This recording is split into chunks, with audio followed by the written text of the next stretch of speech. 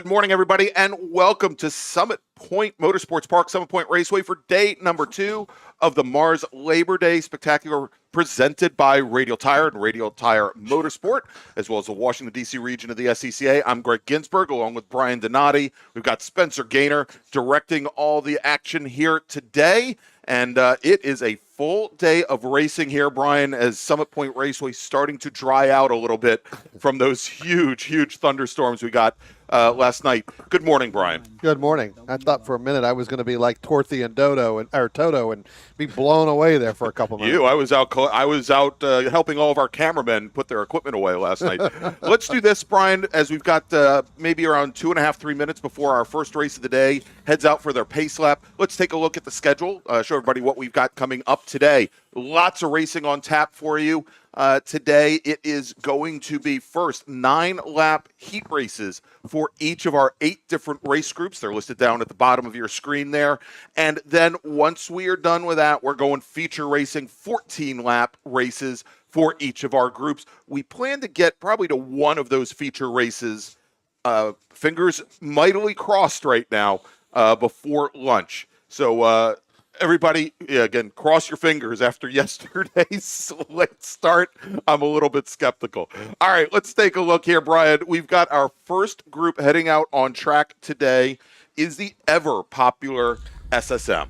Yeah, I tell you what, this group yesterday had one heck of a race all the way through. Very nice, very clean. I expect to see the same thing here, especially for 9 laps to get ready for tomorrow or for later today for 14 laps, and then tomorrow's 20-lap feature. So look, there's a lot of good drivers here. This is going to be one heck of a race. So if you're standing around, you're watching, you may want to come up to the fence if you can. Take a look, watch this race happen. Yeah, indeed. All 1.6-liter NA first-generation Miatas, sealed engines. Very limited number of changes that you can make to these cars. I mean, heck, they even control down to the type of spark plugs that go in the cylinders, as we've got our safety car, a pace car, leaving its staging spot, pulling up to the top of the pit lane. And you can see there everybody watching in amazement as nobody expects Graham Taylor's Pontiac there to make it that far this early in the morning. All right, Brian, we've got 36 drivers that set qualifying times over the course of the weekend so far. Let's go and we'll run down the starting order. We're going to give you the top 20. Starting 20th today, driving the number 61 Mazda out of Fairfax, Virginia, it's Rich Ura. Mark Rougeau, longtime starter, not only for the MARRS series, but also for IndyCar. He is racing here this weekend. He's in the number 172 Mazda. He starts 19th. Chris Tilton from Leesburg, Virginia, will start 18th in the number 36 machine, with Isaac Jordan from Weehawken, New Jersey, starting 17th. He's in the number 46 Mazda. Kevin Gaiman is in the number 113 machine. He's from Downingtown, Pennsylvania, representing the Philadelphia region of the SCCA. He starts 16th. Deacon Greenfield back behind the wheel of a Mazda, I think leaving the CRX to sit this weekend. He's in the number 73 car. He's from Bristow, Virginia, and starts 15th. Jay Bindrum's in the 88 car. He's from Oaksville, Virginia, starting 14th today. Dave Biegert, he wears the number 1 on his sleeve, or on the doors of his car. He's from Warrenton, Virginia. He starts lucky 13th. Dylan Adelli starts 12th today in the number 71 car. He is from Herndon, Virginia.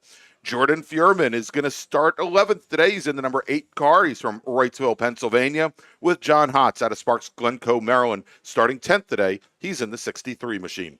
Nate Lucas from Oakton, now listed as Oakton, California. I guess he moved west. He is starting 9th today in the number 67 machine, with Arif Kazem starting 8th today. He's in the number 98 car. He's from Silver Spring. Dave Weibel from Wallingford, Pennsylvania, also representing the Philadelphia region of the SCCA. He starts 7th in the number 18 car. Frank Taberzi, hopefully he found himself a new bumper, a new rear bumper over a clip over the last couple of hours. Frank is out of Washington, D.C., starting 6th today in the number 121 machine. Scott O'Rourke, he starts 5th today. He's out of Baltimore, driving the number 32 car, with Jack Murchison out of Sykesville, Maryland, driving the 58 car, starting on the outside of row number 2.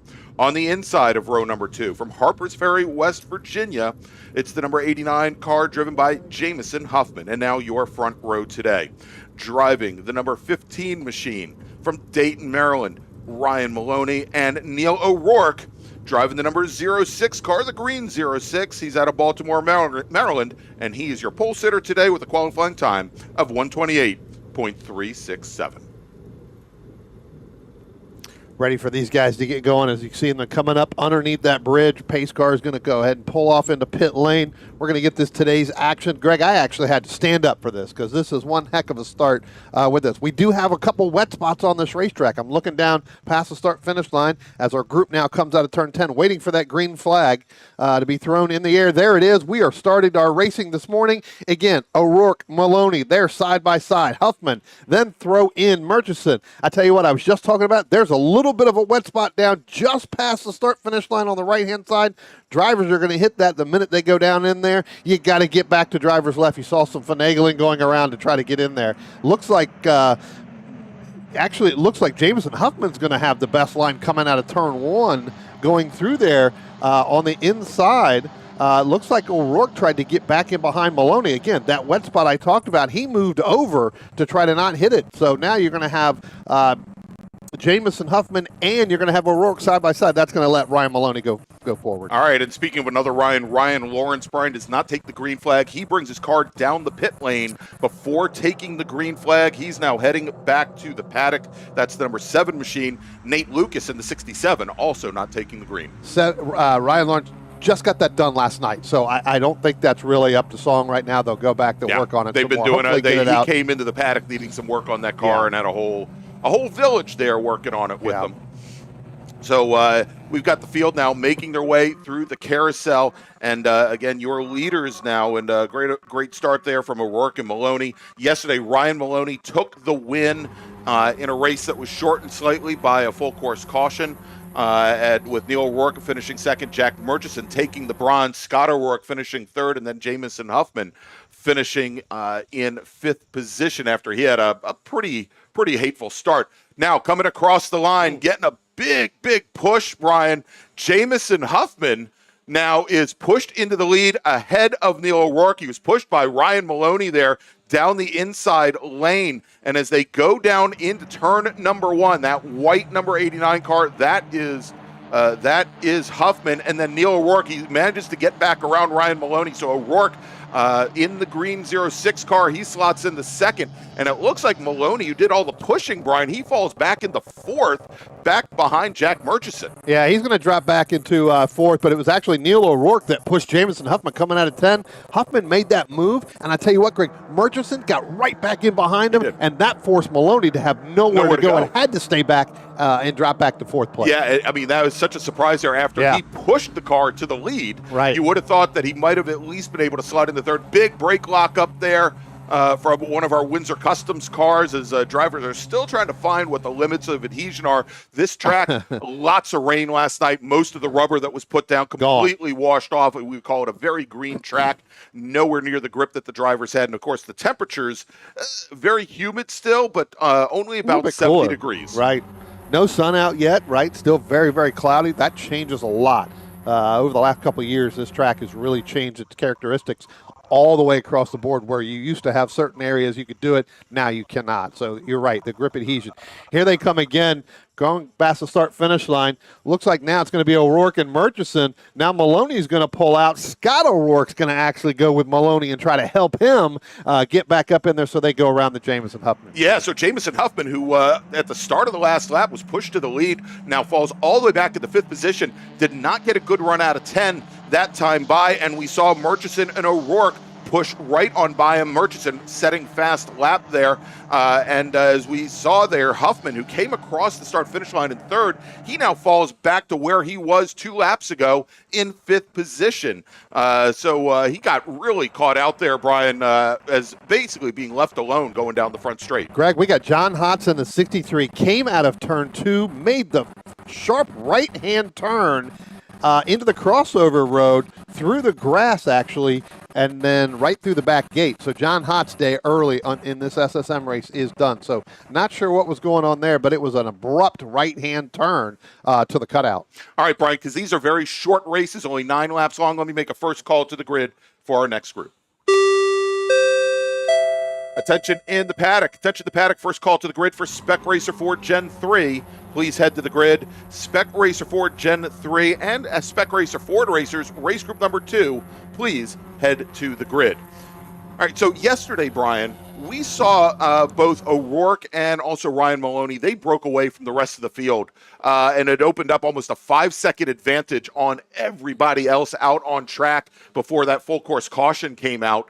And what we're seeing right now is they didn't get that big breakaway, and I think a lot of that may be owing to some of those changes in position early on for this very short race. Very different strategy than the 14-lap or 13-lap races that we had yesterday. So we've got Dave Weibel and Frank DeBerzy they're within shouting distance right now, as Weibel in the yellow number 18, DeBerzy in the white 121 machine, probably about 6 car lengths back from our lead pack of 5 at the moment. Yeah, I tell you what, you know, throw in Scott O'Rourke there as well, right? He's getting help from Jameson Huffman. A couple quick notes here. Last time by, I was seeing a little bit of smoke out of the rear end of Dylan Adeli in that 71 machine. Also, remember yesterday when we ended in a double yellow? That was for the 92 of Vic Bruni. Right. That car's been repaired, and he is now back out, too. So there. That's he's great. starting a little bit further back, but good to see Vic back out here and that they were able to get this car repaired. Got a little lock up there going into 5, and one of our cars a little bit further back. Looks like, as you said, Greg, everybody's still trying to figure out where the grip is in order to get these cars stopped, slowed down. All right, Brian, and what we're starting to see now, it looks like Jameson Huffman's bad day turning worse.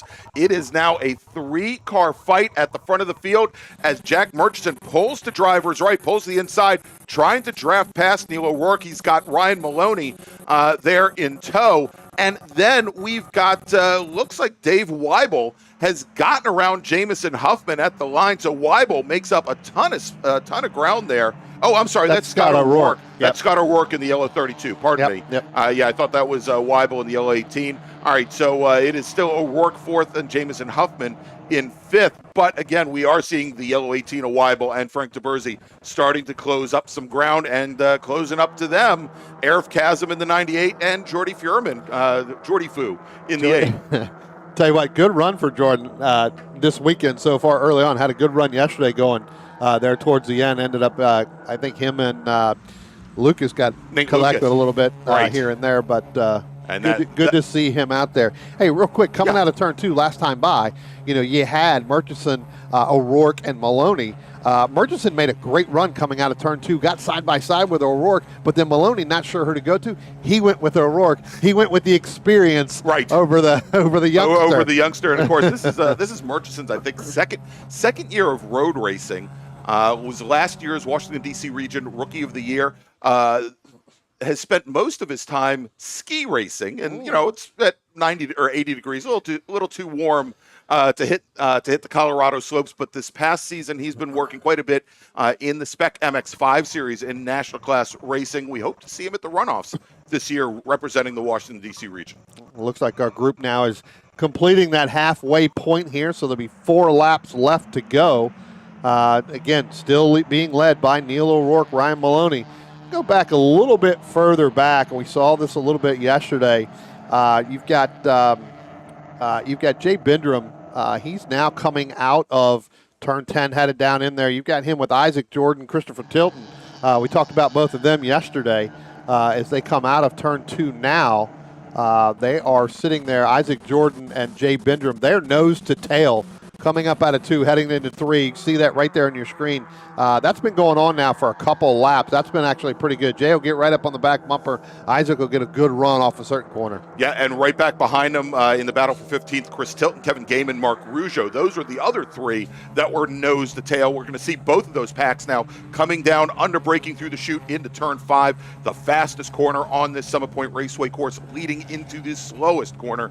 And you can see here, Brian, as we watch all of these packs now coming hard under braking in the 5, how much good racing there is all the way back to a 36-car field. I was going to say, I've been in this class many times. It doesn't matter whether you're in the front or you're in the back. It's great racing.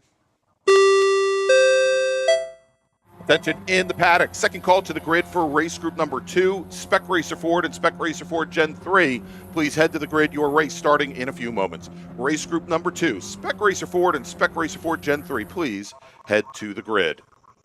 Ryan Maloney's got that 1.6 wound up now, Greg. He just went the fastest lap of the race at that 128.7 in lap number 6. So Ryan Maloney getting that car where he struggled, dropped all the way back and forth, now pushing Neil O'Rourke, trying to get that lead back in this race as laps are starting to wind down.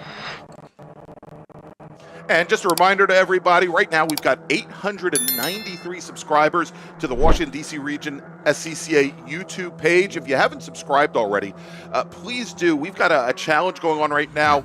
Greg McDermott, who is the director of club racing here for the Washington, D.C. region of the SCCA, has offered up, he has said that he will donate $500 to our charitable partners this week in the Boys and Girls Club of the Eastern Panhandle if we reach 900 subscribers. If we hit 1,000, he's going to donate $1,000 to that charity to assist them with their after-school programs here in the area in which Summit Point also resides. That's it. Let's get some subscribers here. If you got some friends and they're watching the stream, you got some family members, get them to subscribe, hit that notification bell when that comes up. That way you know when we're live and we're on the air. Let's take some money out of Greg's pocket for a great Not cause. Greg Ginsburg. That was yesterday, and we're now up to 895. There we go. Wrecker boy Rob Miles, an SSM driver who isn't here this weekend. He says he just subscribed. Thank you so much. So 5 more subscribers to go.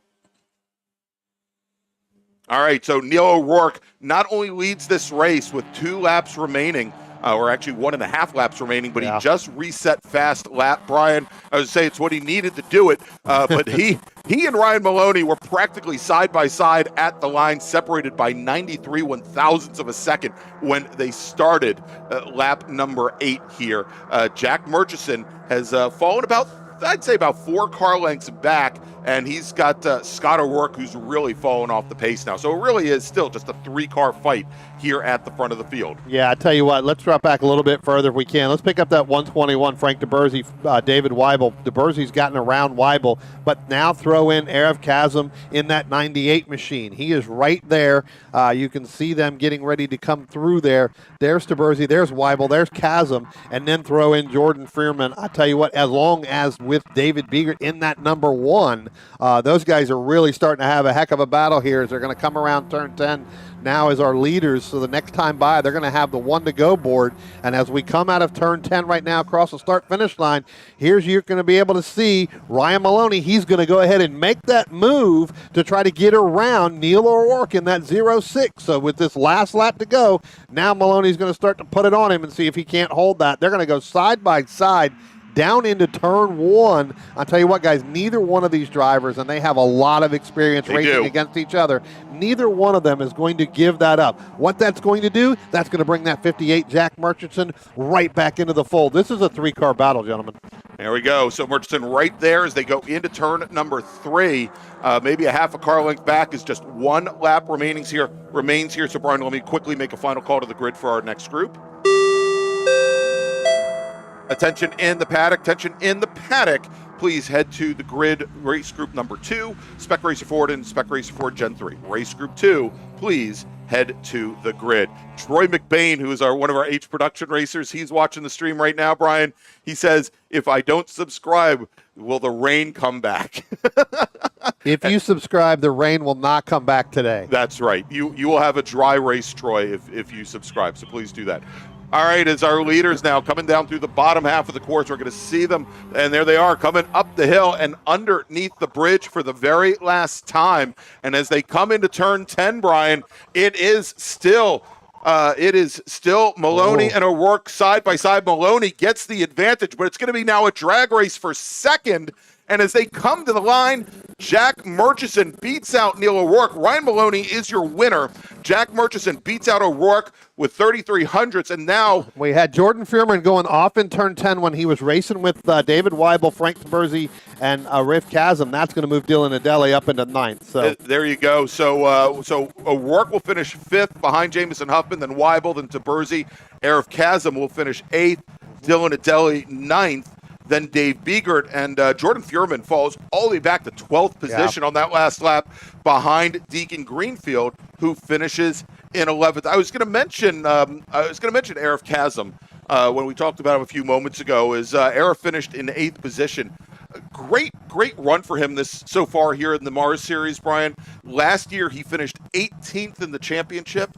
coming into this weekend, he's fourth in a very competitive SSM championship. So he starts off today with an 8th place finish. And again, had a very good run yesterday. Arif finished in 6th, so fell a little bit further back in the order, but still a good start for him this weekend. All right, that wraps things up for SSM. Next up is going to be Spec Racer Ford Gen 3 and also our Spec Racer Ford's Gen 2 cars. That will be here in just a few moments. So what we're going to do, we're going to thank some of our partners and sponsors, like our title sponsor this weekend, Radial Tire.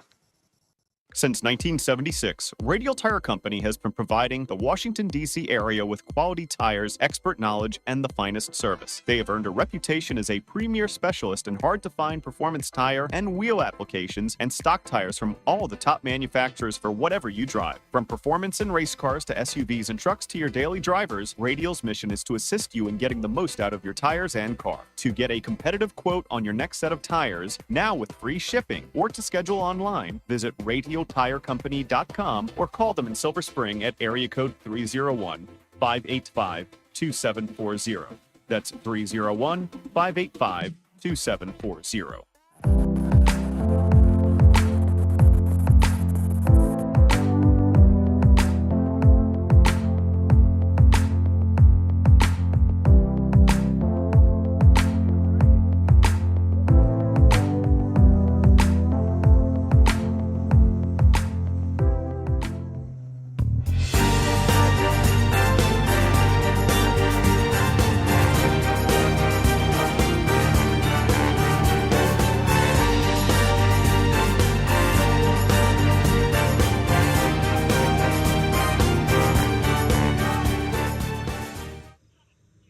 If you like what you see today, become part of the action by joining Sports Car Club of America. Whether you want to drive, flag, or just have fun with cars, SCCA membership opens the door to all kinds of motorsports to feed your obsession, along with 65,000 like-minded members ready to be friends. Ask someone trackside how to get involved or visit SCCA.com for more information. Since 1976, Radial Tire Company has been providing the Washington, D.C. area with quality tires, expert knowledge, and the finest service. They have earned a reputation as a premier specialist in hard-to-find performance tire and wheel applications and stock tires from all the top manufacturers for whatever you drive. From performance and race cars to SUVs and trucks to your daily drivers, Radial's mission is to assist you in getting the most out of your tires and car. To get a competitive quote on your next set of tires, now with free shipping, or to schedule online, visit RadialTireCompany.com or call them in Silver Spring at area code 301-585-2740. That's 301-585-2740.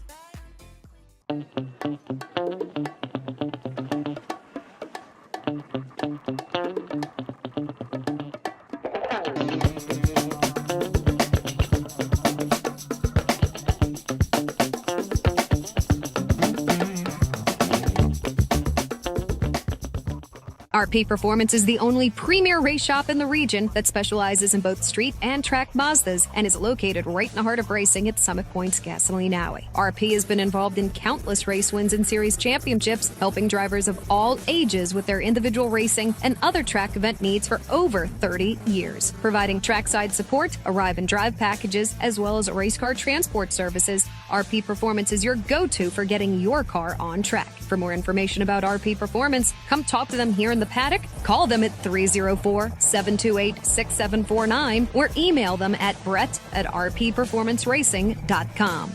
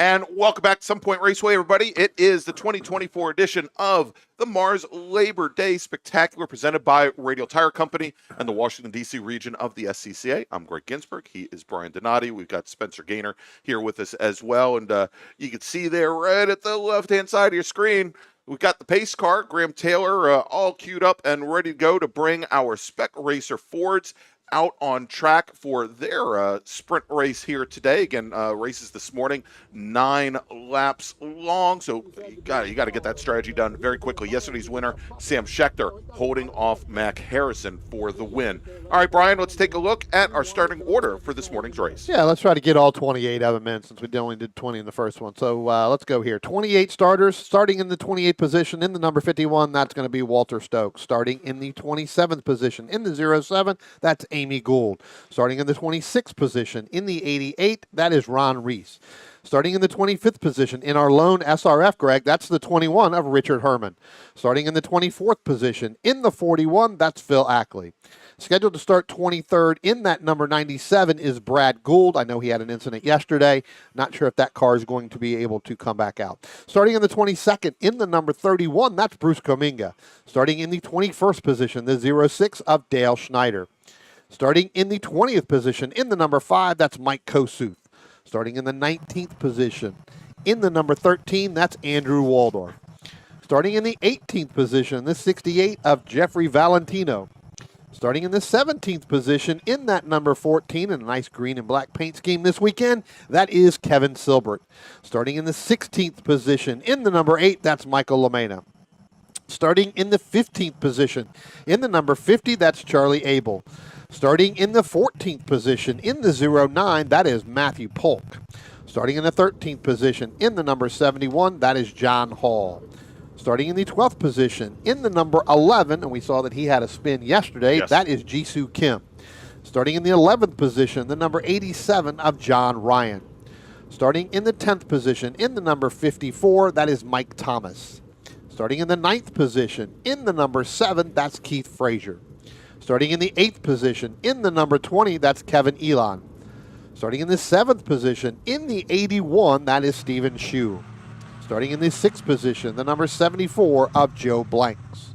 Starting in the 5th position, the number 38, that is Christopher Windsor. Starting in the 4th position, the number 27 of Theo Pepes. Starting in the 3rd position, in the number 56, that is Jason Pintar. And starting on the front row, starting in the 2nd position, in the number 55, that is Sam Schechter. And starting on the pole, in the number 30, that is Mac Harrison. All right, there you go. And Brian, you know, I talked about the great battle that Schechter and Harrison had yesterday. It was actually a 3-car fight. Theo Pepes had an amazing run yesterday. He's coming off his win at the New Jersey Devil Majors, and he was right there. He had a chance coming out of the last corner, and he took home the bronze. And the three of them really had a huge advantage over Jason Pintar in that Gulf livery number 56 machine. Yeah. That was quite a bit further back. Well, we talked about yesterday, real quick, Christopher Windsor. He goes out dead last in qualifying, qualifies by himself 7th, now turns around. He's going to start up front here. He's going to start in a 5th position. Didn't have the race he wanted to, but good to see Chris back out here in these SRFs. I'll tell you what, this is going to be a good race. Look for him to make some movement here. All right, and our pole sitter, Mac Harrison, has the field as they come down the front straight, and our starter, John Burkhardt, waves the green flag, and we are racing here once again at Summit Point. Jumping out to an early lead is Mac Harrison. He's got about 3/4 of a car length, not a gap, but they're still side by side. But he had the position going into turn 1, but under braking, Mac Harrison able to pull right up alongside, and Harrison with a great slingshot move around the outside. Brian, he's going to take the lead as they come out of turn number 2 and start making their way down through and into turn number 3. Jumping into 3rd place, it is the 27 machine of Theo Pepes, who jumps up from 5th, then Pintar, then Windsor. I tell you what a move from Sam Schechter coming out of turn 2. That car was shot out of a rocket. Got through turns 1 and 2 really good. And look, when they went down in there, everybody had a break. It looks like we've got the 81. That is actually Stephen Shue. He's missing half the car. Yeah, and we'll try and get a word in from our corner workers at turn 1. But Shue started off in 7th position. Yeah. His day comes to a very early end. We'll have to see where the rear half of that car is. We're getting word now. So, not sure if it just came off. That looks like it may have happened because I didn't see anybody with any damage the last time when they came up through turn 2 and 3. So, I'm not sure if there was any contact for that to come off. All right, well, our leaders now coming down the front straight and completing lap number 1. It is Sam Schechter. He's got about 4 car lengths now on Mac Harrison, and we could see where Mac Harrison testing out the braking very early going into turn 1. Got on the brakes long before the brake zone, dragged him a little bit, let off, and then got into the brakes once again, where our leader, Schechter, was much, much later on the braking. There is now about 6 car lengths between our top 2, another 5 back to Theo Pepe's, and then the battle for 4th, Chris Windsor, who's now up in 4th position in the number 38 machine. He's got Pintar Blanks and Kevin Ellion right behind him there. Of course, Kevin Ellion we talked about yesterday with coming out of Sherwood Forest, out of the amusement park. The amusement park, not Robin Hood's domain. Right. Although he might be trying to steal from the rich. It is racing. Right, well, it is racing after all. That is true. Yeah, pretty good battles going on. I tell you, I think that you're going to see some people making some moves today early on here. Again, 9 laps, going to get as much as they can coming through there. So looks like they're going to get Steven Shoes moved out of there. It's in the crossroad. They'll put it back in here probably after this race. I'll leave it sit there until they can. So apparently then, Brian, something more than just the rear cowl coming off the car. Yeah. If he can't get that thing underway. As we now have 2 laps in the books and things starting to spread out, but going very defensive now. Coming down the front straight, it is Jason Pintar trying to hold off Kevin Ellion into turn number 1, realized Ellion wasn't able to close up on him enough, moves back over to driver's left to set up for turn 1. Joe Blanks, though, with that move, able to close things down a little bit. He's in 7th in that number 74 machine. Brian, real quick, let me make a first call to the grid for our next group. Attention in the paddock, first call to the grid for race group number 3. Big Bore Racers, American Sedan, GT1, 2, and 3, GTA and GTX, ITE and ITR, Spec Corvette, SMX, SBO, STU, Touring 1, 2, and 3. Please head to the grid. Race Group 3 drivers, please head to the grid. Tell you what, Greg, a little bit further back as we got it turning on turn 5 right now. That's the battle for 10th. That's Jisoo Kim, John Ryan, Charlie Abel, and Kevin Silbert. Kevin Silbert was about 4 or 5 car lengths back of that group coming out of turn 2. Made all of that up. He is now right on the coming up on the back gearbox of 50, and that's Charlie Abel. Again, great run out of that group right there, battling. They were almost 2-3 wide going into turn 1 last time by. Yeah, and those racers were all in pretty close proximity yesterday, but much further back in the field. Charlie Abel finishing in 18th position. Silbert finishing back just ahead of him in 17th position. Andrew Waldorf finishing in 16th position. So, and actually, that's where Waldorf is right now, as a matter of fact. But still, that mid-pack, very, very tight, close racing. Well, we saw this yesterday. We'll say it again. It seems like between Phil Ackley, Bruce Kuminga, Dale Schneider, those guys, they raced all day yesterday together until Phil Ackley had that spin, down in turn 1 late in the race. But they're back at it again. So they're 2 wide coming out of turn number 2, headed up into turn 3. Phil Ackley, Bruce Kuminga, not wanting to give an inch right there, and then throw in the 0.6 of Dale Schneider right there, not sure where to go, whether he wants to go with Kuminga or Phil Ackley. Yeah, yesterday we had seen the fight with Kuminga and it was Mike Kosuth yesterday. Yes. And we saw those 2 drivers battling it out for position going into a full course, or not going into a local caution down at turn 5, and they were practically side pod to side pod for almost the entire race. So it's neat to see that they're picking it up again today. As we watch right now, looks like Kuminga was side by side. Was that Ackley or was that Schneider? I think, it may be Schneider. We'll have to see. I mean, looks like that may have been Ackley because, Ackley's in the black and red 41, and then the 0.6 Schneider just behind as they come down through. I was talking to Phil last night, and I said, man, you should know the braking zones around here. Why are you going down there and spinning? He goes, I was actually touched. If you look at the car, they had a little conversation about it, and it was trying to make a pass on the very right rear tip of the back of the car is where it got hit, and that spun him around. He's like, the arrow just pulled him around as he got down in there. He kind of chuckled about it, so he was laughing that a very small tip of the car would cause him to spin. I said, well, that has nothing to do with you, Phil. In iRacing, they call that net code. Correct, right? When you don't actually touch, but the little magnets, the little electronic networking demons pull you together. Yeah, absolutely. Yep. All right, so hey, quickly, Brian, we are now 2 subscribers away from hitting that magic 900 mark. Come on now. If we hit 900, then Greg McDermott, our director of club racing, will be donating $500 to the Boys and Girls Club of the Eastern Panhandle. So go ahead if you haven't done so already. Doesn't cost you anything. Heck, you don't even have to turn on the notifications. Just hit that subscribe. Yeah, correct. Oh, and Greg, we've got a lockup going down into turn 1.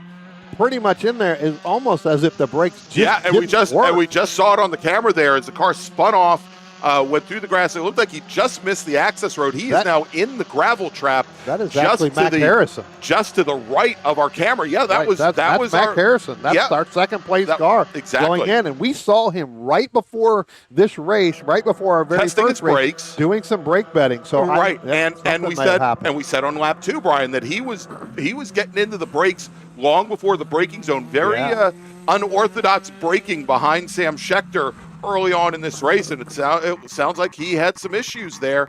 And so it sounds as though with 4 laps remaining, they're going to try to leave that car there, Brian. Yeah. He's far enough to drivers left that if somebody goes straight off, they should avoid him. Yeah. I don't think he's not in a dangerous position for my call, but we'll let the stewards call on that. Oh, and we're getting word from turn 1 that they do want to move immediately. So that is likely going to bring out a full course caution. And indeed it does, Brian. So with 3 laps remaining, or less than 3 laps now, we are going to a full course caution. And so, Brian, real quick, let me take this opportunity to make another call to the grid for our next group. Attention in the paddock. Second call to the grid for race group number 3. That's Big Bore Racers, race group 3. Please head to the grid. Your race is next. Big Bore Racers, please head to the grid. All right, and Brian, we've got another driver who's taking this opportunity under full course caution to bring his car down the pit lane. And Greg, that's the number 7 car. Is that not number 7? It looks like Jason Pintar's coming in as well. So yes.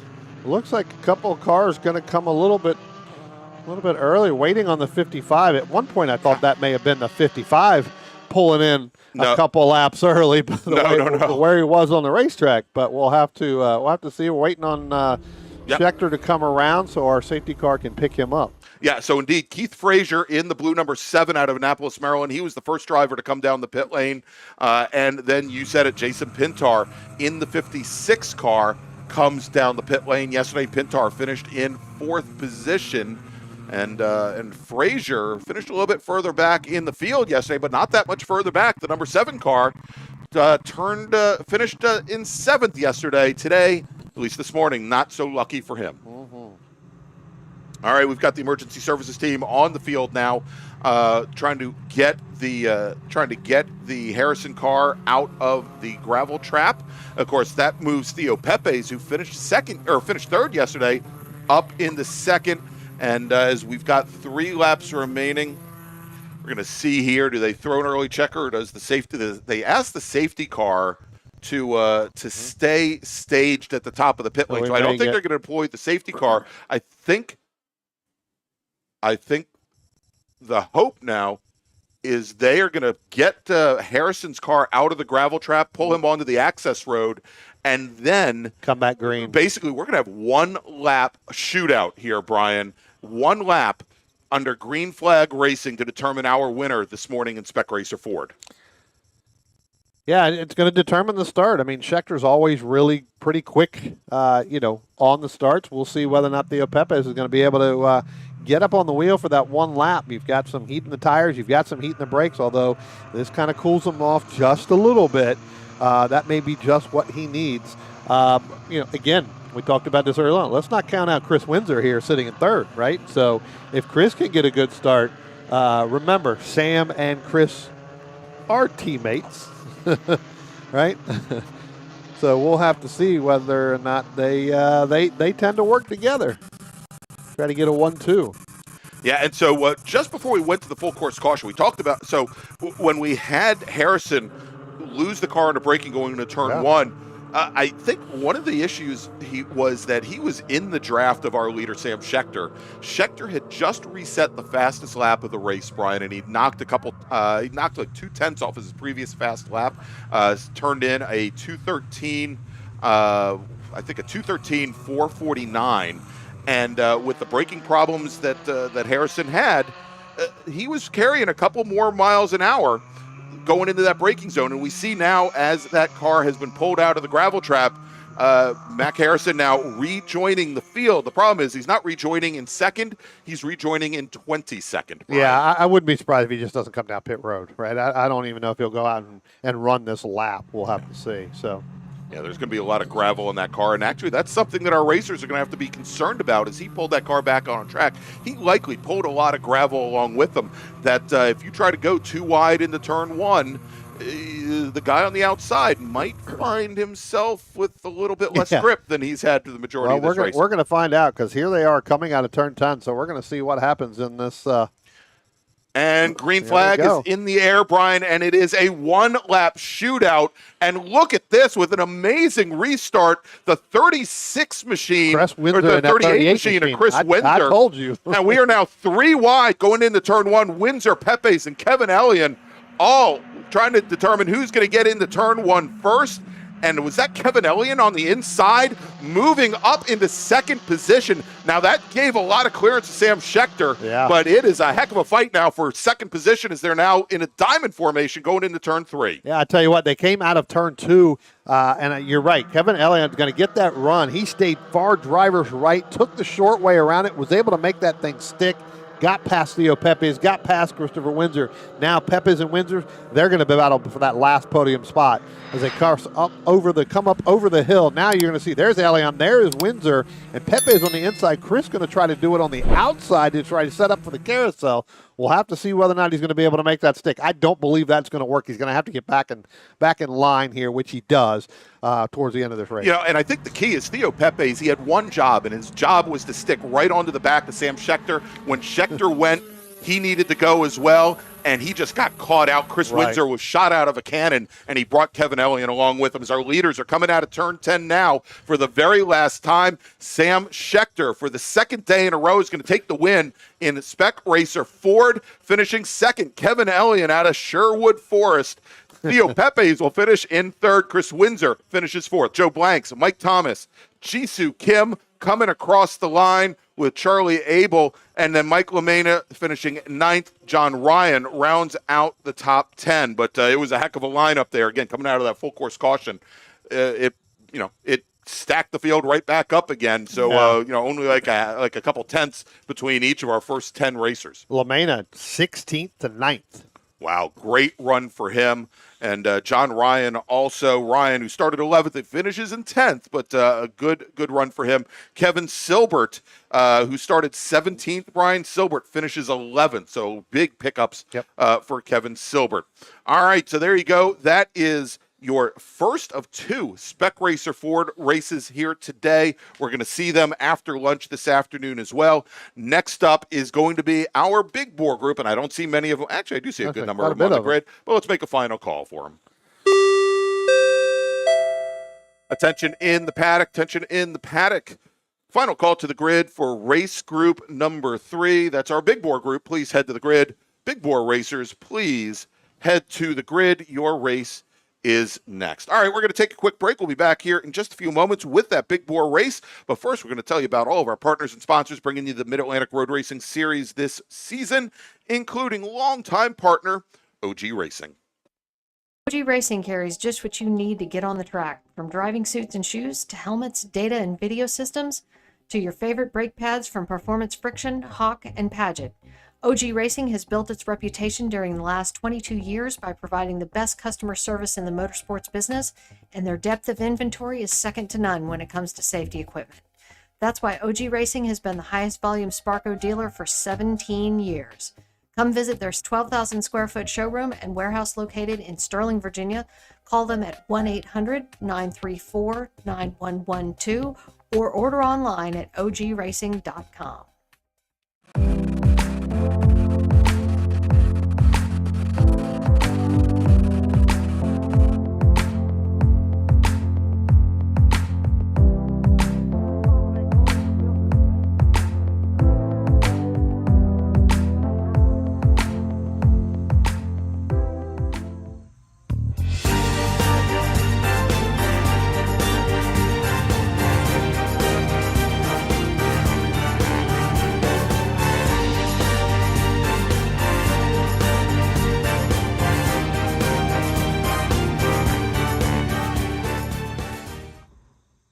If you like what you see today, become part of the action by joining Sports Car Club of America.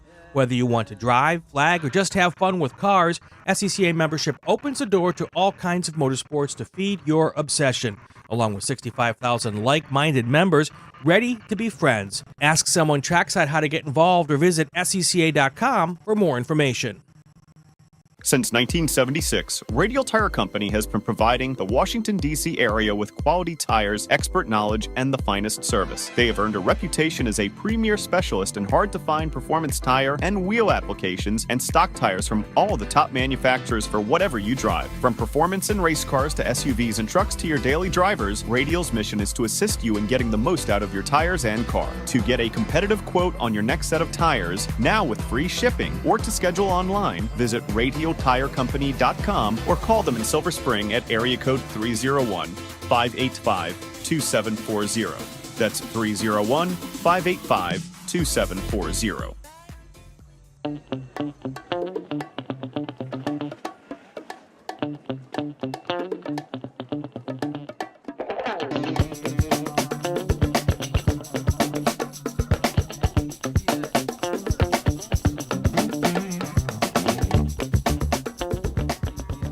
RP Performance is the only premier race shop in the region that specializes in both street and track Mazdas and is located right in the heart of racing at Summit Point's Gasoline Alley. RP has been involved in countless race wins and series championships, helping drivers of all ages with their individual racing and other track event needs for over 30 years. Providing trackside support, arrive and drive packages, as well as race car transport services, RP Performance is your go-to for getting your car on track. For more information about RP Performance, come talk to them here in the paddock, call them at 304-728-6749, or email them at brett@rpperformanceracing.com.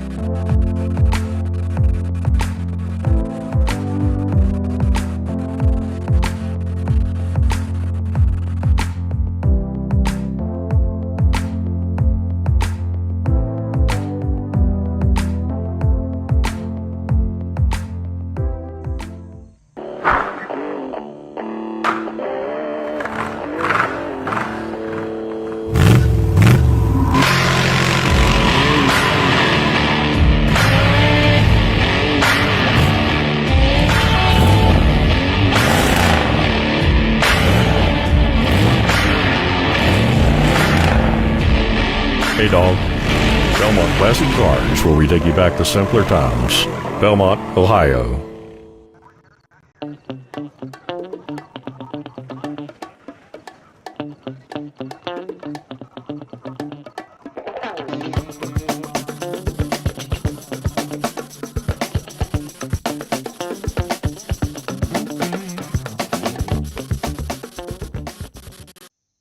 OG Racing carries just what you need to get on the track, from driving suits and shoes to helmets, data and video systems, to your favorite brake pads from Performance Friction, Hawk, and Paget.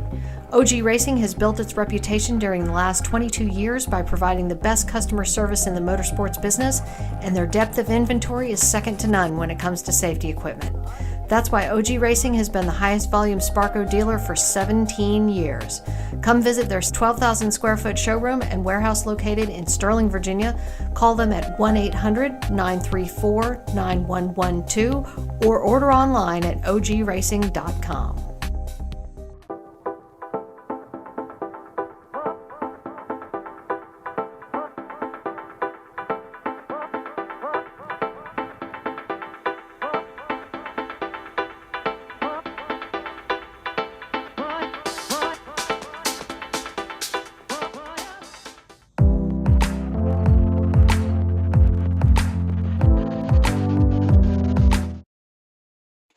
And welcome back to Summit Point Raceway, everybody. It is the 2024 edition of the MARRS Labor Day Spectacular, presented by Radial Tire Company, Radial Performance, and the Washington, D.C. region of the SCCA. I'm Greg Ginsburg. He's Brian Donati, and it is our next sprint race here. We've got 8 sprint races this morning, and then we've got 8 feature races, Brian, and one of those feature races we'll probably end up having before lunch. So give everybody a 2 for 2 SSM races here in the morning. As we've got the safety car heading out on the field, and yep, Spencer, that's the safety car right now. Unfortunately, we don't have a camera put in there, but our big bore racers heading out onto the track now. Let's run down the starting order. Brian, can you grab this one for me? Yeah, I'll take this one here. We got Thank you. scheduled to have 15 starters, starting in the 15th position, and really didn't get a lap yesterday. Had some technical problems with that machine. So from Lincoln, Delaware, in the number 60, that's Melvin Miller. Right. Starting in the 14th position from Pennsburg, Pennsylvania, that's the 20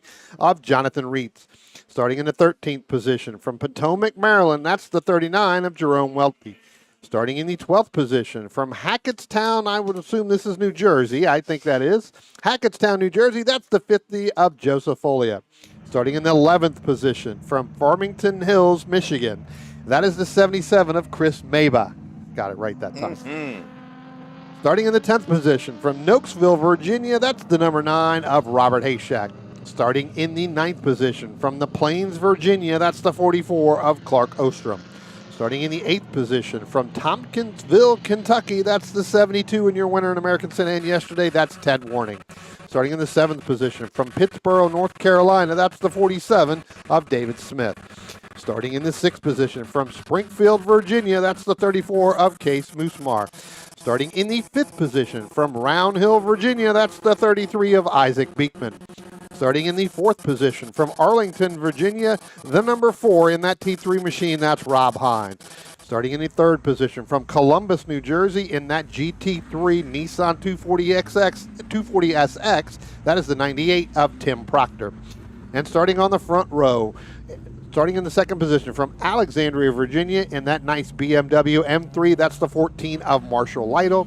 And starting on the pole in that Chevrolet TA2 Camaro from Belmont, Ohio, that's the 88 of Andrew Mistak. All right, Brian, and as I'm looking at the field, as they came down through turn 5 and they're now coming through the carousel, the one driver, and I had a feeling that this might happen, that did not make the grid, Tim Proctor, in his GT3 Nissan, he had some mechanical issues right at the end of yesterday's race on the very last lap. And so it appears now Rob Hines, he's going to move over. Looks like Proctor is out there, Greg. He's going to start dead shotgun on the field. Yeah, so very looks like dead he last did there. make that out there. So. Okay, very good. So, good, but we're going to see Rob Hines. He's going to start on the inside of row number 2, and that is going to move Isaac Beekman in his BMW 330 Ci up into the outside of row number 2. And at the very start of the race, between him and Rob Hines in that T group, it was a great race to start off. So we'll see. Let's see how Andrew Mistak and Marshall Lytle handle this coming off of turn 10. All right, Dave Sterling, our starters, looking over the field. And Brian, here we go. Green flag is in the air, and we are racing once again. So yesterday, Hines and Beekman, who are both in the Touring 3 class, were side by side for the majority of the first 3 laps or so, and then Hines managed to open things up, and I think take the win in Touring 3 by about 8 seconds yesterday. And they were side by side once again going into turn 1. They had Caius Musmar in his GT2 Porsche, that beautiful blue 911. They're right alongside them, but Rob Hines, he has managed to get the advantage over Beekman, and Musmar now slots that blue Porsche in between those 2 Touring 3 cars. Ted Warning, who was our yesterday's winner in American Sedan in that burgundy Chevy Camaro Z28, he slots in right behind Isaac Beekman. I tell you, Musmar in that Porsche, just as you talked about, these conditions are ideal for that type of car. Oh, yeah. You've got a little bit of humidity out there. It's not really sunny out. It's not really hot. He was able to just take that thing through turns 1 and turn 2 and just go all the way around and slot right in behind Rob Hines. Rob Hines starting to pull away a little bit in that Nissan.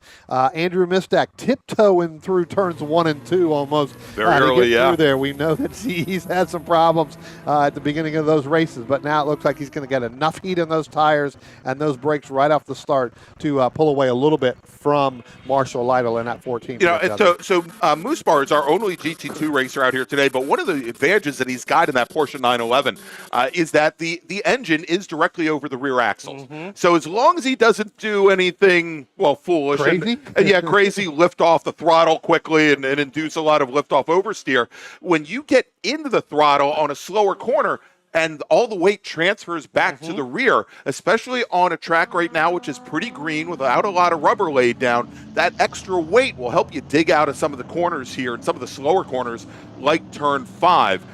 But we're already seeing now where Rob Hines has really managed to open up a pretty big advantage over the group right behind, which is Musmar, Beekman, Ted Warning, and Bob Hayshak, now in his Factory 5 Racing Cobra. He's right up there as well. Yeah, one of the things going into this morning that I really was kind of been watching, I watched it through the first couple of groups, but now that we've got the larger, heavier cars, especially with Andrew Mistak, I really wanted to see, and with Hayshak, I really wanted to see what their drive off the corner would be, because I figured that may be a little bit of a struggle. Both of those cars, and Joseph Folia, coming out of turn 10, Joseph Folia was shot out of a cannon headed down through down into turn 1. So again, that drive off in those cars seems to be right on point here. With what I didn't think would happen right off the bat, but it seems like that is definitely happening. All right, and did I say that that I think I said that Musmar was our only GT2 racer? That's because I completely forgot that our pole sitter today, Andrew Mistak, in his TA2 Camaro, also racing in GT2. All right, so that second pack behind Mistak and Marshall Lytle, they come across the line, and Rob Hines again now opening up almost 6.5 seconds over Musmar, Beekman, Ted Warning. And we've got, again, Hayshak now a little bit over a second back, and then running second in American Sedan, the bright green Dodge Challenger of Chris Maybaugh. And I love those Challengers, but the challenge that Maybaugh has driving the Challenger in American Sedan is a much bigger, heavier car than almost every other chassis in American Sedan. Right. And of course, Maybach's got his reasons for running that, and I think one of the major reasons is that he is an engineer, a development engineer for Stellantis, and Chrysler being a Stellantis product, good reason for it there. Right. Tell you what, good battle here between Musmar and Beekman. They've been kind of going side by side pretty much all the way through the turns. Beekman would get through some of them, then Musmar would pull out a little bit in that Porsche. Then Beekman would get right back up to him. So again, we'll have to keep an eye on that. Again, not for racing class, but again, great battle on the racetrack as we start to go through this 9-lap race. All right, and as we do have just 6 laps remaining, Brian, here quickly, let me make a call to the grid for our next group. Attention in the paddock, first call to the grid for race group 4. That's our small bore group. Please head to the grid. Race group number 4, please head to the grid. Your race is next. 3 drivers not taking the green flag today. That is the 47 of Davis Smith in that GT1 machine, Clark Ostrom in the 44 in another T3 machine, and then the 20 of Jonathan Reitz in that American sedan. So looks like 3 out of the 12 did not take the green flag. Here comes Melvin Miller. He's going to get his 3rd lap in today. So again, that's 3 more than what he did yesterday. And that's unfortunate because he came out yesterday, packed right down next to the tower here so we could see kind of what's going on. Right. Got everything ready to go, got it out there, and then not even been able to complete a lap. Must have been very heartbreaking. So our overall leader, Andrew Mistak, now going down into turn 1. Marshall Lytle closing the gap in that BMW. So He has been. wondering if Mistak is just kind of taking it easy right now. They're both in the 118, kind of time frame. We'll say bracket, but time frame. But it looks like going through turn 3, Mistak's a little bit harder on the brakes than he normally is. Yeah. So be curious to see on this time how much the difference is from the last lap. Seems to be a little bit off the pace. Yeah, I was going to say, if he's a little bit harder on the brakes now, and we've seen where he's had challenges at turn 1 under braking, but, maybe now as Marshall Lytle is picking up the pace a little bit, that is the case. We just see as those 2 racers come into turn 5, Mistak having to contend with one of us slower American sedan car. That Melvin was Miller. Yeah, that was Melvin in the number 60 Mustang, and slowed him up just a little bit. Looks like Marshall Lytle gets to him just at the right spot as they come out of the carousel going into turn 8 there. But that has definitely closed our top 2 racers in together. And again, not a battle in class. And we could see there that that Mistak was almost a full second off of his previous fast lap. Marshall Lytle, same story, although Mistak actually picked up about 0.4 of a second as we're now halfway through this 9-lap race. Rob Hines, your leader in Touring 3, comes out of turn 10. You can always pick up Rob's car here. He's got the headlights on for safety. There you go. Actually, it's a touring car, and they actually have to keep those daytime running lights enabled. Yeah.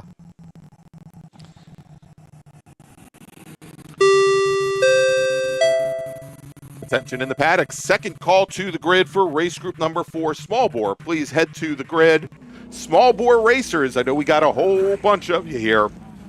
Over 40 of you, so we want to get you to the grid. Race group number 4. This is your second call to the grid. Greg, talk about that 98. Again, started at the very end of the back of the pack. So whatever problem they had yesterday, able to minimize that a little bit. Still not up to speed. Was in that 120 range yesterday, in that 121 to 123 range right now. So, again, Tim Proctor taking it a little easy, getting ready to go around. Robert Hayshak now coming out of turn 3, headed down into turn 4 as our leaders now cross the start-finish line, head down into turn 1. They'll have 3 laps to go. But again, Proctor in that 98 GT3 just not up to full song here today. Yeah, we're seeing him. He's about, as I think you mentioned, he's almost a full second off of his pace from yesterday. Andrew Mistak just resets fast lap, drops down to a 1:17.979. That is also about a second off of where he was yesterday. Yeah, but there goes my theory, because he was in the 118s, and I said that lap was going to look a little slower. But now he's barely out of the 118s. But I'm wondering if he's got a headset in there listening to what we're talking about, going, "Okay, guys, I'm going to show you," right? That is my guess. Maybe he'll pick up the speed when we tell him that we're going to be playing that Belmont Classic Cars ad next. Yeah. All right, Ted Warning, and we're starting to see where a lot of racers now are putting in their fastest laps of the session. Ted Warning, who is running in 6th position. He is your leader in American Sedan. We've got a nice American Sedan field out here today. Besides Warning, of course, we've got Chris Maybaugh. Maybaugh just turned in his fastest lap. Problem is he's about 2 seconds off of what Ted Warning is currently running, but Maybaugh second in American Sedan, and then Melvin Miller. Unfortunately, Jonathan Rice, another one of our Ford Mustang American Sedan racers, as you mentioned, Brian, did not make the grid today. Yeah. And hopefully we'll see about. There's one more race today, this afternoon, for our American Sedan racers. Maybe they'll come out this afternoon. Yeah, you get into these 9-lap races and these really quick sprints. It takes about 5 or 6 laps for these tires to really, really come in. But then you kind of see that curve, especially in a heavier race car, where the fuel starts to burn off. a little bit, and the cars start to get, moving around a little bit, and the fuel just kind of does, and so it changes the weights in the car. So as you get to a longer run, and we're going to see this on Monday, you're going to see these times kind of fluctuate here and there on Monday. Monday is going to be the better weather day of everything, right. Tomorrow of all weekend long. But these heavier cars, they will change completely at the drop of a hat. That's right. You could have one good lap, and the next thing you know, that it's good until it's not. Until right? it's not. Exactly. Oh my! All right, so Brian, I think I feel safe now in announcing. I want to thank all of our listeners. We have cracked the 900 subscriber mark. There you go, $500, Greg. That's right. We are now at 903. So Greg McDermott, our director of road racing, will be donating $500 to the Boys and Girls Club of the Eastern Panhandle. If we get to 1,000, let's keep going. Let's keep not going. Stop. Only 97 more. Only 97 more. Greg will donate $1,000 to the Boys and Girls Club of the Eastern Panhandle. Brian, we're starting our last lap here at Summit Point for our Big Bore Racers. Tell you what, I'm going to make some phone calls to people down in Georgia. I think we can get 100 more. Can we? Please do. Well, there's always fake people down in Georgia somewhere, so we can get 100 more. Don't tell me anyway, that you, we got that one, you can one find, more, you can find 11,000 votes. I don't want to hear that. I could find at least 900. All right, we got Andrew Mistak here completing his last lap. Marshall Idle's in second in that ITE machine. Rob Hines third. He has just now gotten the one to go board, headed down through there. So, and there he goes, going through turn 5 now. Marshall Idle. And Marshall's still pushing that car. You can see that car's on the limit of braking adhesion going down into turn 5. Again, the fastest corner, turn 4, leading down into that hard left-hander at turn 5. As our leader, Andrew Mistak, he's only got one more corner to go as he comes underneath the bridge and under braking. Slight brush of the brakes here in turn 10 and onto the front straight. And for the second race in a row for this group, Andrew Mistak will take the GT2 and overall win. Congratulations to the driver of the number 88 TA2 Camaro, Marshall Lytle, your winner in ITE as he comes across the line. And we'll see Rob Hines now. He's coming out of turn. Well, that's not Rob. That's not Rob. That's a. No headlights. That's our Porsche Boxster of Jerome Welty. He's going to come across the line here. But next up, we're going to see Rob Hines. Yep. Folia is going to come across the line now. So Joe Folia, he is our only GT1 racer out here today, as David Smith did not take the green. So Folia takes the win in GT1. There's the headlights ablazing for Rob Hines. He finishes third overall, takes the win in Touring 3. That means Isaac Beekman will finish second in class. Clark Ostrom did not take the green in his Touring 3 BMW today. And look at this, Brian, coming across the line. Tim Proctor, who comes from the back of the pack to finish fourth overall, and he is your sole GT3 racer. Caius Musmar will finish fifth, right behind Proctor there, and Musmar will finish second in GT2. Isaac Beekman, as we mentioned, crosses the line, finishes sixth overall, second in class. Ted Warning takes the win in American Sedan with Chris Maibot second and Melvin Miller third. Robert Hayshak, our sole SPU racer, is going to finish eighth overall. Congratulations to him. And we mentioned Jerome Welty in the Touring 3 Boxster. He finishes 10th, third in class. Takes the bronze here today. All right, so let's make a final call to the grid for our next group here this morning. Attention in the paddock. This is the final call to the grid for race group number 4. That's small bore. Please head to the grid now. You're going to be on track in just a few moments. Small bore racers, please head to the grid. Your race is next. All right, we're going to take a quick break, and as we do, we're going to tell you a little bit about one of our great partners here, and maybe this is why Andrew Mistak picked up the pace. It's his own company, another great sponsor of the Washington, D.C. region and the MARRS series, Belmont Classic Cars. Belmont Classic Cars is a family-owned classic and collector car dealership located in Eastern Ohio, specializing in 1960s and 70s American muscle cars and other unique automobiles. Belmont takes pride in taking you back to a simpler time with iconic classic rides and never selling anything that they wouldn't want in their own collection. To see Belmont's extensive inventory of classic cars, visit their website at belmontclassiccars.com or find them on Facebook and Instagram at Belmont Classic.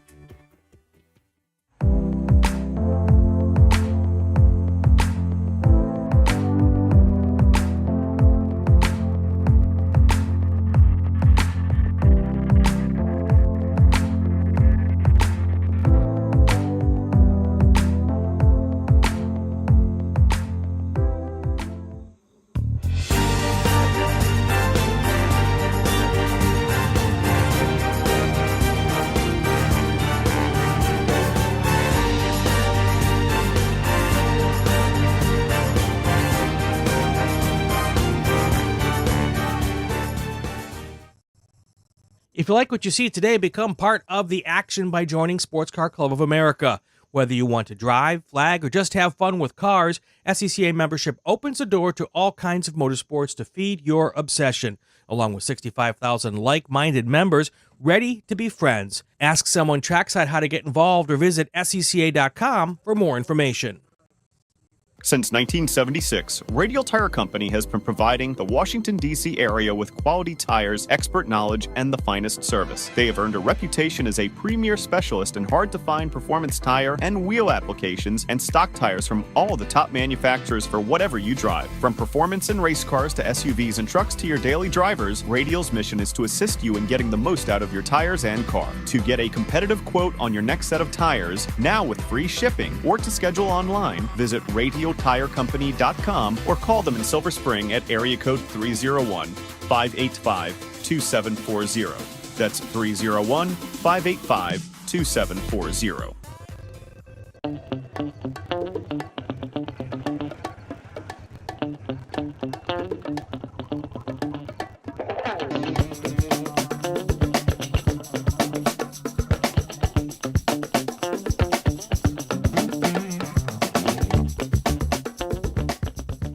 RP Performance is the only premier race shop in the region that specializes in both street and track Mazdas and is located right in the heart of racing at Summit Point's Gasoline Alley. RP has been involved in countless race wins and series championships, helping drivers of all ages with their individual racing and other track event needs for over 30 years. Providing trackside support, arrive and drive packages, as well as race car transport services, RP Performance is your go-to for getting your car on track. For more information about RP Performance, come talk to them here in the paddock, call them at 304-728-6749, or email them at brett@rpperformanceracing.com.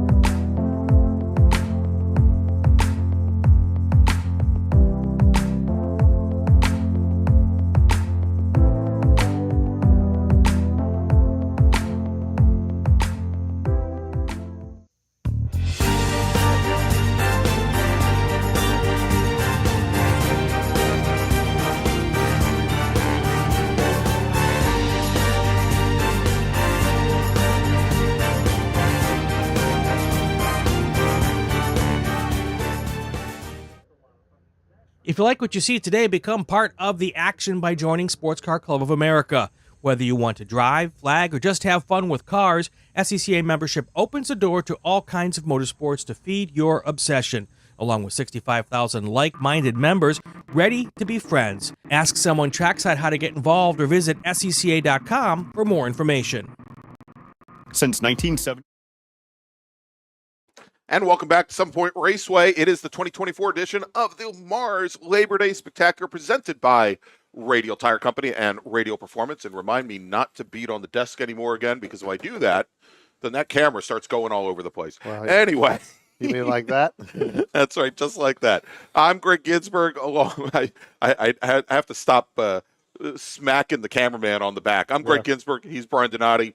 Spencer Gaynor, our director behind us. And Brian, next up, 9 laps for our largest group of the day and many different classes. It's our small bore group production classes, of which we've got a huge H production field. Super Touring Light is out here. We've got a couple Legends cars. Hopefully we're going to see both Bob Connor and Michael Collier take the green here today. And, of course, we had that great race in GT Pinto yesterday with Drew Erie. And I just found out, or we found out after he took the checkered flag, Drew Erie, who we think got his very first race win here in the MARRS series in GT Pinto yesterday. It was he and his wife's, Rena's 11th wedding anniversary. Yeah. So congratulations to them. All right. Field is now heading out for the first of 2 pace laps. Brian, why don't we run down the starting order? All right, here we go. And again, we have 42 drivers, set qualifying times. I'm going to give you, we should be able to get through the top 30 of them here. And I believe we're going to have a split start, much like we did yesterday. Actually, we'll give you all of them.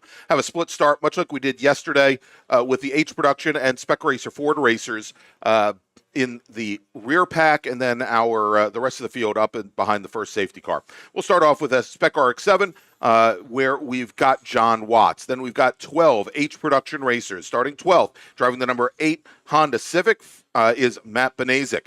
Elazar Mann is in his Toyota MR2. He's starting 11th in H Production. Ryan Moran in his Mini Cooper, the number 08 car, will start 10th. Tristan Herbert in the number 44 Mini Cooper, an H Production car, will start 9th. Then we got Meyer Alzad. He starts 8th in H Production, driving the number 101 Mazda 2. With Troy McBain in his Honda Fit, starting in 7th. And we'll talk a little bit more about that later. Troy's made a lot of changes and a lot of upgrades to that car. Michael McQueen will start 6th. He's in the number 27 MG Midget, with Chuck Allard running 5th in H Production. He's in the number 50 Porsche 924. Al Syme will start 4th. He's in the number 35 Volkswagen Scirocco, with Rick Benazik starting 3rd. He drives the number 1 Honda Civic.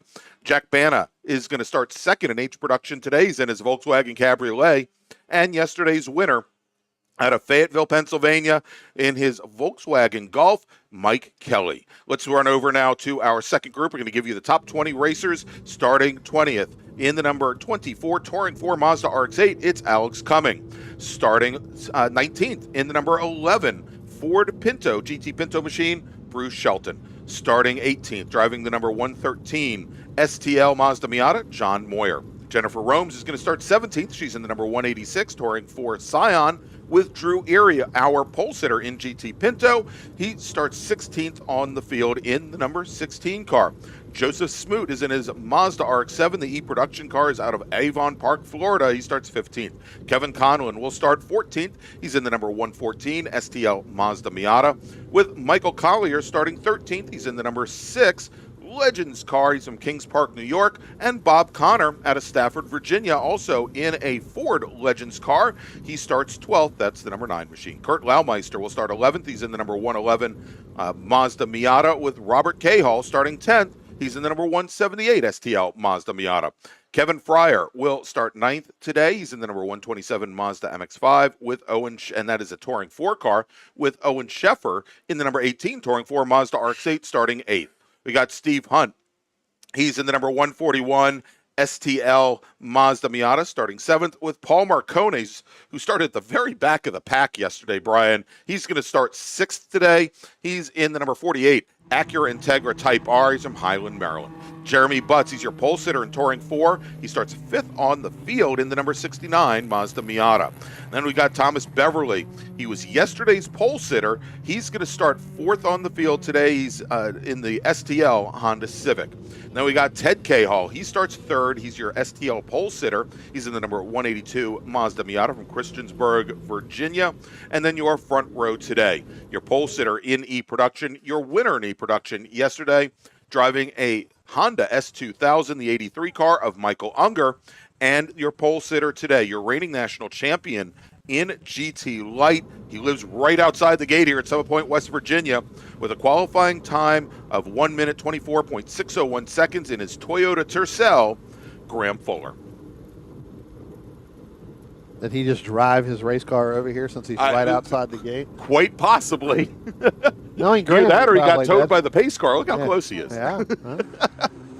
These guys will start getting lining up. Hey, real quick, Bob Connor in that number 9 in that Legend car went from 29th yesterday up to qualifying here in 12th. So him and Michael Collier in that other Legend car, they're going to start right next to each other. So it should be a pretty good battle, as we get this race going. We talked about you talked about Mike Kelly there yesterday in that H Production. Saw him out here this morning. I think he may have done a hardship lap. Again, I think getting brakes in, using that car, borrowing that car. That's Paul Baofis's car. Yeah. So, again, Mike driving it here this weekend. And a very quick car at that. He got an amazing start yesterday in H Production. If he had a way to push past our leaders. As a matter of fact, he did end up pushing Rick Benazik into an early lead because Yeah. he saw the back of Jack Banna's car, had no bumper on the rear of it, so he took the other car. He took the took the car with the bumper. All right, our first group now on the front straight, and there we go. Green flag is in the air, and we are racing once again at Summit Point as the Honda S2000 of Michael Unger, the E-Production machine, and the GT Light machine of Graham Fuller as they were side by side going down in the one. Greg, I think we've got Ted Cahall that did not, or that may not be Ted Cahall. That may be the other one. That may be Bob Cahall in the 178. Did not get a start, went all the way from up in the top 12 positions all the way back to the very end Of that group. I don't know if he missed a shift, if the car cut off, but he held everybody up. They had to split him and go around. Wow, look at this, making a move to the inside over at turn number 3. What a move by Owen Sheffer, who was in 7th position at the start. He picked up, Brian, 2 positions going into turn 3. A late move to the inside makes it pass as our H Production and Spec RX-7 drivers now get the green flag. And big change there on the front row. Rick Benazik's Honda Civic not taking the green. No, he did take the green, but he's at the very back of the field. Yeah. So he's definitely going to get a good run coming through there. I was looking to see if that was Matt Benazik, or his son, or him, and you're right, that was Rick Benazik, who started off at the back of the field in the number 1 machine. And so much easier start this morning for Mike Kelly. And as they come out of turn 2 and make their way up towards turn number 3, Kelly now with about 3 car lengths on Jack Banna's open-top Volkswagen, slotting into 3rd in that group. Appears to be the H Production Porsche of Chuck Allard. Yeah, pretty good start there, like you just talked about with Mike. Thomas Beverly now, he's going to lead overall in STL and overall in this race. Michael Unger in that 83 machine going to be 2nd. That's your E-Production leader. And then Ted Cahall in that 182. They're just now coming down into turn 1, and our H Production is going to be up in there as we got a little battle going on there between the 97 Joseph Smoot and Michael Collier in that number 6 Legend cars. And again, sometimes those Legend cars are tough to see, but they're able to get through there. And now we're going to go 2 wide, a little bit further back. That was Jennifer Rome's inner touring force Scion trying to come up the inside on Smoot. Had Drew Erie in the Ford Pinto looking to be pulled right along with her. Hey, want to say good morning, Steph Herbert, Tristan Herbert's lovely wife, watching for the 2nd day in a row on the stream here. And where she may be at the track for all I know, but hopefully we'll see her here soon. Well, we'll pick him up. He just went through the start-finish line. He's headed down into turn 1 right now. We'll have Spencer keep, because he's got his own line through turn 3. We're going to see if he carries that. We'll see if he carries that through there. The blue number 44 Mini Cooper Coupe, and we'll see. We'll see how that plays out. He should see him. Just now coming at it too, headed up through into turn 3. So you got 4 cars in front of him. Yep, there it is, blue with the white hood and white top there. There it is, just ahead of the box. There we go, right here. All 4 wheels through the gravel. Way to go, Tristan. It's like he's listening to our broadcast as well. You know that when he was doing World Challenge, I was there just to stop him from doing stuff like that. Anyway. Good run. Meanwhile, I'm sure Meyer Alzat and his Mazda 2 probably already looking up to see who see whether or not he can get a new windshield. Exactly, from who the windshield providers are in the area. Oh my gosh. Auto Parts, do you have a rear front window? All right, so let's jump up here a little bit, and we're going to try and take a look in STL as we've got Tom Beverly in that bright green Honda Civic. And with Ted Cahall and his Mazda Miata trying to make up some ground right now, and I believe they're down to the bottom portion of the course. We'll see if we can pick up that race. They got to be somewhere, Brian.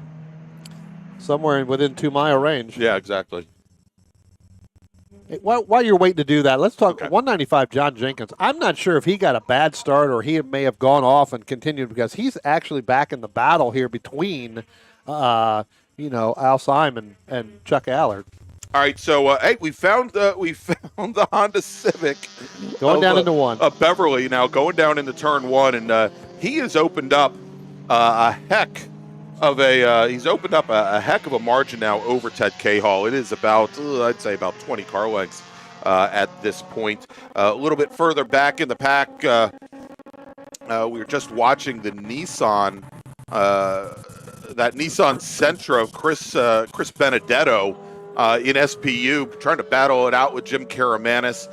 Benedetto had come here with a BMW 3 Series to run and had some issues during qualifying yesterday morning. So good to see that he found another machine. He's out in that yellow and black Nissan Sentra. Yeah. Yeah, had some issues yesterday, and they're paddocked right next to us, so right down the hill, I think. So got to see them. Didn't see the car. Haven't seen the BMW since yesterday afternoon, so I'm not sure where it went. Didn't look great, Brian. Yeah, well. The other car was a little bit worse for wear, but it didn't look all that wonderful. As we now have a couple of laps, we've got 3 laps in the books. Brian, let me make a first call to the grid for our next group. Attention in the paddock. First call to the grid for race group number 5, open wheel, prototype, and sports racers. Please head to the grid. Open wheel, prototype, and sports racers. Please head to the grid. Your race is next. Tell you what, Greg, we had some lockup going down into turn 5. I believe that is going to be the 21 of Ken Van Horn, locking it up through there, getting down into turn 5. So, again, we know the brakes work on that car, and that car actually is, I believe, for sale. That Honda CRX, yeah. On the other day. Case and Kirkland's first-generation CRX. Yeah. Actually, it's not a first-generation. That's an EF CRX. And we haven't seen that car here in the MARRS series for the last couple of years, probably because Kaysen hasn't been able to race it. Right. And, here comes Ken. And the car does look, remember, he only made about a quarter of a lap yesterday. The car still looks to be off the pace at this point for an F production machine, but at least it's good to see that it's underpowered. Yeah. It may be underpowered, but it's at least underpowered. Yeah, coming down the front stretch didn't look. And again, Ken renting that car, don't want to do anything to it, right? You just don't want to take a chance, so you're just gonna run it. So Spencer, if we can jump to this battle, H production, we had Rick Benezek start at the very back of the H production field. He is battling now Chuck Allard for 4th in class with the white and blue Porsche 924. And as they come into and out of that corner, Rick Benezek gets around the Porsche, and he is now only about 3 car lengths back from Al Syme's Volkswagen Scirocco. Yesterday, Syme was able to get around Chuck Allard on the very last lap to take that last podium position. And he may not be so lucky today, because here comes Rick Benezek. He's on a tear. Yeah, he's gotten the last couple laps really been good for Rick. He's been kind of right around the same time as he was yesterday. So again, whatever problem he had yesterday afternoon where he dropped out of the race, he is actually starting to make his move on Chuck Allard and Syme. And a big change at the front of the field. And Brian, I didn't pick this up now until, just a moment ago, as we see now coming through turn 5, that light blue Toyota Tercel, that is Graham Fuller. And Graham now has dropped back to 3rd place overall. Tom Beverly in that bright green STL Honda Civic, he is your new leader. And he's got Ted Cahall only a couple car lengths behind, as Graham Fuller now is again dropped back into 3rd place. And so, again, this is the battle for the lead right now. Coming into turn 1, the bright green Honda Civic hatchback with the blue Mazda Miata directly behind. There they go into turn number 1. And now only, Brian, 2 car lengths separate our front-running STL machines as they're trying to make their way through slower traffic. Beverly going to try to come underneath Chuck Allard's Porsche and ends up having to go through turn 3 side by side with the number 50 machine, slowing him down considerably. Yeah, he really had to get hard on the brakes. He was so far driver's left trying to come in there. Thought Chuck was going to give him that position. Chuck stayed right on line, which is what you're supposed to do. But, you've got, had to get hard on the brakes. That's going to bring Cahall right back into it. Attention in the paddock with 3 laps remaining. Second call to the grid for race group number 5. That's our open wheel, prototypes, and sport racers. Please head to the grid. Race group number 5, this is your second call to the grid. Hey, Spencer, if we can go ahead and go back to turn 5 right now, you're going to see the legend cars. They're going to start to come down. They may have already gone through. We'll have to pick them up. But the 2 legend cars, here they come now. That's Bob Connor. That's Mike Collier. They're almost going to be nose to tail. And if anybody knows about driving these legend cars right here, they become a handful as this race goes on.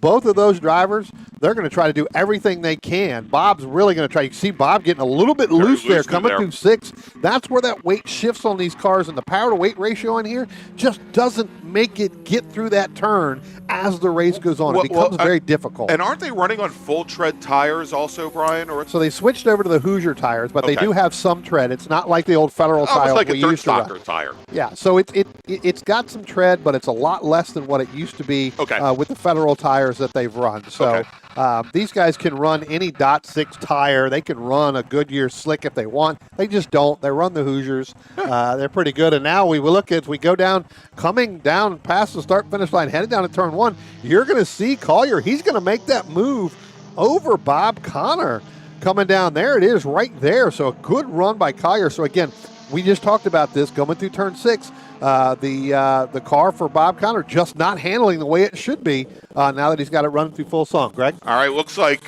Meyer Alzat pulling off into the crossover road. The H Production Mazda 2 racer, looks like his day is now done. He retires from 9th position in class. His morning is done. His day may not be done. That Hopefully is true. he One more race this afternoon. Hey, Spencer, let's go back and quick and get up the start-finish line because our overall leader here with 1 to go is going to be Thomas Beverly, and he has Ted Cahill literally right on the back bumper now, Greg. So, again, the traffic that has come through that they've had to go through, Beverly hitting him in the wrong spots, that's allowed Cahill to get right on that back bumper coming through turns 1 and 2. There's never a good place to hit him, but but I know what you mean here. I think he probably wishes he could hit them. Yes, exactly. All right, as they come, they go by the Spec RX-7 there, and I think the only Spec RX-7 in the field of John Watts. Good heads-up driving there from Watts to let them by going into 3. Yeah, Beverly getting into some of this traffic in the more difficult portions of this racetrack. How about we say it like that? And so that allowed Cahill. Now, as they came out of 2 and then they went up through, and you just saw it on your cameras in turn 5, you're going to see it coming through turn 6. Beverly opening up a little bit, but this is where Cahill seems to get through that portion of the racetrack and up underneath the bridge and down into 9 and to 10. Yeah, indeed. I mean, where Beverly is hunting for grip, where he has to deal with a lot of understeer at the end of a race coming through turn 6, that very well balanced Mazda Miata, that's where it's going to make speed. And as they come now out of turn number 10 for the last time with the checkered flag in the air, Thomas Beverly, he is going to hold off. He is going to hold off Ted Cahill to take the overall win and the win in STL. Graham Fuller coming across the line now, or coming to the line, pardon me. We're going to see him. There he goes. Graham Fuller, our pole sitter today. He's going to finish 3rd overall, takes the win in E-Production. Michael Unger will finish 4th, our winner in E-Production. Jeremy Butts comes across the line, and he ekes out a win over Owen Sheffer in Touring 4. Butts finishing 5th overall. Butts finishing 5th overall. Sheffer 6th overall. And then Kevin Fryer in the 127 machine just behind. Here comes that battle in Legends cars, Brian. Yeah, Mike Collier is going to pick up that win over Bob Connor. Pretty good race. Again, I think Bob Connor's handling started to go away towards the end of that race. Yeah, absolutely. So great run for them. They finished 9th and 10th overall. Let's not forget Steve Hunt. Steve Hunt finished just ahead of the 2 Legends cars, 8th overall. He will take home the bronze in Super Touring Light. And now in H Production, coming to the line and taking the win in H Production, ran his fastest lap of the race on the last lap, Brian, 1.3 seconds faster than any other H Production racer. Mike Kelly, wow, into the 126s, and not only a 126, a 126.1 in his Volkswagen Golf. He takes the win for the 2nd race in a row. Jack Bana out of Bluebell, Pennsylvania will finish 2nd, 6 seconds in arrears. Al Syme will finish in 3rd, and so the question then becomes, what happened to Rick Benazik? Because I show Benazik as falling 2 laps back. here at the end, as he had already gotten around Al Syme Yeah. for third.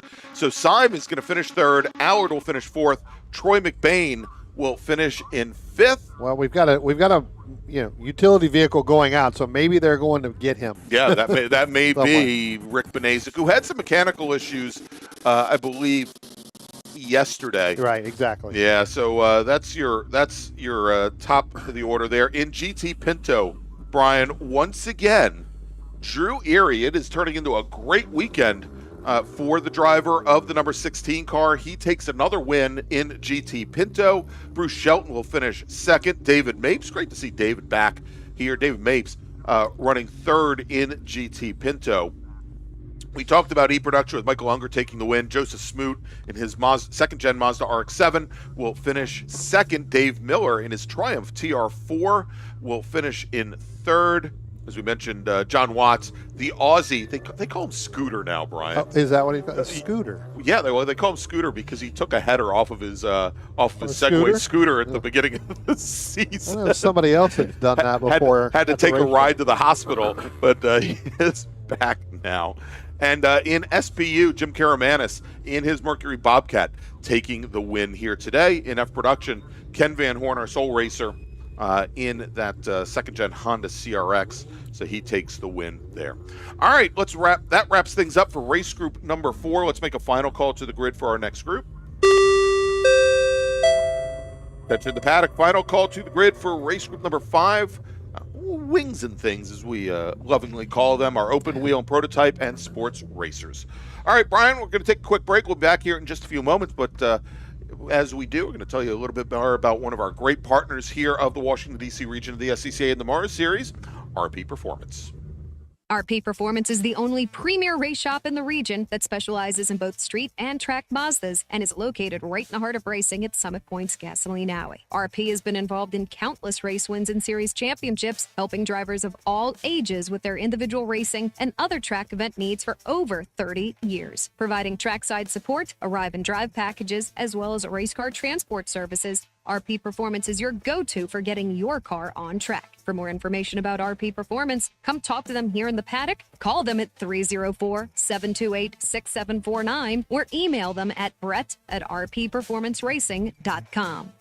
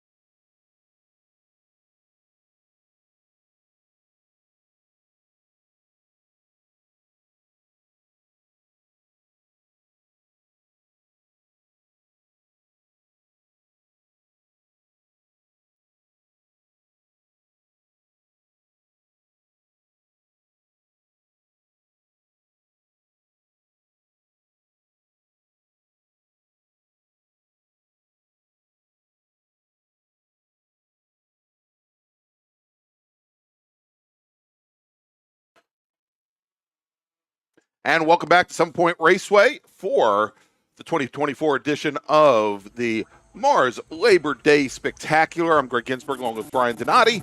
And next up, Brian, is our open wheel and prototypes and sports racers here today. And they are out for their very first pace lap. Let's run down the starting order. All right, scheduled to have 16 starters here this morning, so we'll go with in the 16th position from Moyock, North Carolina. That's the 81 of Jeff Baskin. Starting in the 15th position from Gloucester, Virginia, that's the 62 of Harrison Southworth. Starting in the 14th position from Williamsburg, Virginia, that's the 41 of Bill Mazie. Starting in the 13th position from Herndon, Virginia, the 44 of Dan Carney. Starting in the 12th position from Culpeper, Virginia, the 28 of John Vidovich. Starting in the 11th position from Moncton, Maryland, the number 20 of Douglas Fisher. Starting in the 10th position from Henrico, Virginia, that's Mark Waltho. Starting in the 9th position from Chambersburg, Pennsylvania, that's the 61 of Samuel Iyer. Starting in the 8th position from Cockeysville, Maryland, that's the 2 of Wayne Nicolette. Starting in the 7th position from New Fairfield, Connecticut, that is the 16 of Steve Rue. Starting in the 6th position from Franklinville, New Jersey, that's the 27 of Jacob King. Starting in the 5th position from Midlothian, Virginia, that's the 14 of Carl Lennox Barbaru. Starting in the 4th position from Laurel, Maryland, the 43 of Leslie Walker. Starting in the 3rd position, the number 45 from Oakton, Virginia, that's Chuck Moran. And starting on the front row, a pair of Huffmans. First one on the starting second from Herndon, Virginia, that's the 11 of Justin Huffman. And starting on the pole from Harpers Ferry, West Virginia, that's the 89 of Jamison Huffman. There you go. And so Jamison Huffman did not race yesterday, did not take the green. His father, Justin Huffman, had a pretty clear run from the time the green flag dropped all the way to the checkered flag. He's not going to have that liberty today as Jamison is on the grid and he's ready to go. We should take a look at what the record is because he went 111.9, and I think it may be even the 110s, but I thought it was a low 111s. Right. In FE2 here, I know it's held by Jamison, right? It was held by Justin, but then Jamison, the son, took it away. I think earlier this year. We'll have to see. Yeah, we'll try and get that. Yeah, we'll get that pulled up. But I think it is in the 111 range. So, coming out of turn 10 now. We're going to wait for our starter. Waiting for that green flag to fly.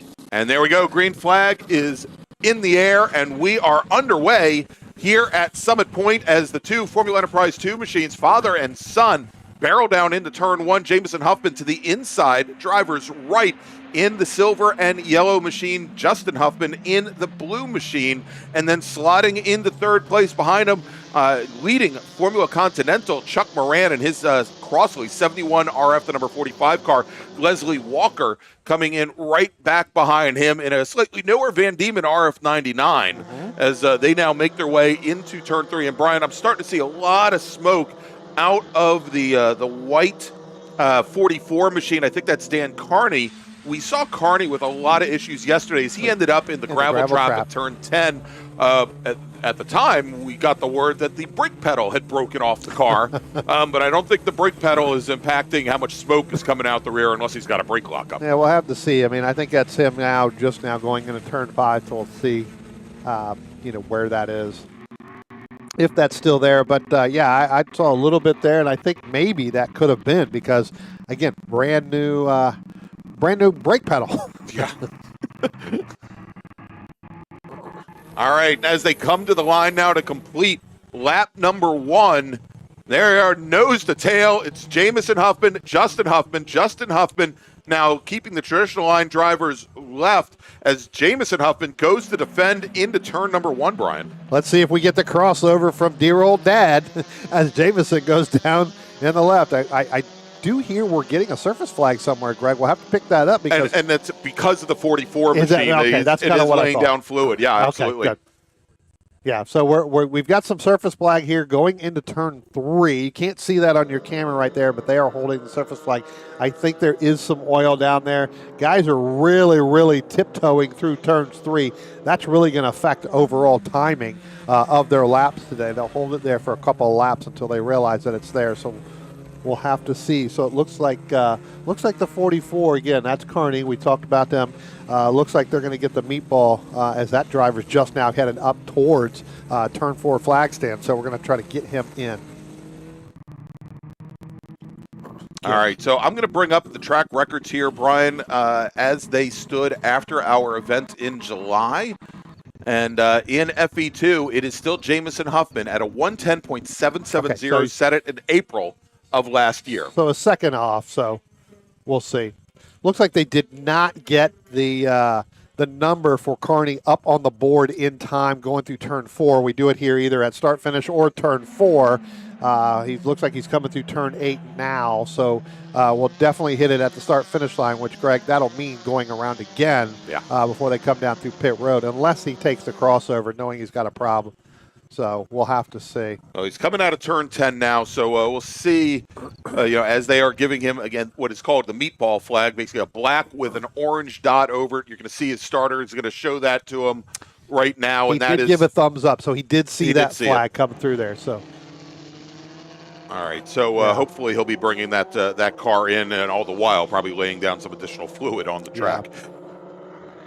Yeah, which isn't good, especially for these open-wheel cars. I mean, we've got a little bit of sun peeking through here now, and so that's going to start to warm things up a little bit. But I tell you what, you definitely don't want to have this track. And I talked about a little bit yesterday and a little bit this morning. The characteristics of this track are going back to the way they used to be before we did the repave here in 2017, right? Slick. So yeah, slick. So slick, and also not tearing up tires, but also with a lot more tire degradation as well. Correct, especially going down the hill through 4 and into turn 5.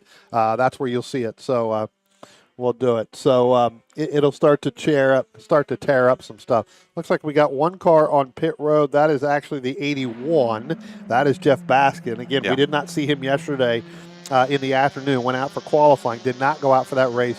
Again, it looks like those things continue. Yeah, unfortunate for Baskin, who's a member. He's an airplane mechanic in the Virginia Air National Guard, and he. Well, you know what he said his mantra is? Stop screaming, I'm scared too. And something tells me he hasn't been screaming because he's scared. He's probably been screaming because he's mad that that car just has not been performing the 1993 Van Diemen. He's, again, I think you mentioned he's out of North Carolina, Mayock, North Carolina, representing the North Carolina region. Greg, I'm going to pick up this just now headed up over 3. You probably picked them up here in a minute, Spencer, going down into turn 5, and that is our Club Ford battle between Jacob King and Wayne Nicolette. Last time they came by the start-finish line, Steve Rue in the 16 in that Formula F got a great run off of 10, got in between them. Jacob King let him go by to get him out of there, which brought Wayne Nicolette a little bit closer. So you're going to see right here on your screen, there's Rue, there's King, and there's Nicolette.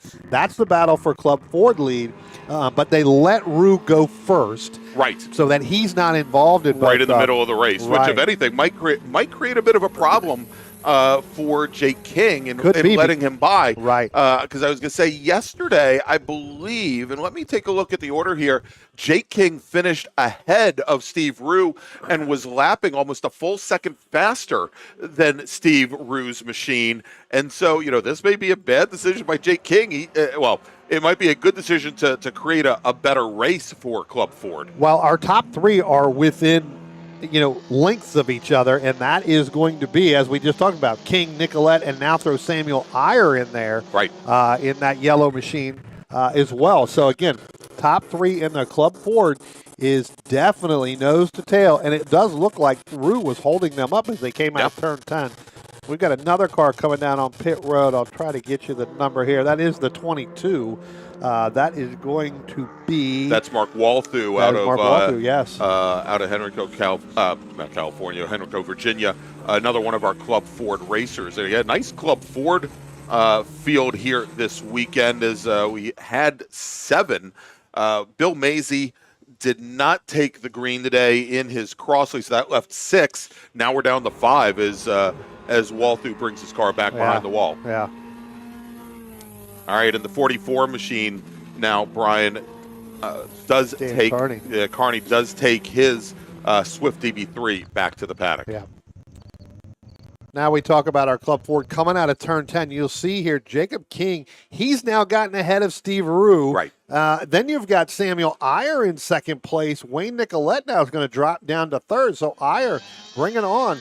You see Rue getting ahead of Jacob King as they go down the front stretch. Jake King gets in behind him to try to lose a little bit of draft. But what that does is that brings Samuel Iyer right back on that in. back gearbox. Yeah, indeed. And so yesterday in Club Ford, it was Jake King taking the win. As I mentioned, he had Steve Rue on track directly between he and Wayne Nicolette, who finished second in Club Ford. And then Sam Iyer finished third in class. As big gap now starting to open up here between Jamison Huffman and Justin Huffman in FE2. Jamison just puts in his fastest lap of the race, Brian, almost a half second faster than his father. Turns in a 1:15.481. He is your overall leader. 20, Douglas Fisher has retired from this race as well. Pulled it back behind the pack. All right, so another one of our Club Fords down. That leaves us now with 4. King, Iyer, Nicolette, and John Vidovich. Vidovich had a Culpepper in his Reynard RF42.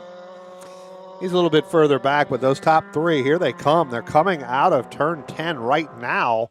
Going to be heading down the start-finish line. There you go. There's Rue. That's your Formula F right there. And then it's got King, Iyer, Nicolette, and then Vidovich. So, again, those guys, Vidovich may be a lap down because I'm showing him being as a full lap down in that 28 machine. So, again, your top 3 in Club Ford coming out of turn 2, going to be heading up into turn 3. They're within lengths of each other, and again, they're going to come up on the back gearbox of one of our Formula Continental cars. I believe that's going to be Leslie Walker, maybe in that 43 machine. We'll have to see. So yesterday, Brian, I think I had said that the car that Jake King is racing, that Royal RP24, was formerly a Wayne Nicolette car. Actually, Joe Marcinski, former owner of that car. Not only did Joe Marcinski own that car, but also Bob Berman, who was a many-time MARRS champion back in the day in Club Ford, and then previous to that in Formula Ford. The other thing I didn't know about Jake, he's actually on the board of directors for the South Jersey region. Right. At I think he's like 22, 23 years old at this point. Real quick, Brian, let me make a call to the grid for our next group. Attention in the paddock. Attention the paddock. First call to the grid for race group number 6. Bracket racers, please head to the grid. Bracket racers, please head to the grid. Your race is next. Yeah, I talked about that Formula Continental that our Club 4 was coming up. That's actually the 14 of Carl Lennox Barbrew that they're coming up on. But again, Stephen Rue in that 16 comes off of turn 10, has obviously that a little bit more power coming down the front stretch, gets in front of King. King pulls in behind him to try to help pull that draft, to pull away from Samuel Iyer and Wayne Nicolette. Wayne Nicolette falling back by about 5-6 car lengths back off of Samuel Iyer as they head up turn 3, headed down the hill down to turn 5 through turn 4. But it seems like he's starting to fall back a little bit.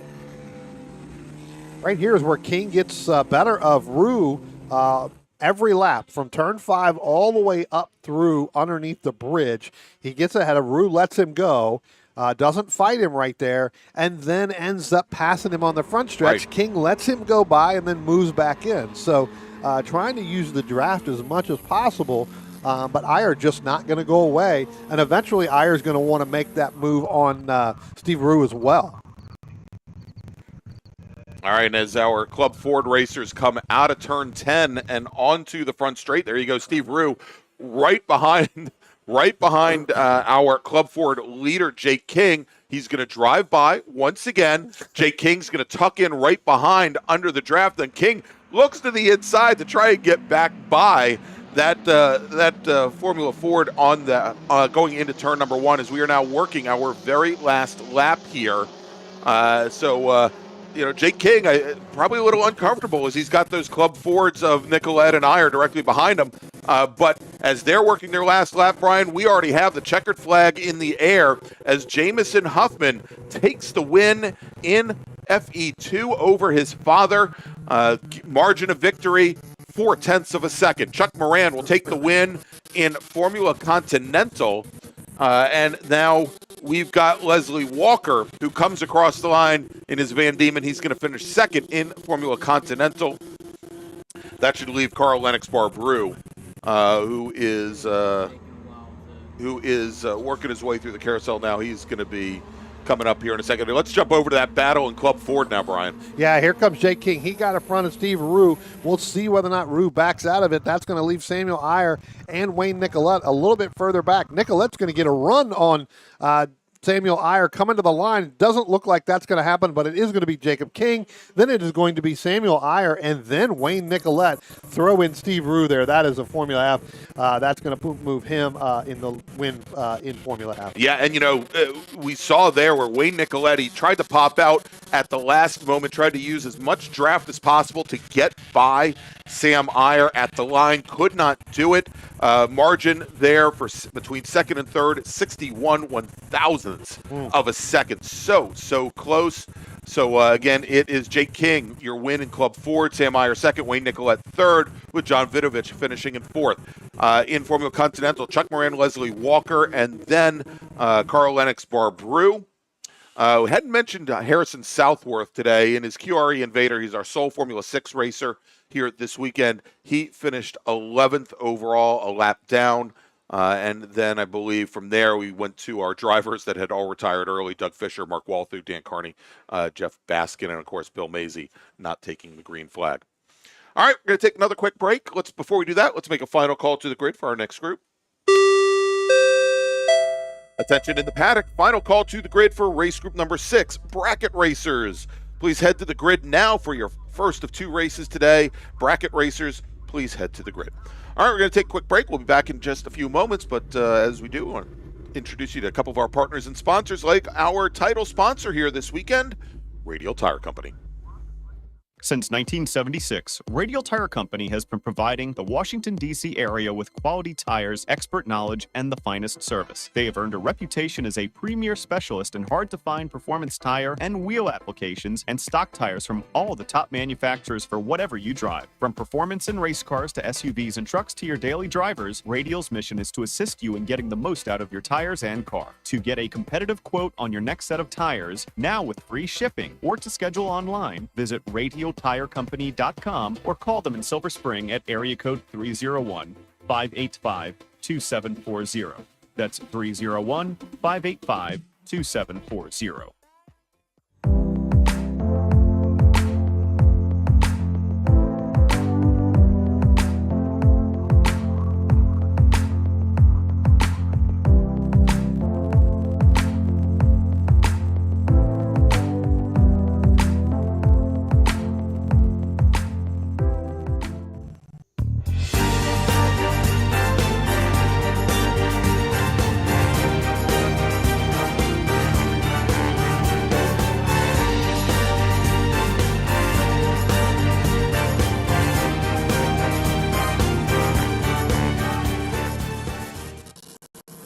If you like what you see today, become part of the action by joining Sports Car Club of America.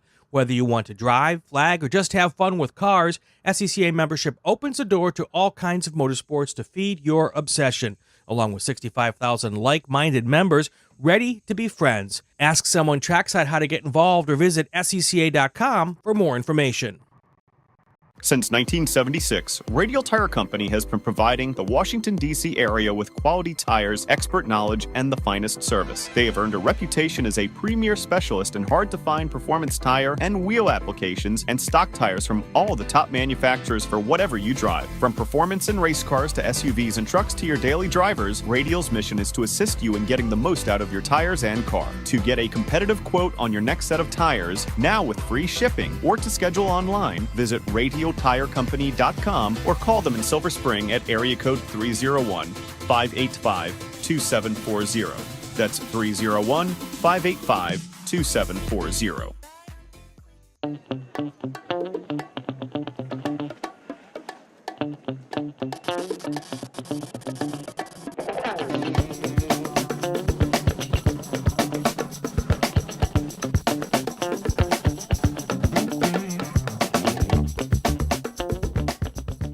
RP Performance is the only premier race shop in the region that specializes in both street and track Mazdas and is located right in the heart of racing at Summit Point's Gasoline Alley. RP has been involved in countless race wins and series championships, helping drivers of all ages with their individual racing and other track event needs for over 30 years. Providing trackside support, arrive and drive packages, as well as race car transport services, RP Performance is your go-to for getting your car on track. For more information about RP Performance, come talk to them here in the paddock, call them at 304-728-6749, or email them at brett@rpperformanceracing.com.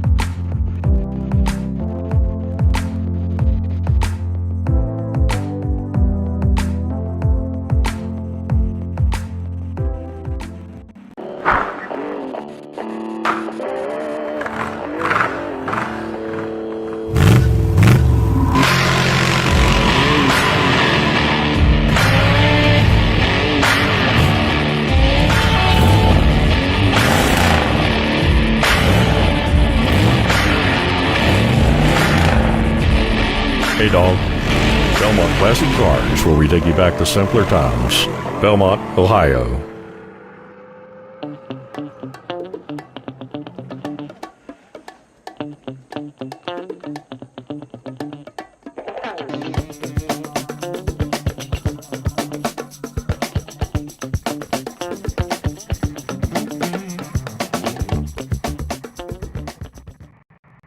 OG Racing carries just what you need to get on the track, from driving suits and shoes to helmets, data and video systems, to your favorite brake pads from Performance Friction, Hawk, and Paget. OG Racing has built its reputation during the last 22 years by providing the best customer service in the motorsports business, and their depth of inventory is second to none when it comes to safety equipment. That's why OG Racing has been the highest volume Sparco dealer for 17 years. Come visit their 12,000 square foot showroom and warehouse located in Sterling, Virginia. Call them at 1-800-934-9112 or order online at ogracing.com.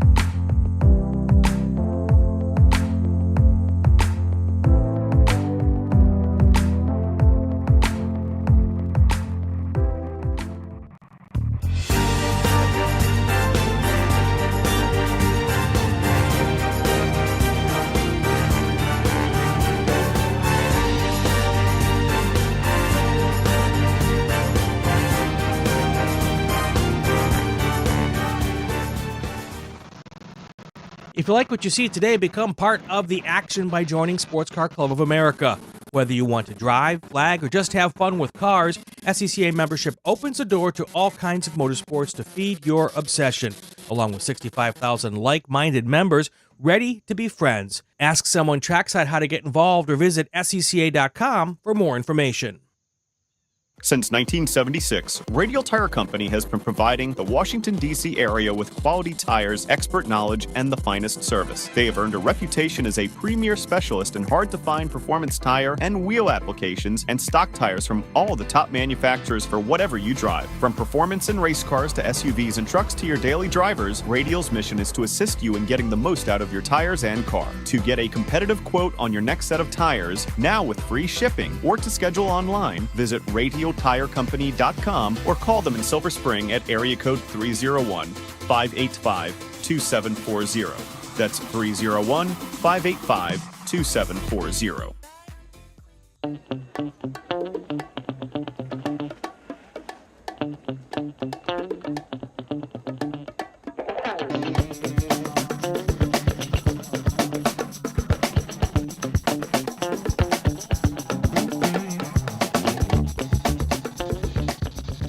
RP Performance is the only premier race shop in the region that specializes in both street and track Mazdas and is located right in the heart of racing at Summit Point's Gasoline Alley. RP has been involved in countless race wins and series championships, helping drivers of all ages with their individual racing and other track event needs for over 30 years. Providing trackside support, arrive and drive packages, as well as race car transport services, RP Performance is your go-to for getting your car on track. For more information about RP Performance, come talk to them here in the paddock, call them at 304-728-6749, or email them at brett@rpperformanceracing.com.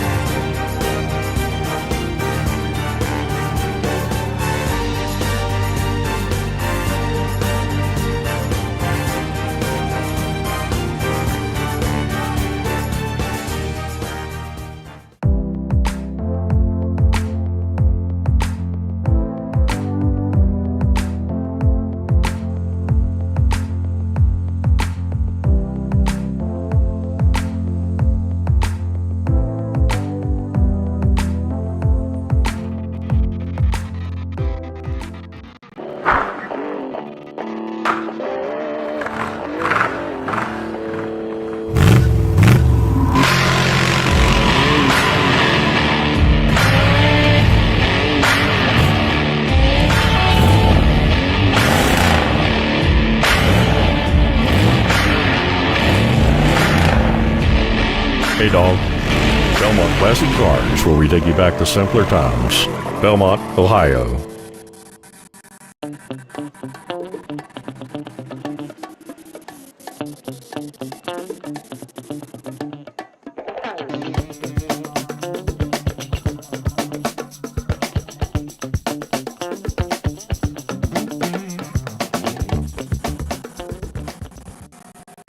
OG Racing carries just what you need to get on the track, from driving suits and shoes to helmets, data and video systems, to your favorite brake pads from Performance Friction, Hawk, and Paget. OG Racing has built its reputation during the last 22 years by providing the best customer service in the motorsports business, and their depth of inventory is second to none when it comes to safety equipment. That's why OG Racing has been the highest volume Sparco dealer for 17 years. Come visit their 12,000 square foot showroom and warehouse located in Sterling, Virginia. Call them at 1-800-934-9112 or order online at ogracing.com.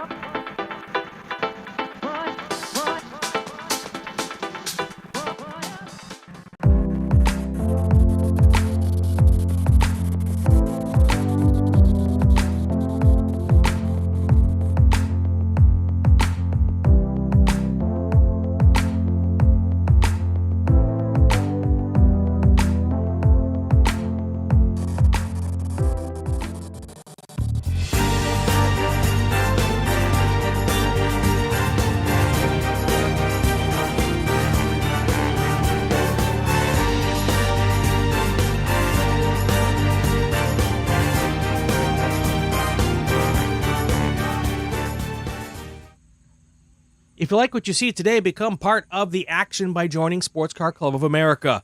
Whether you want to drive, flag, or just have fun with cars, SCCA membership opens the door to all kinds of motorsports to feed your obsession, along with 65,000 like-minded members ready to be friends. Ask someone trackside how to get involved or visit SCCA.com for more information.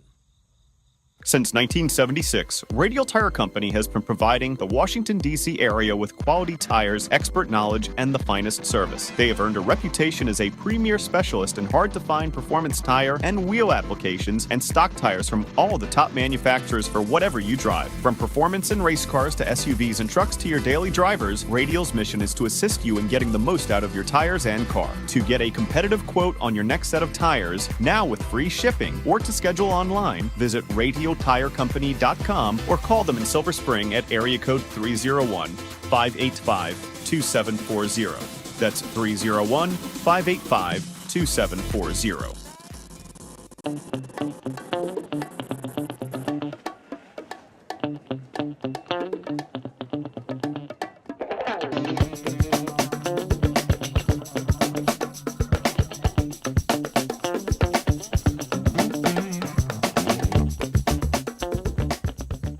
RP Performance is the only premier race shop in the region that specializes in both street and track Mazdas and is located right in the heart of racing at Summit Point's Gasoline Alley. RP has been involved in countless race wins and series championships, helping drivers of all ages with their individual racing and other track event needs for over 30 years. Providing trackside support, arrive and drive packages, as well as race car transport services, RP Performance is your go-to for getting your car on track. For more information about RP Performance, come talk to them here in the paddock, call them at 304-728-6749, or email them at brett@rpperformanceracing.com.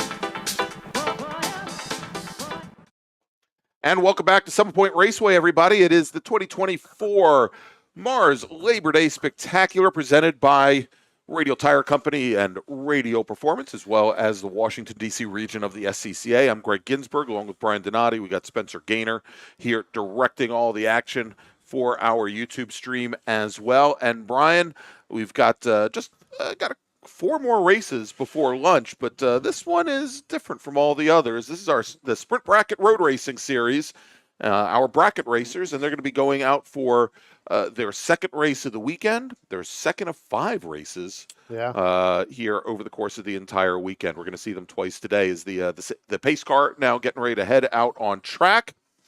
Why don't we run down some of our starters? We plan to have 32 drivers heading out. We're going to give you the top 20. Starting 20th today in his BMW 335i, and something tells me that car is not going to be taken to the grid from Harrisburg, but maybe we'll see him in the Sentra that we saw him at a little bit earlier. Heading out, driver of the number 119 BMW, Chris Benedetto. David Albrecht, starting 19th. He's in the number 33 Honda Civic. He's out of Stafford, Virginia. Chuck Edmondson, he's listed as Severna Park, Maryland, but we know he's been, he and his beautiful wife, Joanne, have been out in Ohio for the last couple of months. Driving a Honda CRX SI, he starts 18th. Starting 17th, driving the number 55 Nissan 300ZX from Jefferson, Maryland. Now going to college down in my neck of the woods, Charlotte, North Carolina. It's Murphy Nichols coming off of his first podium finish in ITS yesterday. Starting 16th, driving the number 82 Nissan Sentra, David Alessi. Now we know where the Sentra is. David is driving that car. He's out of Palmyra, Virginia. Jeff Liller in the number 127 Mazda MX-5 out of Thurmont, Maryland, starts 15th. Albert Siciliano will start 14th today. He's in the number 19 Audi TT Quattro. He's out of Thurmont, Maryland. He's out of Ashburn, Virginia. I'm sorry. Jerome Welty in his Porsche Boxster will start 13th today. He's out of Potomac, Maryland.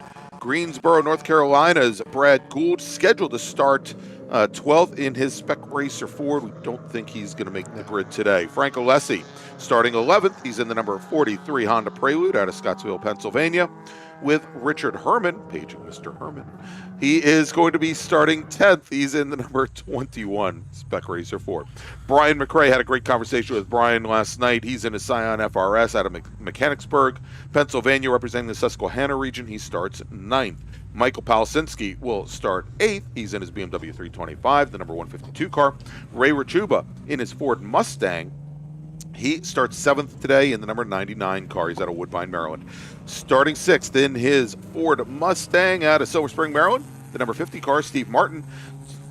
Dennis Jenkins will start 5th. He's out of Ocean City, Maryland, driving a BMW 318i. Stephen Shue is going to start 4th, the outside of row number 2, and his number 81 Spec Racer Ford Gen 3. He's out of Gibson Island, Maryland, with Keith Frazier also in a Spec Racer Ford Gen 3. He's out of Annapolis. He starts 3rd. In your front row today, driving the number 20 BMW 325 IS and starting 2nd out of Hedgesville, West Virginia, it's Chris Graham, with Nick Jones in his Chevy Camaro TA2 machine. The 178 car out of Annapolis, Maryland, is your pole sitter. Remember yesterday in the race, Nick Jones started dead last. Shotgun on the field here, and then worked his way up based off time, and moved all the way up here. So tomorrow should be interesting too if we stay connected the way we are here today. Turn around, these guys come back later in the afternoon, and then I think tomorrow we're going to do 2 10 laps, and our second one we're going to switch. So we're going to invert the field, and we are green flag. We are underway. Everybody looks like they're rolling down. Nick Jones gets a great start over Christopher Graham in that BMW. Now Christopher Graham gets a little bit deeper in the braking than Nick Jones. Again, that big Camaro, that tube chassis, that takes a little bit to slow down there right off the start. Got to get some heat in those tires. Got to get some heat in those brakes. Did you say heat or wheat? Probably got to get both of them, because Christopher Graham's like, I'm gone. I'm taking this Ghost. That's I'm gone. I will tell you, Stephen Shue, he's got the whole car back together. So yeah. I just think maybe something where a clip just came off and it just, removed the back end of that car. All right, so these drivers in the bracket racing, Brian, and we've been checking, and I just put up in the chat the link that you can go to see the timing and scoring specifically for bracket racing. Does not appear to be functioning right now, Ted K. Hall. Right. But we'll try and give you an update here. We'll break things down for you based on what we see.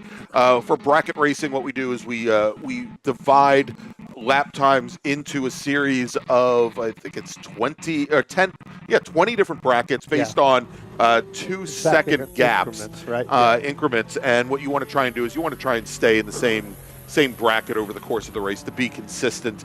But unlike drag racing and bracket racing, where if you break out of your bracket, if you go faster than the time that you've told organizers that you're going to run, you get disqualified. Right. Here you don't get disqualified. You just move up into the next bracket, and you may find yourself racing against somebody who's quite a bit, who has been faster over the course of the entire race and is much further up the course than you are. Right. But we'll show you relative times here, positions on track on the left-hand side of the screen. And if we get that other timing system up and running, Ted K. Hall, we will let you know. I think somebody else may be managing that right now. I think he just created it. So either that or, he is the Iron Man, right? So he is right. He's been racing it a lot, so it's kind of like the Lillard's car. It's in 6 out of the 8 groups that we have. Now he can race to a laptop and get our timing and scoring up and working. All right, so this is the second race for them this weekend. Right now, as you can see there, we've got the orders where they stand on track. Let me do this. What I may be able to do, and I think this might be easier, I'm going to see, I may be able to switch our timing and scoring over to show based on... big lockup as you're doing that. Yeah, I'm gonna play with our timing. I may be able to give everybody based on times rather than position. Yeah, big lockup going down into turn 5 last time by Steve Martin in that 50 machine. So again, drivers still trying to test out where the limits are. These guys haven't been out here all morning long, so it's not like they had a qualifying session before they come out for the race. This is their 9-lap event, and then they'll come back for 14 laps later on this afternoon. But again, everyone trying to figure out where the braking zones are and where everything is, as Christopher Graham still leads right now, looking at the timing and scoring that I have based off of the the race monitor, I think you'd have Graham in his own bracket right now. I'm not sure which one. Then you would have Nick Jones, probably Stephen Shue, Keith Frazier will be in their own bracket as well. Dennis Jenkins in that 62 machine would be in that bracket. Mike Palasinski would be in the next bracket after that, along with Ray Rachuba and Steve Martin. Again, talked about Steve Martin with that big lockup last time by. That's right. So if we look at this, and I don't think we need to worry about the faster brackets like the A1, A2, and A3 bracket. At the moment, the fastest bracket is the A4 bracket. That's for drivers that are running a minute 21 to a minute 23. And so that is, well, right now Chris Graham is the only driver in that bracket. Nick Jones, Keith Frazier are in the next bracket, which is for drivers a minute 23 to a minute 25. And we'll go from there. What I've tried to do, Brian, is I've tried to set up our timing and scoring that we have on the left-hand side of the screen based on position by lap time rather than position on track.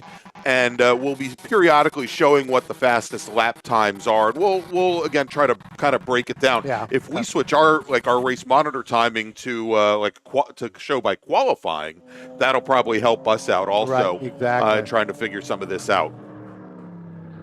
When you look at some of the cars going through there, you see there goes Nick Jones now, headed up over turn 3, down into turn 4. I tell you what, last time by, Greg, the Stephen Shue machine in that Spec Racer Ford, him and Keith Frazier got literally up underneath the gas tank coming out of turn 10 before Nick Jones was able to hit that power button on that big V8 headed down the front stretch.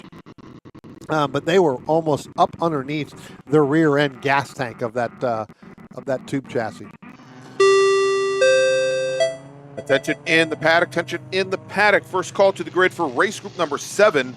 That is Spec Miata. Please head to the grid. Spec Miata racers, please head to the grid. And also wanted to make an announcement and let our Group 1 drivers, our SSM drivers, know that we are currently scheduled to have our SSM race before lunch. Race group number 1, you should be prepared to race your second race of the day before lunch. So again, we'll make that known a couple of times here. It's a good time to reset my watch heartbeat because for some reason when SSM comes and I have to stand up, it goes way up there. Yeah, funny. I was going to say make sure you're still your heart's still beating, or make sure it's not beating too fast. My watch will tell me what it's doing. And if it knows that I'm watching that race, it will completely pick that it'll up. start vibrating your wrist all over the place. All right. Also, Brian, got some news from Taylor Hyatt, who is in charge of all of our charitable activities here today and this weekend at the racetrack. Again, lots of activities yesterday in support of the Boys and Girls Club of the Eastern Panhandle. Wanted to read out a couple of winning ticket numbers. These are prizes that have not yet been claimed. This is for the 50-50 raffle, Brian. If your ticket number is 501370, please head over and see Taylor Hyatt to claim your $322 prize from the 50-50 raffle. That's ticket number 501370. Also, there were some prizes presented by Courage Motorsports. We're waiting for 3 of them to be claimed.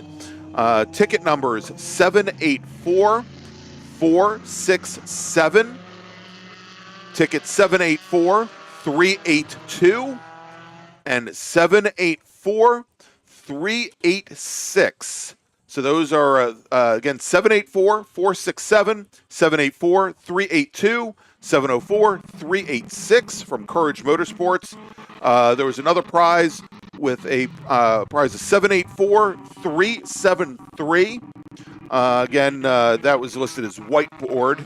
So go see Taylor Hyatt for that. Also wanted to announce some winners of the silent auction. You need to go see Taylor Hyatt for the handcrafted Lazy Susan which makes sense. I mean, at least the lazy part. Jeremy Butts, you're our winner of the handcrafted boy. Lazy Susan. Oh, Just boy. kidding, Jeremy. Head over and see Tyler Hyatt and the luckiest luckiest Ford Fiesta driver here at the paddock, formerly a Neon driver, Larry Slavinsky, who wins not only an HPDE entry but also a MARRS entry. He's not going to be able to get that, I don't believe, because I do believe that he is actually out on the racetrack right now. Oh. So he's not going to hear you. Well, we'll announce that later. He is actually running. So if he has the in-car radio to listen to what we say, like Mistack does. Well, then. Mistack or Herbert. I mean, we called that right on schedule. That's so. right. All right. So we'll yell for Larry a little bit later. All right. Let's go back here. Let's regroup here. So we still got Christopher Graham leading, Nick Jones second. I can tell you right now that going through turn 3, there it is on your screen. Good job, Spencer. Nick Jones is going through some heavy traffic. Basically coasted from exit of turn 2 all the way up to turn 3 through turn 4 because he was in some heavy traffic there. Now coming down in turn 5. Going to try to look like they're going to take that big old machine and go outside. That doesn't work real well. I was told by Ed York, a noted race car driver who used to race an orange BMW, as a matter of fact, he said to me at driver school once, Greg, you can make that pass at a driver school. You can't do it in real life racing. Well, that's correct. We know you can, just not very often. Well, unless you're Marshall Lytle, and he's the one who drives that car, so he can make it. So yeah, exactly. All right, so Nick Jones sitting in second, Stephen Shue third overall, Keith Frazier fourth, Dennis Jenkins fifth, Ray Rachuba is 6th. Steve Martin in that 50 machine is 7th. Brian McRae is 8th. Again, we would have to do manual calculations up here, which means Spencer, myself, and Greg, we would have to take our shoes off in order to figure out which brackets they are. But Greg's going to go ahead and give it a shot. I'm going to give it the old college try right now, Brian. All right, so Nick Jones now in the bracket that runs a minute 20, or probably a minute 19 to a minute 21. That is the A3 bracket. He is the only driver in that bracket. And then in the bracket that runs a minute 21 to a minute 23, that is the A4 bracket. It is Stephen Shue and then Chris Graham and then Keith Frazier. And then we've got the bracket for a minute 23 to a minute 25. Ray Rachuba leads that with Steve Martin in his Mustang running in second, then Dennis Jenkins. And then we go to the B1 bracket for drivers a minute 25 to a minute 27. Brian McRae leads that with Frank Alessi second, Richard Herman running in third with then Michael Palasinski. And Brian, we got two laps left, so let me go make another call to the grid for our next group.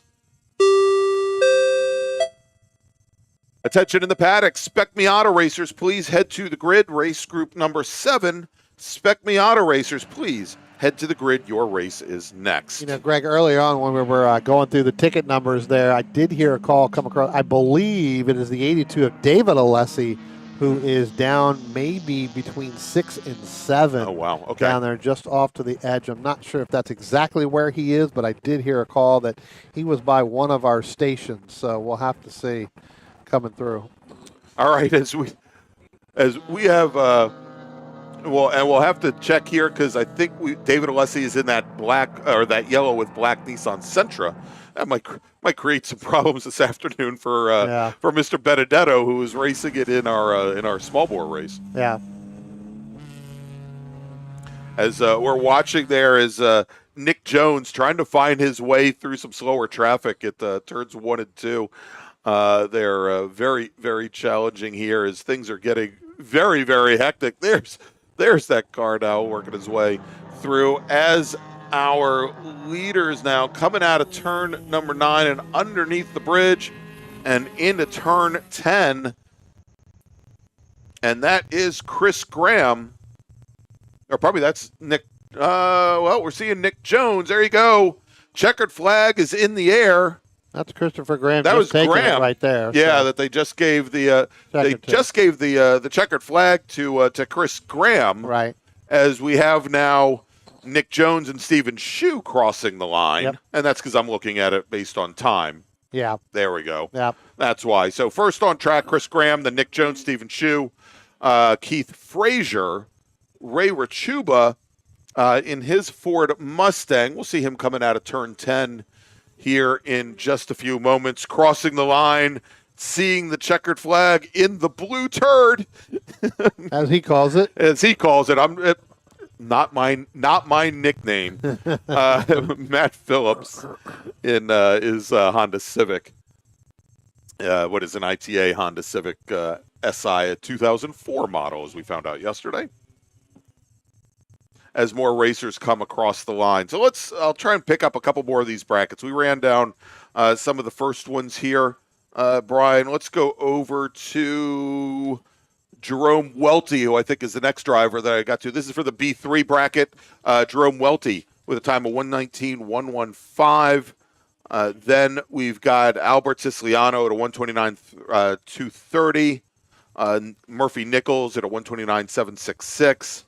And then we go to the B4. And then David Alessi rounding out that field. And Alessi only turned 3 laps, so it looks like they're going to have to go pick up that Nissan Sentra. And then in the B5 bracket, that is for the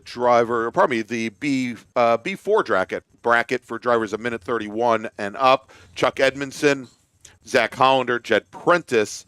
Then Wishan Sarabon, and Sarabon in that beautiful orange Mazda RX-3. Got such a huge history here in the MARRS series.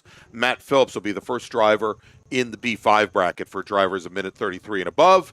Then Larry Slavinsky, Robert Garrett, Greg Gale, Rick Meilenbach, John Meyer, and then Leanne Gesford as well. All right, so that wraps up our first bracket race of the day. Spec Miata is up next, which means I'm going to start getting a litany of text messages from Meathead Mike Collins.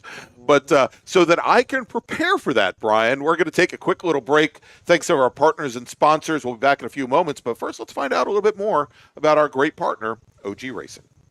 OG Racing carries just what you need to get on the track, from driving suits and shoes to helmets, data and video systems, to your favorite brake pads from Performance Friction, Hawk, and Paget.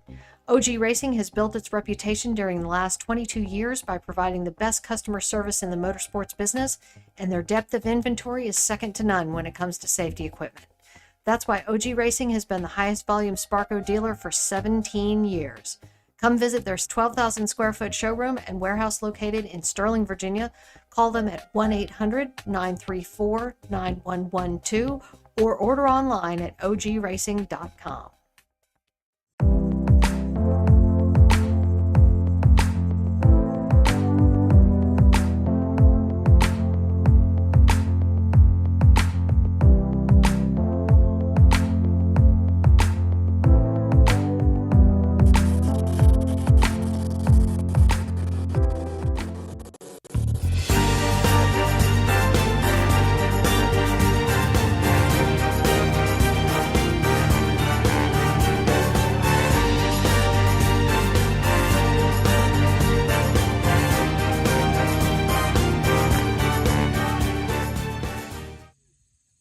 If you like what you see today, become part of the action by joining Sports Car Club of America. Whether you want to drive, flag, or just have fun with cars, SCCA membership opens the door to all kinds of motorsports to feed your obsession, along with 65,000 like-minded members ready to be friends. Ask someone trackside how to get involved or visit SCCA.com for more information. Since 1976, Radial Tire Company has been providing the Washington, D.C. area with quality tires, expert knowledge, and the finest service. They have earned a reputation as a premier specialist in hard-to-find performance tire and wheel applications and stock tires from all the top manufacturers for whatever you drive. From performance and race cars to SUVs and trucks to your daily drivers, Radial's mission is to assist you in getting the most out of your tires and car. To get a competitive quote on your next set of tires, now with free shipping, or to schedule online, visit RadialTireCompany.com or call them in Silver Spring at area code 301-585-2740. That's 301-585-2740.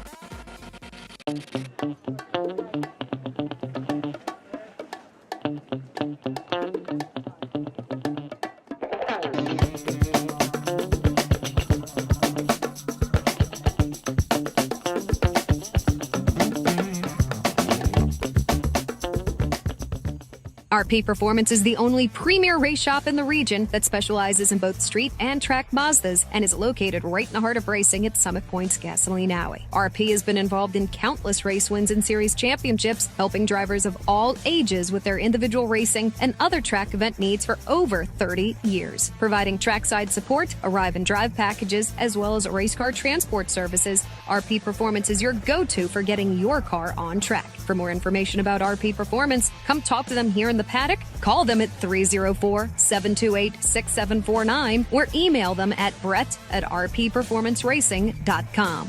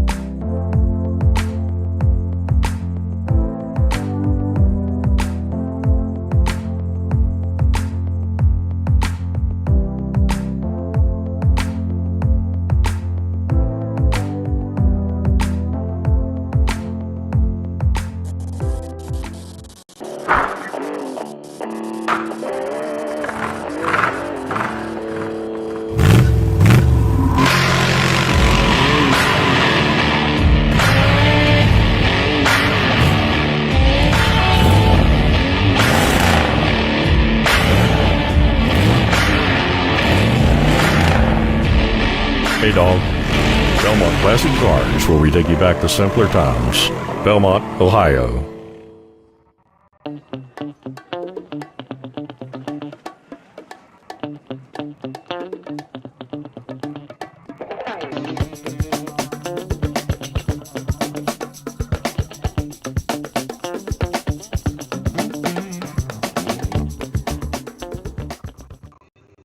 OG Racing carries just what you need to get on the track, from driving suits and shoes to helmets, data and video systems, to your favorite brake pads from Performance Friction, Hawk, and Paget. OG Racing has built its reputation during the last 22 years by providing the best customer service in the motorsports business, and their depth of inventory is second to none when it comes to safety equipment. That's why OG Racing has been the highest volume Sparco dealer for 17 years. Come visit their 12,000 square foot showroom and warehouse located in Sterling, Virginia. Call them at 1-800-934-9112 or order online at ogracing.com.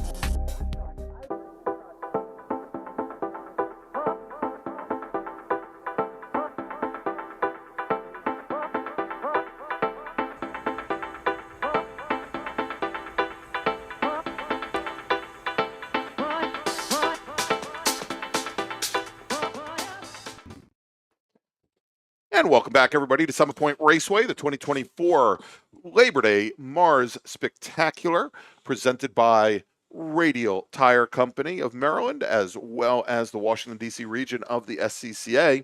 And Brian, we've got 3 more races this morning before we break for lunch. We've got Spec Miata. We then have our improved touring racers, and then we're going to wrap up the morning with SSM for their second race of the day. And we've got the pace car up at the top of the pit lane, ready to bring our SSM, or probably our Spec Miata racers out on track for their pace lap. Sorry, we're laughing here as the whole last race, while he was sitting down on the grid, it didn't work at all. And all of a sudden, he gets in the car, starts it up, and moves it, and now it's working perfectly. It's the aura of Graham Taylor, our It pace is. car driver. It's like he flips a switch and our pace car cam comes on. All right, so Brian, we had 20 drivers set qualifying times over the course of the weekend. And it hasn't been much of the weekend so far, where they were out for a qualifying and also a race. Fastest lap time either during yesterday morning's qualifier or yesterday afternoon's race sets the time for today's grid. We had 20 drivers set times. Let's run down the starting order. All right, starting in 20th from Haymarket, Virginia, that's the number 92 of Victor Bruni. Starting in the 19th position from Purcellville, Virginia, the 41 of Chris Hubert. Starting in the 18th position from Broadview Heights, I'm going to say probably up in New England area. It looks like any other. Ohio. Ohio. Okay, so we're going to say He's Broadview representing Heights, the Northeast Ohio. Ohio region. Oh, there we go. So that is 53. That's Ryan Peterman. Starting in the 17th position from Ellicott City, Maryland. That's our very own number. In the 68 of Dominic Mandio. Starting in the 16th position from Amelia Court, Virginia, I'm going to say that's Racing Rick Paul in the 0-2. That's right. Starting in the 15th position from Cherryville, North Carolina, that's the 4 of Stephen Figura. Starting in the 14th position from Owens Mills, Maryland, that's Michael Cohen. Starting in the 13th position from Westminster, Maryland, that's the 114, and we know he had some issues yesterday, Greg. We'll have to keep an eye out for him. That is Kevin Conlon. Starting in the 12th position from Newark, Delaware, that's the 111 of Kurt Laumeister. Starting in the 11th position from Mountaintop, Pennsylvania, that's the 19 of John Eyre. Starting in the 10th position from Oakland, New Jersey, the 88 of Michael LaMena. Starting in the 9th position from Durwood, Maryland, the 44 of Kip Gaynor. Starting in the 8th position from Christiansburg, Virginia, that's the 78 of Ted Cahall. Starting in the 7th position from Mountaintop, Pennsylvania, that's the 90 of Caden Eyre. Starting in the 6th position from Gurnee, Illinois, that's the 178 of Robert Cahall. Starting in the number 5th position from Sparks, Glencoe, Maryland, that's the 63 of John Hotz. And starting in the 4th position from Darnestown, Maryland, that's the 69 of Jeremy Butts. Starting in the 3rd position from Davidsonville, Maryland, that's the 21 of Michael Apatoff. And starting on the front row, starting in the 2nd position from Arlington, Virginia, that's the number 6, your co-champion from 2023 in the Spec Miata, that is Nicholas Bruni. And starting on the pole from Springfield, Virginia, that's the 19, one half of the Blue Man Group, that is David Stern. All right, Brian, and green flag is in the air. Our starter, Dave Sterling, given the command, and our racers start to make the run down towards turn number 1. And you said it on the pole, David Stern. It was a great race yesterday between David Stern and Nick Bruni. Bruni managing to hold off that blue number 119 machine to take the win. And it looks like Bruni's going to jump from 2nd position into the lead as they come out from behind the trees for the first time. And look at this, Brian. Bruni now with almost 3 car lengths on the rest of the field as Stern look at the hold off the left lane, the right lane, every lane going down in the third one as Jeremy Butts in the red and white number 69 machine made a great move up the inside. Yeah, I tell you what, Nick Bruni, when he got into turn 1, got through middle of turn 1, almost exited turn 2, that car looked like it just shot out of a cannon right there, was able to pull away from David Stern and the rest of the group. Jeremy Butts was going to go side by side, but got out of it. Well, we saw this, let me try and get a sentence out. We saw this in Spec Racer Ford this morning also. There seems to be a lot of grip on the outside of turn 1. And with the drivers if they're on the outside, they don't necessarily have to give as much steering input. They can keep these low-powered momentum cars, the front wheels maybe a little bit straighter, and they get a little bit more speed running around, not necessarily along the rim, but certainly not pinned down to the curbing driver's right. Yeah, it looks like we had one car that went off. Didn't really go off, but came off of turn 8 right there and basically hung a right-hand turn coming up towards 9 underneath the bridge. But we're going to get 3-4 wide now, Greg, coming out of turn 10. There you see it. Oh, my gosh. We're going to have a big cluster there. That's the 4. That's going to be Stephen Figura, and then you've got Michael LaMena there. Michael LaMena may have a problem. I think that car may have shut off again, Greg. Yeah, he had issues at the end of yesterday's race that he lost, I think, like 6 positions just on the last lap as he now pulls all the way over to let drivers by. He did that starting in the carousel on the last lap yesterday. Well, Nick Bruni's had some problems in his car before where it would just shut off. We watched some video of that earlier on Friday night, and then we turned around, and you're right. I think Michael Amena is still having that problem where the car is shutting off in certain situations. You've got to downshift it into third, and then the car starts right back up and takes off. So, I think he's still having that problem. I'm waiting for Mike Collins to give me the rundown, but I think it is the newer VVT cars. Yes, basically, it is. I think the 2000 and newer cars that have that issue, and pretty common problem there. But for right now, Nick Bruni opening up almost a 12-car length advantage over David Stern. And we talked about Jeremy Butts getting that great start. Butts, who started in fourth position, he got it around Michael Apatow, who and is now in third. Apatow got passed by Robert Cahall. Yeah. And Apatow now falling back in the fifth position. We were talking yesterday. Bob Cahall, school teacher out of the Chicago area. Of course, his brother Ted should be hopefully fixing our bracket racing system right now. No, he's out there racing. Oh yeah, so that he ain't is gonna out. happen Yeah, either. seriously. So that ain't gonna happen.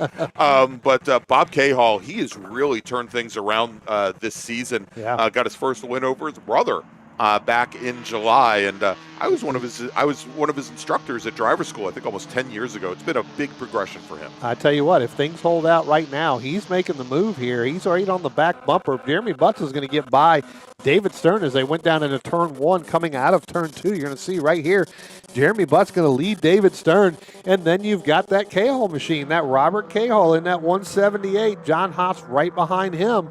So again, Robert Cahall ahead of Ted Cahall, sitting back in eighth, right in front of right behind the 44 of Kip Gaynor. So again, Robert Cahall making a move, running a little bit better here this afternoon, or this morning. Still not afternoon just yet, Greg, but getting there. Attention to the paddock. First call to the grid for Race Group 8 Improved Touring Racers. Please head to the grid. Race Group 8 Improved Touring Racers. So this is your first call to the grid. And again, SSM Racers, we are going to have your race before lunch. So be ready. You're going to be the next race. You're going to be the race after next. As they come out of turn 10, head down the front stretch, Greg. Big, huge lead. This is like the biggest gap I've seen with Nick Bruni. So, again, maybe it is all about the tires and just had some runs yesterday. And we got a new second-place racer, Brian, as Jeremy Butts in the Coca-Cola car, the red and white number 69 machine. He moves to second. He gets around David Stern. We just had John Hotz trying to push Bob Cahall past David Stern. We'll see if that works as they come out of turn number 2, heading into turn 3, Brian. And it definitely worked, and now Cahall is going to be up alongside Jeremy Butts as they come out of turn 3. So move Robert Cahall in. That's a battle for second place. They're still going to be side by side as they head up over the hill right here. John Hotz right in between, not really sure where to go after he helped Robert Cahall get up to the back bumper of Jeremy Butts. Who do you go with then, right? Do you go with Jeremy, who you raced with many times, or do you go with Robert, who you helped get up there? And it does look like he is going to go with Robert, because Robert is now, it's going to be hard to Well, Brian, you do what Mike Kelly does. You Butts. Hots and Butts. Here we go again. And that, I was say the Intron family, they love that combination. I was going to say, you do what Mike Kelly did. You go and look for the car that has the rear bumper. Yeah. And, well, they all have the rear. For now, they all have the rear bumpers here. But still, this has allowed Nick Bruni to really just walk away from the rest of the field. Yeah, I mean, Nick Bruni right now is all the way through turn 10, not even in your shot. But here comes, and as our producer here, don't fall off the chair back there, Spencer, because Kip Gaynor has now going to move all the way up into that sixth position as you've got looks like that's going to be he gets around Ted Cahall and Apatow. Right, who was side by side. Yeah, and so Apatow, who started off third today, he now falls back into eighth position. John Jenkins, who we saw a little bit earlier in the STL race, he is going to now move up in the ninth position. Kurt Laumeister rounding out the top 10. And, at this point, that team maybe not working the draft, working the draft and working the teamwork thing as well, because they've still got a long way to get up to David Stern, who now has fallen back in the fifth position. Right, Brian, after just 2 laps ago, being your lead car. Yeah. You know, he's out of the top 5. So big switches there as that front pack now comes down in the 5. Yeah, Nick Bruni, way out in front, and that battle is going to be for second. That's really going to be the battle for the last couple of spots. I think those drivers right there, they know that, next time by we're going to be completing the halfway mark. So, there'll be 4 laps left to go. It's going to be start to make that move as quickly as possible. These cars are going to continue to get faster and faster. All right, here as that pack now coming up the hill and underneath the bridge. Look at this side by side, Brian, in the battle for second, and it is still there. Is the white machine in the lead, or probably in the lead. He's in second position here, coming across the line. It is John Hotz now with Bob Cahall directly behind. Cahall tried to move and go around the outside of Hotz, could not get it done. Jeremy Butts now making a heck of a move down the inside. Gets around Bob Cahall, so move Butts now up into third position, drop Cahall back into fourth with David Stern just watching all the action right ahead of him. Tell you what, the odd man out is going to be Cahall if he's not careful there, because as you said, he was leading that last lap in second place. Now John Hotz has gotten by him. Jeremy Butts has gotten by him. David Stern was right on the back bumper as they head up over the hill and down through into turn 4 and turn 5. Look for David Stern to make a pass. I think David Stern's car in that 119 is a little bit faster than Rob Cahall. A big lock up there on the right front by John Hotz. Again, we've seen that car do that a couple of times when he's really trying to push the issue. Well, yeah, I was going to say, when you really push the car hard and as you get over to the center of track, or maybe even a little bit driver's left, the left-hand side of the car is very much loaded up. The inside or the outside wheels, the right side, they aren't, and usually that right rear it'll show brake smoke as it's basically just bouncing on and off the pavement. Yeah. So not a real major thing there. Sure. Yeah. Nope. All right, Brian. So as we've got 4 laps remaining, let's make another call to the grid for our next group. Attention in the paddock. Second call to the grid for race group 8, Improved Touring and B-Spec. Please head to the grid. Improved Touring and B-Spec racers, please head to the grid. Greg, I was going to sit there and say, as our second, third, fourth place driver, or fifth place drivers have started to spread out a little bit, going single file, the next battle would have been with Kip Gaynor and Ted Cahall. Ted Cahall came off of turn 9 and tried to go too wide. What that did, that slowed them down to catch those two. If he would have stayed behind Gaynor just a little bit, they may have gotten a little bit closer to David Stern, although, they're starting to reel him in. Maybe Kip could be the one that pushes Ted Cahall in to bring them up, because then you have Caden Ayer back behind him, and then Michael Apatow, again, was all the way up to third place, and now has dropped all the way back to 9th. All right, now, Brian, since we think he's probably in the paddock now instead of behind the wheel of a race car, let's quickly let Larry Slavinsky, driver of the Bracket Racing Ford Fiesta, know that you have won both an HPDE entry and a MARRS entry as part of our silent auction. You need to see Taylor Hyatt and claim your prizes by Monday. That's tomorrow at noon. Again, Larry Slavinsky, please see Taylor Hyatt to claim your HPDE and MARRS race entries won at last night's silent auction. There you go. Congratulations on that. So it looks like our front 5 drivers here all pretty much spread out now. Again, Nick Bruni way out in front. The battle really on the racetrack is between the 44 Kip Gaynor and Ted Cahall in that 78 machine with 2 laps left to go. Gaynor trying to make a move to driver's right as they head down into turn 1. Looks like he's going to get side by side, but I think, we're going to see whether or not he makes that stick. He does make that Great stick. Move. I'm not sure if Ted Cahall knew he was actually going to be there.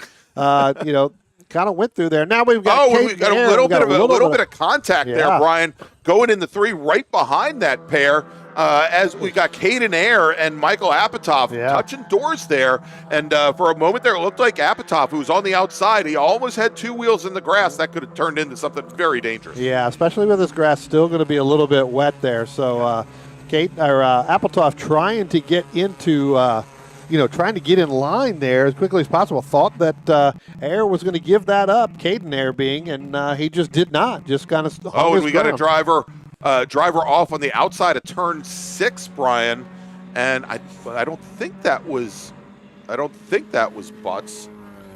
I believe so. But right now our leader haven't said much about him lately, but Well, Nick Bruni getting the one to go. I think you are right, because Yeah. Jeremy Butts is no longer in the picture here, coming out of turn 10. So actually, Jeremy Butts there's is Butts. coming down through there. You know who that is? That is the 78. And Greg, we've got cars all over the place coming Bob out of Cahall. Coming out of turn 10, looks like Robert Cahall, Bob's going to fall way back. He got really, really loose coming out of turn 10 that time. That allowed Jenkins to get by him. That allowed Caden Ayer, who was involved with that Michael. They had to split him. Yeah. And John Jenkins had two wheels, drivers right in the grass. And Brian, and I think what the story is there is that Bob Cahall went off into the grass going through the carousel. And again, very wet grass, not a lot of grip, and probably went into turn 10 a little bit hotter than what those wet tires would allow, and went for the wild ride once again. And so instead of being in fourth position, Bob Cahall, when he crossed the line to complete lap number 8, found himself all the way back in 10th position. So we've got Nick Bruni, your leader, John Hotz running second, Jeremy Butts third, David Stern, who is your pole sitter, now back up in the fourth position with Kip Gaynor fifth. As our leader now coming underneath the bridge, or coming to the bridge. There we go. We just saw him there in that light blue and orange number 6 machine. And now coming into turn 10 all by himself, looking for his second win of the weekend. It is going to be Nick Bruni. He is your reigning co-national champion in Spec Miata. He wins for the second time this weekend. And now the battle for second as they come to the line. John Hotz will finish second in the 63 machine. Jeremy Butts in the 69 car. Nice. He finishes in third. David Stern will finish in fourth. Ted Cahall works his way up to sixth. Michael Apatow, who started off in third position today, he will finish seventh. Caden Ayer, John eighth. John Jenkins ninth. And Bob Cahall will round out your top 10. You didn't even finish. You didn't even say who the top 5 was, who was in fifth, and that was Kip Gaynor. Kip Gaynor. Who? He's back. Spencer's back here doing flips. Oh my gosh, who? Back here doing backflips. Who's Kip Gaynor? Yeah. Congratulations, Kip. Great. And actually, basically 3 teammates there. Oh, look at this. A little bit further back in the field. That was what? Was that Mike? Dominic Mandiel and the 4 machine there. That is actually Vergara. Right. That's Vergara going to nip him at the line there. Yeah. That's for 13th and 14th. So good run by both of those drivers. Pretty good race there. Yeah, so I was going to say, with Kip Gaynor, 3 teammates basically in the top 5 with John Hotz, Jeremy Butts, and Kip Gaynor there all together. 3 out of the top 5 with David Stern finishing 4th, splitting that trio. All right, so that's going to wrap things up for our first Spec Miata race of the day. We're going to have a little bit longer race, a 14-lap Spec Miata race a little bit later this afternoon. Let's do this. Let's make a final call to the grid for our next 2 groups, basically. Attention in the paddock. Final call to the grid for race group number 8. That's Improved Touring. Please head to the grid now. This is your final call, race group 8. And again, SSM race group 1, you will be racing before lunch. You're going to be up next, so get ready. We're going to be calling you in just a few minutes. Again, SSM, you're going to be racing before lunch. All right, we're going to take a quick break. We'll be back here in just a few moments for Summit Point Raceway, where you're watching the Labor Day MARRS Spectacular presented by Radial Tire. Let's tell you a little bit about our partners and sponsors like Belmont Classic Cars. Belmont Classic Cars is a family-owned classic and collector car dealership located in Eastern Ohio, specializing in 1960s and 70s American muscle cars and other unique automobiles. Belmont takes pride in taking you back to a simpler time with iconic classic rides and never selling anything that they wouldn't want in their own collection. To see Belmont's extensive inventory of classic cars, visit their website at belmontclassiccars.com or find them on Facebook and Instagram at Belmont Classic.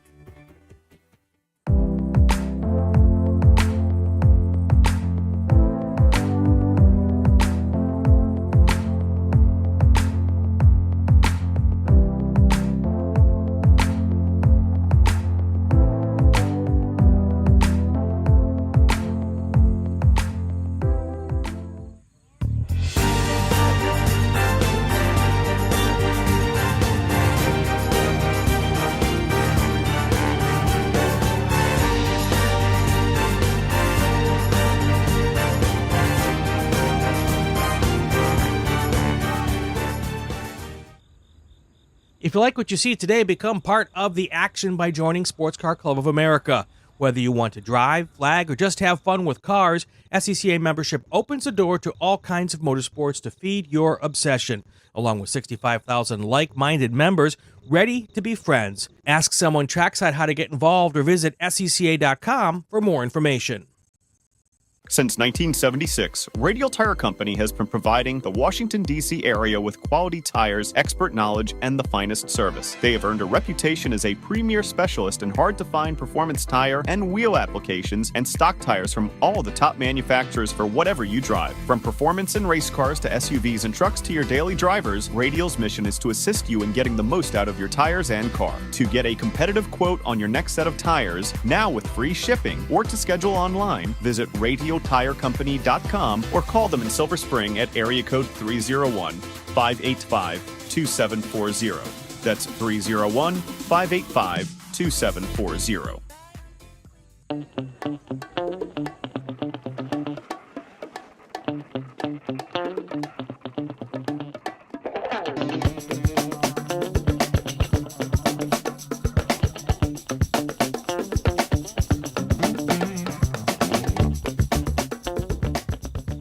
RP Performance is the only premier race shop in the region that specializes in both street and track Mazdas and is located right in the heart of racing at Summit Point's Gasoline Alley. RP has been involved in countless race wins and series championships, helping drivers of all ages with their individual racing and other track event needs for over 30 years. Providing trackside support, arrive and drive packages, as well as race car transport services, RP Performance is your go-to for getting your car on track. For more information about RP Performance, come talk to them here in the paddock, call them at 304-728-6749, or email them at brett@rpperformanceracing.com.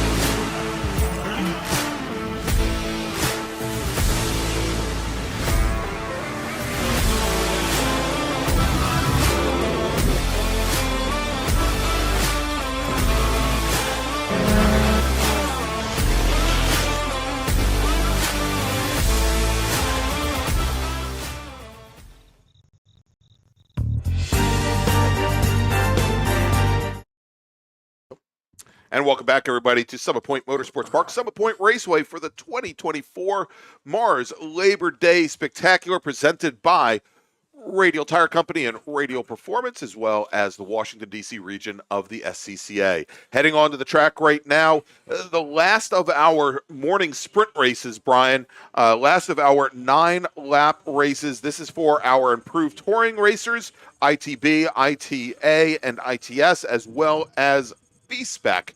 And as they head out on track, why don't we run down the starting order? All right, looks like we got 17 drivers here, starting in our lone B-Spec, starting in the 17th position.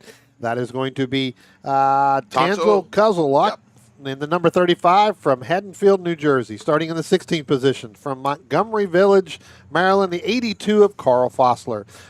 In the 15th position from Leesburg, Virginia, that's the 36th of Patrick Pegues. Starting in the 14th position from Pasadena, Maryland, that's the 89 of Alton Fryer III. Starting in the 13th position from Durham, North Carolina, that's the 98 of Kevin Fryer. Starting in the 12th position from Shippensburg, Pennsylvania, that's the 28 of Matt Small. Starting in the 11th position from Frederick, Maryland, the number 44 of Richard Allen. Starting in the 10th position from Hampstead, Maryland, that's the 100 of Justin Shepard. Starting in the 9th position from Baltimore, Maryland, that's the 42 of Nora Piscal. Starting in the 8th position from Frederick, Maryland, the 69 of Scott Holman. Starting in the 7th position in the number 41 from Richmond, Virginia, that's David Lanning. Starting in the 6th position from Bowie, Maryland, in the 127, and this car has 80,000 laps this weekend, that is Mark Lillard. And they're not yelling Bowie, they're yelling Boo. Oh, no, Right. They're not yelling Boo, they're yelling Bowie. That's right. Starting in the 5th position from Gainesville, Virginia, that's the one of Daniel Freeman. Starting in the 4th position from Harpers Ferry, West Virginia, that's the 31 of Joel Gambino. Starting in the 3rd position from Centerville, Virginia, that's the 10 of Glenn Evans. And starting on the front row, starting in the 2nd position from Jefferson, Maryland, that's the 55 of Murphy Nichols. And starting on the pole from Myrtle Beach, South Carolina, your winner from yesterday in ITS, that's the 00 of Jeffrey Lucas. All right, and Brian, it was a great first couple laps in ITS with Murphy Nichols, who up to yesterday had only raced in our bracket races, Right.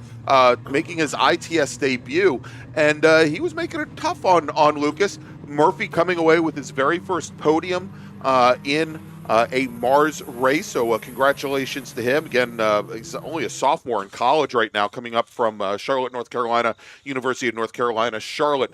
As the field now rounding turn 10, starter looking over the field. I believe Beth Burkhardt is our starter for this race, and Nope, she is not the starter. She's on point there, but green flag is in the air. Actually, I think it's Scott French starting his first race in a MARRS series as both Lucas and Nichols go down into turn 1, the two Nissans side by side. Things getting bottled up behind with Joel Gambino, Glenn Evans, and Dan Freeman, much like yesterday, Brian, as Gambino was able to put Glenn Evans' ITS car between he and Freeman to hold off Freeman for the win in ITA. And Murphy Nichols did not make it out of turn 2, has spun over in driver's left. Oh my. That car went around, so Murphy Nichols looked like he is going to be able to continue. So some internet issues there, so he is going to continue now. And again, we joke with Murphy because Greg and I have called many of online races where Murphy Nichols could be leading and the internet goes out at his house. Yeah. So, again, Murphy Nichols, he is going to continue. I think just got in there really, really hot, trying to push the issue early on with Lucas, knowing he had a good run yesterday at the beginning, had to try to get out in front. That just didn't happen. The grip kind of went away. Yeah, so that's going to move now Glenn Evans in the number 10 Mazda Miata up to 2nd overall, 2nd in ITS, as we've got the field heading now through the bottom portion of the course. And also in with Glenn Evans staying ahead of Joel Gambino. That means Gambino, he's going to have to fight off Dan Freeman, who was faster on track yesterday than he was. But Freeman had lots of trouble getting around the Evans machine as our leaders now coming out of turn 10. And Glenn Evans, he's got the inside position on Jeff Lucas, but we can see the straight 6 of Lucas. He's just starting the motor past that 1.8 liter Mazda Miata as they go into turn 1. And now we've got Dan Freeman trying to make a move up the inside, not only on Joel Gambino, but also on Glenn Evans as they go into 1. And we may have a new ITA leader if he can hold on to it and not do what Murphy Nichols did.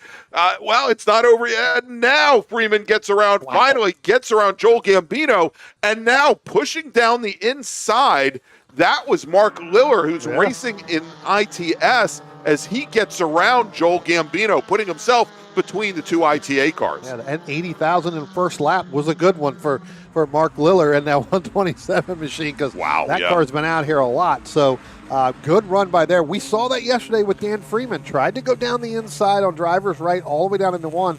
Yesterday was able to make that stick for a 2-for-1 deal, going through turns 1 and turns 2. Not able to make that stick. Back in, got a little bit out from underneath him, had to check up, get it collected before he was able to continue there going through. But Jeff Lucas starting to pull away now over Glenn Evans in that 10 machine. Then you've got Freeman. Then it looks like Mark Liller and then Gambino as they come up underneath the that bridge. All right, as our leaders there in our first group, ITA and ITS, go through turn 10, let's turn our focus to ITB. Brian, for a moment here, as we've got a car going very wide through and into the gravel trap at turn 10, manages to gather the car back up. That is the blue Volkswagen Golf of Matt Small. Yeah. And so he's now going to lose a position to Kevin Fryer. Fryer in the number 98 BMW 2002, the white with blue stripe 2002, moving up in the 3rd. And the reason I wanted to go to ITB for a moment was not because of great timing, but there was a very good race yesterday between the two Volkswagen Golfs, the A4 Golfs of Rich Allen and then also Matt Small, with Rich Allen able to hold off the small car, that Literally. Yes, literally now the small and dusty car to take second, small finish third, and the Gulfs finished quite a bit ahead of Kevin Fryer and also his father Alt Fryer, also in a BMW 2002 in the number 89 machine. But we'll see how things play out here, since we know that Golf does have a little bit better pace. Big brake lockup from Alton Fryer. Well, not Matt Small. He's pushing the issue hard to get back to Richard Allen. Okay. So, yeah, you could tell that he's really pushing. He did it as he came out of turn 10 when you know, went over there before. When he went down into turn 1, I was keeping an eye on him. He really tried to go in there deep. So he's really trying to push that hard to try to get back to Richard Allen in that 44 machine. Yeah. Again, that was the race yesterday. It's been the race the last couple times we've been here. So again, knowing he's trying to catch up to Richard Allen, knowing that he probably not going to have a shot to catch Scott Holman unless something happens, but really trying to push issues. So we'll take a look at him as they come out of turn 10 and head down the start-finish line. We'll pick up Matt Small, see if he does it again. There he goes by your screen there, but we'll see whether or not he is. And if he does do it again, he could be one of two things. One, he is having some brake problems, or he's really pushing the issue. Attention in the paddock. First call to the grid for race group number 1, SSM. Please head to the grid. SSM racers, race group number 1, please head to the grid. Your race is next. Your race is before lunch. Please head to the grid. Yeah, and I was going to say, Brian, also, just a little thing like some brake lockup from that Golf. Not a big deal. Big deal. We talked about the Miata doing it, but with something like the Golf where all the weight is over the nose and there's very little in the back, and the rear wheels are just kind of along for the ride. Correct. It's just bouncing off the pavement there. Right. Very easy to lock up the rear. We see it again now as they come into turn 5. But what we also see is Murphy Nichols in that Nissan 300 ZX as he is on a recovery drive after that lap 2 spin, and the flaggers over there at turn 7 showing that blue flag, letting our ITB racers know that white Nissan is coming. That white Nissan's going to be coming to get right back up in there. Again, good run he had yesterday.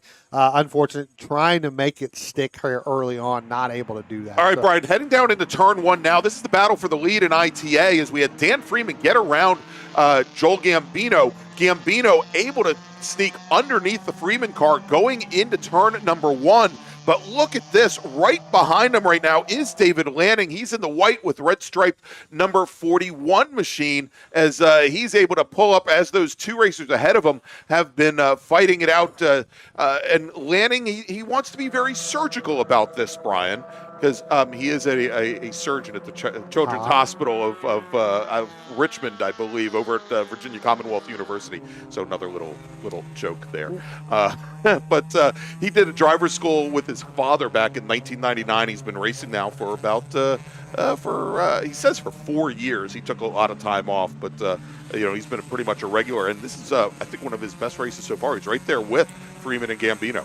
Yeah, we've seen this when we talked about David Lanning quite a bit. That 41, again, this is only a 9-lap race for him, so it's full bore out. When we've talked about where he's able to run with Freeman and Gambino early on in a race, and then as it gets to the end, it starts to fade away. So you get the feeling that he's running the tires off. Yeah, the setup exactly. Maybe running the tires off, running the tires, getting a lot of it off. But, again, Gambino now stretching it out over Freeman and David Lanning. We've seen that before, and then we see Daniel Freeman be able to reel him back in. Again, Gambino running off a little bit, same as Lanning as the race goes on. But being at 29 laps, they're going to go all out. And that last time by Gambino, almost 2 full seconds faster than Freeman and Lanning, and I'm wondering if part of that is because now Freeman's having to worry about the 41 car behind him. Matter of fact, we see where Freeman takes a little bit of a defensive line coming down from 2 to 3 to try and hold off that other car. And every time he does that, every time he adjusts his line just a little bit like that, that allows Gambino to just eke out maybe another 1/10 or 2/10 of a second. Well, it doesn't take much either. He can see the white car behind him. You start looking in that mirror, and next thing you know, you start missing your line here. You start missing your line there. Next thing you know, that gap that goes from 2/10 goes right up to the back bumper. All right, I want to pick up. Go back to ITB now, and they should be coming down the hill towards turn 5 right now. They'll be coming around the bend in just a moment, and this is the battle, Brian. for third in ITB. It is Kevin Fryer. There's Small once again with the golf, and Kevin's father, Alton. All three of them in very close proximity. Matt Small trying to make up for that early bobble that he had. And we'll continue to watch that as it goes on. That is definitely, at the moment, I think probably the closest race we have on track, with the exception of the Freeman and Lanning battle here, as we got Murphy Nichols. Looks like he's got some problems with that Nissan now as he's coming up the hill, and we expect he'll probably be pitting that car in. Yeah, that car just didn't get off of turn 8 at all. Or really, turn 8 off at all up and through there. It looks like he's going to do it. Maybe it shut off, so maybe he had a little bit of a problem and it shut off on him, and maybe he's got Michael LaMena's motor in there. So, or he's got the same electrician. Yeah, exactly. Right. He's got a Mazda. He's got one of those Mazda motors in there. That's right. But here's the challenge, though, Greg. He's going to now, if that thing is backfiring on all those cylinders, he's going to come back on this battle for third in ITB, which is going to play a role in that. Well, and we can see here, and the issues that Nichols was having earlier has really changed the complexion of that ITB battle for third, because Kevin Fryer now has been able to really open up a gap to Matt Small and Alton Fryer. Alton Fryer getting around the Golf. So move Matt Small's Golf now back in the 5th position. We've got the 98 BMW 2002 of Kevin Fryer running in 3rd. His father, Alton Fryer, in the 89 2002, now running in 4th. Right.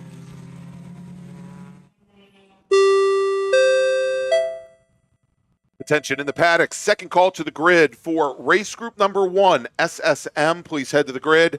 SSM racers, please head to the grid. Your race is next. All right, and next time our leader, Jeff Lucas, we haven't said much about him, Brian, because he opened up that early lead on Glenn Evans. It's now at about 2.5 seconds, but the next time Jeff Lucas comes past the start-finish line, he's going to get the one-to-go board. Yeah. Kind of opened it up there, like I said. Unfortunately, once Murphy ended up, with that spin, and then Evans was able to get back up in there, because at the time of that spin at the very first lap, Murphy was ahead of Lucas, so Lucas had to get on the brakes, and then you got to fight, for the last 9 turns to try to get back there. Once he was able to get past Evans, just kind of basically opened it up.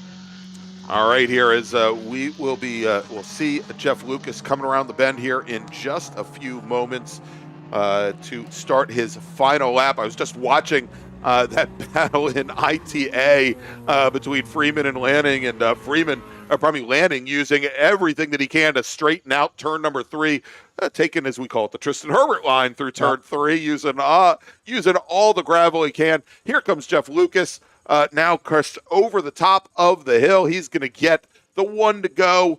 Just 2 more miles and 10 turns for Jeff Lucas, looking to pick up his 2nd race win of the weekend. Tell you what, Greg. While we're watching the rest of them come through here, let's talk about your driver, your Tanzo Kazaluk. Yes, he ended up going the fastest lap for him so far this weekend in this race now. 137.5. With a 137. So he's getting better the more seat time he's getting in that B-Spec Mini. Yeah, and so I talked to him last night over dinner, and he reminded me that the fastest he had ever run during his driver's school was 1:41. He also, and going around that is Carl Fossler in his Porsche 924, the B-Spec car, or not B-Spec, the ITB car.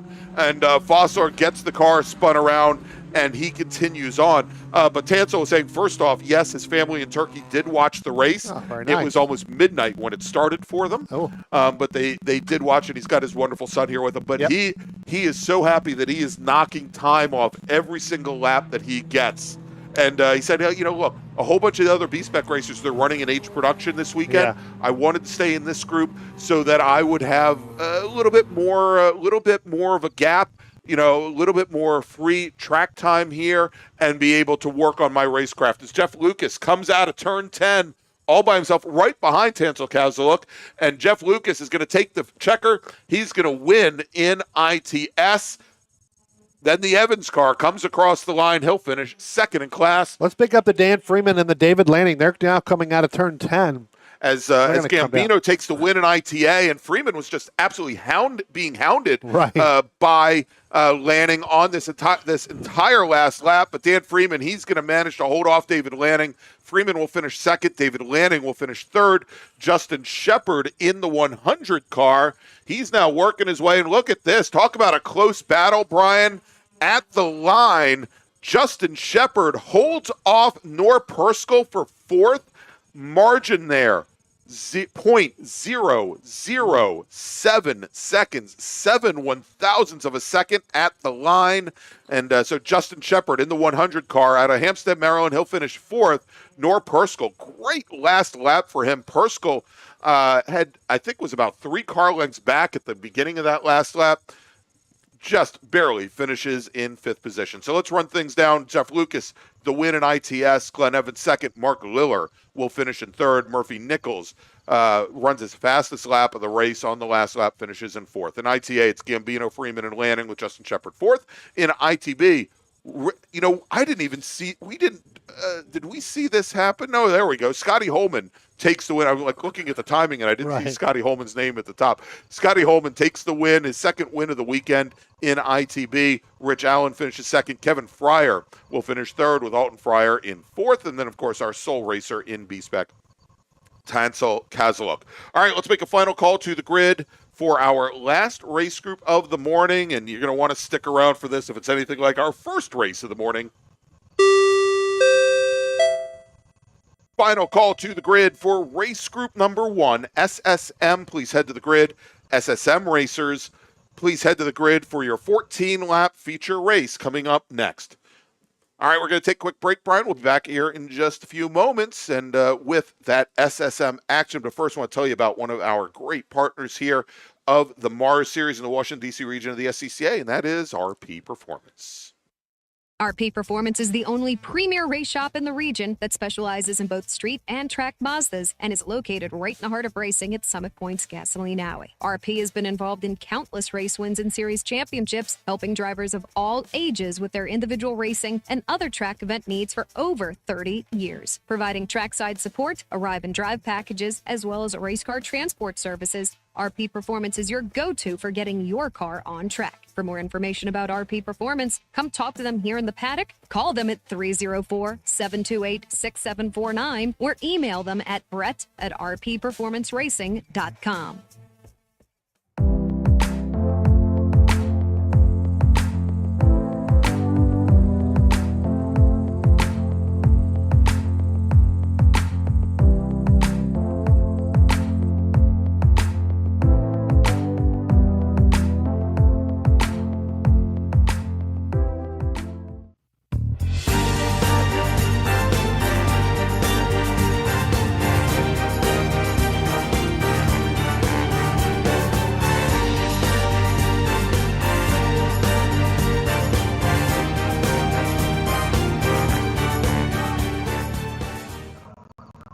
If you like what you see today, become part of the action by joining Sports Car Club of America.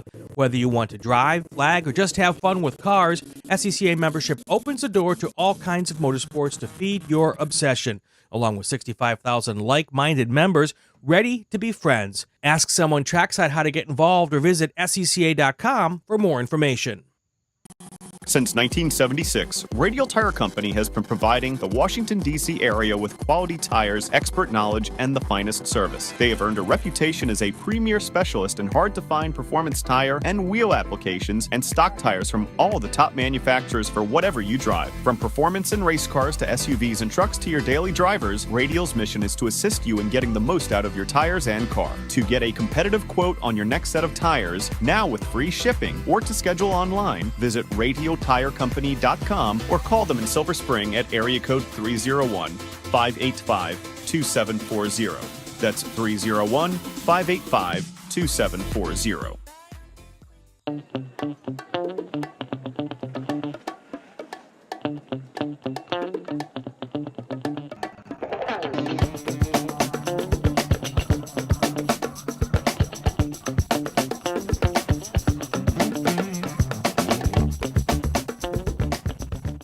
RP Performance is the only premier race shop in the region that specializes in both street and track Mazdas and is located right in the heart of racing at Summit Point's Gasoline Alley. RP has been involved in countless race wins and series championships, helping drivers of all ages with their individual racing and other track event needs for over 30 years. Providing trackside support, arrive and drive packages, as well as race car transport services, RP Performance is your go-to for getting your car on track. For more information about RP Performance, come talk to them here in the paddock, call them at 304-728-6749, or email them at brett@rpperformanceracing.com.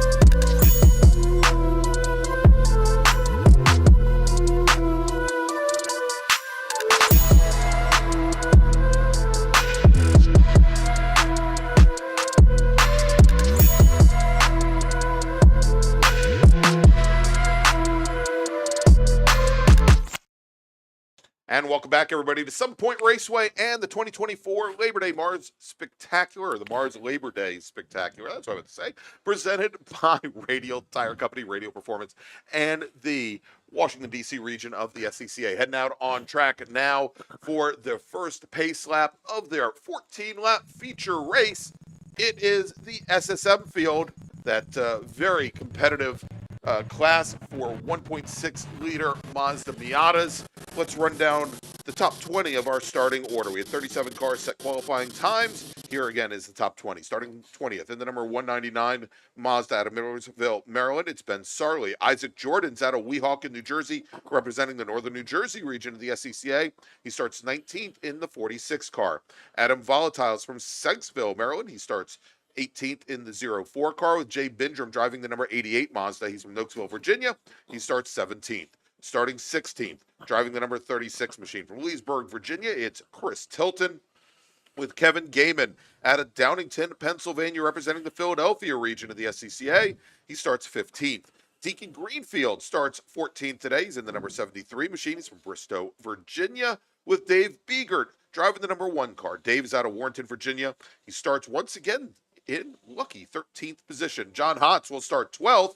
He's in the number 63 car. He's out of Sparks, Glencoe, Maryland, with Nathan Lucas, although we don't think Nate Lucas No, he wasn't field. here this morning. I'll look out here. I don't see him here either. Yeah, I didn't see the Burgundy 67 take to the grid.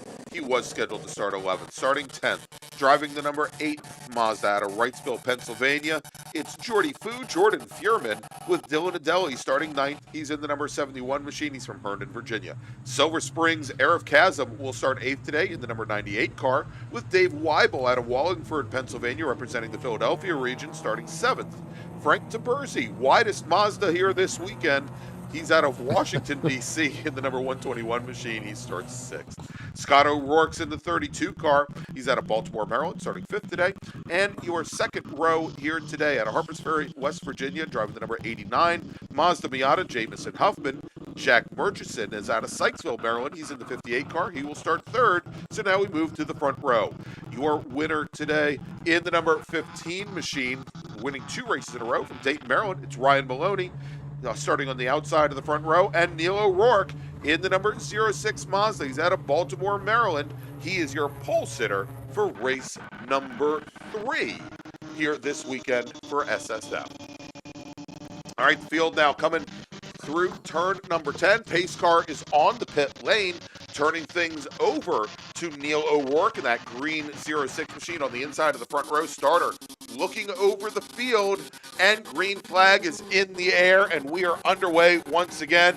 Who's going to push harder, Brian, as Jack Murchison pushing Neil O'Rourke briefly up to the lead on that inside lane. Of course, we've seen already that the outside lane, Brian, is very, very fast. We'll see if Ryan Maloney can recover from the outside. Big brake lockup going into turn one. That looks like that was the big lock up there in the middle of the pack as everybody tried to get situated. But our front leaders, as they still come out of turn 2, headed up in there, they're still side by side with Maloney and O'Rourke. Then you got to look at Huffman, and then you have Murchison right there. I did notice one car that had sticker tires for this race, and that gentleman pulled out early in this race earlier, and that was the 63 of John Hotz. John Hotz has got some new sticker tires on it. That means he's running the molded Toyo RR tires rather than the older RA1 tires. So what we saw again, Ryan Maloney started in the outside lane. He had a great jump in the first race this morning from the outside lane through turns 1 and 2. When they came out of 2, heading down to the 3, he was already half a car length up on Neil O'Rourke. And we've got a bunch of cars that have gone off around in the through 5 and through carousel through 6. We'll have to see who that is. Looks like one of them may be Richard Ure in that white machine. I'm not sure. And then it looks like maybe one of them going to be the, I'm not sure. That's not the Jay Bindrum. I'm not sure. I don't see a 38. I thought I saw 38. We'll have to pick them up as they come there. We'll get that call. From the corner station here. But as we go in complete lap number 1, in the lead, it is it is Ryan Maloney, your leader, with Neil O'Rourke, Jack Murchison, Jamison Huffman. Again, not a good start. Falls back to 4th.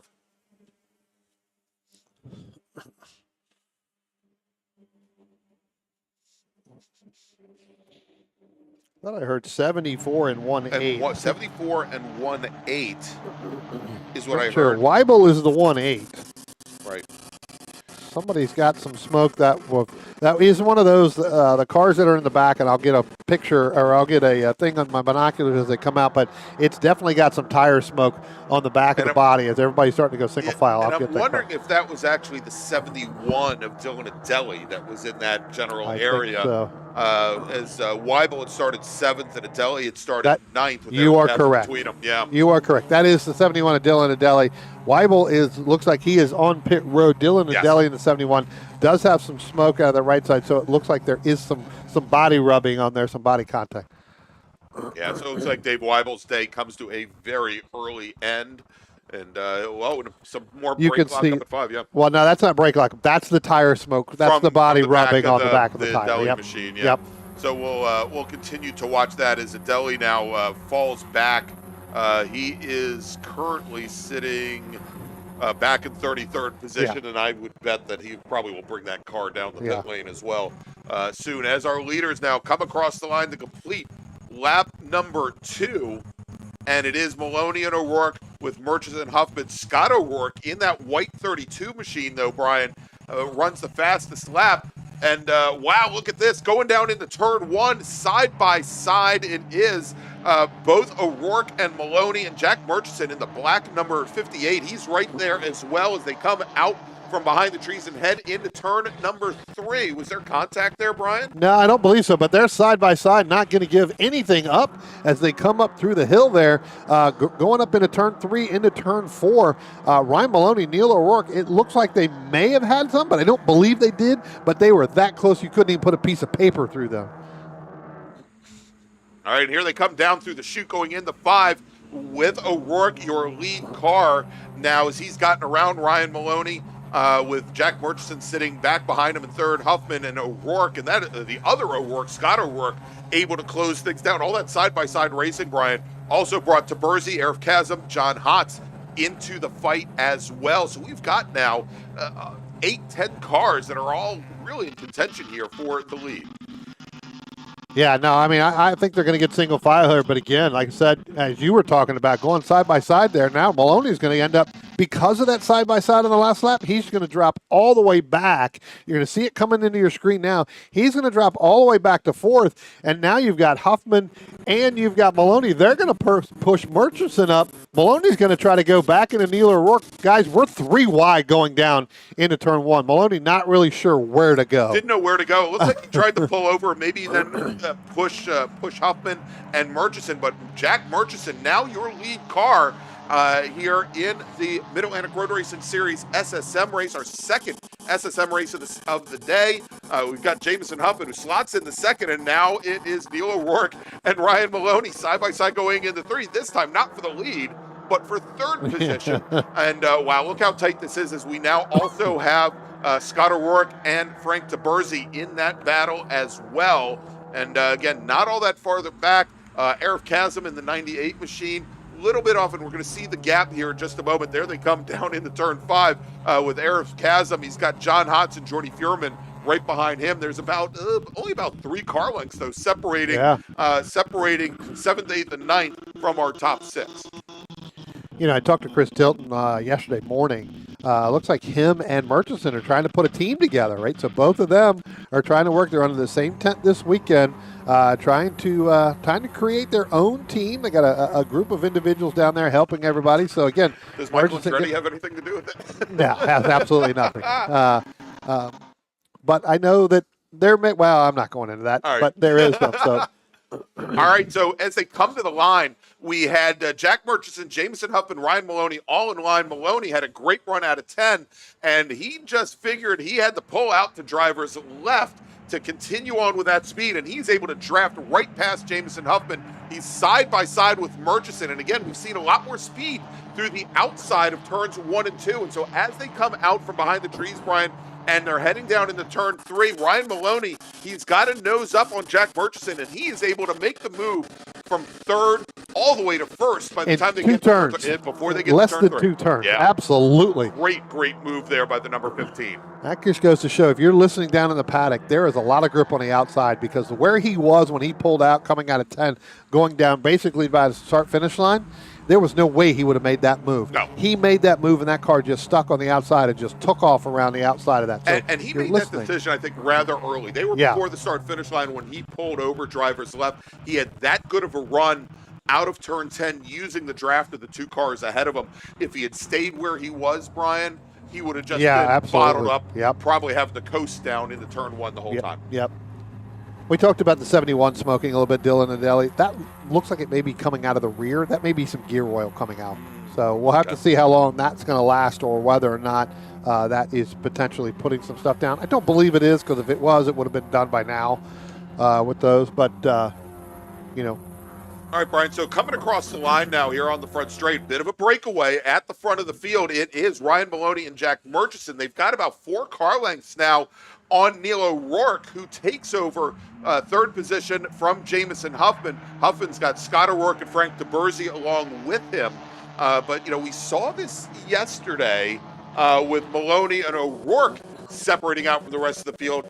They were all fairly close here this morning, but now it is Ryan Maloney. He's found a dance partner in Jack Murchison. Yep, absolutely. Looks like we are going to get the meatball flag for Dylan Adeli in that 71. So looks like he may be putting some down, but that does look like it is. I can tell the car colors from here. We're going to give it to you as much as we can all the way through.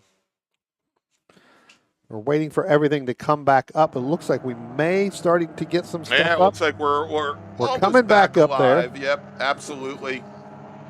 All right, ladies and gentlemen, we are back online. Want to apologize there. We just had a bit of a power surge here. We don't even need thunder and lightning here to do it, Brian. We just need the sun to come out. Exactly. But so we are back. Want to apologize there for where we disappeared there. So let's check, Brian. And I think we do have the timing and scoring back up now. So it is Ryan Maloney with Jack Murchison here as we are working lap number 7. So we're just about halfway through this 14-lap race. Neal O'Rourke just reset fast lap, and he is now pulled up. When we went dark, he was about 10, 15 car lengths back. He is now right on the back bumper going down into turn 1 of Jack Murchison in that 58 machine. So again, making a huge move last time by. Neil O'Rourke set the fastest lap of the race so far. So he has moved back up. So we've got 2 packs of 3 coming out of turn number 2, headed up into turn 3. That's the 15 of Maloney, the 58 of Jack Murchison, O'Rourke. Then you can drop back a little bit further. You've got Jamison Huffman in the 89, Scott O'Rourke, and then the 8-foot wide Miata of Frank Taberzi in there. Although Frank's car is shortening up a little bit because the bumper's hanging in there. Yeah, exactly. It's wider than it is long. That's what the deal is. As our leaders now coming through turn 5, and you see there that second pack of Huffman, O'Rourke, and Taberzi. Brian, they're only now about a little bit more than 4 car lengths back, probably around 6 car lengths back from our leaders as they're coming through the carousel here with 6.5 laps remaining here. A little bit further back in the field, just going to mention here, great battle right now for 10th with the number 1 machine of Dave Biegert, bringing Deaky Greenfield, Kevin Gaiman along with them as well. We'll try and check in on that race here in just a minute. Actually, I think we just saw it go through turn 3. But let's jump over to our leaders now, coming onto the front straight. And it is now, as they come down across the line to complete lap number 8, Maloney, Murchison, O'Rourke, and Huffman there now almost 2 seconds in arrears. And again, he's got Scott O'Rourke and Frank Taberzi and pretty close to second. Oh, big brake lockup going into turn 1 as we had, I think that was Frank Taberzi, the 121 machine, trying to come underneath the Huffman car. Scott O'Rourke has spun down in between 1 and 2.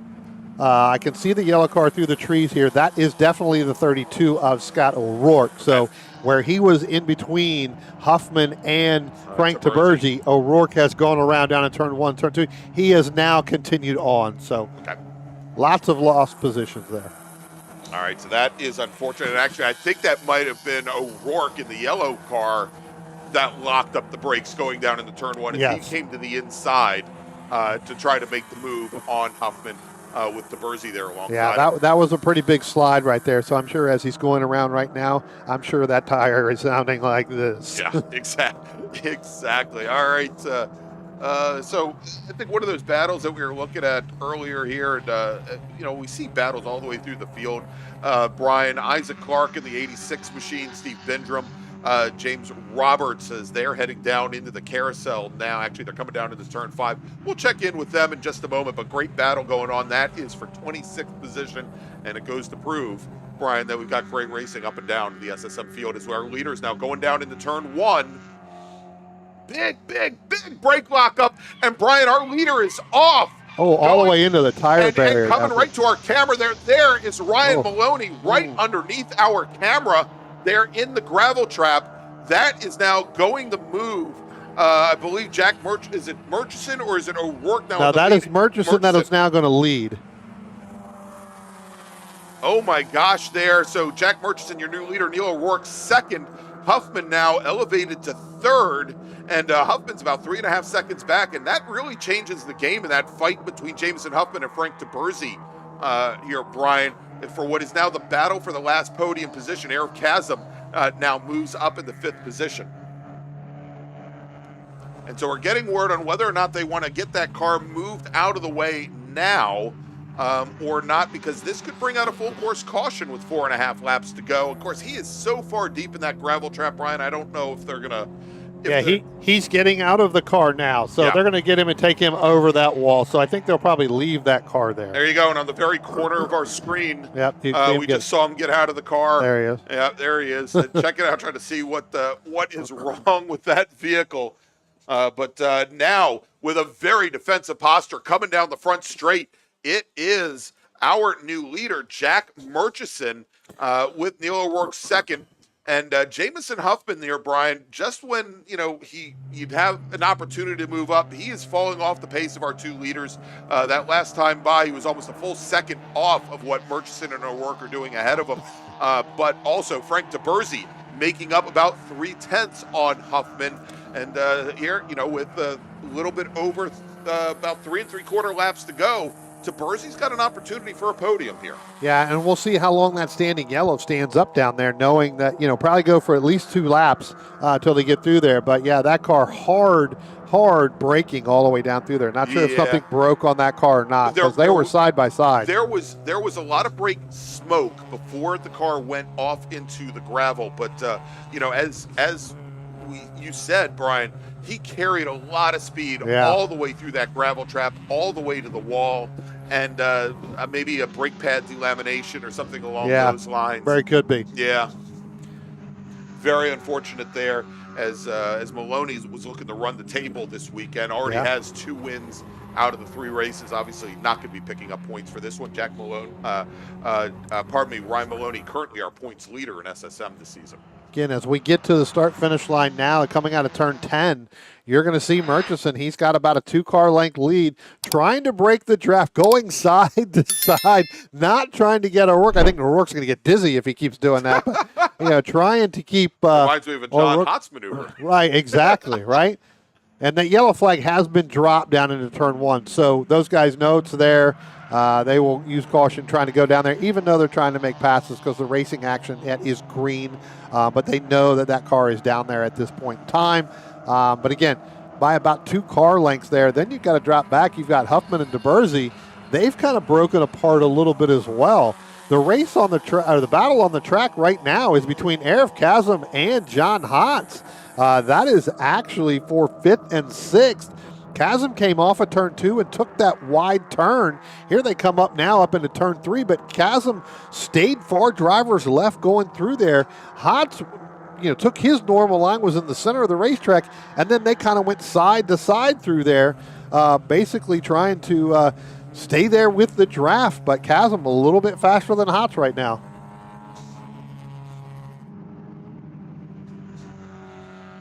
All right, and let's see if Frank DeBersey has made up any ground now on Jamison Huffman as that battle for 3rd is heating up. We'll check in here in just a moment. While we're checking that out, quick shout out, Angelo Jago starts 35th on the field today, already up to 30th. And that's in a car that got a little bent up earlier on, I believe, A on the test day. little bit of denting that helps the aero, right? That's what they found out. Yeah, it's character for the car. Correct. I think Kelton, her husband, I want to thank Kelton once again. For making me fat again. Yes, for bringing us coffee and donuts as they are wont to do at every race weekend. As we were talking about it, that some little dents or little not pimples on the car, but bumps and stuff, much like a hailstorm, would do, makes the car more aerodynamic and faster as our leaders go through turn 3 now. Still lock nose to tail here. We just watched the 2 white cars. Those are our 3rd and 4th place runners, Jamison Huffman and Frank DeBersey. And DeBersey not making up a lot of ground right now on Huffman. As a matter of fact, Huffman was able to eke out a half second on that last lap. And so we'll see here. Although DeBersey's had a little bit faster pace, faster overall lap here, Brian, when he needs it, Jamison Huffman seems to have a little bit better control of the car there. Yeah. Last time I was watching Mike Monahan and Richard Ura. I think Richard Ura wanted to get in the trunk with Mike Monahan there because he was pushing that car so far. They're trying to make the pass on. Hey, Brian, real quick, let's jump in here. Making a pass on the inside coming through turn 10. Talk about opportunistic. Neil O'Rourke comes underneath the 58 machine, makes the pass on Jack Murchison. He sticks the car to the inside, takes that defensive line going into turn number 1.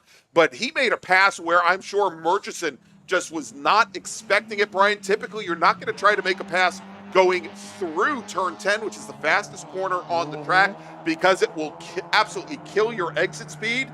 But O'Rourke knew how much further back Huffman and DeBersey were. They did not have to necessarily worry about the cars behind making up enough ground to really come into play here as we now are working our very last lap. Yep.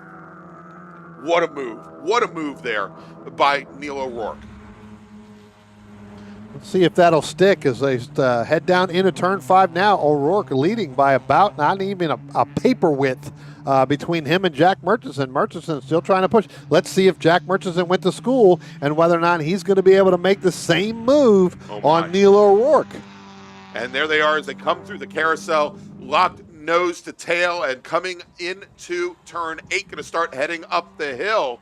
And let's see what Murchison does as he decides to stay to the inside. And, of course, coming up the hill and under the bridge, typical line brings you right under the bridge where you don't have position. And Murchison makes the same move. He comes underneath Neil O'Rourke. Wow. And as they come down the front straight, Jack Murchison is going to get the win in SSM over Neil O'Rourke, who finished second. Jamison Huffman will finish in third. Frank DeBerzy will finish fourth. Arif Kazem comes across the line, and now at battle at the line, it is John Hotz. Tries to get past Chasm, does not get it done. Chasm beats him out by 11 thousandths of a second. Hotz will finish sixth. Jordy Fuhrman will finish in seventh. Deacon Greenfield, great run by Greenfield, who started off in 14th position. He will finish in 8th position. Dave Biegert will finish 9th. Kevin Gaiman 10th. Isaac Jordan 11th. Jay Bidram 12th. Chris Tilton, who finishes 10 one-thousandths of a second, 1/100th. Back from Jay Bindrum, he'll finish 13th. Adam Volatile 14th. Scott O'Rourke 15th. What an unfortunate thing there for Scott O'Rourke. Yeah. That number 32 machine finishing all the way back there. And, and again, unfortunate for Ryan Maloney leading this race. And he now finds his car off in the gravel trap, goes from hero to 30. Well, got a lot of camera time. 32nd. Yeah. He's got a camera time there. That's right. Well, he's going to have that, and he's going to have a lot of gravel removal to get that car ready for tomorrow's race. Well, he may even have some front end repair because he is into the tire barrier down there. So, again, right on the other side of our camera, you saw it come right into your living room, computer, iPad, whatever you're streaming on. And if that doesn't get us to 1,000 subscribers, knowing that we got cars aiming at our cameras this weekend, I don't know what will, but we'll have to find out, maybe during lunch, find out what happened to that car and what happened to the fact that went dead straight off into turn 1.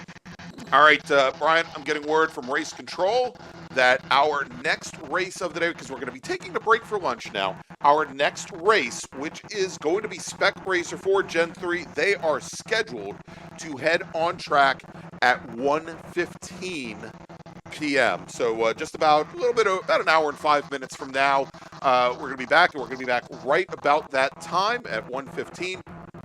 So again, we're going to take a quick break for lunch. As we do, I'm going to tell you a little bit about all of our partners and sponsors, and we'll see you in about an hour.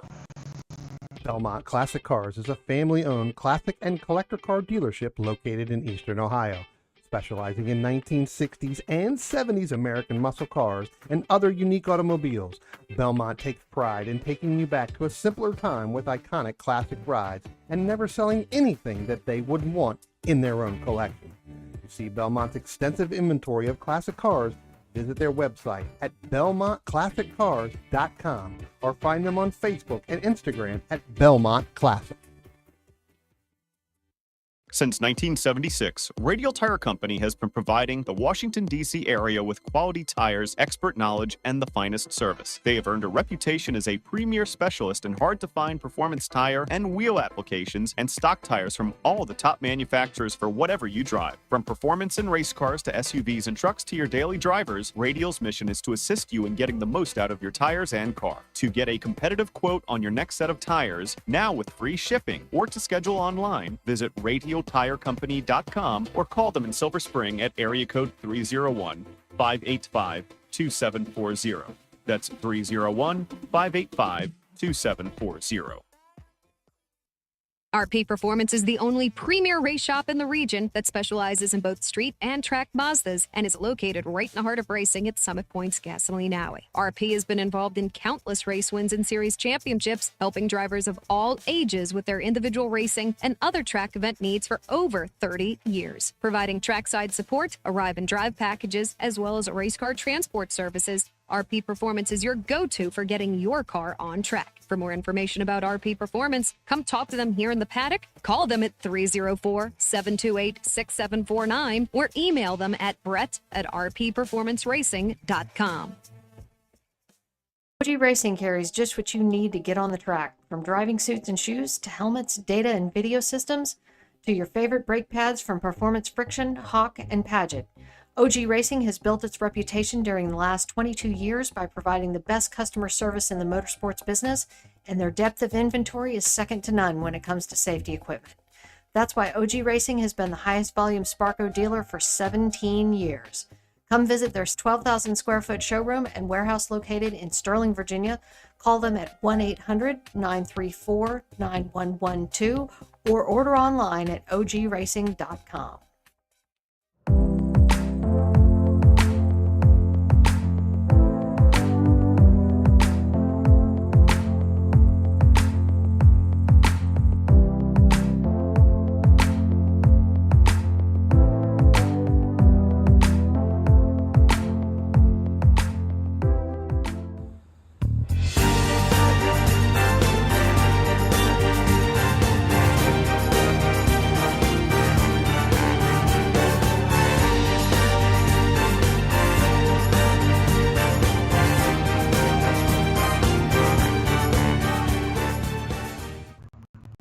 If you like what you see today, become part of the action by joining Sports Car Club of America. Whether you want to drive, flag, or just have fun with cars, SCCA membership opens the door to all kinds of motorsports to feed your obsession, along with 65,000 like-minded members ready to be friends. Ask someone trackside how to get involved or visit SCCA.com for more information. Since 1976, Radial Tire Company has been providing the Washington, D.C. area with quality tires, expert knowledge, and the finest service. They have earned a reputation as a premier specialist in hard-to-find performance tire and wheel applications and stock tires from all the top manufacturers for whatever you drive. From performance and race cars to SUVs and trucks to your daily drivers, Radial's mission is to assist you in getting the most out of your tires and car. To get a competitive quote on your next set of tires, now with free shipping, or to schedule online, visit RadialTireCompany.com or call them in Silver Spring at area code 301-585-2740. That's 301-585-2740.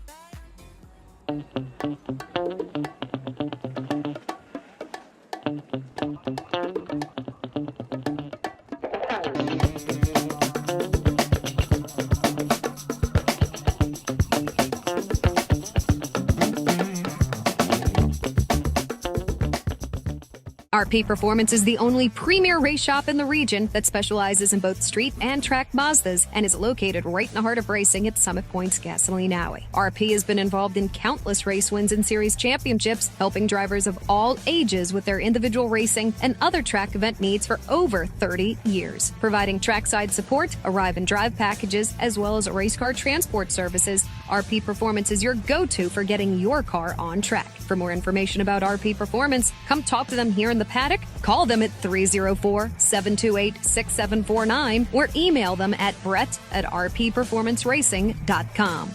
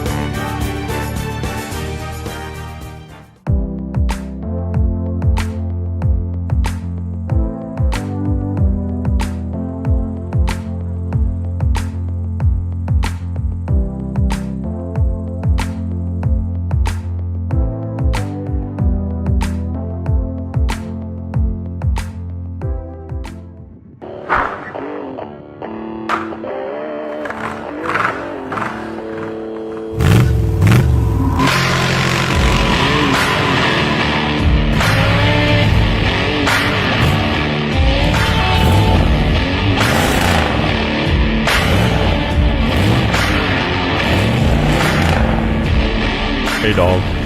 Belmont Classic Cars, where we take you back to simpler times. Belmont, Ohio.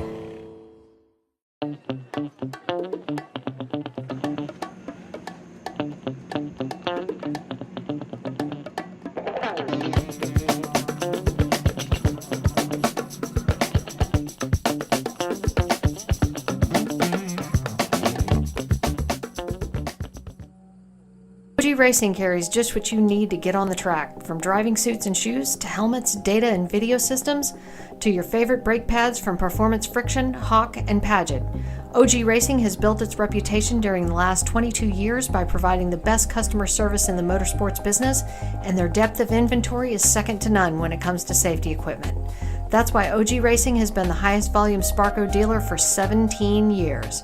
Come visit their 12,000 square foot showroom and warehouse located in Sterling, Virginia. Call them at 1-800-934-9112 or order online at ogracing.com.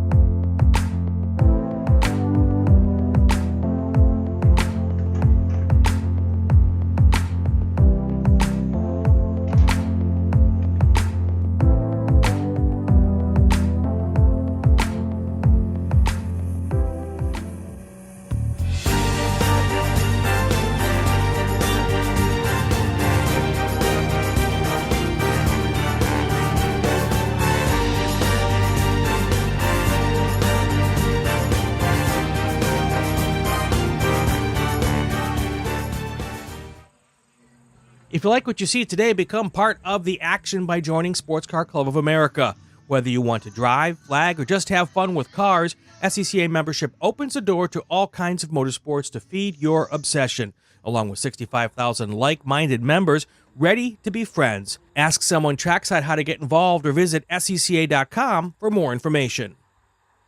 Since 1976, Radial Tire Company has been providing the Washington, D.C. area with quality tires, expert knowledge, and the finest service. They have earned a reputation as a premier specialist in hard-to-find performance tire and wheel applications and stock tires from all the top manufacturers for whatever you drive. From performance and race cars to SUVs and trucks to your daily drivers, Radial's mission is to assist you in getting the most out of your tires and car. To get a competitive quote on your next set of tires, now with free shipping, or to schedule online, visit RadialTireCompany.com or call them in Silver Spring at area code 301-585-2740. That's 301-585-2740.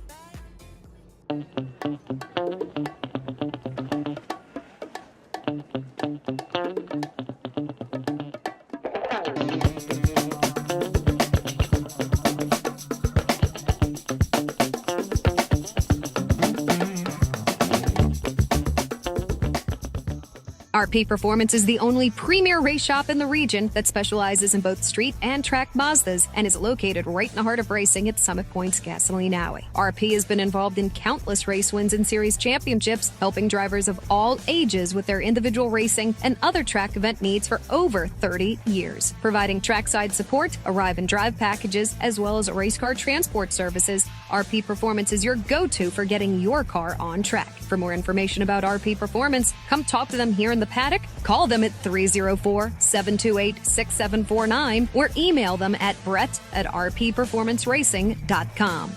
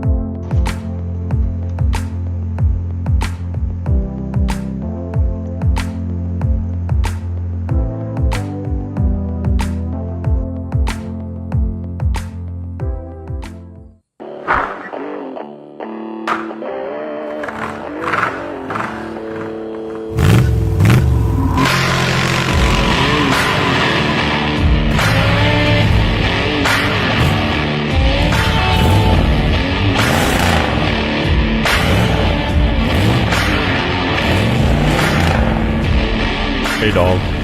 Belmont Classic Cars, where we take you back to simpler times. Belmont, Ohio.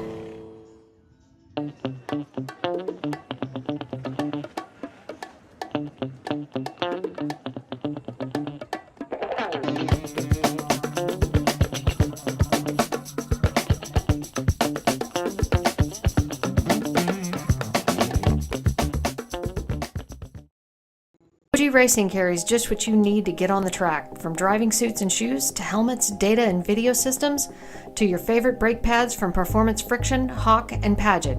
OG Racing has built its reputation during the last 22 years by providing the best customer service in the motorsports business, and their depth of inventory is second to none when it comes to safety equipment.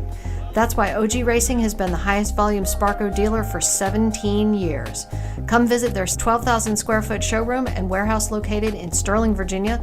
Call them at 1-800-934-9112 or order online at ogracing.com.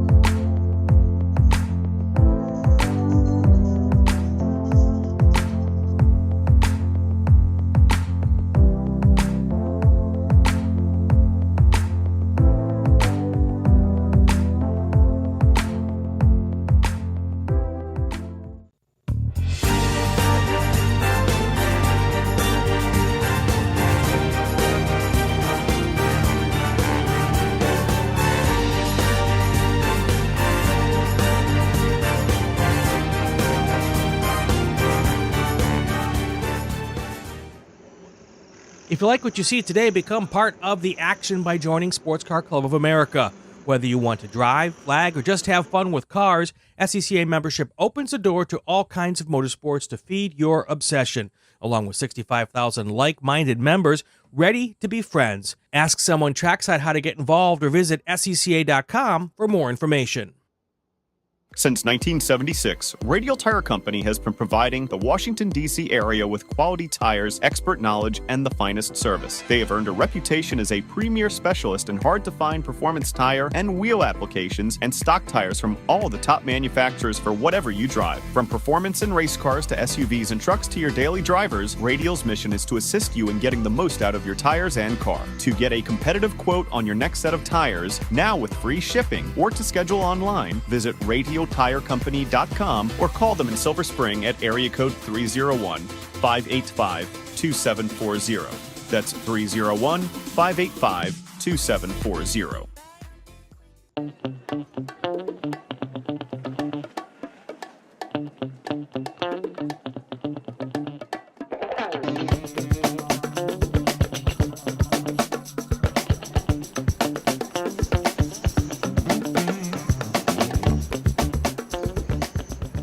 RP Performance is the only premier race shop in the region that specializes in both street and track Mazdas and is located right in the heart of racing at Summit Point's Gasoline Alley. RP has been involved in countless race wins and series championships, helping drivers of all ages with their individual racing and other track event needs for over 30 years. Providing trackside support, arrive and drive packages, as well as race car transport services, RP Performance is your go-to for getting your car on track. For more information about RP Performance, come talk to them here in the paddock, call them at 304-728-6749, or email them at brett@rpperformanceracing.com.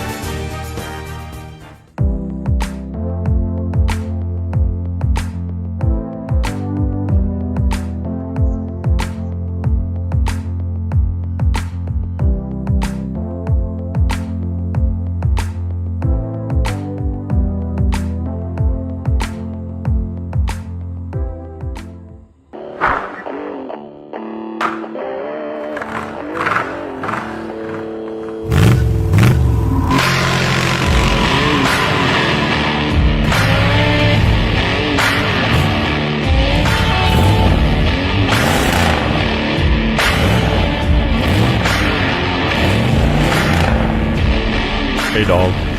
Belmont Classic Cars, where we take you back to simpler times. Belmont, Ohio.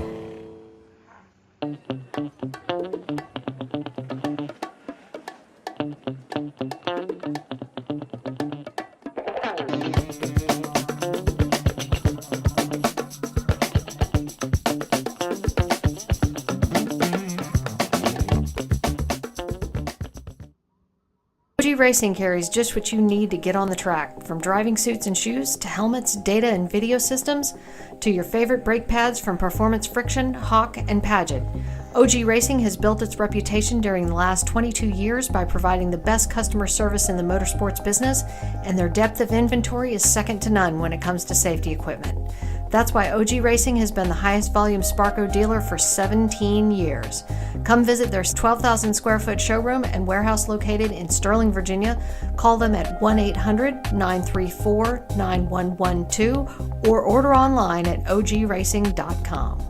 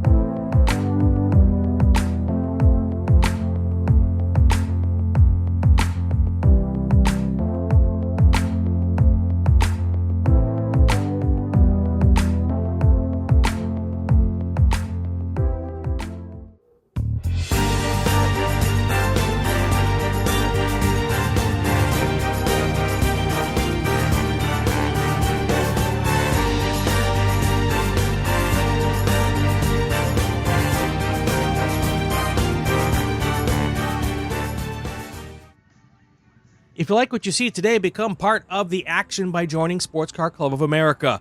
Whether you want to drive, flag, or just have fun with cars, SCCA membership opens the door to all kinds of motorsports to feed your obsession, along with 65,000 like-minded members ready to be friends. Ask someone trackside how to get involved or visit SCCA.com for more information. Since 1976, Radial Tire Company has been providing the Washington, D.C. area with quality tires, expert knowledge, and the finest service. They have earned a reputation as a premier specialist in hard-to-find performance tire and wheel applications and stock tires from all the top manufacturers for whatever you drive. From performance and race cars to SUVs and trucks to your daily drivers, Radial's mission is to assist you in getting the most out of your tires and car. To get a competitive quote on your next set of tires, now with free shipping, or to schedule online, visit RadialTireCompany.com or call them in Silver Spring at area code 301-585-2740. That's 301-585-2740.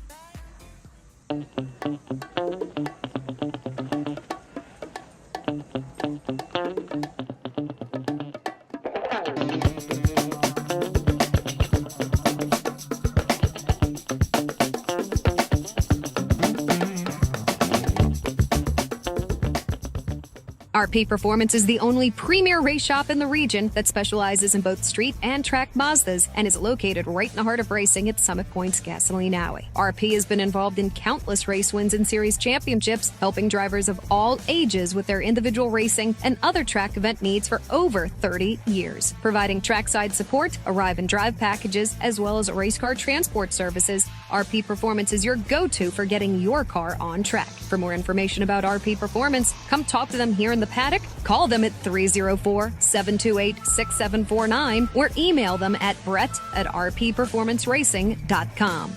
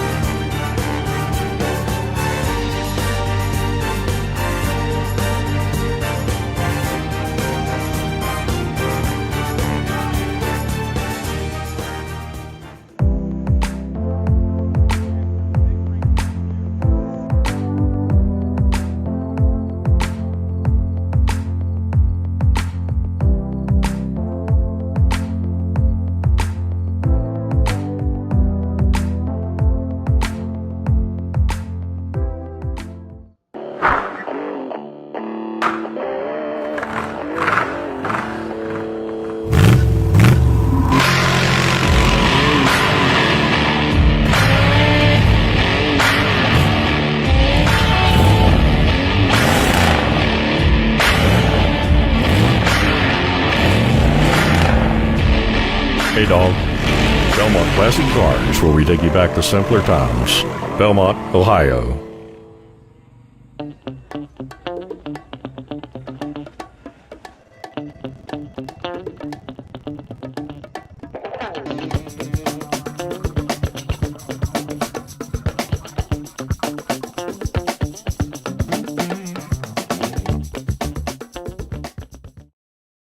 OG Racing carries just what you need to get on the track, from driving suits and shoes to helmets, data and video systems, to your favorite brake pads from Performance Friction, Hawk, and Paget. OG Racing has built its reputation during the last 22 years by providing the best customer service in the motorsports business, and their depth of inventory is second to none when it comes to safety equipment. That's why OG Racing has been the highest volume Sparco dealer for 17 years. Come visit their 12,000 square foot showroom and warehouse located in Sterling, Virginia. Call them at 1-800-934-9112 or order online at ogracing.com.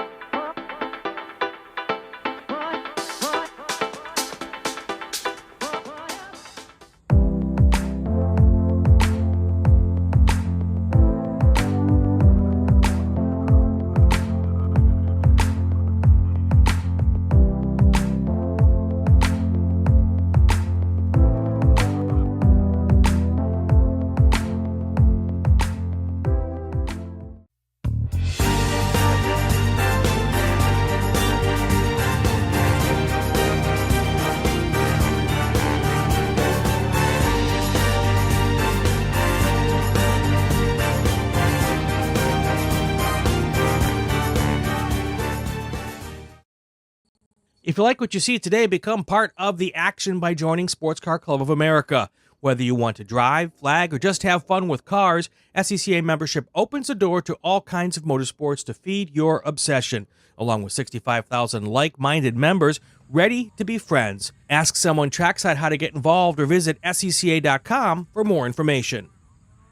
Since 1976, Radial Tire Company has been providing the Washington, D.C. area with quality tires, expert knowledge, and the finest service. They have earned a reputation as a premier specialist in hard-to-find performance tire and wheel applications and stock tires from all the top manufacturers for whatever you drive. From performance and race cars to SUVs and trucks to your daily drivers, Radial's mission is to assist you in getting the most out of your tires and car. To get a competitive quote on your next set of tires, now with free shipping, or to schedule online, visit RadialTireCompany.com or call them in Silver Spring at area code 301-585-2740. That's 301-585-2740.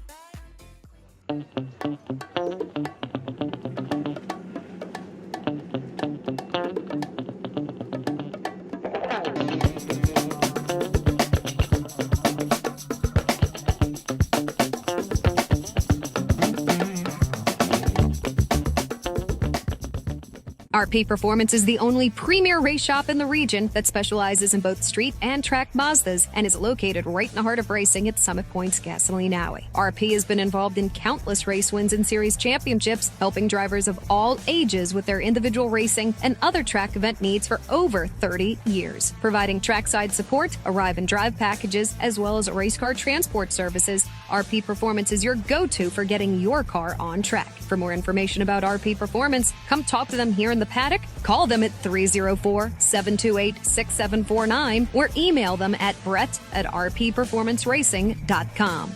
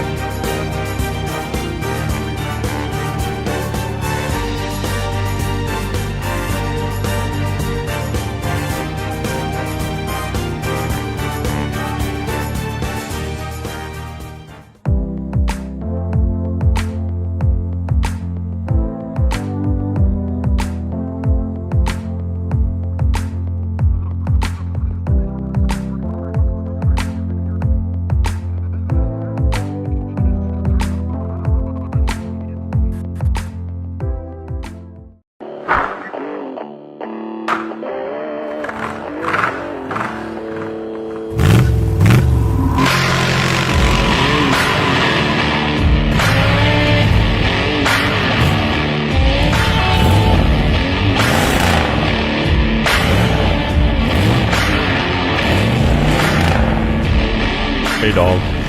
Belmont Classic Cars, where we take you back to simpler times. Belmont, Ohio.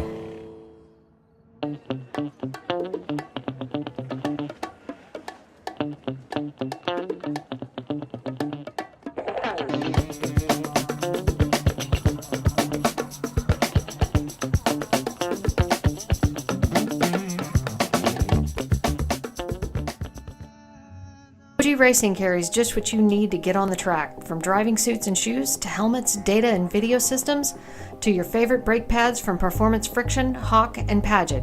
OG Racing has built its reputation during the last 22 years by providing the best customer service in the motorsports business, and their depth of inventory is second to none when it comes to safety equipment. That's why OG Racing has been the highest volume Sparco dealer for 17 years. Come visit their 12,000 square foot showroom and warehouse located in Sterling, Virginia. Call them at 1-800-934-9112 or order online at ogracing.com.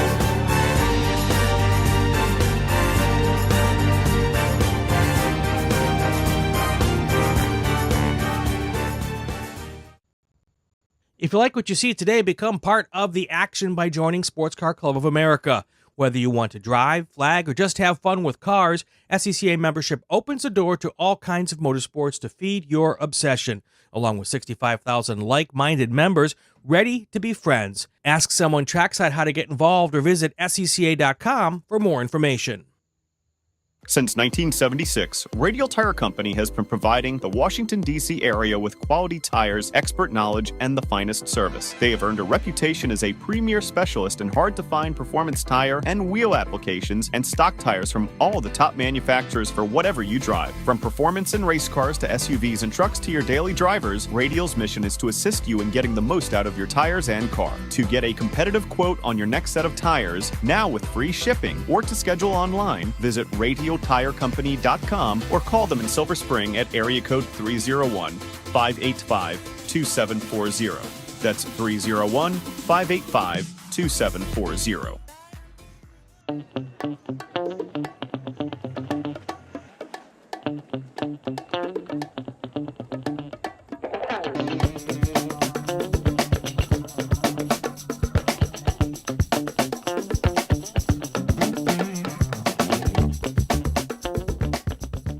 RP Performance is the only premier race shop in the region that specializes in both street and track Mazdas and is located right in the heart of racing at Summit Point's Gasoline Alley. RP has been involved in countless race wins and series championships, helping drivers of all ages with their individual racing and other track event needs for over 30 years. Providing trackside support, arrive and drive packages, as well as race car transport services, RP Performance is your go-to for getting your car on track. For more information about RP Performance, come talk to them here in the paddock, call them at 304-728-6749, or email them at brett@rpperformanceracing.com.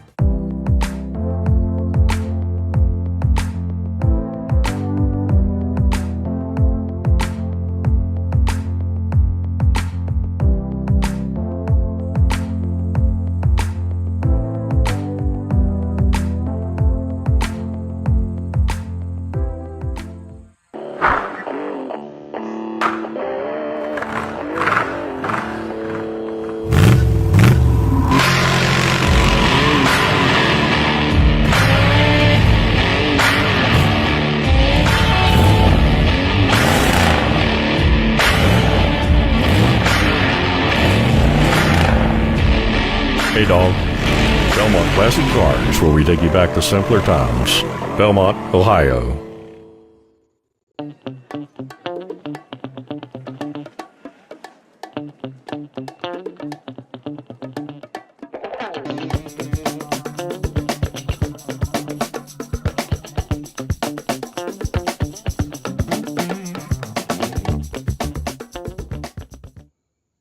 OG Racing carries just what you need to get on the track, from driving suits and shoes to helmets, data and video systems, to your favorite brake pads from Performance Friction, Hawk, and Paget. OG Racing has built its reputation during the last 22 years by providing the best customer service in the motorsports business, and their depth of inventory is second to none when it comes to safety equipment. That's why OG Racing has been the highest volume Sparco dealer for 17 years. Come visit their 12,000 square foot showroom and warehouse located in Sterling, Virginia. Call them at 1-800-934-9112 or order online at ogracing.com.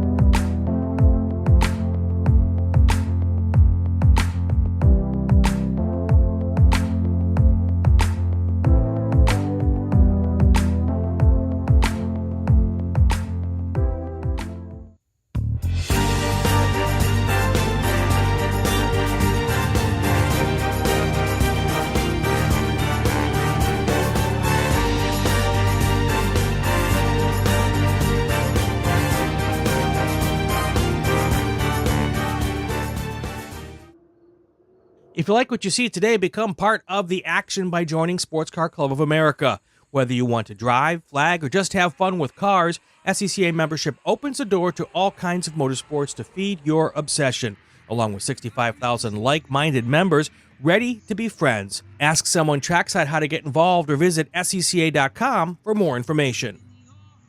Since 1976, Radial Tire Company has been providing the Washington, D.C. area with quality tires, expert knowledge, and the finest service. They have earned a reputation as a premier specialist in hard-to-find performance tire and wheel applications and stock tires from all the top manufacturers for whatever you drive. From performance and race cars to SUVs and trucks to your daily drivers, Radial's mission is to assist you in getting the most out of your tires and car. To get a competitive quote on your next set of tires, now with free shipping, or to schedule online, visit RadialTireCompany.com or call them in Silver Spring at area code 301-585-2740. That's 301-585-2740.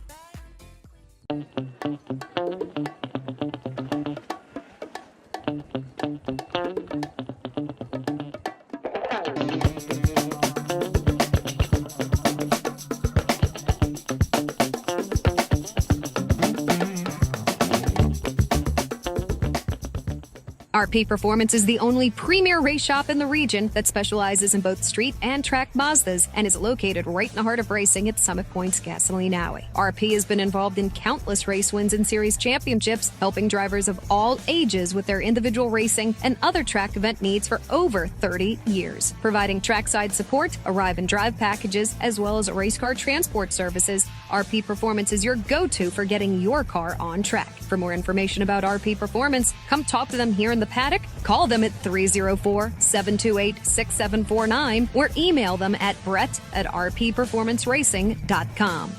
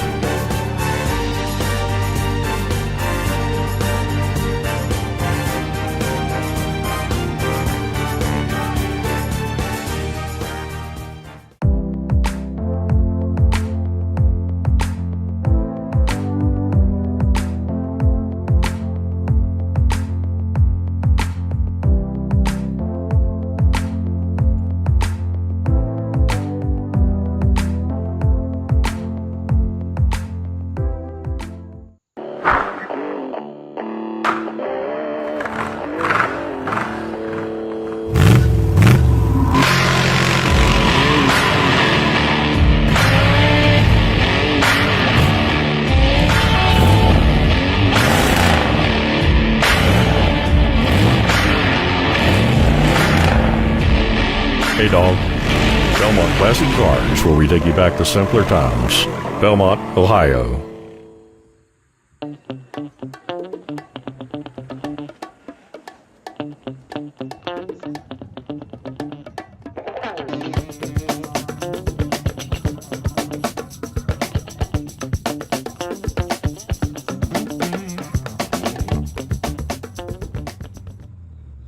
OG Racing carries just what you need to get on the track, from driving suits and shoes to helmets, data and video systems, to your favorite brake pads from Performance Friction, Hawk, and Paget. OG Racing has built its reputation during the last 22 years by providing the best customer service in the motorsports business, and their depth of inventory is second to none when it comes to safety equipment. That's why OG Racing has been the highest volume Sparco dealer for 17 years. Come visit their 12,000 square foot showroom and warehouse located in Sterling, Virginia. Call them at 1-800-934-9112 or order online at ogracing.com.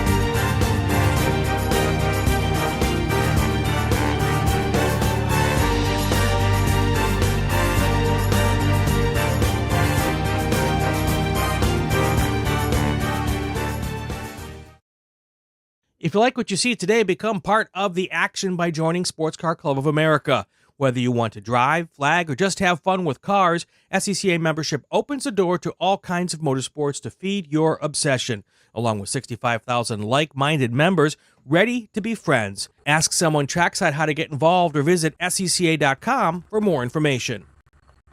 Since 1976, Radial Tire Company has been providing the Washington, D.C. area with quality tires, expert knowledge, and the finest service. They have earned a reputation as a premier specialist in hard-to-find performance tire and wheel applications and stock tires from all the top manufacturers for whatever you drive. From performance and race cars to SUVs and trucks to your daily drivers, Radial's mission is to assist you in getting the most out of your tires and car. To get a competitive quote on your next set of tires, now with free shipping, or to schedule online, visit RadialTireCompany.com or call them in Silver Spring at area code 301-585-2740. That's 301-585-2740.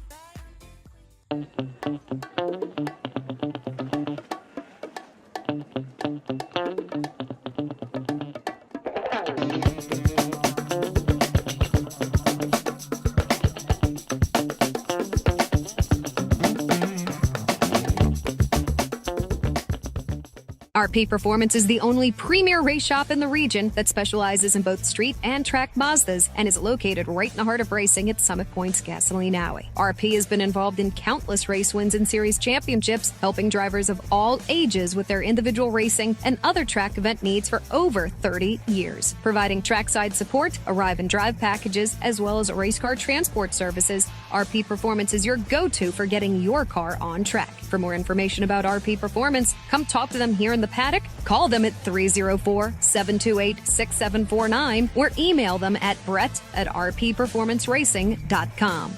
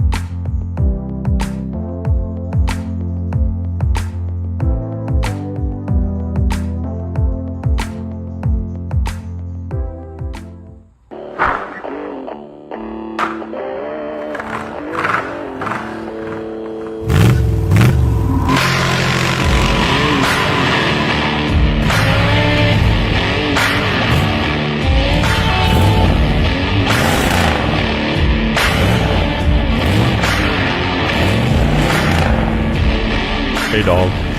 Belmont Classic Cars, where we take you back to simpler times. Belmont, Ohio.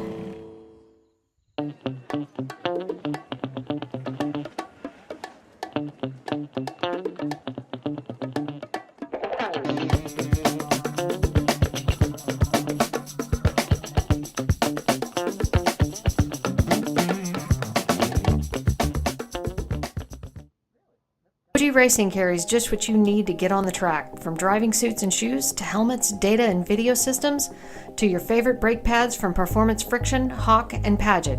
OG Racing has built its reputation during the last 22 years by providing the best customer service in the motorsports business, and their depth of inventory is second to none when it comes to safety equipment. That's why OG Racing has been the highest volume Sparco dealer for 17 years. Come visit their 12,000 square foot showroom and warehouse located in Sterling, Virginia. Call them at 1-800-934-9112 or order online at ogracing.com.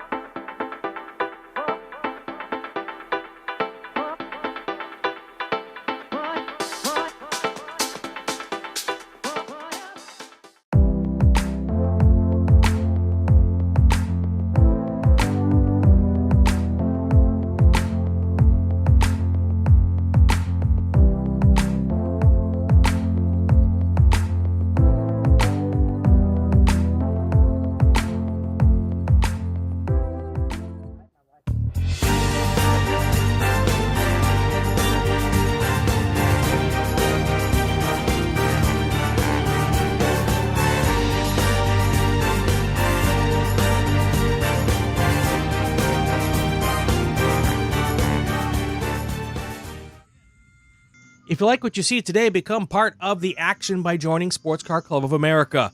Whether you want to drive, flag, or just have fun with cars, SCCA membership opens the door to all kinds of motorsports to feed your obsession, along with 65,000 like-minded members ready to be friends. Ask someone trackside how to get involved or visit SCCA.com for more information. Since 1976, Radial Tire Company has been providing the Washington, D.C. area with quality tires, expert knowledge, and the finest service. They have earned a reputation as a premier specialist in hard-to-find performance tire and wheel applications and stock tires from all the top manufacturers for whatever you drive. From performance and race cars to SUVs and trucks to your daily drivers, Radial's mission is to assist you in getting the most out of your tires and car. To get a competitive quote on your next set of tires, now with free shipping, or to schedule online, visit RadialTireCompany.com or call them in Silver Spring at area code 301-585-2740. That's 301-585-2740.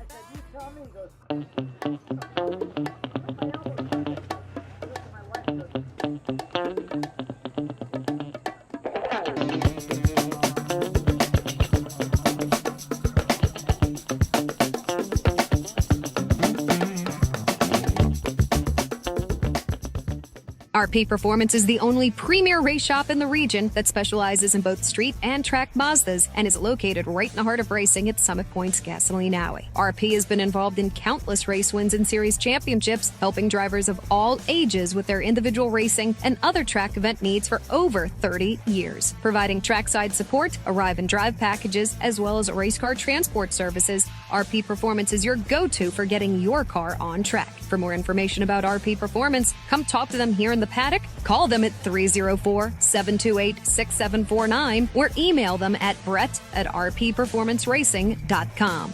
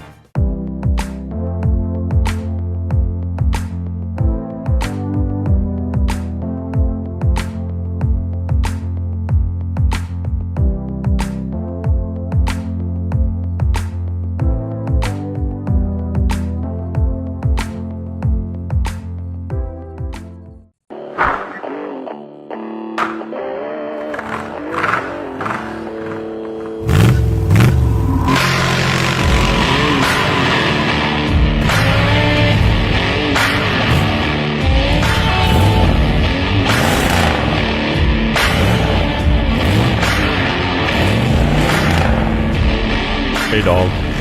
Belmont Classic Cars, where we take you back to simpler times. Belmont, Ohio.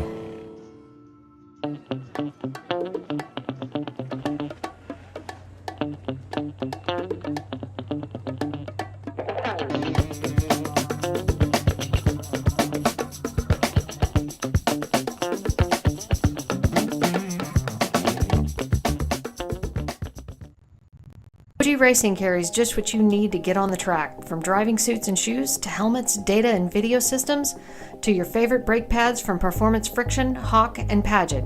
OG Racing has built its reputation during the last 22 years by providing the best customer service in the motorsports business, and their depth of inventory is second to none when it comes to safety equipment.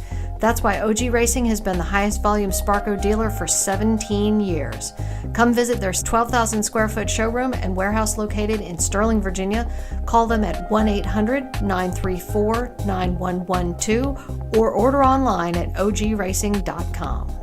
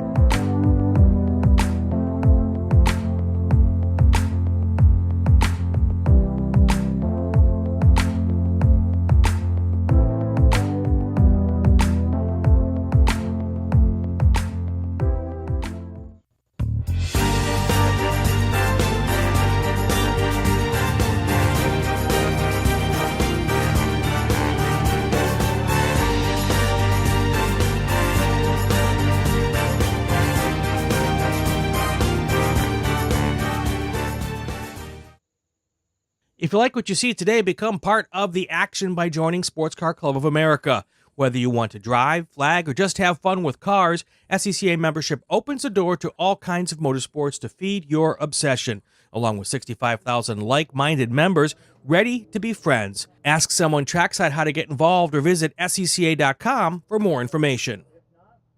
Since 1976, Radial Tire Company has been providing the Washington, D.C. area with quality tires, expert knowledge, and the finest service. They have earned a reputation as a premier specialist in hard-to-find performance tire and wheel applications and stock tires from all the top manufacturers for whatever you drive. From performance and race cars to SUVs and trucks to your daily drivers, Radial's mission is to assist you in getting the most out of your tires and car. To get a competitive quote on your next set of tires, now with free shipping, or to schedule online, visit RadialTireCompany.com or call them in Silver Spring at area code 301-585-2740. That's 301-585-2740.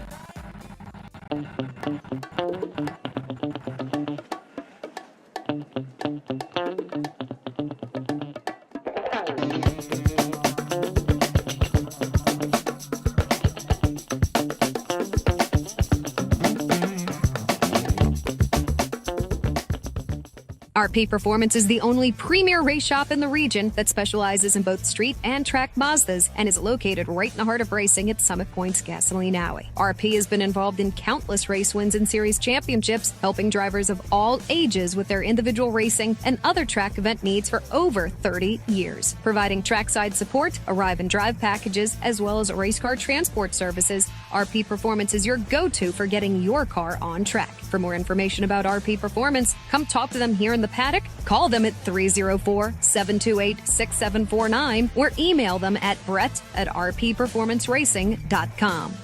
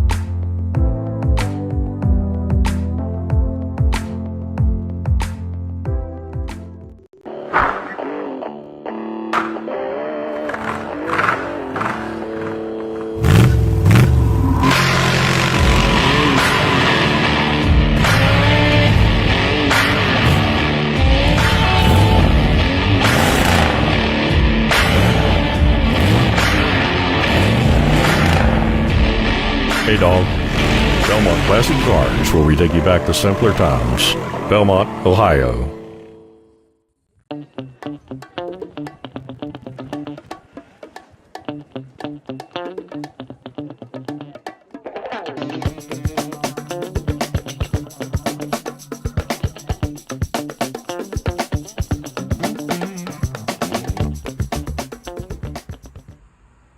OG Racing carries just what you need to get on the track, from driving suits and shoes to helmets, data and video systems, to your favorite brake pads from Performance Friction, Hawk, and Paget. OG Racing has built its reputation during the last 22 years by providing the best customer service in the motorsports business, and their depth of inventory is second to none when it comes to safety equipment. That's why OG Racing has been the highest volume Sparco dealer for 17 years. Come visit their 12,000 square foot showroom and warehouse located in Sterling, Virginia. Call them at 1-800-934-9112 or order online at ogracing.com.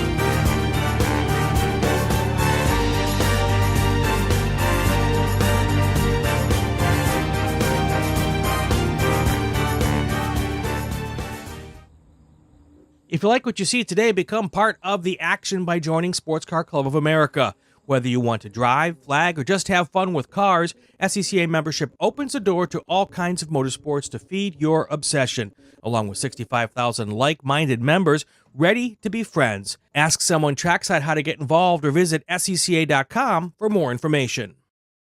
Since 1976, Radial Tire Company has been providing the Washington, D.C. area with quality tires, expert knowledge, and the finest service. They have earned a reputation as a premier specialist in hard-to-find performance tire and wheel applications and stock tires from all the top manufacturers for whatever you drive. From performance and race cars to SUVs and trucks to your daily drivers, Radial's mission is to assist you in getting the most out of your tires and car. To get a competitive quote on your next set of tires, now with free shipping, or to schedule online, visit RadialTireCompany.com or call them in Silver Spring at area code 301-585-2740. That's 301-585-2740. And welcome back, everybody. Welcome back from lunch. We are ready to go for an afternoon of feature racing here at Summit Point Raceway. It is the 2024 MARRS Labor Day Spectacular presented by Radial Tire Company, Radial Motorsports, and the Washington, D.C. region of the SCCA. Next up is Spec Racer Ford Gen 3 and Spec Racer Ford. Brian, we had 28 drivers set qualifying times here starting yesterday morning with our first qualifying session and then through 2 races already. Let's run down the starting order for their second race of the week, or for their third race of the weekend. All right, 28 cars starting in 28th position. That's the number 51 of Walter Stokes. Starting in the 27th position, that's the 07 of Amy Gould. Starting in 26th, in the 88, that's Ron Reese. Starting in the 25th position, in our lone SRF, that's the 21 of Richard Herman. Scheduled to start in the 24th position, that's the number 97, that's Brad Gould. Starting in the 23rd position, from the number 41 of Philip Ackley. Starting in the 22nd position, the number 31, that's Bruce Cominga. Starting 21st, in the 06 of Dale Schneider. Starting in the 20th position, that's the number 5 of Mike Kosu. Starting in the 19th position, the 13 of Andrew Waldorf. Starting in the 18th position, the 68 of Jeffrey Valentino. Starting 17th, the 14 of Kevin Silbert. Starting in the 16th position, that's the number 8 of Michael Lamena. Starting in the 15th position, the 09 of Matthew Polk. Starting in the 14th position, the 71 of John Hall. Starting in the 13th position, that's the number 50, that's Charlie Abel. Starting in the 12th position, the number 11 of Jisoo Kim. Starting in the 11th position, the number 87 of John Ryan. Starting in the 10th position, the 54 of Mike Thomas. Starting in 9th position, the number 7 of Keith Frazier. Starting in the 8th position, the number 20 of Kevin Elion. Starting in the 7th position, the 81 of Stephen Shu. Starting in the 6th position, the 74 of Joe Blanks. Starting in the 5th position, the 38 of Chris Windsor. Starting in the 4th position, the 27, that's Theo Pepes. Starting in the 3rd position, the 56 of Jason Pintar. And starting on the front row and starting in 2nd position, the 55 of Sam Schechter. And starting on the pole, the number 30 of Mac Harrison. All right, there you go. Thank you so much, Brian. And, Mac Harrison, I think, looking for a little redemption this time as he ended up in the gravel trap at turn 1 while fighting for the lead with Sam Schechter. Schechter getting his 2nd win of the weekend this morning. Kevin Elion finishing 2nd earlier today. And Theo Pepes for the 2nd race in a row taking the bronze as our field now. We see them here behind the pace car heading up the hill. And look at how well formed up all those Spec Racer Fords are. That is beautiful as they're coming up the hill and underneath the bridge. And we'll see here as the pace car now on the pit lane, turning things over to our front row, turning things over to Mac Harrison and Sam Schechter. And let's see, Brian, whether or not Mac Harrison decides to take the inside lane or the outside lane. He takes the inside lane, and we know the outside's been very fast, and Schechter's had some good starts here using that outside lane. As the green flag is in the air, and we apologize, looks like our start cam operators decided to take the afternoon off. Still at lunch. He's still at lunch, a little late back to his spot. As the field heads down now into turn number 1 and going into 1 from the inside there, maybe even getting over top of the apex curbing there just a little bit, Brian. That is Mac Harrison, and that gray number 30 machine jumped out to a pretty early start. And I'll tell you, it is the 55 car of Schechter got really caught out there as we've got jumping out to an early lead, or in the 2nd position, Jason Pintar. Great start for the 56 car. Theo Pepe slotting in as well. Yeah, where we saw all that grip earlier on this morning, I guess it went away during lunch because Sam Schechter had 0 grip. None. Going through there. Jason Pintar able to follow Mac Harrison down through turns 1 and up out of turn 2. And then Theo Pepes is going to sit there. He's going to slot back to 4th because he let Sam Schechter in out of 2 into 3. All right, as the field now making their way through the carousel, through that twisty, what we call actually the longest straightaway here at Summit Point. As long as the front straight is, you should be able to start feeding in throttle from the time you turn into turn 6 all the way up the hill here and underneath the bridge, setting up for turn 10. But as our field comes through turn 10 for the very first time, Sam Schechter now with an 8-car length advantage over the 56 of Pintar. Sam Schechter sitting in 3rd, although Schechter getting a great run out of 10. He's already right alongside the 56 car. Chris Windsor in the 38 car, who had that wonderful start this morning. He is sitting in 4th position, then about 2 car lengths back from there. We've got Theo Pepes and Kevin Elion, the rest of our podium finishers from this morning. Let's take a look here as we now have the blue number 55, that light blue 55. He's gone back to 2nd position ahead of Jason Pintar, dropped Pintar in the 56. Back into 3rd as they come through turn 3 and start to head to the chute. Yeah, pretty much that 55 and that 30 of Harrison and Schechter pretty much evenly matched here all weekend long and pretty much all year long. Both of those drivers have battled out 1-1, 1 or 2, and then the other one. Looks like the 38 there of Chris Windsor. Looks like he tried to make an outside move going out of turn 5, heading up into turn 6. We'll see if he's going to make that stick. Doesn't look like that's going to happen. He's going to fall back in behind Theo Pepes. Well, but it also looks like we've got to change a position there because I think Pintar now has fallen back in the 4th position.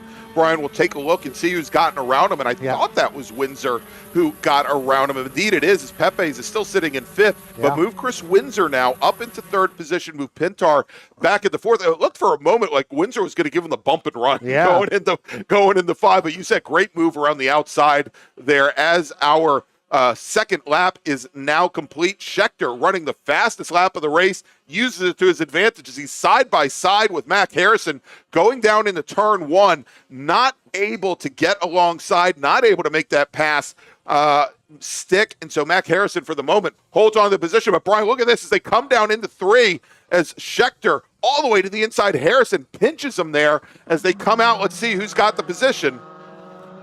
And it is still Mac Harrison holding on, but Sam Scheckter, he's looking for a lot of redemption after this morning. Tell you what, Harrison moved over far driver's right to take that entry in, and then Scheckter, I thought he was going to maneuver around and go through and do the old dirt slide job up in there, but not able to get that done. And Mac Harrison holds on to that position through that through turn 3 and up down into turn 4 and 5. Pretty good battle a little bit further back there. You talked about Jason Pintar dropping back to 4th. Him, Kevin Elion now putting Theo Pepe's back down into 6th. So, you know, your third place car from earlier on here dropping back down to 6th place on the start of this race. Again, 14 laps. We're going a little bit longer. So, again, Theo may be setting that car up for a longer run all the way to the end.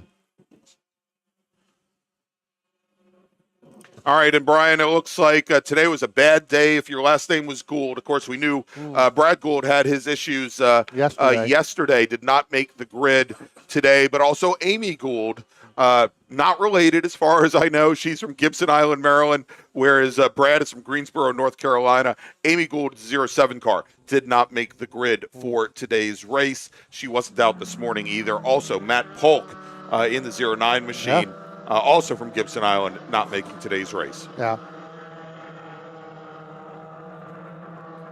And again, these are 14-lap feature races here today. A lap longer than what we had yesterday, but quite a bit longer than what we had this morning. Looks like our turn 5 camera guys in and out of lunch here. So I think the heat's getting to that one sitting out there. Could very well be. It took a nice little crash yesterday, so it's been kind of going in and out. He's been kind of sore, and he's got a couple Band-Aids on. Looking for workman's comp, yeah, right. exactly. Exactly. We're looking for workman's comp. You ain't gonna get it here, pal. All right. But yeah, good little battle. It looks like Kevin Elion's going to get around Jason Pintar. So move Elion up in that number 20 machine up into 4th. You get there. The sun has come out a little bit here in certain spots, Greg. I'm watching the front end of these cars go by through turn 10. They're sliding the nose just a little bit more than I think each one of these guys want to do. As we've got a side-by-side battle going down into turn 1 between our leaders of Mac Harrison and Sam Scheckter. And then a little bit further back, you're going to see Theo Pepe's now. He's going to get around the Jason Pintar machine as well. All right, Brian, and we've got a new leader now as Sam Scheckter gets around Mac Harrison. This time he had a great run out on the outside of turns 1 and 2. He's able to use that advantage to get around on the short shoot down into turn 3. So mark up a new leader here in Spec Race 4 Gen 3. Chris Windsor sliding up to the 3rd, Brian. Michael LaMena going the Tristan Herbert line, going 3-4 off in turn 3. Well, Brian, we'll have to watch that because he didn't just go wide. He went very wide. We had another racer go all the way over driver's right, about, I'd say, maybe 25 feet off the track surface. We'll get a number on that from race control here momentarily, I'm sure. Well, I know LaMena has continued, so it's not him that gone off. I know that he put 4 tires off there in turn 3. So we'll see what we got going on there. I think call's coming in now.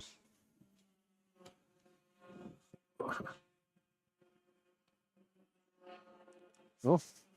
All right, so we know about LaMena went off. It was the number 5 car, Mike Kosuth, who had this was beyond a wild ride, Brian. I mean, he turned in very early and ended up, like I said, about 15, 20 feet off the track surface, going through the gravel trap. The advantage at turn 3, of course, is when you go off there, probably the best course of action to recover from that is just to straighten up the steering wheel. The track bends back to the right, and eventually you're going to end up right back on the track surface here. But that driver now going to fall quite a bit further back. He was up right with Bruce Kreminga again, where he was during yesterday's race.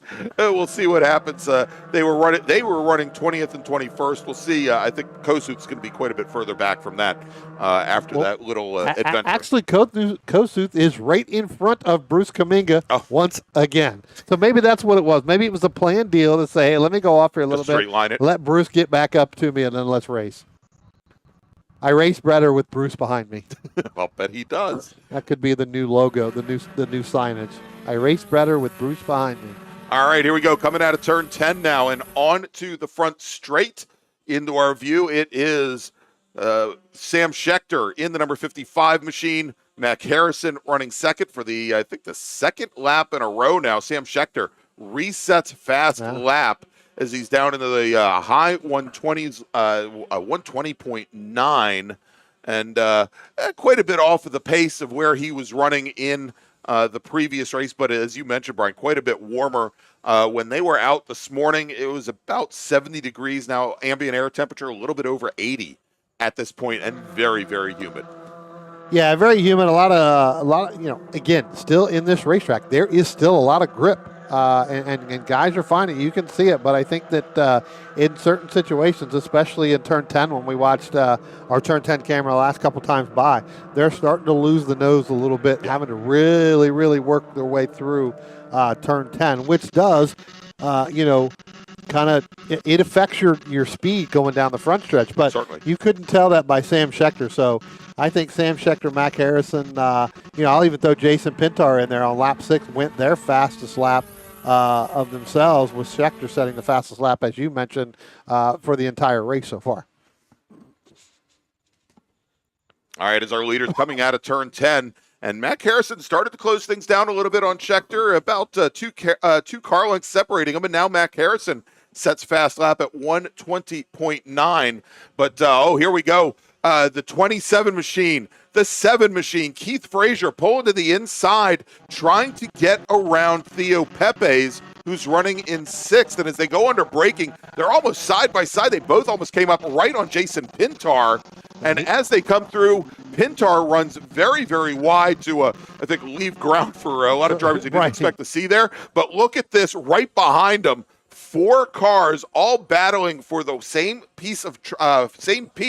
Joe Blanks gets around Keith Frazier, so it's Theo Pepes. He maintains 6th position, doesn't get around Pintar. Joe Blanks gets around Keith Frazier. He moves up to 7th, and then Charlie Abel's in that fight as well. My gosh, as they're coming down the hill, let's take a look now. All in line going down into turn number 5. Well, you talked about Keith Frazier. He goes down drivers right into turn 1, tries to make that turn. The car he's got to get on the brakes harder, right? And that affects your drive off even much. So eventually, you end up with, you're kind of on the brake, here and there. It looks like our turn 5 camera may have come back. Yeah, just at the right time, as a matter of fact. All right, Brian, we've got 7 laps remaining in our feature spec race Ford race. Let me make a first call to the grid for our next group. Attention in the paddock. First call to the grid for race group number 3. That's Big Bore. Please head to the grid and join Mr. Maibach on the grid there. He's our only driver at the moment. Race group number 3, Big Bore racers. Please head to the grid. Your race scheduled next. He is paddocked down almost behind the tower, almost near the church area down there. So he leaves a little bit early to get up there. Yeah. So there is a lot. I will say, and we'll get back to the action. There's a lot of people walking around this paddock area. If you're on a scooter, you're on a motorcycle, you're on a 4-wheeler, ATV, remember, the paddock is walking speed. Right. Okay? Let's not take our motorcycles. There was a couple people that almost got hit There was a guy on a scooter earlier come down from the tower. I swear he was going awfully fast. He's going crazy. He thinks he's still driving an ITA car. Yeah, seriously. My CRX wasn't as fast as that scooter. Anyway. Oh, my gosh. Sorry, everybody. All right. When you have to eat, you have to eat. That is true. All right. So a little bit further back in the pack, just to fill in, we talked about that battle with like 4 cars behind Jason Pintar, all battling for 4th. We have at this point behind Jason Pintar, Theo Pepes, Joe Blanks, Charlie Abel, And looks like Keith Frazier in the 7 has had some issues as he drops now back to 10th position. Brian, that number 7 car, he went for a wild ride through turn 10 through the gravel. I think he did go through a wild ride there to pick that up. But tell you what, Spencer had on going into turn 1. You saw that momentarily where our leaders, they were actually side by side going through turns 1 and turn 2. We'll catch them coming down the hill, I believe, down into turn 5 here momentarily. That is the back marker there. That is the 51, I believe, of Walter Stokes. But there goes our leaders there. They're going to be coming out of turn 6 there. Like I said, last time by, they were side by side with Schechter over Harrison. But Sam Schechter shutting the door, basically, going out of turn 2 up into turn 3. All right, well, let's see as they come through turn 8 again, right behind that slower car that will soon become lapped traffic. And it could create problems as they come up towards turn 10. They both clear that slower car, clear the 51 machine, and come out of turn number 10. It is still Schechter in the lead, and Schechter now starting to show a bit of a defense as they come across the line, coming down just to the right of the center line. He's going to stay there as Mac Harrison moves all the way driver's left. So I would say, Brian, before we had the 7 go off and go wild, it looks like John Ryan gets around Jisoo Kim, but we have like 5 cars all lined up between Jason Pintar, still all looking for a way to move up in the 5th position as Pintar has fallen almost 4.5 seconds back from Kevin Elliott running in 4th. Wow, falling back from Kevin Elliott. I tell you what, the driver on the move right now, and I think this is just because he's getting his bearings in this car. Charlie Abel in that 50 machine, that car is starting to move up. Now move him ahead of Theo Pepe's in that 27 machine. That's actually going to be for 6th. So again, Charlie Abel getting his feet wet in there. Again, those guys are parked right across the street from me, so I can hear them when they're talking about it. I can hear the excitement in Charlie's voice out there running the Spec Racer 4 Gen 3. And we just got a text message from one of our stewards. It says, thank you for mentioning the paddock speed. The safety steward does not want to write injured kid reports. Yeah, I saw a few of it today earlier on, and really yesterday, a couple motorcycles. And again, not egregious, but remember, this is walking speed here. We've got to make sure that we take care of each other. So we got your back, Lynn Toland. All right, look at this battle. Craig, we got a car hard into the wall down into turn 1. You there can it see is. That right there. Oh my gosh! All right. So it looks like, Brian, we are likely going to be going full course caution here in just a moment. As we did have a car go have some issues and go off to the tire wall going into turn number 1. Didn't see what precipitated it. So obviously local caution there at 1.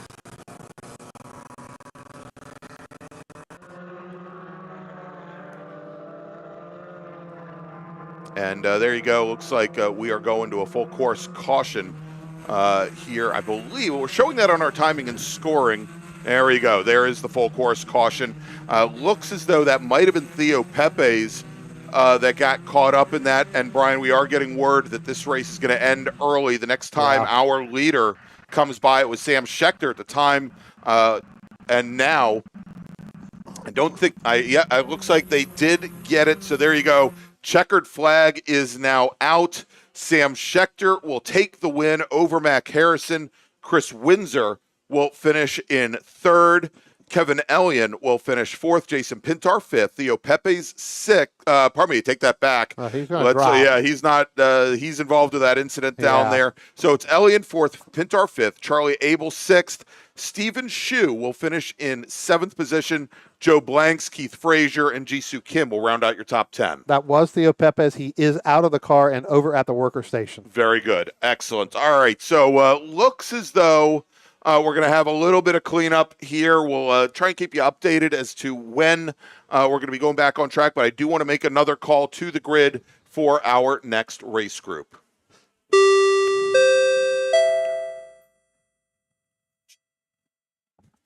Change the camera.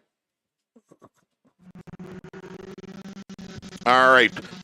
Second call to the grid for race group number 3. That is Big Bore. Please head to the grid. Big Bore Racers, please head to the grid.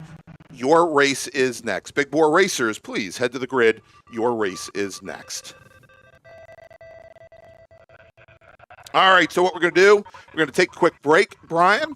And when we come back, it's going to be Big Bore Racing here at Summit Point. But first, what we're going to do, we're going to talk about one of our great partners here and our title sponsor this weekend for the MARRS Labor Day Spectacular, and that is Radial Tire Company.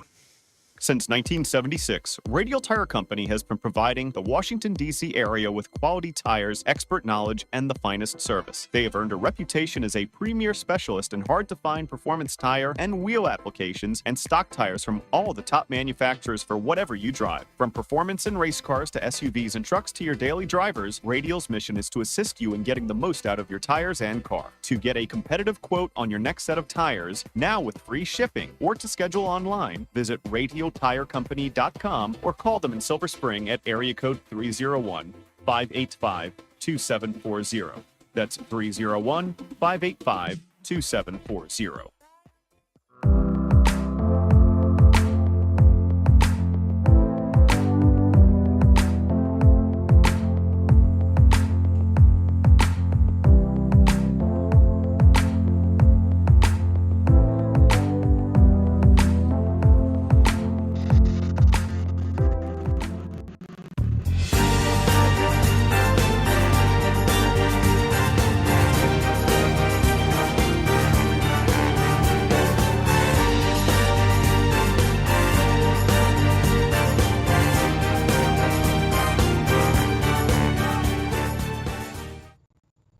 If you like what you see today, become part of the action by joining Sports Car Club of America. Whether you want to drive, flag, or just have fun with cars, SCCA membership opens the door to all kinds of motorsports to feed your obsession, along with 65,000 like-minded members ready to be friends. Ask someone trackside how to get involved or visit SCCA.com for more information. Since 1976, Radial Tire Company has been providing the Washington, D.C. area with quality tires, expert knowledge, and the finest service. They have earned a reputation as a premier specialist in hard-to-find performance tire and wheel applications and stock tires from all the top manufacturers for whatever you drive. From performance and race cars to SUVs and trucks to your daily drivers, Radial's mission is to assist you in getting the most out of your tires and car. To get a competitive quote on your next set of tires, now with free shipping, or to schedule online, visit RadialTireCompany.com or call them in Silver Spring at area code 301-585-2740. That's 301-585-2740.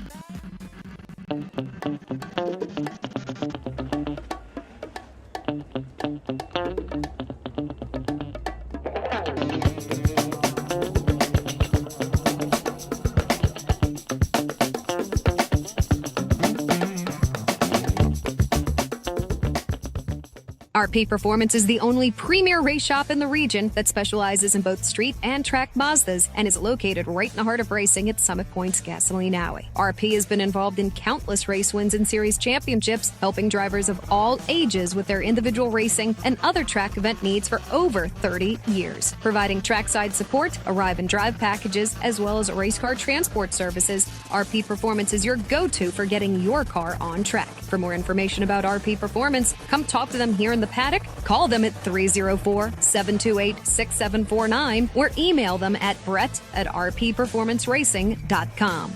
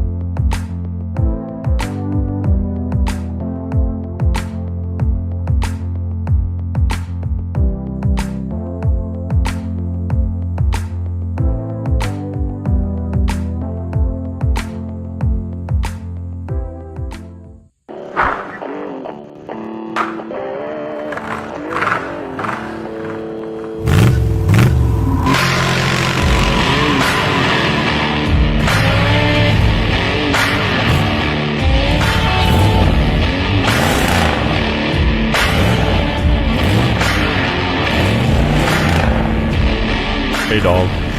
Belmont Classic Cars, where we take you back to simpler times. Belmont, Ohio.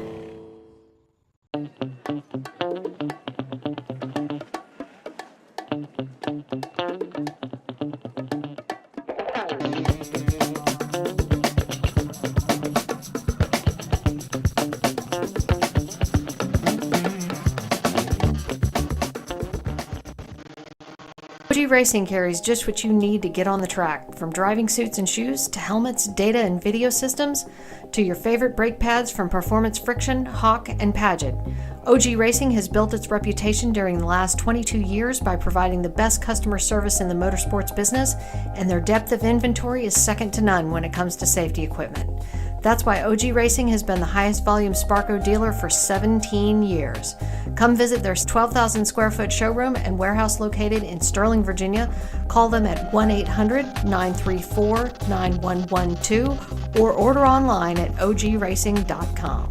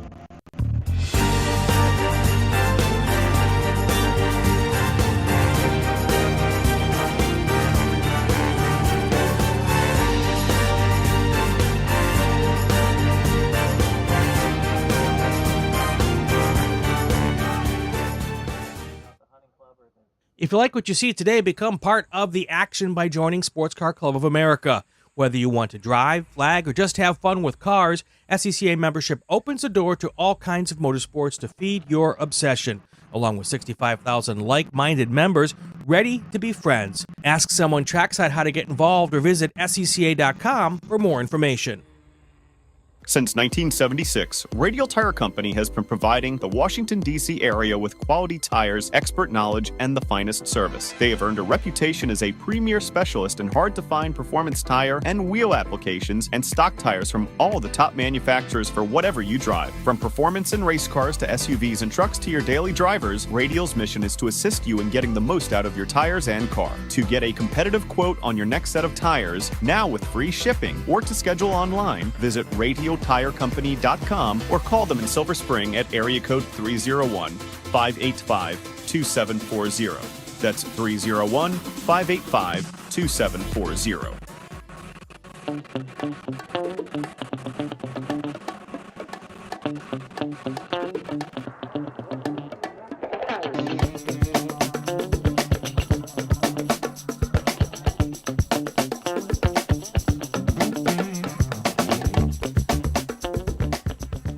RP Performance is the only premier race shop in the region that specializes in both street and track Mazdas and is located right in the heart of racing at Summit Point's Gasoline Alley. RP has been involved in countless race wins and series championships, helping drivers of all ages with their individual racing and other track event needs for over 30 years. Providing trackside support, arrive and drive packages, as well as race car transport services, RP Performance is your go-to for getting your car on track. For more information about RP Performance, come talk to them here in the paddock, call them at 304-728-6749, or email them at brett@rpperformanceracing.com.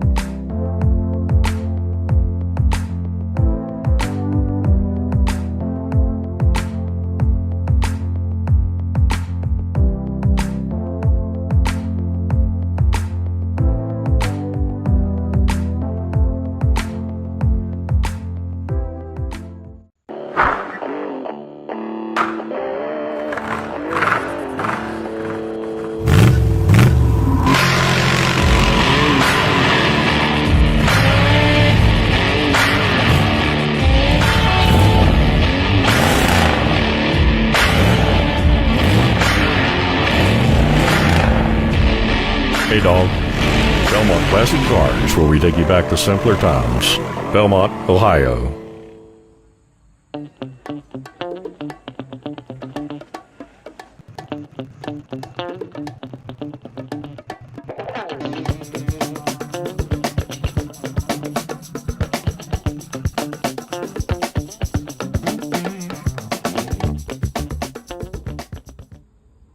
OG Racing carries just what you need to get on the track, from driving suits and shoes to helmets, data and video systems, to your favorite brake pads from Performance Friction, Hawk, and Paget.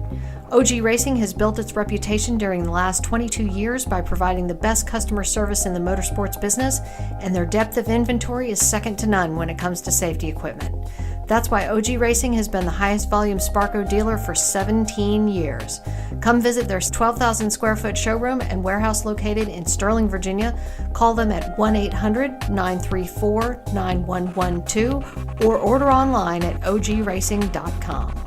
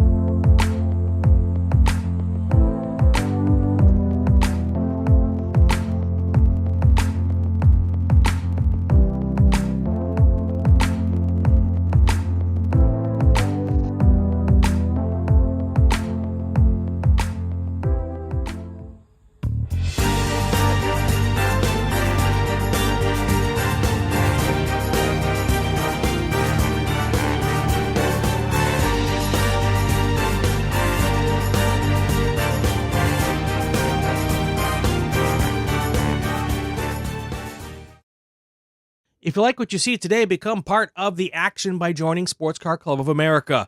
Whether you want to drive, flag, or just have fun with cars, SCCA membership opens the door to all kinds of motorsports to feed your obsession, along with 65,000 like-minded members ready to be friends. Ask someone trackside how to get involved or visit SCCA.com for more information.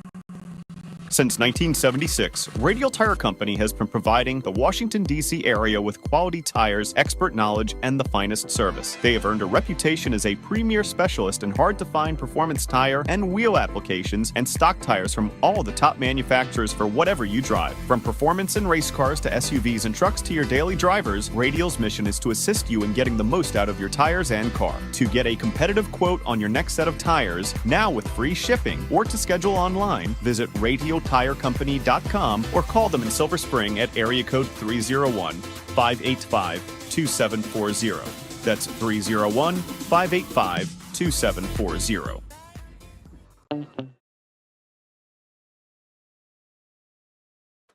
And welcome back, everybody, to Summit Point Raceway and the 2024 MARRS Labor Day Spectacular presented by Radial Tire Company and Radial Motorsport, as well as the Washington, D.C. region of the SCCA. I'm Greg Ginsberg. He's Brian Donati. And, of course, we've got Spencer Gaynor here, our director as well. And I know there were a couple questions. Yes, everything's fine. Everything's good. Obviously, we wouldn't be going back to racing so quickly if it wasn't that way. So, of course, want to put a big thanks to our wonderful emergency services folks and all of our volunteers who help put on these events. Our flaggers down at Turn 1, very aware of the Quick Shoes situation Johnson down there. Yeah, absolutely. They're quick on their feet. They're faster than I am right now, and also very fast heading out on track right now. Brian, it is our big bore group, our GT cars, our ITE cars, American Sedan. We've got a great American Sedan field here today, Touring 3 as well, and a few others heading out on track for their second race of the day, their first feature race today. And let's run down the starting order.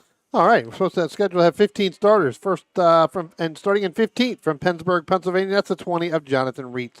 Starting in 14th from Lincoln, Delaware, that's the 60 of Melvin Miller. Starting in 13th position from Potomac, Maryland, that's the 39 of Jerome Welty. Starting in the 12th position from Hackettstown, New Jersey, that's the 50 of Joseph Folia. Starting in the 11th from Farmington Hills, Detroit. He was out here sitting on the grid even before they even came close to getting ready to go. That's right. That's the 77 of Chris Maba. Starting in the 10th position from Nokesville, Virginia. That's the 9 of Robert Hayshak. Scheduled to start in the 9th position. Did not see him out there earlier today from the Plains, Virginia. That's the 44 of Clark Ostrom. Starting in the 8th position from Tompkinsville, Kentucky. Woo, I'll get it right. The 72 of Ted Warning. Starting in the 7th position from Pittsboro, North Carolina. That's the 47 of David Smith. Scheduled start on the 6th position from Springfield, Virginia, and that nice Porsche 911. That's the 34 of Case Moosmar. Starting in the 5th position from Round Hill, Virginia, and that BMW 330Ci, that's the 33 of Isaac Beekman. Starting in the 4th position from Arlington, Virginia, and that Nissan 350Z, that's Rob Hines. Starting in the 3rd position in that number 98, in that Nissan 240X SX, that is the 98 of Tim Proctor. And starting on the front row in the number 14 machine from Alexandria, Virginia, in that BMW M3, that's Marshall Lytle. And on the pole in his Chevrolet TA2 Camaro from Belmont, Ohio, that is Andrew Mistak. Go get it, dog. Go get it, dog. All right, pace car now bringing the field up underneath the bridge. And we got 2 stragglers there at the back of the field. We'll see if they can catch up in time as we turn the field over to Mr. Mistak, who's going to start from the outside of the front row today, Brian. I guess he does. He does listen to us inside. And knows how much grip there is. Green flag is in the air, and we are underway once again here at Summit Point Raceway. It's a 2024 MARRS Spectacular. Mistak's going to lead Marshall Lytle down into turn 1. And once again, in that battle for Touring 3, we've got Robbie Hines. He goes down to the inside, coming into 1, and he tries to slot underneath the GT3 car of Tim Proctor. Proctor making a rim shot around the outside. Proctor started from the very back of the pack last time around. He gets around Hines, as does Kaios Moosmar in that blue Porsche 911 as they go into turn number 3. But already, Rob Hines has the measure of well, actually, it's not a question of having the measure of another T3 racer. I don't think Isaac Beekman took the green flag. I don't think so. I was just looking out there looking. I don't see Isaac Beekman or the 20 of Jonathan Reitz. I think that last car that you were talking about coming up was the 60 of Melvin Miller. And maybe even the 39 of Jerome Welty. So we'll see, but I did not see Beekman out there in that BMW. Yeah, indeed. And, I'm seeing that both Beekman in the Touring 3 BMW as well as Jonathan Reitz in his American Sedan Mustang did not make the grid. Reitz we did not see this morning during the sprint race either. So those are the only 2 not taking the grid, not taking to the grid, but that's going to make things much easier for Rob Hines, who's had Beekman really pressure him early on in both this morning's sprint race as well as yesterday's 13-lap race. And right now, Rob Hines, he's got his sights set on Kaios Moosmar's Porsche 911 as they come down into turn number 1 now under braking. And Robbie Hines, can he make it stick? He does. He gets around that Porsche with quite a bit more horsepower. And wow, Moosmar carried a lot more speed through turn 1. He almost came up right onto the back of Rob Hines' Nissan and is able to motor right on by as they come down into 3. Well, I'll tell you what, Moosmar, like you just said, Moosmar is going to get right back around Robbie Hines coming out of it. Tell you what, Greg, I just saw the most interesting entry into turn 1 that I think I've seen, and being that we have both instructed out here, it is not something I would do, but I just saw Jerome Welty in that 39 get to the 100-foot mark and make a beeline to the right to get underneath several of those cars. Was able to make it stick and get by there. So, well, usually when you do that, you're not going to be able to turn in. You're going to exit so far out and too early that you're going to be fighting to keep the car out of that gravel trap. Exactly. I was going to say, what did he take the escape road, go to the skid pad on the other side of the trees and behind our camera there, and then rejoin coming into turn 2? He got such a great run coming down out of turn 10 that he ended up making the move under Joseph Folia and Melvin Miller going down, and made that turn at the 100-foot mark to turn in, and was able to make that thing stick and pulled that pulled that Porsche Boxster back out in front. All right, so here's a big change, Brian. Crossing the start-finish line in the orange or bright red Chevy Corvette, heading down into turn 1 now. That is David Smith out of Pittsburgh, North Carolina. He did not make it out for this morning's sprint race, leaving Joseph Folia to get the win as our only racer in GT1 this morning. Smith is back out there. He has now opened up almost 12 seconds on Joe Folia. So whatever issues were with that car this morning, maybe, who knows? Maybe, I was just going to say maybe David decided to sleep in this morning. That is now taken care of, and he's out there as Andrew Mistak, our overall leader, sets fastest lap at the moment at a 1:19.693.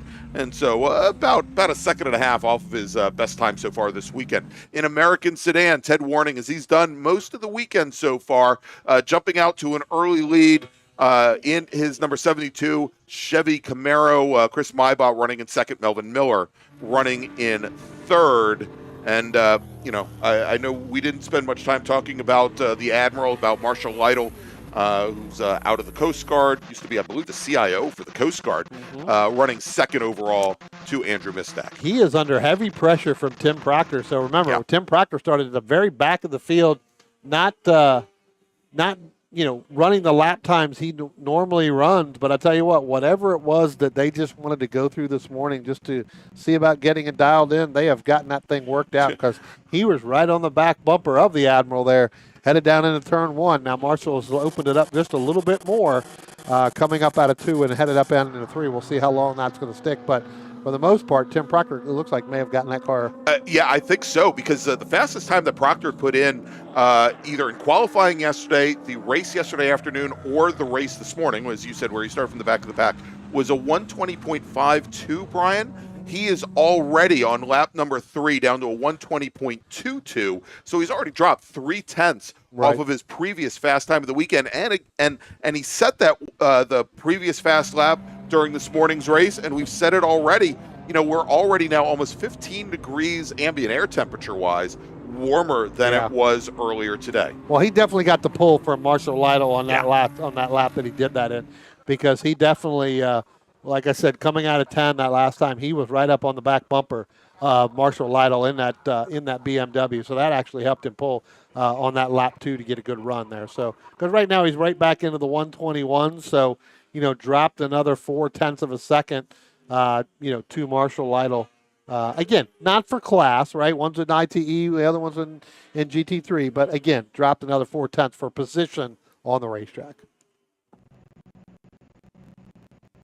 All right, as the field now starting to spread out a little bit, we're starting to see with Caius Musmar, who's running second in GT2 to Andrew Mistak. Musmar, 4th overall right now, has now finally, I think, been able to dispatch Rob Hines, almost 2 seconds, separating those two machines. A little bit further back of the field, it looks like Clark Ostrom, who is out now in the session in the number 44 T3 BMW. A good run for him.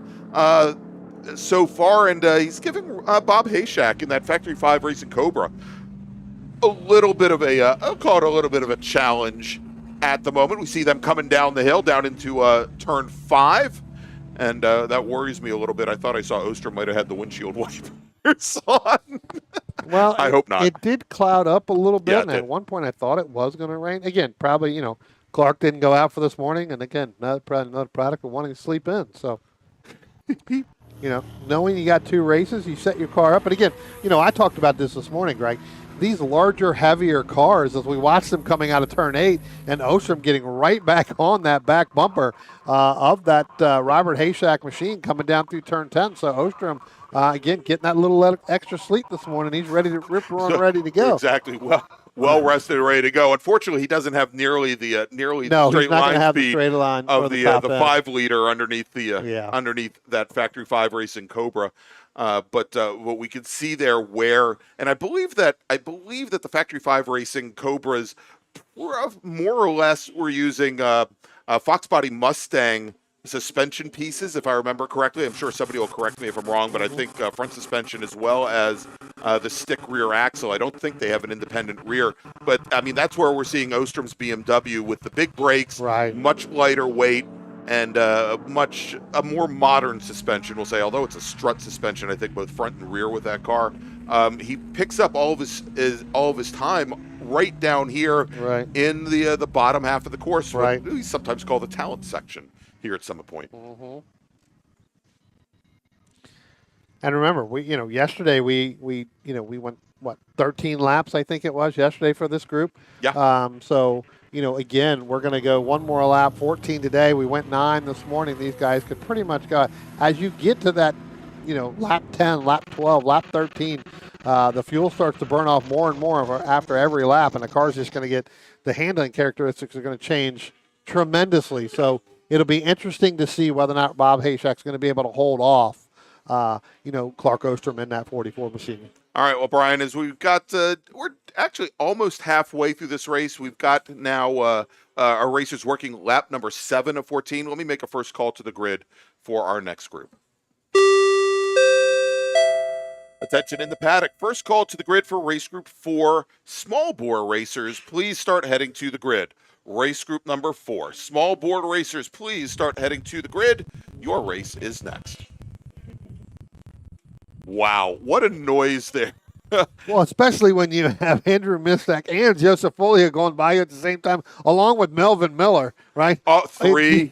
Huge sound that just went by here. Now, the thing is I didn't hear the 5-liter out of Miller's Ford Mustang. What I heard was a whole bunch of Chevy power there. Correct. I heard two Chevy small block, although actually I think Folia's, I'm fairly certain that Folia's Corvette's got a big block Chevy in it. I may be wrong, but it was a pretty glorious noise. Yeah. I mean, the only thing that was close, Brian, I was at Virginia International Raceway last weekend for the IMSA races, and probably the best sounding cars I heard all weekend, and I may take a lot of grief for this, for the VP Challenge, which is for GT4 and LMP3 cars. And, of course, the LMP3s are all for the most part, with the exception of one chassis, the Ligier JS320s, which have a Nissan VQ Series V8 underneath. A true truck motor, because they're used in the Nissan Titans. Actually, a form of them in the Nissan Titans. But the most glorious sounds coming out of the back of them, and there were like 15 of them. It was nonstop oral excitement. And we've had one here. We've had excitement. one. Yeah, we've had one here many times. Yes. I'm shocked that it's not here this weekend. And so it completely sounds just awesome out here on the racetrack. Yeah, it's AURAL. Just want to clarify. What the two of us talking all day long, Brian? That's oral excitement. That's correct. Tell you what, I'm gonna look down here, going down into turn 1. Here comes Marshall Lytle, and then you've got Tim Proctor in that 98 machine. They're going to come up on that Melvin Miller, Joseph Folia, and the Jerome Welty machine here in a minute. So we're going to have to see how they negotiate that, into those, whether or not Proctor's going to be able to move up into Marshall Lytle. Yeah, and we saw Marshall Lytle. He had already moved over to the center of track, and great job by our flaggers over at turn 4, showing Melvin Miller a blue flag, letting him know that there are some faster cars coming up behind. Yeah. And Lytle and Proctor now coming up onto the back of Joe Folia's GT1 Chevy Corvette here. But you could actually see Marshall Lytle going and telegraphing his move for these slower cars to let them know where he's going to be. Right, exactly. If listen, if you ever want to learn to drive this and you just want a driving, kind of lesson, go down there and talk to Marshall. Yeah. That is, Marshall wears yellow gloves.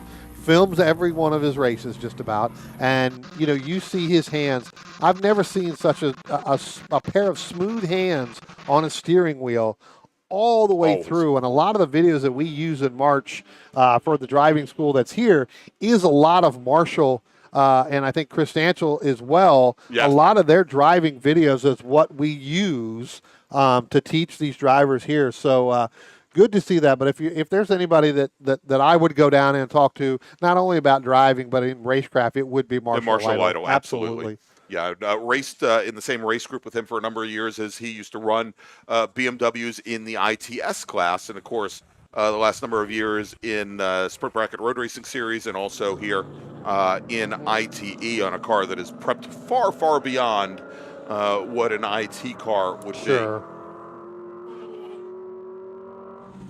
All right, as we see Ted Warning crossing the line, the number 72 Chevy Camaro. He is still your leader in American sedan as he has led that class for the majority of the weekend. And we saw David Smith in his GT1 Corvette go on by him. Again, just some glorious sounds there. But speaking of Mr. Smith, Brian, we've got a car off at past turn 1. That is actually David Smith right there. Exactly. That is the Smith Corvette as he ended up in the grass there, just now rejoining short of turn 2. And good to have that camera there pick it up as he is now back underway, but he's going to lose a number of positions on track. He was running 7th overall. And this may get Joseph Folia a little bit closer, although I think Folia is still on the previous lap. Well, Folia is just now coming across the start-finish line, headed down into 1. Right. Smith's going up into turn 3. Again, it may take a couple laps for Smith to get his tires back. That's because right. it's Time still wet down there. Yeah. Although it looked like he had zero problems getting out of that off that. There is a little bit of a hill there, right, as you can see on that downhill camera. for him. But I mean, he was uphill there's at that one little point. berm. So, there is that little berm there that starts to rise up. Exactly.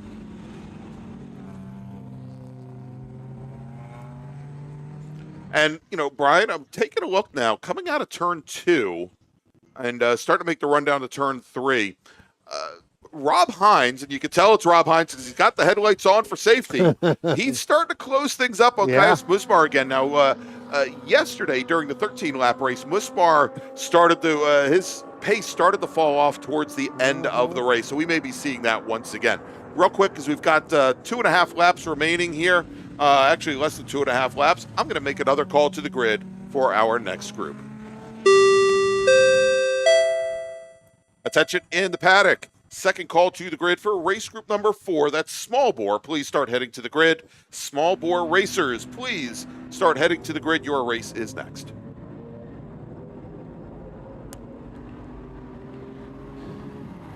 Getting a board for Joseph Folia, and that is the soundboard. So we told you how good it sounded. Yeah, it did sound good. Unfortunately, it sounded a little bit louder than 103 decibels, Brian, which is the sound limit here. I'm curious if because he was more driver's right when the other ones went by that it may have bounced off. Who knows? But typically they will not measure and take into account if a driver is in close proximity to another car. They will only do it when the car is by itself. But I guarantee you, this means Joseph Folia needs to stay as far down the front straight, as far to the right as possible. Right.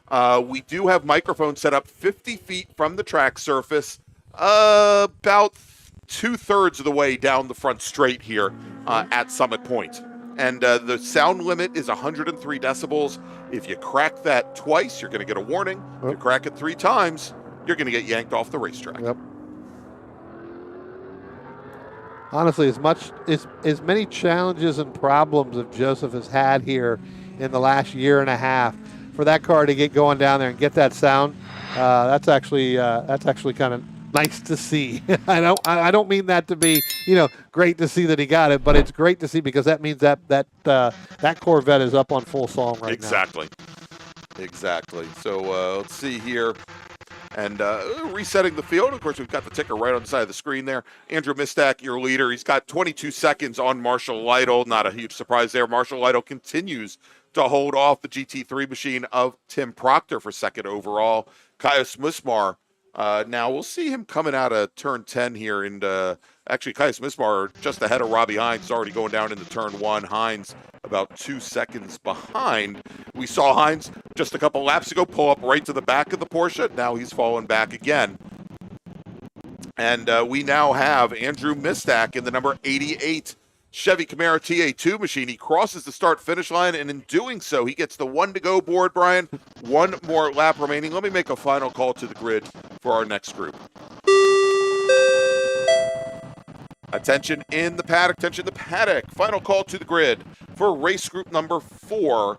That's small bore. Please head to the grid now. Small bore racers, race group 4. Please head to the grid.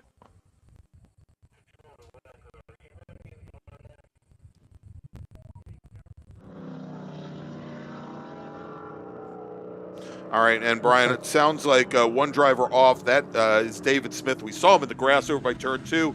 He is pulled off. He's in the crossover road now before turn 3. Looks like his day is now done. Well, so what that does is that moves Joseph Folia up into lead of and GT1. Here's the problem.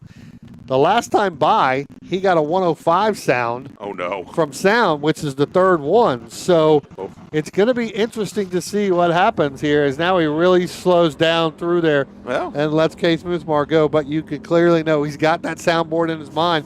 But all he has to do, and I've said this a couple of times to other people on the radios, all you have to do is complete the last lap and not get it so that you can pick up that win in GT1. Well, there are a number of ways that the stewards could adjudicate that. Yep, but that is true. Andrew Mistak comes out of the final corner, comes onto the front straight, and even though our start cam is asleep at the wheel, I can tell you that Andrew Mistak takes the checkered flag. He is your GT2 winner today. With Marshall Lytle now coming across the line. There he is on the front straight, coming past pit in. He is going to finish second overall. It takes the win in ITE. Tim Proctor will finish in third. A little bit further back from him, we got Caius Musmar and Robbie Hines. They're going to finish fourth and fifth. Ted Warning in his Chevrolet Camaro. He's actually going through turn 3 right now. I was going to say, he's finishing because Mistak did not put him a lap down. For the second day in a row. Let him run another lap. Go another lap. So there you go. So Ted Warning, he will, assuming he completes this lap, he will finish in 6th position ahead of Robert Hayshak and Chris Maiba. Hayshak, our sole racer in GTO. Maiba will come in 2nd in American Sedan. Clark Ostrom will finish in 9th position in the number 44 of the Touring 3 BMW. And that will put him 2nd in Touring 3. Joseph Folia, we'll find Folia actually just crossed the line. So Folia finishes 10th overall in that beautiful sounding C3 Corvette, the GT1 machine. And hopefully, even with those sound control violations, he will hold on to that GT1 win. Jerome Welty will finish 3rd in T3, finishes 11th overall. Melvin Miller will finish 3rd in American Sedan. And I think Miller, the last driver still running here at the checkered flag. All right, Brian, I think we already made our last call to the grid for our next group, small bore. So let's take a quick break. We'll be back here in just a few moments with more action from Summit Point Raceway. It is the Labor Day MARRS Spectacular presented by Radial Tire Company and Radial Motorsport, as well as the Washington, D.C. region of the SCCA. But, let's tell you a little bit more about one of our great partners here, and that is OG Racing. OG Racing carries just what you need to get on the track, from driving suits and shoes to helmets, data and video systems, to your favorite brake pads from Performance Friction, Hawk, and Paget. OG Racing has built its reputation during the last 22 years by providing the best customer service in the motorsports business, and their depth of inventory is second to none when it comes to safety equipment. That's why OG Racing has been the highest volume Sparco dealer for 17 years. Come visit their 12,000 square foot showroom and warehouse located in Sterling, Virginia. Call them at 1-800-934-9112 or order online at ogracing.com.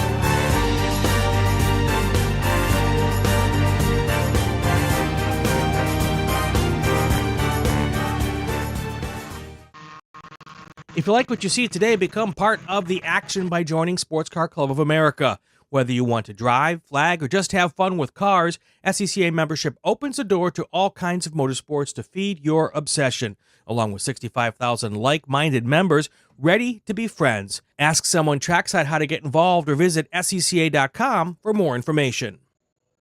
Since 1976, Radial Tire Company has been providing the Washington, D.C. area with quality tires, expert knowledge, and the finest service. They have earned a reputation as a premier specialist in hard-to-find performance tire and wheel applications and stock tires from all the top manufacturers for whatever you drive. From performance and race cars to SUVs and trucks to your daily drivers, Radial's mission is to assist you in getting the most out of your tires and car. To get a competitive quote on your next set of tires, now with free shipping, or to schedule online, visit radialtirecompany.com or call them in Silver Spring at area code 301-585-2740. That's 301-585-2740.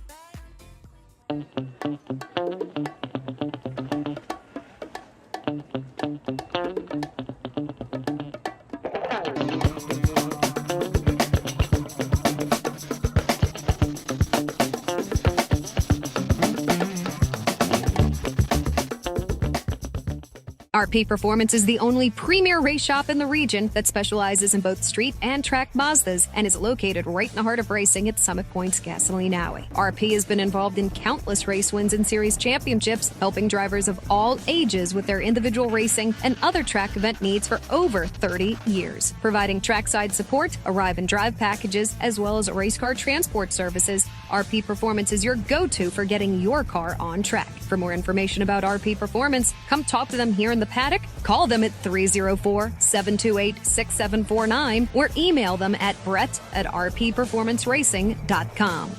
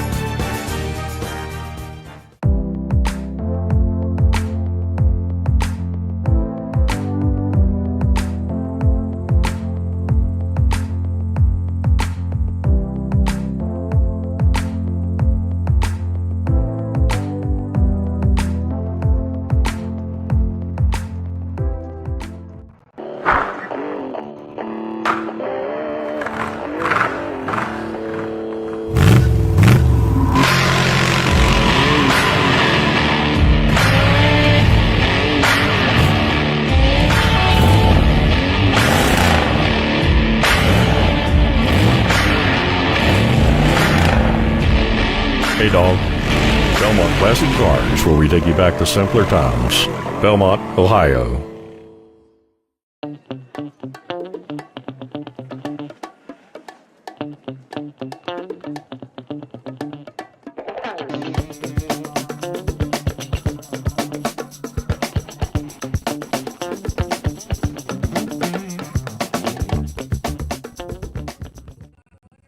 OG Racing carries just what you need to get on the track, from driving suits and shoes to helmets, data and video systems, to your favorite brake pads from Performance Friction, Hawk, and Paget.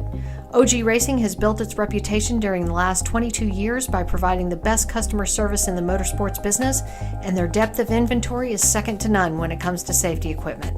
That's why OG Racing has been the highest volume Sparco dealer for 17 years. Come visit their 12,000 square foot showroom and warehouse located in Sterling, Virginia. Call them at 1-800-934-9112 or order online at ogracing.com.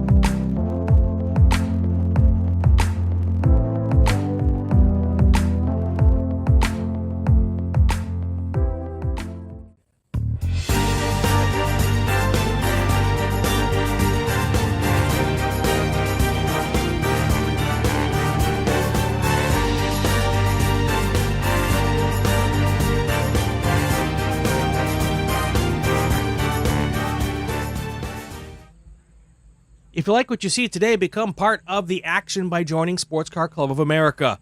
Whether you want to drive, flag, or just have fun with cars, SCCA membership opens the door to all kinds of motorsports to feed your obsession, along with 65,000 like-minded members ready to be friends. Ask someone trackside how to get involved or visit SCCA.com for more information. Since 1976, Radial Tire Company has been providing the Washington, D.C. area with quality tires, expert knowledge, and the finest service. They have earned a reputation as a premier specialist in hard-to-find performance tire and wheel applications and stock tires from all the top manufacturers for whatever you drive. From performance and race cars to SUVs and trucks to your daily drivers, Radial's mission is to assist you in getting the most out of your tires and car. To get a competitive quote on your next set of tires, now with free shipping, or to schedule online, visit RadialTireCompany.com or call them in Silver Spring at area code 301-585-2740. That's 301-585-2740.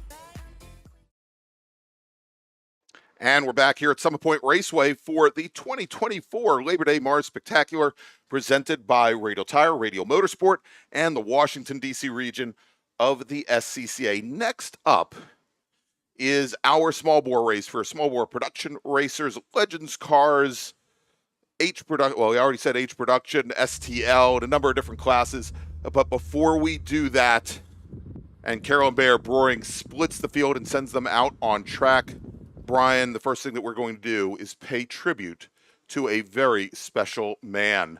And as we do this, you will see a number of our flaggers and volunteers and family and friends heading out on track to pay their homage to James Corcoran, a longtime racer, volunteer, and member of the Washington, D.C. region, who left us just this past May after 81 years on Earth. And in the time-honored tradition of racers, our competitors in this race will drive the first of two pace laps in what is known as a missing man formation, as our pole sitter Thomas Beverly, he will drop back, leaving his spot open for James Corcoran, for Corky.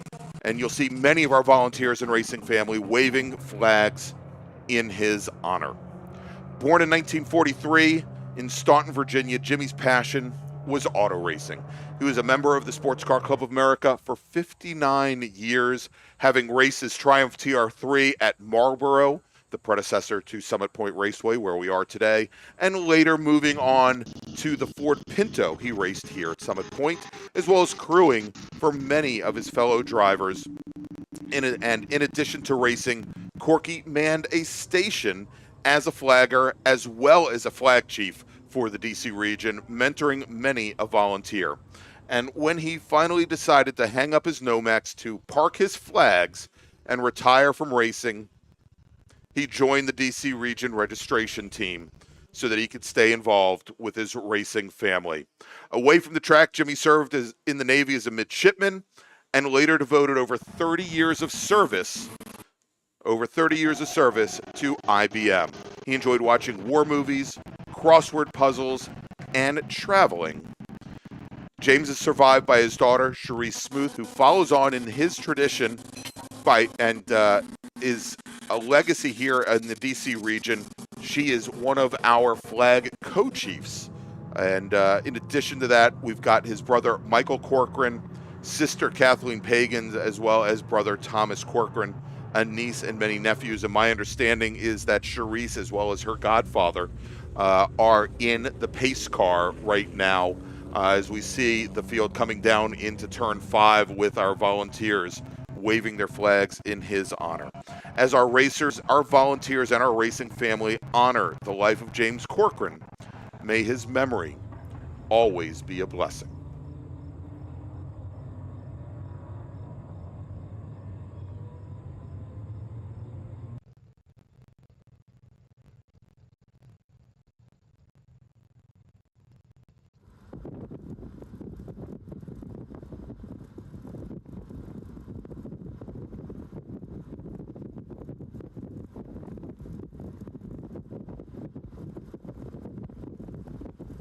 And we see here where our corner workers, our flag marshals, all show their respects to James Corky Corcoran, to Jimmy.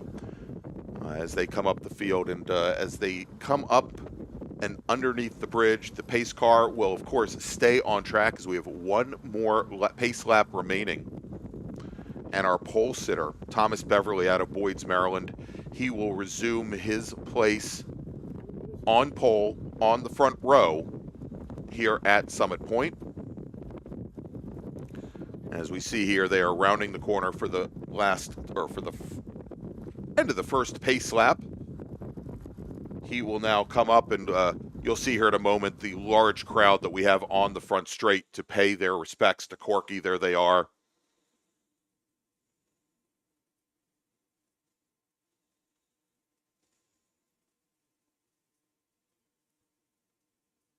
And now Thomas Beverly will retake his position on the front row as we start our second pace lap, Brian. We had a number of drivers here, I believe 44 set times so far over the course of the weekend. Let's run down the starting order. Yeah, we'll go ahead and give our H production on our lone SRX 7. We'll start 44th in our SRX 7. That's 42 of John Watts. Starting 43rd and 12th in H production, the 08 of Ryan Moran. Starting in 42nd position is the 8 of Matthew Benazik. Starting in the 41st position is the 101 of Meyer Alzot. Starting in the 40th position in that number 44 of Tristan Herbert. Starting in the 39th position is the 26th is Elazar Mann. Starting in the 38th position in that number 27, that's Michael McQueen. Starting in 37th position is the number 50, and that's Chuck Allard III. Starting in 36th position in that number 71, that's Troy McBain. Starting in the 35th position, that's the 35 of Art Seam. Starting in the 34th position, that's the 1 of Eric Benazik. Starting in the 33rd is the 7 of Jack Bana. Starting in the 32nd and on the pole in H production is the 86 of Mike Kelly. We'll move up here. We'll run down the top 15 in our small bore class. Starting in 15th in the 97, that's Joseph Smoot. Starting in the 14th position, that's the 111 of Kurt Blaumeister. Starting in the 13th position in one of the legend cars, that's the 6 of Michael Collier. Starting in the 12th position, that's the 195 STL machine of John Jenkins. Starting in the 11th position, another STL, that's the 178 of Robert Cahall. Starting in the 10th position, your pole sitter in legend car is the 9 of Bob Connor. Starting in the 9th position is the number 127 with that 80,000th lap probably out here for this weekend. That's Kevin Fryer. Starting in the 8th position, a T4 machine. That's the number 18 of Owen Sheffer. Starting in the 7th position in the 141, that's Stephen Hunt. Starting in the 6th position, and I don't believe I saw him out there. He may pull out there. That is the 48 of Paul Marconi. And he wasn't out for this morning's race either, so Brian. I did see that car. That car is in the trailer, so I think that had a problem yesterday. Yep. Starting in the 5th position in a T4 machine, that is your pole sitter in T4. That's the 69 of Jeremy Butts. Starting in the 4th position, your pole sitter in E production, that's the 83 of Michael Unger. Starting in the 3rd position is the 22, and that's your pole sitter in GT Light. That is Graham Fuller. And on the front row, starting in the 2nd position, the 182 of Ted Cahall, and on the pole in STL and the number 4, and that is Thomas Beverly. All right, Brian. As the field now comes through turn 10, we got Thomas Beverly leading a very, very slow approach to the starter stand. Starter looks the field over, and there we go. Green flag is in the air, and we see Tom Beverly jumping out to an early lead over Ted Cahall. Again, both of those racers on the front row in STL, and Cahall doing his best to hold off, I believe, Michael Unger in the S2000, as well as Graham Fuller's GT Light Toyota Tercel. Graham Fuller led the majority of our morning race today and then fell back with about 3 laps to go, finishing 3rd overall, giving the overall win to Tom Beverly, with Ted Cahall finishing in 2nd. Yeah, it looks like we got one car that's pulling in through the crossover. I'll give you that number here in a second. That's the 82 machine, Chris Benedetto, in that Nissan Sentra. So Chris Benedetto's afternoon is now officially done. Yeah, and that Nissan has been having some problems. We saw the Alessi, Frank Alessi driving that in the bracket race this morning. He had some mechanical issues as our H production and Spec RX-7 racers get the green flag. They're heading down into turn 1 now. And as they come into 1, it is Mike Kelly looking to hold off Rick Benazik in the Honda Civic. Kelly in his Volkswagen Golf looking for his 3rd win of the weekend. Benazik, who started at the very back of the H production field in our sprint race this morning, Brian, he takes his normal starting spot, and he was right alongside Kelly as they went into 3. Yeah, I tell you what, they were side by side. Rick Benasic wasn't going to give it up. Neither was Mike Kelly. Mike Kelly had the preferred line, was able to get through there. Benasic, when he came out of 2, swung that outside, as we talked about all day long. There is still some grip out there. All right, as we see now, Tom Beverly, Ted Cahall separated only by about 2 car lengths now, and as they go into turn number 1, Ted Cahall, he's got inside position on Tom Beverly. Beverly to the outside. We'll see if he can make that stick.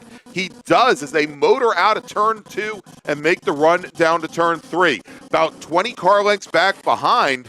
It is now moving up into 3rd position overall, and he's 3rd in STL. Steve Hunt in that yellow Mazda Miata. He's got Graham Fuller behind him, and Jeremy Butts in the 69 Mazda Miata, the Mazda MX-5. He's your leader in T4 over Kevin Fryer, and already has opened up about 20 car lengths between he and Kevin Fryer. Yeah, Greg, and we have the legend car, the 9 of Bob Connor here, having a problem. He's pulled over into the crossover here just right outside. As he crossed the start-finish line, really slowed down, lost pace. I know he's been having some problems off and on. We talked about that yesterday. That 1200 motor, I think it has finally decided that it is over.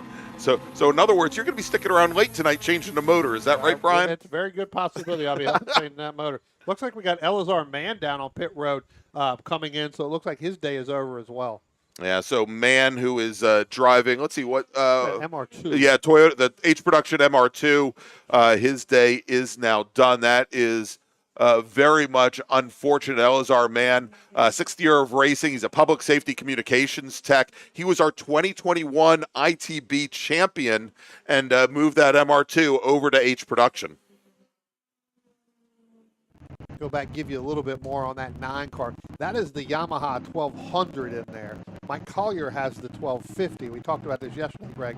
We've got some new, new motors in there for those legend cars in those FZ09s and the MT09s. So that's right. The 3-cylinder motors instead of the 4-cylinder. That's the water-cooled motors versus that. Looks like we've got the 97 on pit road as well. So attrition starting to take a factor here, Greg. Yeah. As Joe Smoot and in that second-gen Mazda RX-7, the E-Production car, heads back to the paddock now, and he was leading E-Production. Actually, no, I take that back. He was not leading E-Production. I got to look further up the order. As Michael Unger in his Honda S2000 was leading E-Production. Yeah, exactly. Sorry about that, Michael. Tell you what, the good battle here still going on, raging on, I should say. In that H Production, Mike Kelly is now taking that battle away and continuing to hold on over Rick Benasic in that number 1 machine. So as we start to look through down through the field here, our H Production battle starting to continue to heat up, I should say.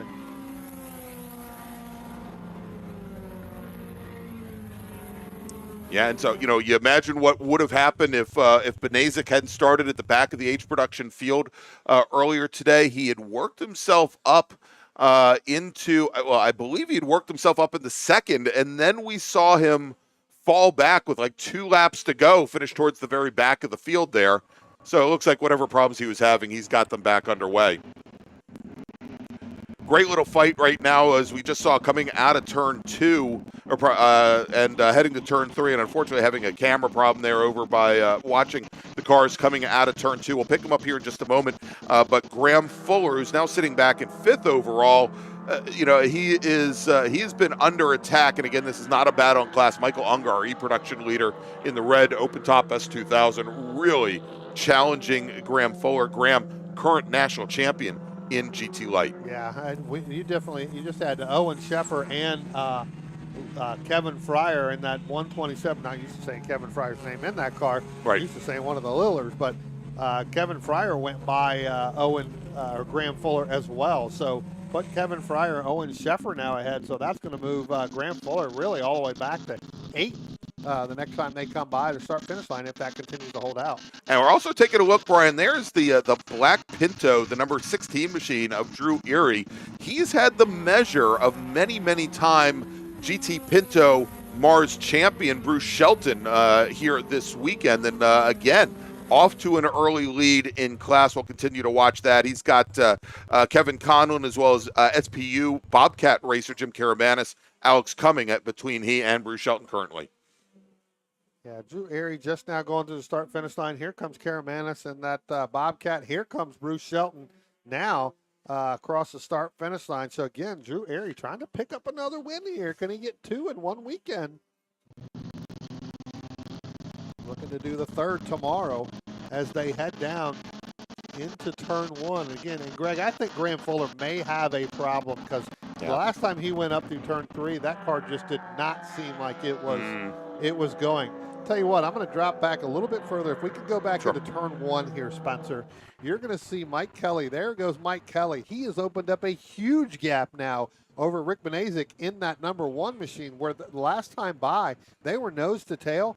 That has now opened up to a huge gap as Mike Kelly comes out of turn 2, headed up into turn 3. When he tops the hill, that's going to be almost, I think it's close to 5 seconds. 5 second lead. Yeah. Oh, and Brian, we've got somebody who's just gone off over at turn number 6, Red Miata. You'll see the tire tracks right in front of our camera. He came flying right by our camera backwards, which is not good. Hit the wet grass there as he pushed wide. We'll try and get a number for you here in just a moment. But I think that was one of our STL machines that went by.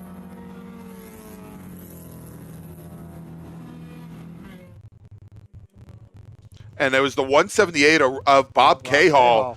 And we know Cahall had an earlier issue today coming out of turn 10. But Bob Cahall, and again, he went off wide, drivers left, and rejoined. And a matter of fact, Brian, I said he had trouble coming through turn 10 during the earlier race. That was directly after he had gone wide over at turn number 6, at turn 6B over in the carousel by our camera. And we talked about how the grass was wet. He probably didn't have the tires dried out and pushed wide in the next high-speed corner, which was turn 10. Looks like that may have happened once again. And so whereas he was running in 4th position in STL, he's now going to drop all the way back, I believe, to 8th position.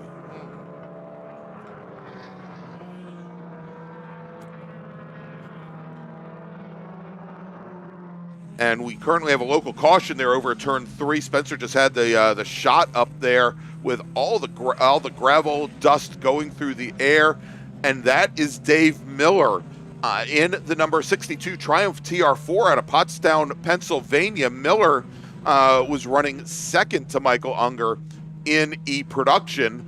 At this point, that makes things, I think, a lot easier for Michael Unger because we already had Joseph Smoot retire. And so now Dave Miller was running 2nd in class. He had some issues. Car retired early at the end of our morning race today, but this appears to have been something certainly on track. We can still see the dust and dirt there through the gravel trap as he ran wide, had some issues there. All right, Brian, we've got just about 8 laps remaining. Let me make a call to the grid for our next group. Tension in the paddock, tension in the paddock. First call to the grid for race group number 5. That's our open wheel prototype and sports racers. Race group number 5. Please start heading to the grid. Wings and things, and I say that with all the love that I can muster. Please head to the grid. Look at this battle, Brian, as we've got coming down the front straight right now in H production. This is the battle for 4th. We've got Troy McBain. He's in that bronze Honda Fit. That is a machine that was built specifically for H production. Al Simon, his Volkswagen Scirocco, and Matt Benazik, that's Rick Benazik's son, as they were all fighting it out on the front straight coming down into turn 1. Well, as we saw on our cameras, as they came up out of turn 8 up the hill underneath the bridge, they were 3 wide coming through the straight underneath the bridge. Got settled down. McBain was able to go through turn 10 single file right there, but they still continued to be too wide through there. Yeah, and we've got a waving yellow at 4. We've got a car over to the right of turn 3. And is that the Triumph that's over there? Maybe. Yes. I think that's the Triumph that's over there. So got word last night from Ryan McBain, who's been racing an H production Honda CRX. That's Troy's older brother. That Honda Fit. They've done a lot of lightning with that car. They skinned the doors and the hood and anywhere else they could find it. They were able to take 100 pounds out of that Honda Fit. And in addition to that, they put in new. They I think starting last year, racers were able to add big brake kits to their production cars, and they added a Willwood brake kit, and they're trying out new Goodyear tires. Hey, I've got a Goodyear shirt on. They're trying out new Goodyear slicks for the very first time this weekend. So it looks like that's working out for him there, as Troy is sitting in 4th position. Matt Benazik now getting ahead of Al Syme as they cross the line here to complete lap number 7. Looks like we got one of our cars. It looks like they're going to try to go get that car that Triumph over there and try to pull that Triumph back down out of the way as best they can. They're going to go the outside of turn 3, stay on the grass, and try to go up in there. You know, Greg, one of the cars I was watching here, and Spencer, you don't have to pull it up, but we'll try to find out where he is.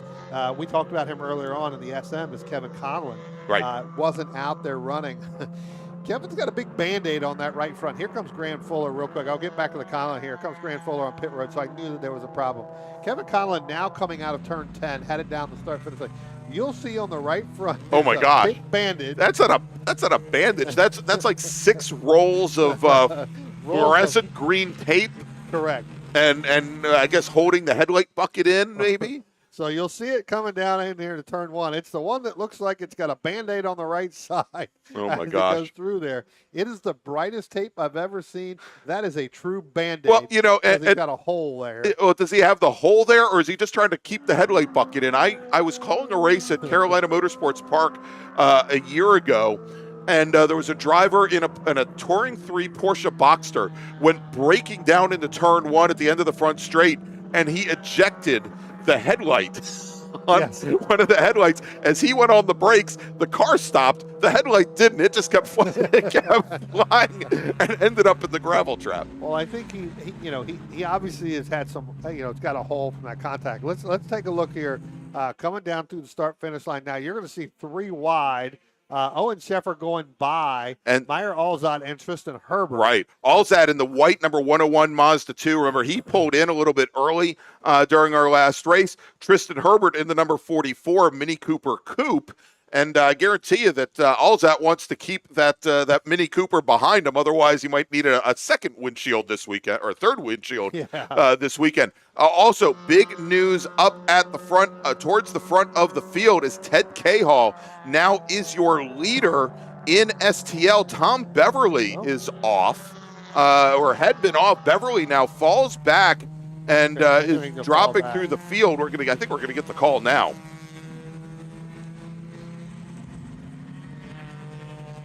Well, what we're hearing are passes under yellow. Actually, no, that is not Tom Beverly, but Beverly now dropping back into, I think, he is definitely off course as he is now falling back to 21st position. That moves Ted Cahall up to the overall lead, and he leads STL over Steve Hunt, who is running in 3rd. Jeremy Butts in the number 69 Mazda MX-5. He's your T4 leader. He is running 2nd overall, and considerable distance back from Cahall at this moment. I see the 21 there. That is Ken Van Horn. That's an F production car. The Honda CRX. Yeah, it's been Honda really CRX problematic here all weekend long. Yeah. And here comes the Meyer Alzot and Tristan Herbert. They've got the Kevin Fryer machine just in front of them, but they are side by side. Again, 2 drivers with a lot of experience out here. Again, B-Spec cars that are running in the H production class this weekend, but both of those drivers down going into turn 1 still going to be side by side. Yeah, and they came up behind one of our STL Mazda Miatas, had to get in line rather than going side by side through turn number 1. But they are now back to driving side by side again through turn 3. You know, Meyer was the chief instructor here in the Washington, D.C. region for our HPDE program for a number of years. Of course, Tristan Herbert, former MARRS ITB champion, former American Road Race champions, winner, I believe, in 2008, if I remember correctly. And going down into turn 5, Meyer Alzot's going to try and move Herbert all the way to the outside. That, I might add, we talk about battles through the field. That is the battle right now for 8th in H production. Yeah.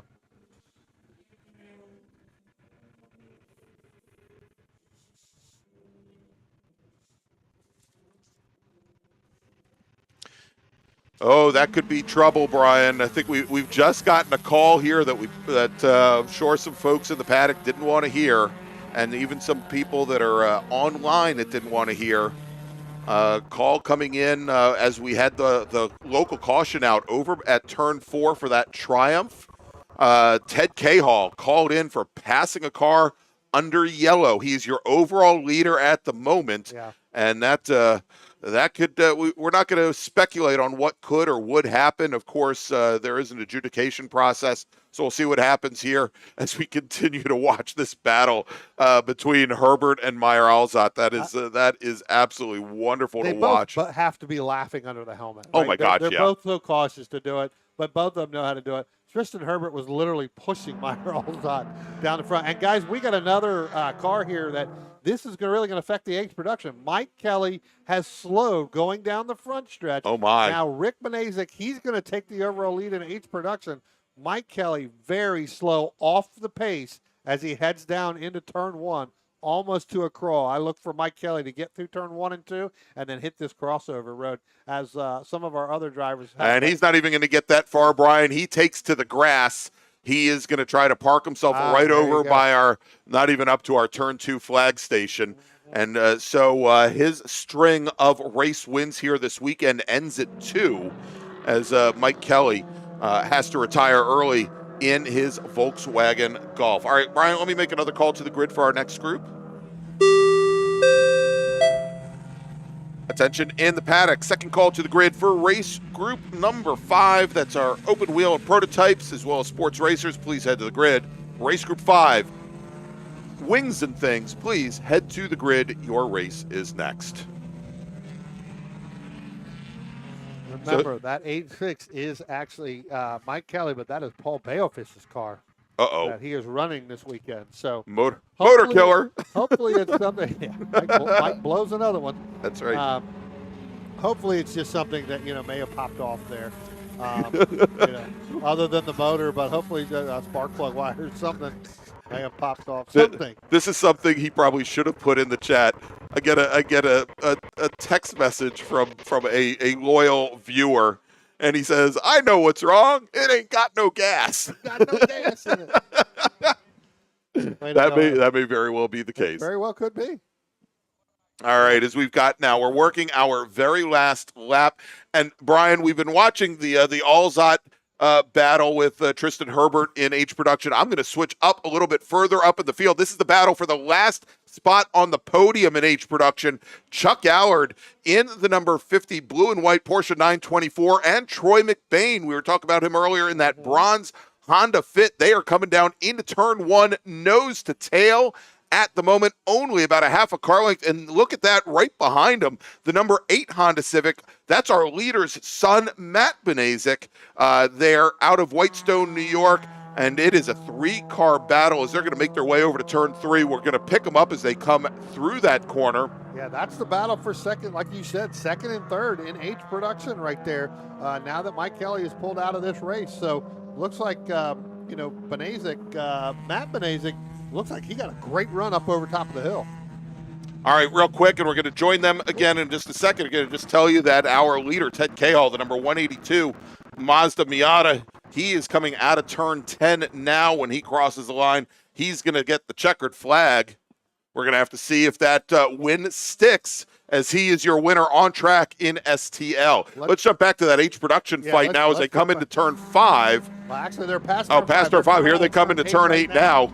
Way to go. Yeah, a lot of lockup there by McBain. McBain now has gotten around Chuck Allard for second in H production, and Matthew Benazik putting a lot of pressure on there. And here they come through turn 10 as McBain, he's got about a car length and a half on Allard. Allard's going to move to the inside. Bain goes to cover.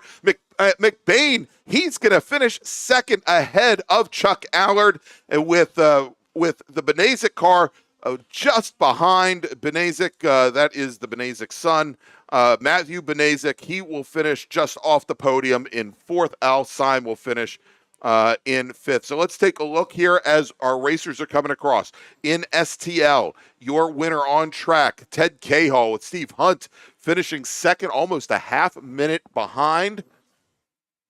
and we're going to get to this fight here.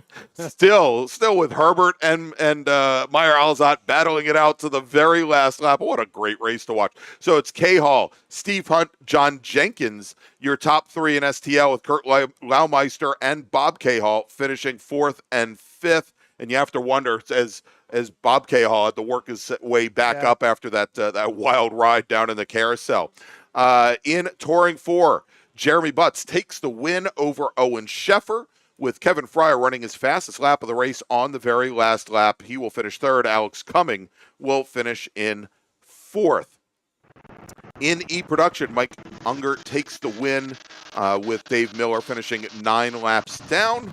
In SPU, it is Jim Karamanis, our sole racer, as Chris Benedetto did not complete a lap in that Nissan Sentra. Unfortunately, I think that Nissan's kind of worn out at this point. Ken Van Horn retires after 8 laps, but takes the win in F Production. In Legends Cars, Michael Collier taking the win after Bob Connor had to retire after 1 lap. In GT Pinto, with his 3rd win in a row, Drew Erie takes the win over Bruce Shelton. David Mapes will finish in 3rd. In GT Light, sole racer today, Graham Fuller in his Toyota Tercel. And then let's move over to H Production, where Rick Benazik takes the win today. Troy McBain, what a run for Troy. He will finish 2nd in his Honda Fit. Chuck Allard will finish 3rd. Matt Benazik finishes 4th. Al Syme in 5th. All right, there you go. Let's make a final call to the grid for our next group. Attention in the paddock. Final call to the grid for race group 5. Wings and Things, please head to the grid. Your race is next. Race group 5, your race scheduled to start in just a few minutes. All right, we're going to take a quick break. We'll be back here from Summit Point Raceway in just a few moments. But first, I want to let you listen to a little bit about Belmont Classic Cars. Belmont Classic Cars is a family-owned classic and collector car dealership located in Eastern Ohio, specializing in 1960s and 70s American muscle cars and other unique automobiles. Belmont takes pride in taking you back to a simpler time with iconic classic rides and never selling anything that they wouldn't want in their own collection. To see Belmont's extensive inventory of classic cars, visit their website at belmontclassiccars.com or find them on Facebook and Instagram at Belmont Classic.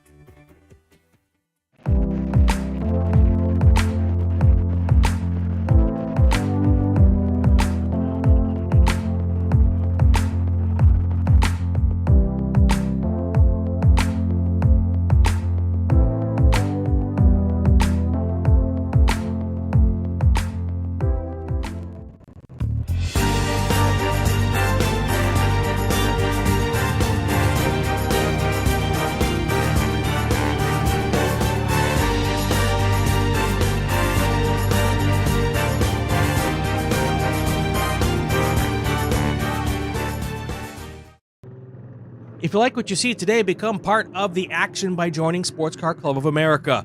Whether you want to drive, flag, or just have fun with cars, SCCA membership opens the door to all kinds of motorsports to feed your obsession, along with 65,000 like-minded members ready to be friends. Ask someone trackside how to get involved or visit SCCA.com for more information. Since 1976, Radial Tire Company has been providing the Washington, D.C. area with quality tires, expert knowledge, and the finest service. They have earned a reputation as a premier specialist in hard-to-find performance tire and wheel applications and stock tires from all the top manufacturers for whatever you drive. From performance and race cars to SUVs and trucks to your daily drivers, Radial's mission is to assist you in getting the most out of your tires and car. To get a competitive quote on your next set of tires, now with free shipping, or to schedule online, visit RadialTireCompany.com or call them in Silver Spring at area code 301-585-2740. That's 301-585-2740.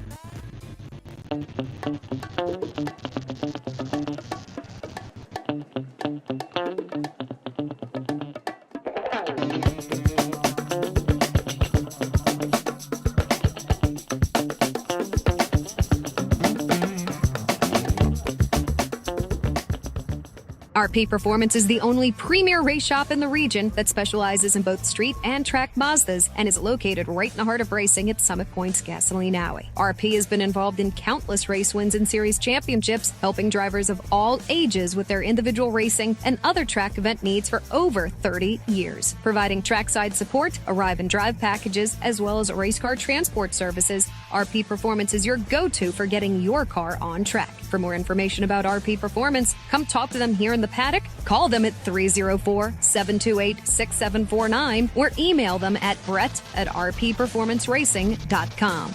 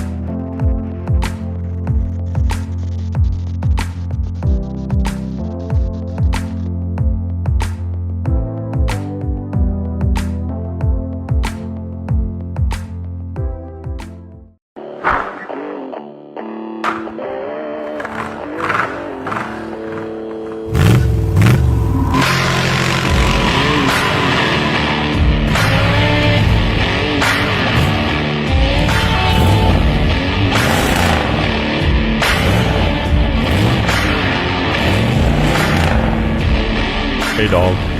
Belmont Classic Cars, where we take you back to simpler times. Belmont, Ohio.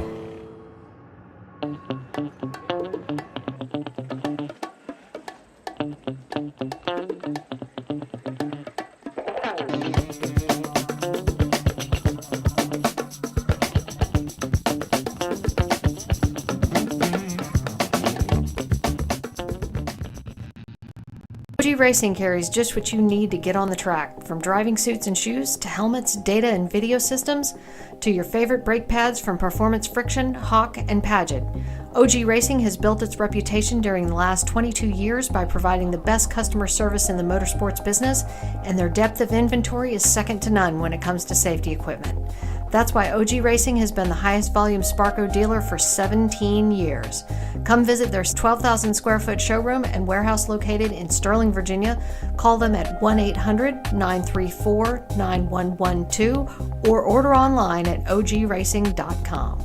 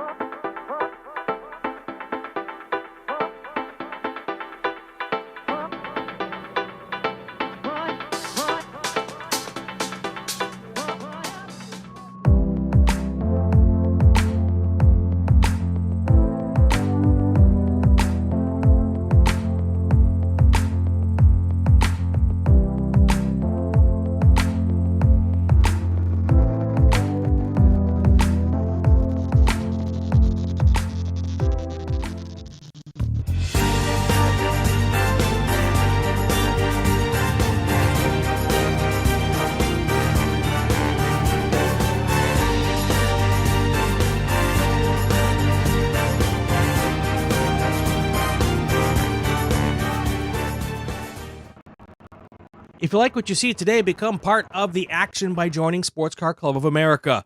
Whether you want to drive, flag, or just have fun with cars, SCCA membership opens the door to all kinds of motorsports to feed your obsession.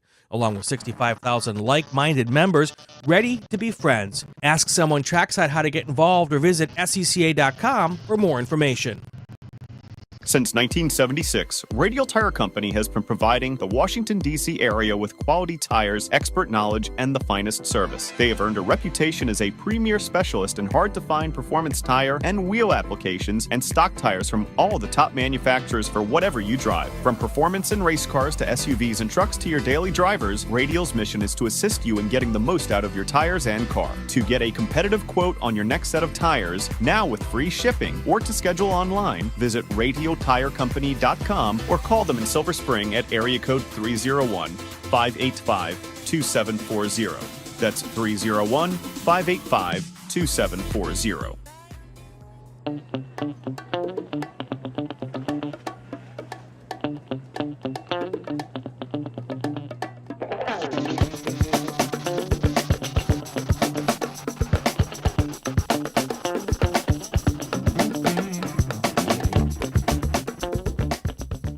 RP Performance is the only premier race shop in the region that specializes in both street and track Mazdas and is located right in the heart of racing at Summit Point's Gasoline Alley. RP has been involved in countless race wins and series championships, helping drivers of all ages with their individual racing and other track event needs for over 30 years. Providing trackside support, arrive and drive packages, as well as race car transport services, RP Performance is your go-to for getting your car on track. For more information about RP Performance, come talk to them here in the paddock, call them at 304-728-6749, or email them at brett@rpperformanceracing.com.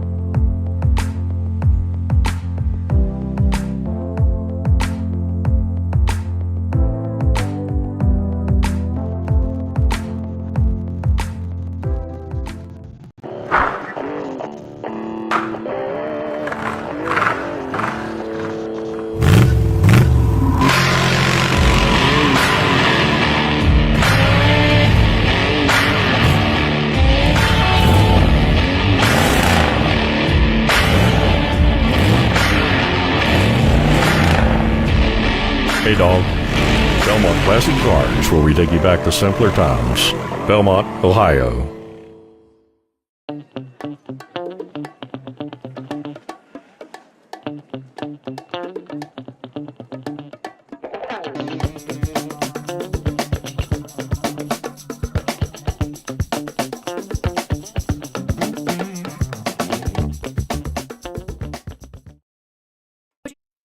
And welcome back to Summit Point Raceway, everybody. It is the 2024 Labor Day MARRS Spectacular presented by Radial Tire, Radial Motorsport, and the Washington, D.C. region of the Sports Car Club of America. I'm Greg Ginsburg.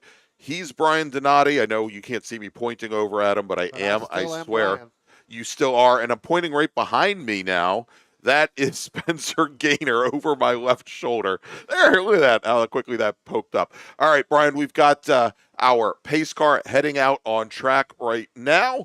And we've got Tom McLeod, our splitter, sending our Formula cars out on track for their feature race this afternoon, 14-lap race. We're going to run down the starting order here. Starting 16th, driving the number 81, Van Diemen from Mayock, North Carolina. The number 81 car, Jeff Baskin. Hopefully, Jeff's able to get that car moving today. He's had a lot of trouble Looks like with it's it in this the weekend. back there, coming off grid. Well, that's good because he's gridded 16th. Good. So he's in the right place. Good thing he's in the right position. That's right. All right, our sole Formula 6 machine out here this weekend from Gloucester, Virginia. His QRE Invader, Harrison Southworth. He starts 15th. Bill Mazie, scheduled to start 14th today. He's in the number 41. Club Ford Crossley from Williamsburg, Virginia. Herndon, Virginia's Dan Carney driving a Swift DB3, the number 44 car. That has been a car that's had some issues this weekend. We'll see if he makes the field. Actually, it looks like he's out there. I see the white number 44 going into turn one. Good to see he got that car back out. And that's a Formula F car. John Vidovich starting 12th today. He's in the number 28 Club Ford Reynard RF82 with Doug Fisher, also in Club Ford. He's driving a Zinc Z10C. He is starting 11th, 5th in Club Ford. Mark Walthu in the number 22 Crossley 35F. He starts 10th on the field today, 4th in Club Ford. Sam Iyer starting 3rd in Club Ford. He's in the number 61 Zinc Z10C. He starts 9th.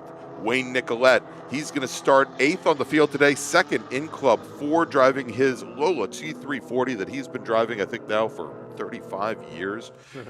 He starts 8th overall. Steve Rue in the number 16 Formula F Wyvern SR1. He's from New Fairfield, Connecticut. He starts 7th. Jake King, he's your Club Ford pole sitter today. He's driving the number 27 Royale with cheese, our Royale RP24. He's from Franklinville, New Jersey, represents the South Jersey region. He starts 6th. Carl Lennox Barbrew and his Migali, pardon me, I'm going to have Brendan Kazmarek scream at me if I don't call it the Migali, US 99 Formula Continental. He starts 5th. Leslie Walker is going to start 4th today. He's in the number 43 Van Diemen RF99s from Laurel, Maryland. Chuck Moran, your Formula Continental pole sitter, the number 45 Crossley 71F, starts 3rd. In your front row today, it's the Huffmans. Justin Huffman will start on the outside of the front row in the number 11 FE2 machine. Jameson Huffman, your pole sitter today with a qualifying time of 1:11.905. And we must have a bunch of people taking the day off because we have lost cameras 5, cameras 8, and cameras 1, and cameras 2. Oh, excellent. All right. Well, hopefully, we're going to give you the stylings here. We know turn 10 is working. Happy day. We'll give you the rundown here. Stick with us. Hopefully we'll have some cameras working here in just a few moments. As our starter looks over the field, green flag in the air. The Huffmans are on their way, and Jameson Huffman, once again, great start as he starts to make his way down into turn number 1. Side by side are the two Huffmans. Jameson to the inside, Justin to the outside, and once again, we see that outside lane is incredibly strong. Right, look at that. We got a couple of our cameras back, at least one of them. Looks like turn 5 is back. Here as they make the run down into turn 3, Justin Huffman early on, your leader. Then we've got slotting into 3rd position, where I think he's been perpetually this weekend, Chuck Moran, your leader in Formula Continental, with Leslie Walker behind. As you see there, a lot of our drivers coming through turn 3. There's a lot of oil dry down there on the pavement after the cleanup for the Triumph from our last group. And looks like they've done a pretty good job cleaning all of that up as our drivers make their way down into turn 5. Again, I think Justin was listening to us all day long when we talked about on the start finish going down into turns 1 and turns 2. That outside does still have some grip there, and you can accelerate off that corner just that much more and get that run off the corner up into turn 3. All right, there we go. See. And then it goes out. Yeah, it looks like I'm wondering if somebody hit the wall there, because I just noticed the camera there at turn 6 give a little wiggle, Brian. Yeah. As our leaders now coming down the front straight and severely off the pace right now. That's Carl Lennox Barbrew. Right. Looks like it's back underway there, so it may have gotten out of turn 10 and really got out of shape till he was able to collect it. But it seems like he's back under power now, headed down into turn 1. And if our turn 1 camera was working, you'd see that. And again, we apologize here as the heat and the length of the day starting to get to some of our cameras here. We'll try and get those repaired for you. You never know; they might just come back out of the blue. All right, as our leaders now make their way down the hill into turn 5, and we just see there where Jameson Huffman follows father Justin through. And I'll tell you, Chuck Moran, again, our Formula Continental leader, he's holding pretty close to those FE2 machines. The FE2 cars, a little bit more effective aero, front and rear. And the motors in them, larger displacement Mazda motors compared to what the Continentals are racing. And yeah, but Moran, he's kept up good pace here all weekend long.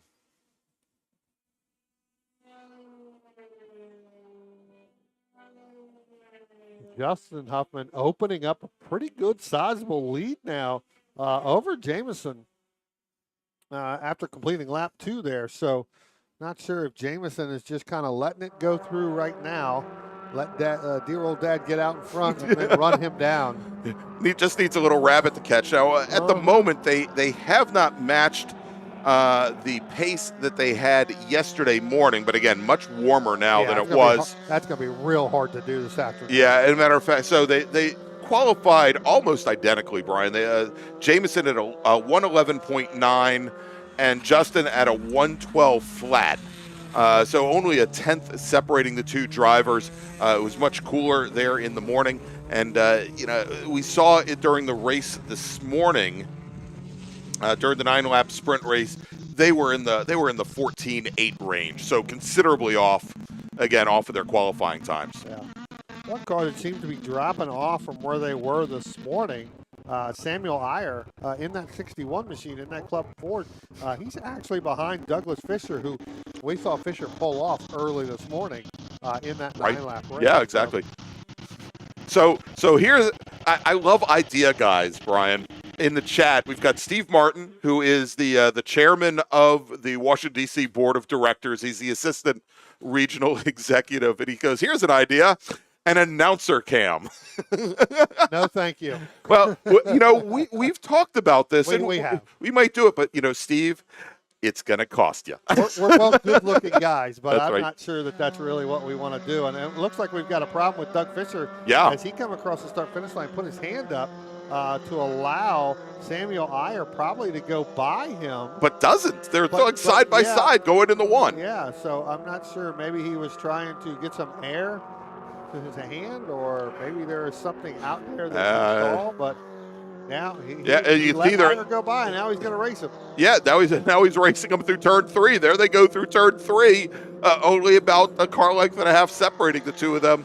Now as they start to make their way down into the carousel, just ahead of them on track. That was I think we saw Steve Rue, Jake King, also ahead of them there. Got to chase the rabbit, chase the rabbit. That's right. And look at this. And we see the battle coming through turn 6. Yeah, Greg, big, huge shakeup here. We were just talking about with the Huffmans. Yes. Jamison Huffman now has got a 6.8 second lead over Justin. Obviously, something must have happened where we had missed it because he is now back behind Moran. Yeah, I was just going to say, Moran is now running second overall. And it looks as though, and I'm wondering what may have happened, Moran now is only a couple car lengths, is actually now back behind now Justin Huffman. Got it. So something happened to Huffman where the car may have shut off. I don't believe he spun or went off because he wouldn't have lost, he would have lost more time in spots. All right. Coming down pit road, sorry, I believe that is the 20, so, of Douglas Fisher. So that, whatever problem he had only went one more lap after racing with. And he decided to call it. So now, as we watch these great battles in Club Ford, Brian, we had John Vidovich in the number 28 Reynard and Mark Walthu, the 22 Crossley. They are coming into turn 3 now, and I'd say about 5 car lengths separating them. And there they go, right there, about 4 car lengths separating them now. And again, that is the battle just off the podium, the battle for 4th between these two racers. Earlier today, Vidovich finished 4th in class, and Mark Walthu in the number 22 machine. Where did Mark finish up? That's right, Mark didn't finish. So good run for him so far. Attrition starting to play. Here comes Jeff Baskins. He's on pit road, but I think he's going to go back out. So he did motion that he wanted to go back out. And that's indeed the case. So evidently must have had a problem there, came in, but he is definitely going back out. Yeah, and again, that car has been kind of snake bit most of the weekend here as he brings that car back out on track.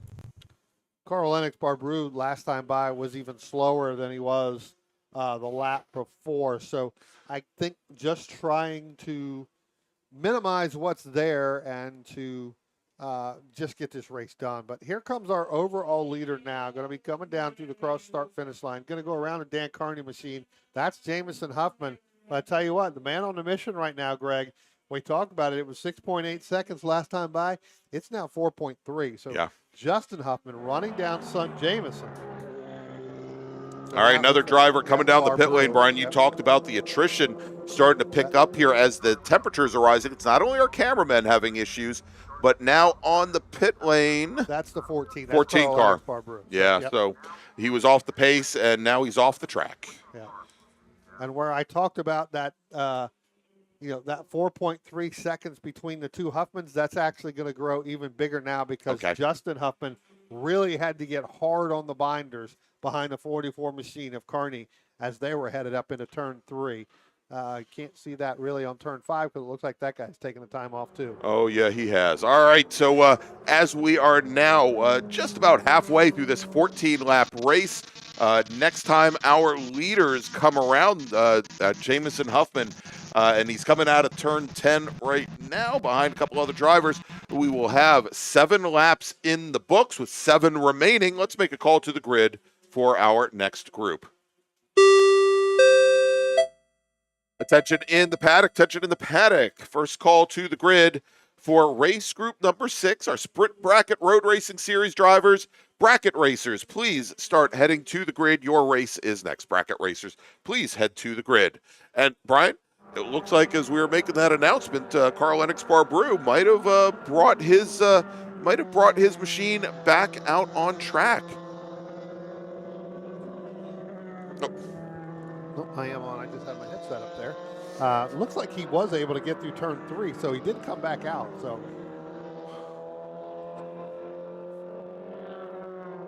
again, apologize for the technical difficulties on the cameras. We're going back old school. We've done it before. We'll do it again. That's right. Well, they did see it this morning when all the power went out here at Summit Point. The night the lights went out in Georgia, except it actually went out in the tower. Yeah, went out in West Virginia. All right, blue flags being shown now just ahead of Chuck Moran, and I think that was for Carl Lennox Barbrou. Let them know that our Formula Continental leader was coming through. And now we watch as Justin Huffman's going to cross the line. Let's take a look at that gap, Brian. It is now 6.3 seconds between Jamison Huffman and Justin Huffman as we've got a machine coming down the pit lane once again. And that may be Barbrou once again. Yeah, so whatever he thought might have been repaired is not. And I'm sure this time he's going to make that right-hand turn and bring his car back to the paddock. Trying to figure out how do we blame our camera technical difficulties on Murphy Nichols. He's the first one down there in line. Is Murphy down there pulling the plug on us? That could very well be.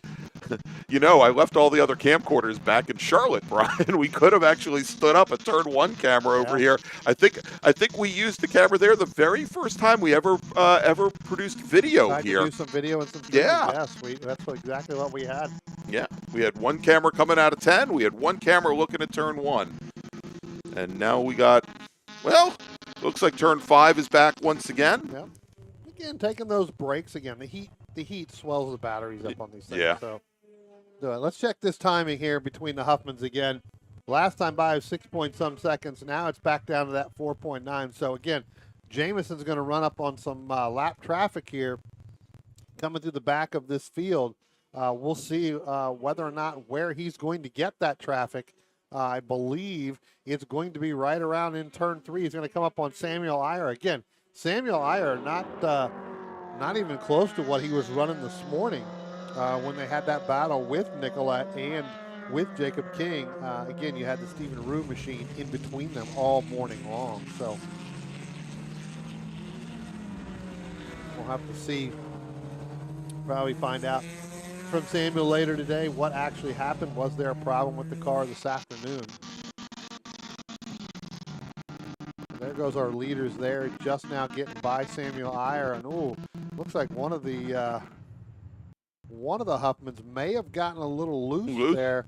Coming out of the carousel, coming out of turn 6, that may have been Justin that got a little loose there. We'll see if that what that does, because there's Samuel Iyer coming. Here comes Jamison now coming down the front stretch. But Justin was really closing on Samuel Iyer as Samuel Iyer looks in the rear in the side mirror there and kind of tilts his head and says, yeah, why don't you just go right on by, because unfortunately I got nothing for you. Although that time by Justin was still, he was a full faster. second faster than Jamison Huffman the previous lap. He had just reset fastest lap of the race, brought his car down to a 112.979. This time, 0.2 off of that pace at a 113.2. So he's carried a little bit more speed than Jamison, but I think at this point Jamison's probably in maintenance mode as we've got 4 laps remaining, trying to just keep up a consistent pace to hold his father off. But if he continues to do that, too much maintenance mode, because that's coming. Under 4 seconds of a gap with only 4 laps to go. Yeah. Well, we'll see. I mean, that's a pretty big task, but again, if you get in behind one of these cars and you're trying to do maintenance mode and you set it up to do it on exit instead of on entry, that could change the whole balance of the car. Here comes Jamison now, and we'll see where it is, but he's going to be he's getting ready to pass Wayne Nicolette. All right, so Huffman gets his car down into the 13s to a 13.9, but Justin Huffman now runs a full second faster, actually 0.9 of a second faster. The gap now 3 seconds. Brian, I wanted to mention, we haven't talked about him much this weekend so far. Harrison Southworth, our sole Formula 6 racer in his QRE Invader. He's currently running 12th overall, but he's really knocked a lot of time off here. He just ran a 125.5.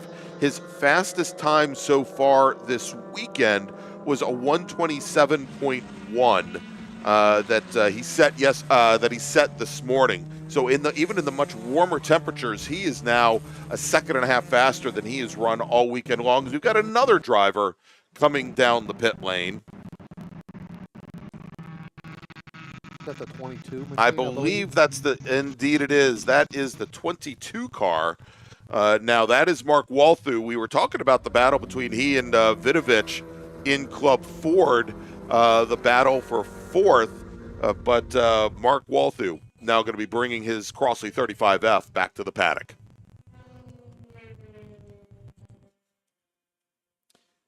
That gap between the Huffmans have increased there, Greg. That is now 3.1. So again, with 2 laps left to go, it looks like that gap's going to be insurmountable for Justin to be able to do it. Attention in the paddock. Second call to the grid for our bracket racers, Sprint Bracket Road Racing Series drivers, Group 6. Please head to the grid. Race group number 6 drivers, please head to the grid. Your race is next.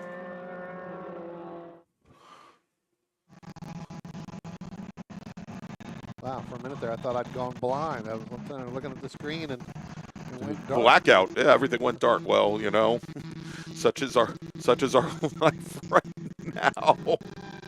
I tell you what, with 1 lap, they're going to come up to 1 lap to go. When I just looked at the screen there that Spencer had on, coming up through turn 6 and getting ready to come up coming up out of turn 9, Justin Huffman was getting really, really close to Son Jamison there. We'll see where he is, and it looks like he's going to be probably in that 2 second. It's going to be tough to catch him with 1 lap to go, but Jamison is going to end up running up on some slower traffic as they get down into turn 1. Again, Justin's going to have to go through that again. It's now down to 2.3 seconds on that lap. Yeah. I don't believe he's going to lose that much Yeah, time. and Brian, it was pretty clear that they're starting to make their way through a lot of slower traffic. Their pace was almost 2.5 seconds for both drivers, about 2.5 seconds off of what they had run the previous lap. Both drivers in the 115s. That said, Justin Huffman, he knocked another 0.8 or so out of Jamison Huffman's lead. But as we were working the final lap here, there was still over 2 seconds separating these 2 racers. So again, something for it's a race for Jamison Huffman to lose here at this point. And a lot of fans out there for Jake King. Of course, we've got older brother Max, old man Max. Max now. I like to call him.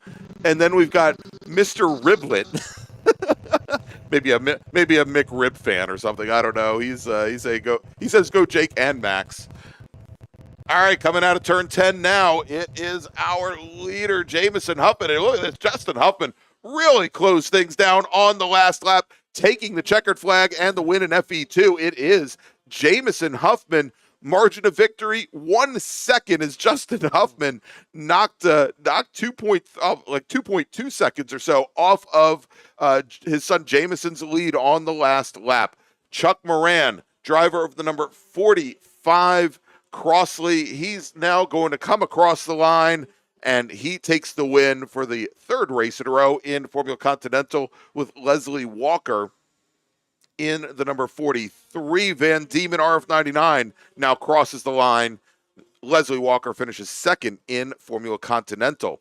In Club Ford, Jake King, and I'm trying to track where Jake is on track right now, and I think he may have crossed the line. I think everybody's crossed the line. I think he crossed the line actually between the two Huffmans. Right. So taking the win in Club Ford, Jake King, and the number 27 Royale. Wayne Nicolette finishing second, Sam Iyer finishing in third. So let's take a look here. So he just gave you the finishing order in Club Ford. In Formula F, Steve Rue taking the win over Dan Carney. Harrison Southworth, our sole driver in Formula 6.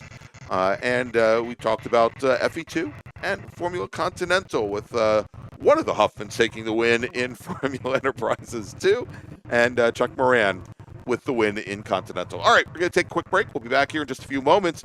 But before we do, let me make a final call to the grid for that next group. Bench in the paddock. Final call to the grid for race group number 6, Sprint Bracket Road Racing Series. Please head to the grid. Sprint Bracket Road Racing Series drivers, please head to the grid. Your race is next. All right, we're going to take a quick break. We'll be back here in just a few moments. But first, some words from our sponsors, including RP Performance.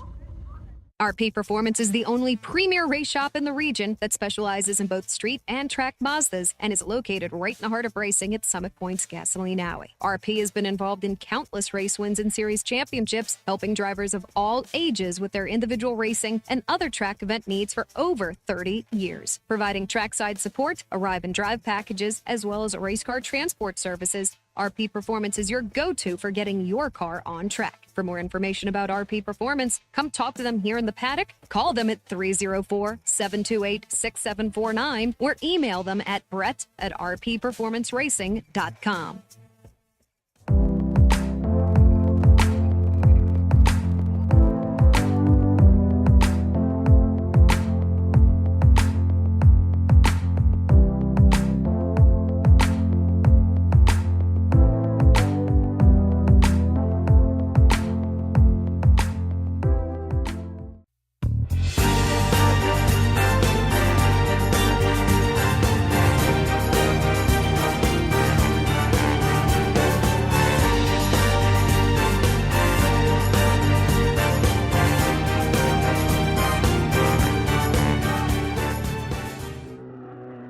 If you like what you see today, become part of the action by joining Sports Car Club of America. Whether you want to drive, flag, or just have fun with cars, SCCA membership opens the door to all kinds of motorsports to feed your obsession. Along with 65,000 like-minded members ready to be friends. Ask someone trackside how to get involved or visit SCCA.com for more information. Since 1976, Radial Tire Company has been providing the Washington, D.C. area with quality tires, expert knowledge, and the finest service. They have earned a reputation as a premier specialist in hard-to-find performance tire and wheel applications and stock tires from all the top manufacturers for whatever you drive. From performance and race cars to SUVs and trucks to your daily drivers, Radial's mission is to assist you in getting the most out of your tires and car. To get a competitive quote on your next set of tires, now with free shipping, or to schedule online, visit RadialTireCompany.com or call them in Silver Spring at area code 301-585-2740. That's 301-585-2740.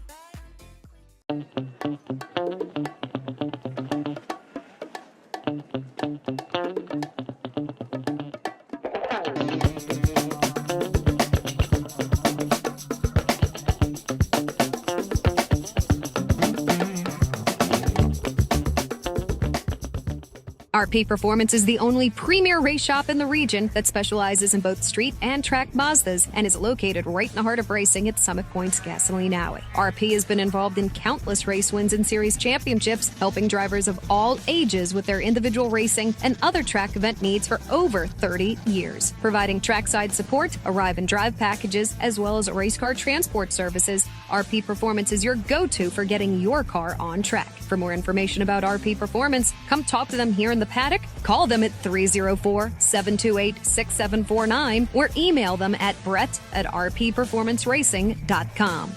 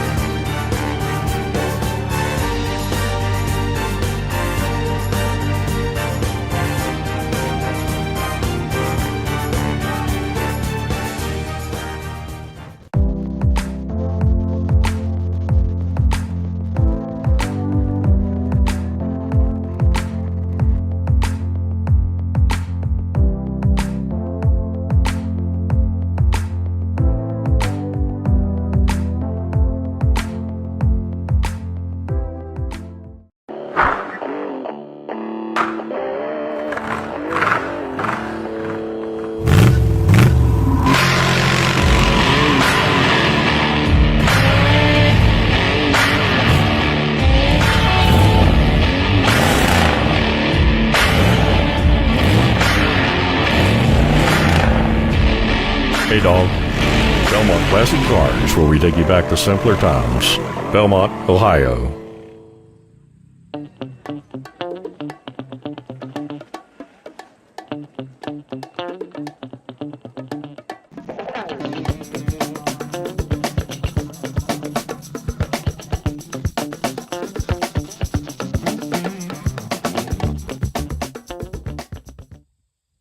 OG Racing carries just what you need to get on the track, from driving suits and shoes to helmets, data and video systems, to your favorite brake pads from Performance Friction, Hawk, and Paget.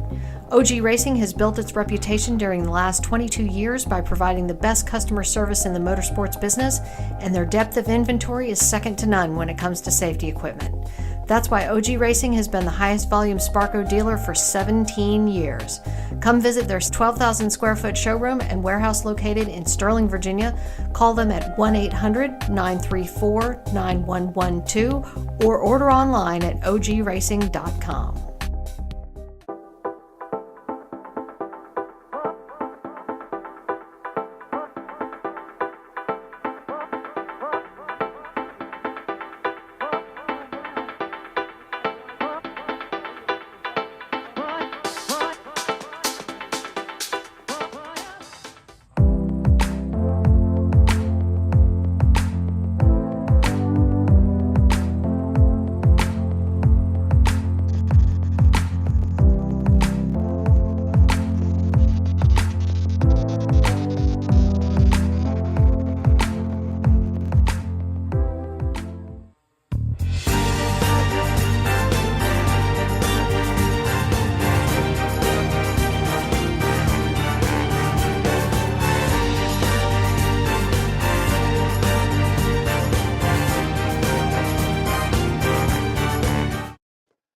And welcome back to Summit Point Raceway, everybody. It is the 2024 Labor Day MARRS Spectacular presented by Radial Tire Company, Radial Motorsport, and the Washington, D.C. region of the SCCA.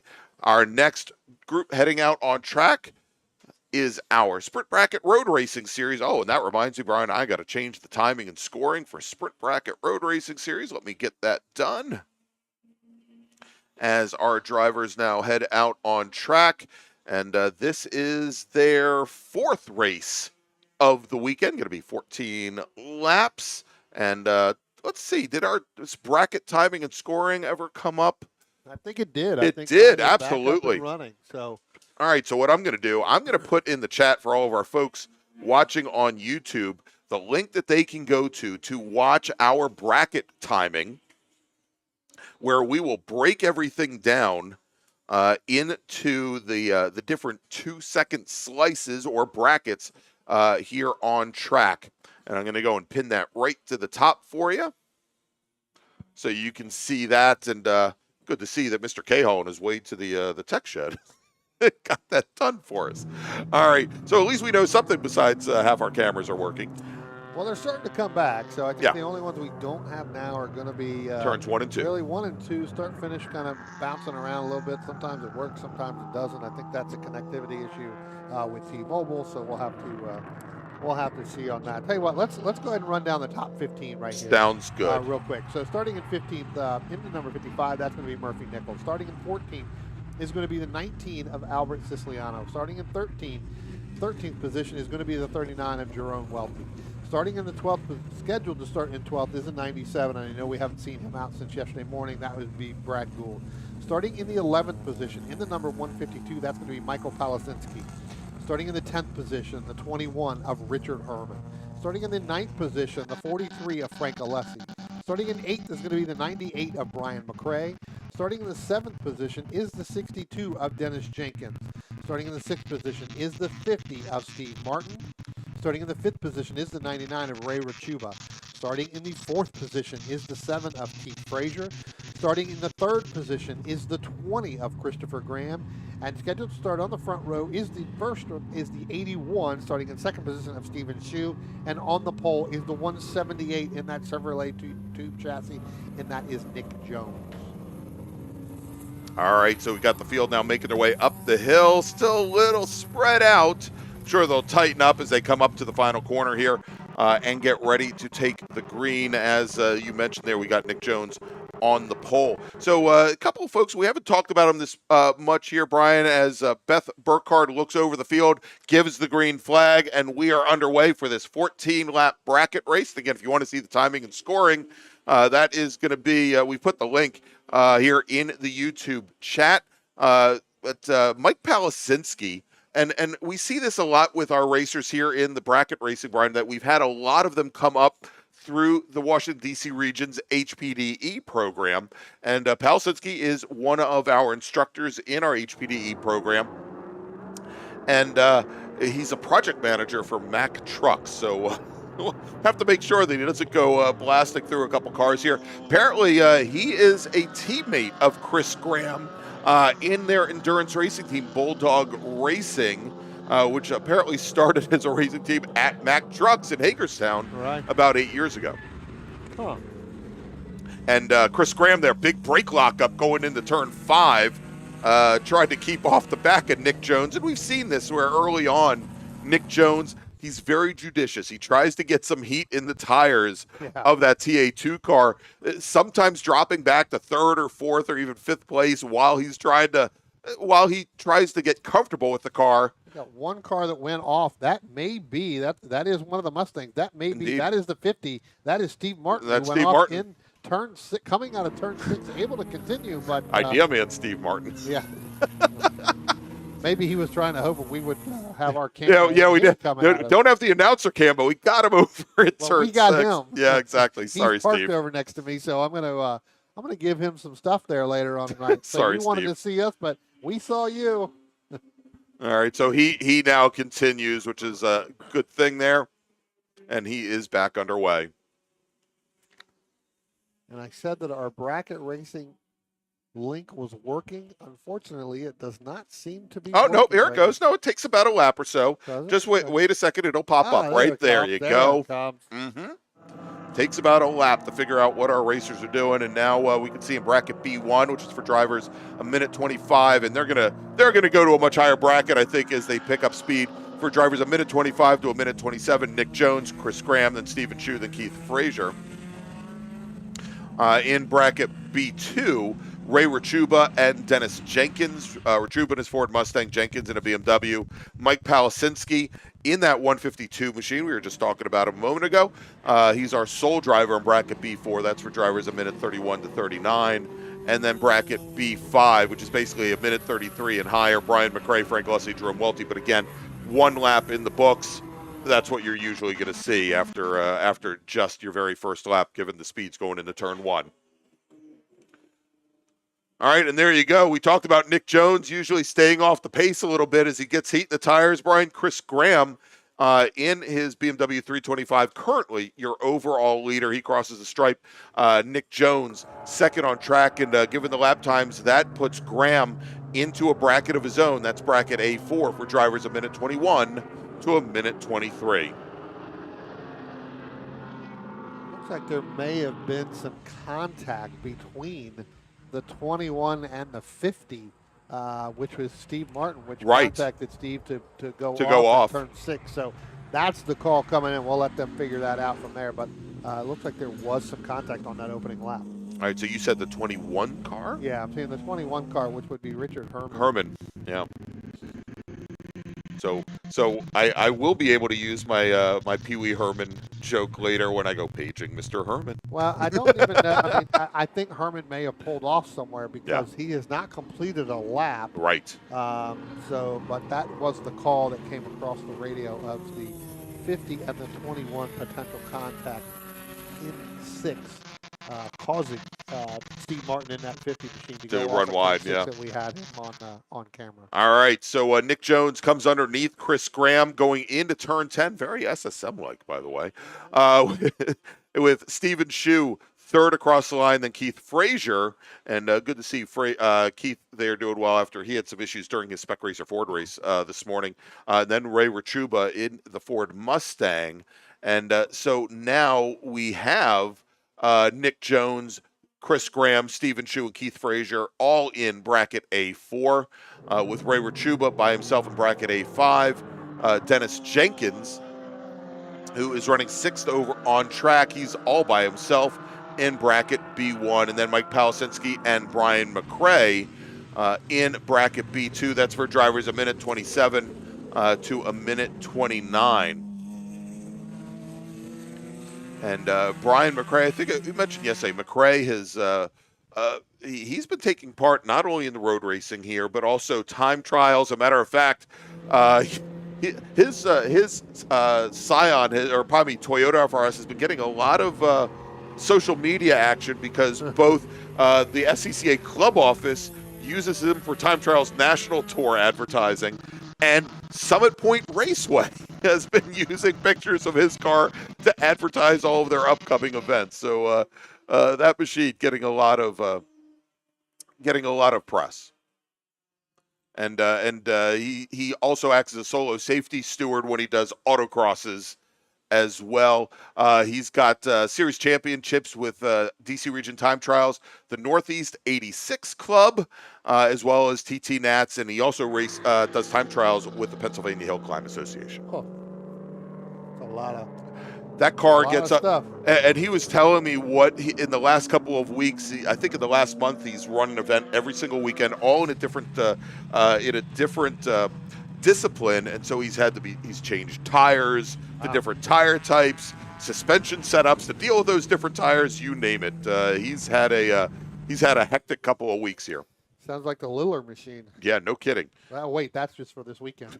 Right. Let's go ahead and recap here. Let's run down some of these brackets because we've gotten into about 5 laps in, coming up into 5 laps in. Looks like we had one car may have gone a little bit outside of turn 10 last time by, able to continue. But if we look at our brackets here, in our A3 bracket with 119 to 121, Nick Jones in a bracket by himself. A4 bracket is Christopher Graham, Stephen Chu, and Keith Frazier. So again, those guys continue to race not only on track, but in the bracket as well. We've got one car coming down the pit road. We look at our bracket A5, which is 123 to 125. Ray Richuba in that 99 in that Ford Mustang all by himself in that bracket. In our B1 bracket, Dennis Jenkins and Steve Martin, they're racing against each other in that. I think there's a little bit of a gap there between Jenkins and Steve Martin. Yeah, it's about 10 cars in between them. But again, we've seen this, Greg, as Dennis Jenkins runs a faster lap, which he has just done. Yeah. So now he gets moved up into the A5 bracket, which puts Steve Martin in a bracket by himself. So Steve Martin leading that B1 bracket. We look at a B2 bracket. Mike Palazinski in that 152 machine with Brian McRae, as Greg was just talking about, and the 43 of Frank Alessi. If we look down at the bracket B3, which is 129 to 131, Jerome Welty, Albert Siciliano, and Richard Cicerban, which I have not seen him out there, but I know that he is because he's completed 5 laps. So I have to put him up there. Well, I have yet to see that yellow car go around yet. Well, we'll see. I was going to say it sticks out. It's an early 70s Mazda RX-3 rotary engine coupe. And we'll see. I'm sure we'll see him out here. Speaking about seeing people out here, just watching is Chris Graham and Stephen Chu trying to make their way through some of our slower traffic here. But you mentioned, for example, Dennis Jenkins, who broke out of his bracket with Steve Martin, and so he finds himself not in the B1 bracket, but now in the A5 bracket, Brian. And as he's in that A5 bracket, he now finds himself about 2 seconds back from Ray Richuba, as opposed to trying to hold off the Mustang by about 2 car lengths. Let's take a look here at the real quick at bracket B2 with Michael Palasinski and Brian McRae. I know you can't see it because we don't have the camera up and running right now, but heading down into turn 1, McRae is about 2.5 car lengths back from the BMW 325 of Palasinski. And we'll try and pick them up in a few moments as they come into 3, as I believe McRae has he's closing it. They're coming into turn 3 now and starting to head up there. There they go, right there. So we've got the E30 BMW and then that much newer Toyota. As we've got a car, Brian, I'll tell you exactly where Sichal Wichaban is. Weechan Saraban. He's on I'm pit road. dyslexic today. Yeah, he's on pit road. Yeah.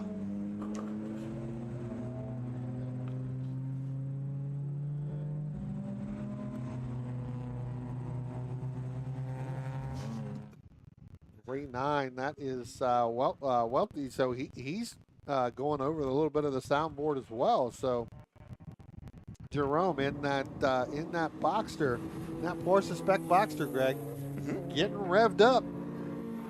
Got that rubber band wound up.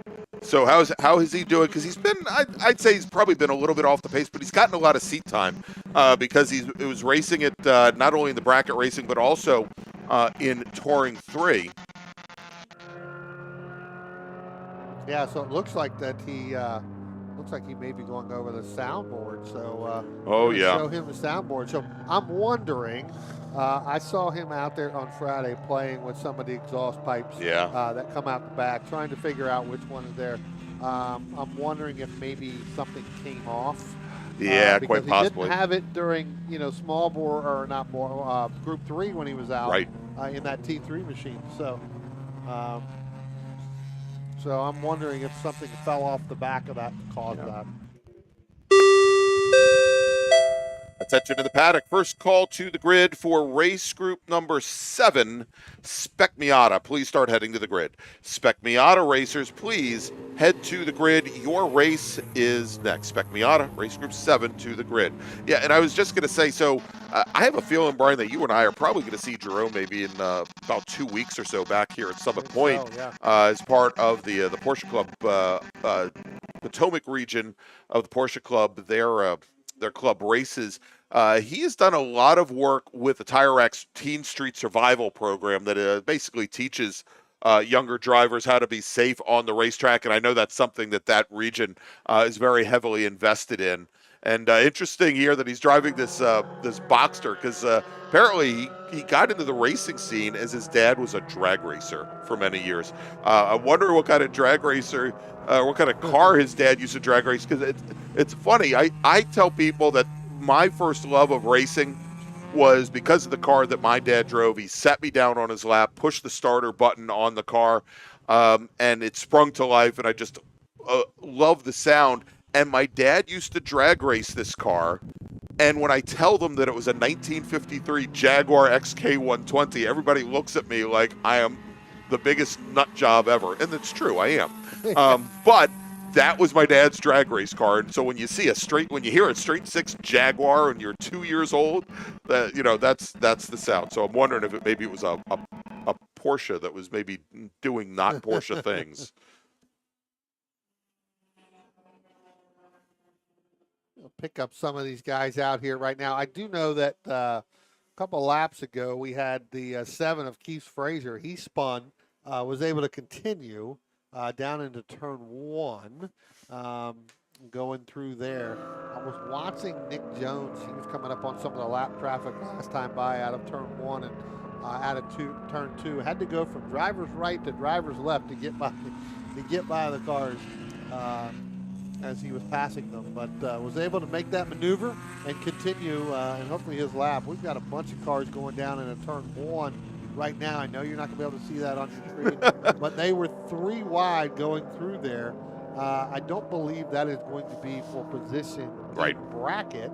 One of them, I believe, is the cars kind of coming up. Well, Brian, there's still 3 wide coming out of 2. One of them is Brian McRae, I believe, coming up on one of our Miatas. But what that does is I was going to say that puts Michael Palazinski back behind McRae. Right. And they are, unfortunately, they're not in the same bracket now. No, McRae has run out and gone through. So. Yeah, so McRae now drives himself up in the bracket B1 for drivers a minute 25 to a minute 27, whereas Michael Palasinski is still in the B2 bracket with Frank Alessi keeping him company. And we'll check the time. There's about 3.5 seconds separating those 2 drivers. The other driver that was in that group was Larry Slavinsky in the blue Ford Fiesta. Who's running a little bit slower bracket. He is running, I believe, today. Yes, he's running currently in 5th position in the B5 bracket for a minute 33 and above. And of course, he's going to get lots of practice seat time, Brian. He won an HPE and a MARRS race entry here this weekend. He's ready to go for next year. Exactly. Oh my gosh, yeah. So congratulations to him as he won a couple of silent auctions as part of our charitable activities yesterday for the Boys and Girls Club of the Eastern Panhandle. Speaking of which, Brian, we haven't asked you for a while. We haven't begged. We haven't pleaded.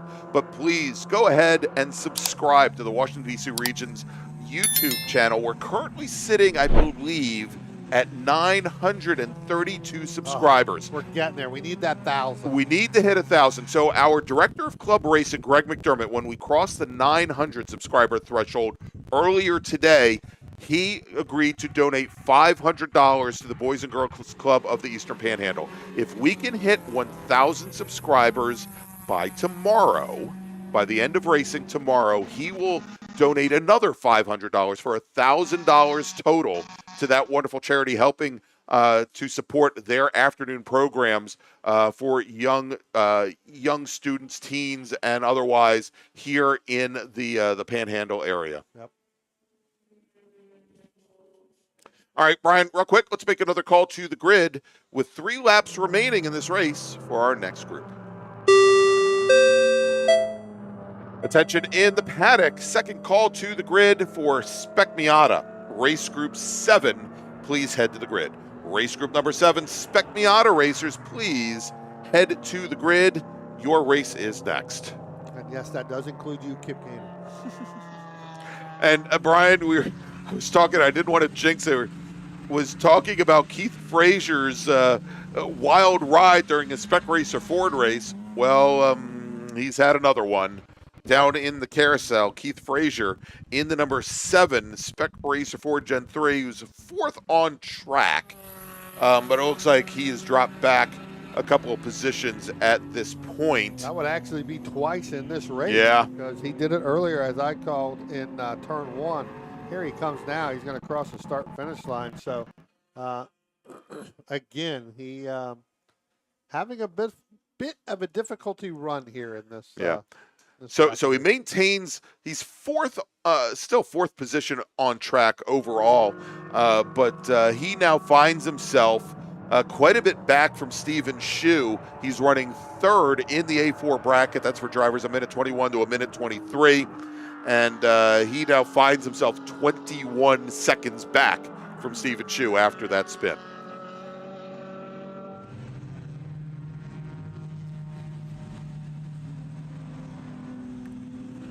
Can I tell you, Brian, that Mr. Millenbach, or not Millenbach, pardon me, that Michael Palasinski has the brightest lights ever on the front of his E30 BMW. They're right in the center of the grill, right in the twin kidneys, and he is just amazing.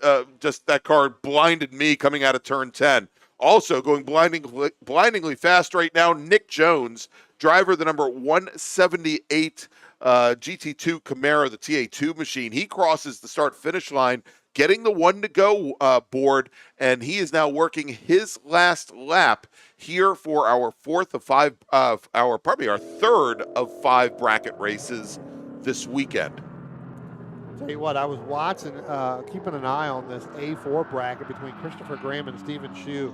Last time by, when they came out of turn 10, Stephen Shu was right on the back bumper of Christopher Graham in that BMW until they got to the straightaway. And then Christopher Graham started to really pull away and do it. But I think Stephen Shu is going to be able to reel him in, although he's backed off a little bit going down there to turn 5 right now. So we'll see as they get through the carousel how long he holds it. But Nick Jones just now coming through the carousel.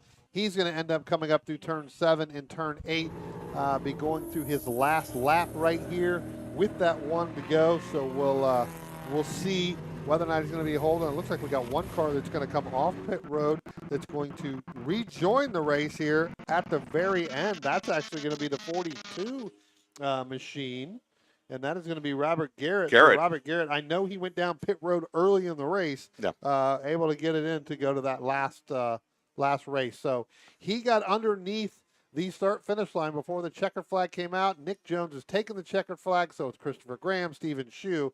So Robert Garrett's going to get that one lap, and everybody else proceeded behind them is going to take that checkered flag across as this race will come to an end. But as I said, Robert Garrett going to get that last lap that he needed. Woo-hoo! There we go. All right, so while we wait for Mr. Garrett to complete his lap, so we still have a number of racers coming across the line here. I'm going to start off with the folks at the front of the field. Our sole racer, Brian, in the A3 bracket. That's for drivers a minute 19 to a minute 21. Nick Jones, who ran a fast lap of 120.578. In bracket A4 for drivers a minute 21 to a minute 23, Christopher Graham, who finished second on track. He wins bracket A4 with a fast lap of a 128.852. Running a little bit faster than him, however, was Stephen Shu in a Spec Racer Ford, but Shu finished third on track, and so second in that bracket with Keith Frazier in the number 7 car, finishing a very distant third in bracket A4. In bracket A5 for drivers a minute 23 to a minute 25, Dennis Jenkins in his BMW 318i, Ray Rachuba in his Mustang, and then Steve Martin in his Ford Mustang. In bracket B1, minute 25 to a minute 27, Brian McRae in his Scion FRS, and then Michael Palasinski in that very brightly lit BMW 325i. Frank Alessi in his Honda Prelude, sole driver in bracket B2, minute 27 to a minute 29.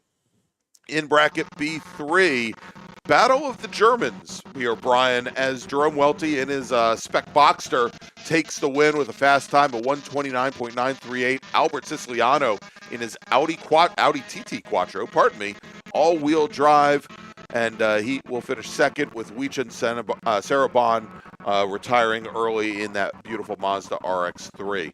In bracket B4, for drivers a minute 31 to a minute 33, Murphy Nichols taking the win with Jeff Liller and Matt Phillips finishing second, and third, Zach Hollander finishing in fourth. And bracket B5 for drivers minute 33 to, higher. It is Jed Prentice in his Mazda Miata out of Tacoma Park taking the win with a time of 133.132. So he was just right on the margins there of breaking out to the next bracket. John Meyer will finish in second. Greg Gale will finish in third. Larry Slavinsky will finish in fourth.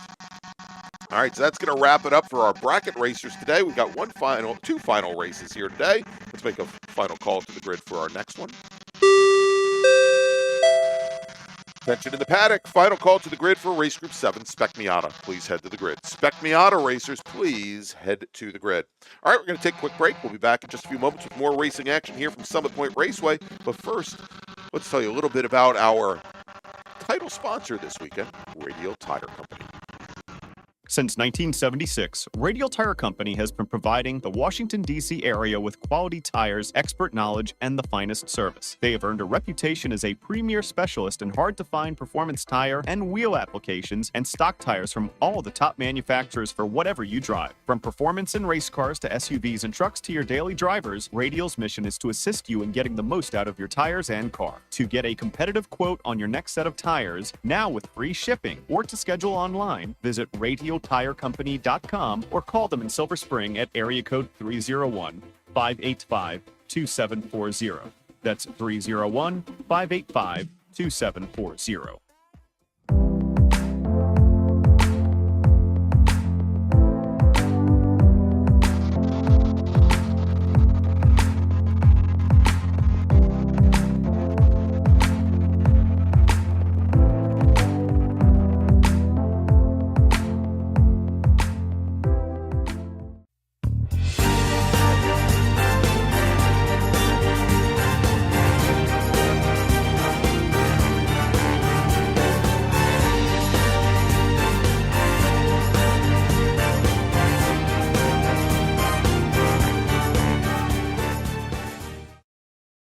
If you like what you see today, become part of the action by joining Sports Car Club of America. Whether you want to drive, flag, or just have fun with cars, SCCA membership opens the door to all kinds of motorsports to feed your obsession, along with 65,000 like-minded members ready to be friends. Ask someone trackside how to get involved or visit SCCA.com for more information.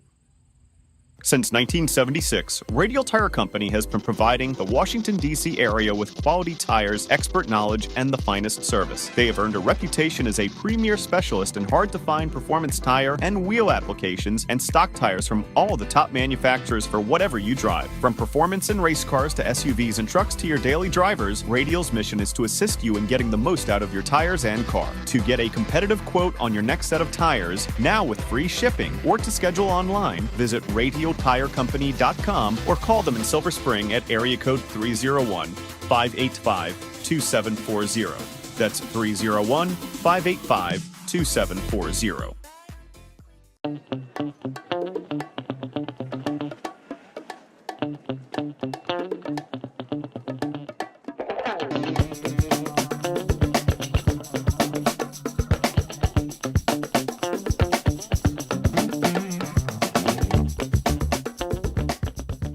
RP Performance is the only premier race shop in the region that specializes in both street and track Mazdas and is located right in the heart of racing at Summit Point's Gasoline Alley. RP has been involved in countless race wins and series championships, helping drivers of all ages with their individual racing and other track event needs for over 30 years. Providing trackside support, arrive and drive packages, as well as race car transport services, RP Performance is your go-to for getting your car on track. For more information about RP Performance, come talk to them here in the paddock, call them at 304-728-6749, or email them at brett@rpperformanceracing.com.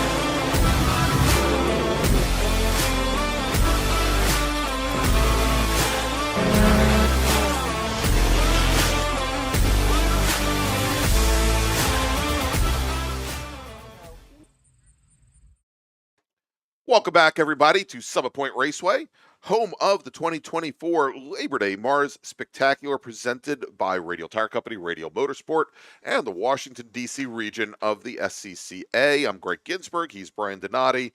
And you don't see me turning around right now and giving the finger guns to Spencer Gaynor, our director, but he's back there as well. And we're getting ready now. We've got 2 races remaining here today, and we almost have 2 cameras remaining here today, Ryan. But we've got a race I know so many people wait for, and it is Spec Miata heading out on track here. Just about, we've got our pace car now getting ready to take to the track. Hopefully that camera's still working. We've got 21 drivers who set qualifying times here over the course of the weekend so far. Let's run down the starting order, and I'll tell you right now, the whole field, they're bookended or bookmarked. What do we call the book holder things? Bookends. Bookended by Brunies. Okay, so starting 21st on the field, driving the number 92 Mazda from Haymarket, it's Vic Bruni. Ryan Peterman's going to start 20th. He's in the number 53 cars from Broadview Heights, Ohio, represents the Northeast Ohio region. Chris Hubart starts 19th. He's in the number 41 cars from Percival, Virginia. Ellicott City, Maryland's Dominic Mandiel starts 18th today. He's in the number 68 Mazda. George Paul is going to start 17th on the field today. And that's Rick Paul. That's his nickname. Racing Rick. Racing Rick. He starts 17th. He's driving the number 02 machine. He's from Amelia Court Heights. I think that's Maryland.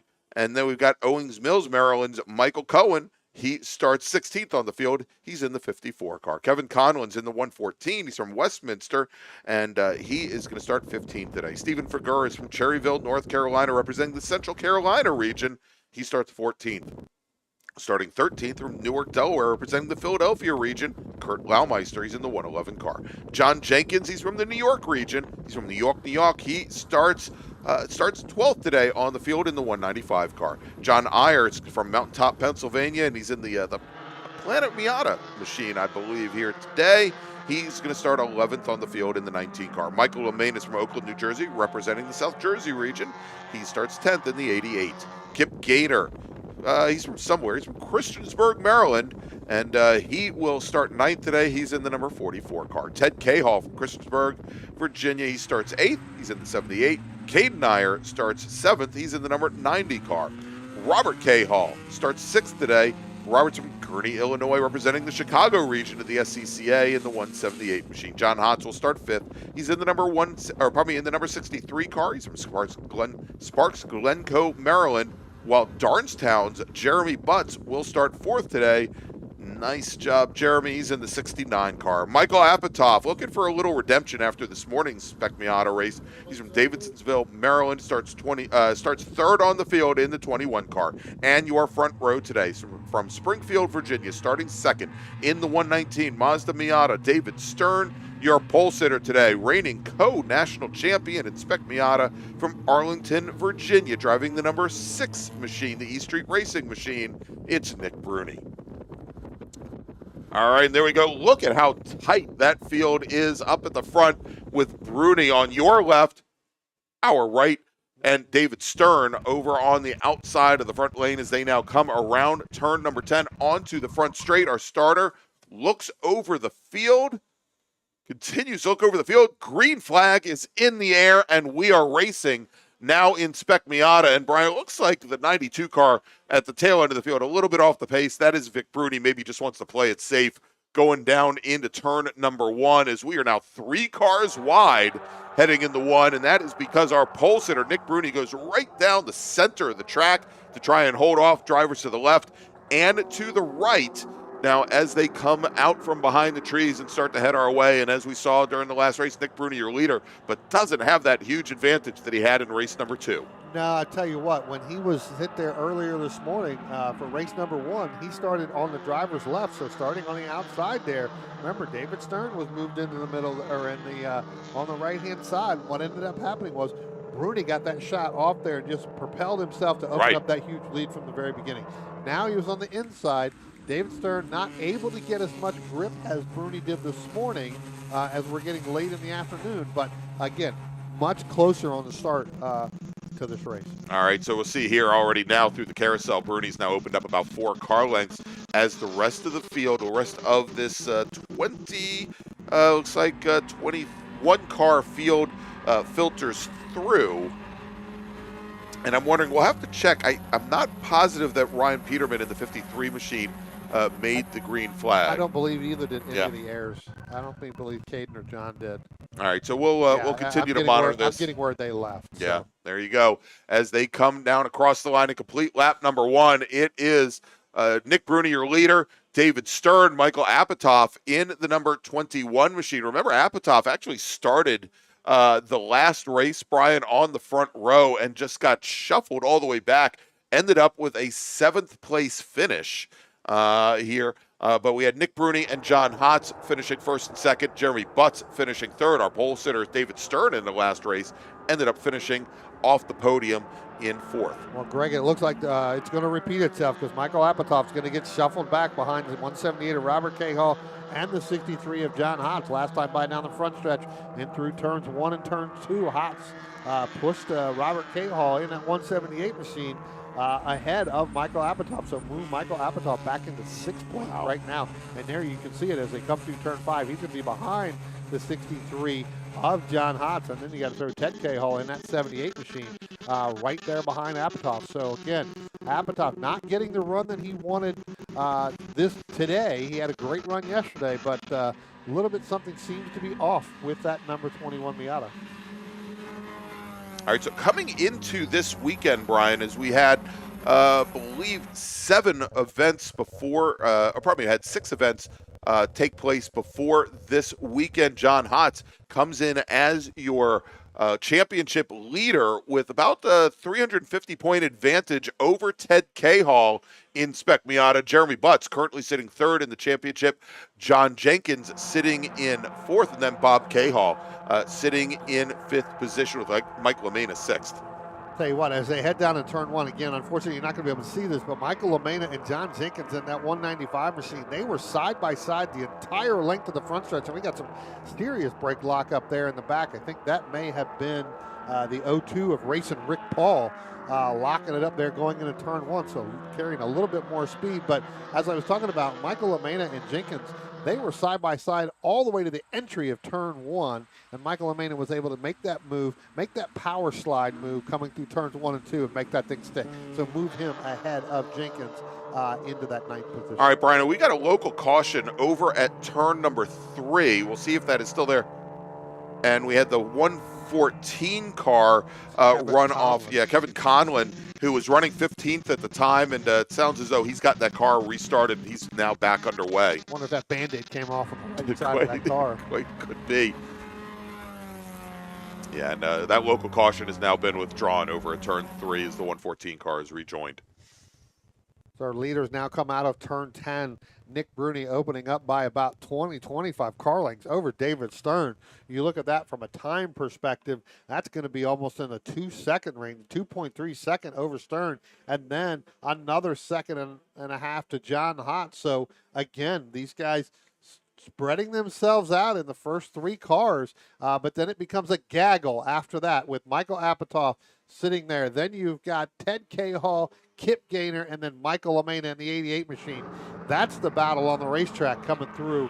Those guys were side by side as they went down into 1 and 2. They're going to come out of it. Michael Apatow's going to fall back a little bit, but now you've got the Cahalls right next to each other as they come up into turn 3 right here. You're going to see, there they go. There they go. There's Robert and Ted. Apatow goes 2 off right there coming down into turn 3. We'll see when they come down in turn 5 whether or not he's going to be able to hold off the Cahalls, because they're getting a good run coming in there. Brother versus brother going to hang on and get nose to tail. Yeah, and it looks like Apatow, he still had, going through that gravel, about 2 car lengths advantage coming under braking going into 5. The Cahall's going to have to figure that out. We've talked already about Bob Cahall getting his first win over Ted Cahall just a couple weeks ago in mid-July. And so far this weekend, he's got one this weekend too. Right? Yeah, that's what I was going to say. Right now they're split up. They're 1 for 1, or each one is 1 for 2. Pardon me. 1 for 2.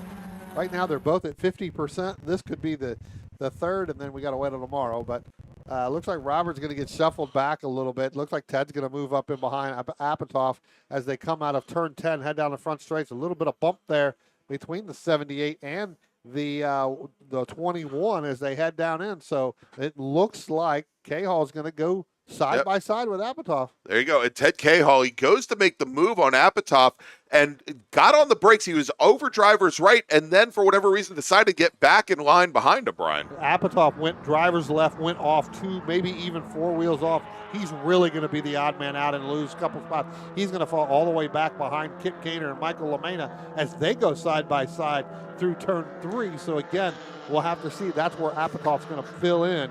He's going to drop all the way back into the 10th position. There's a lot of fluorescent paint going through that corner with LaMena and Gaynor there side by side. But as you mentioned, now that moves Ted Cahall up into 5th position with Robert Cahall behind, then Gaynor and LaMena side by side. And as you mentioned, Apatow now drops all the way from 5th back into 9th position, just ahead of John Jenkins. Jenkins a little bit further back as Jenkins had an off on the previous lap, went 4 wheels off, down over by turn 4.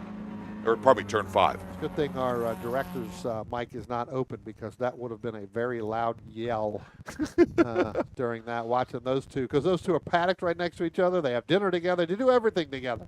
They steal cookies from one another. That's correct. All right, coming down the front straight now, and it is David Stern and John Hotz. John Hotz has been able to draft right up to the back of the 119 machine. Question is whether he's going to stay in line as they come under braking into turn 1. They are, and with 9 laps to go, I'm sure John Hotz, who is very methodical here, I think he feels that he might have a better chance working with David Stern to try and push up to our leader. It's about 20 car lengths, though, now separating Nick Bruni from Stern and Hotz, about 3.8 seconds at the line. Yeah, those two need to work together so they can try to pull away from Jeremy Butts. But I tell you what, Greg, the gaggle on the racetrack, and I say this, the gaggle on the racetrack is going to be coming up into turn 3. You're going to see it. They're going to be in line right now.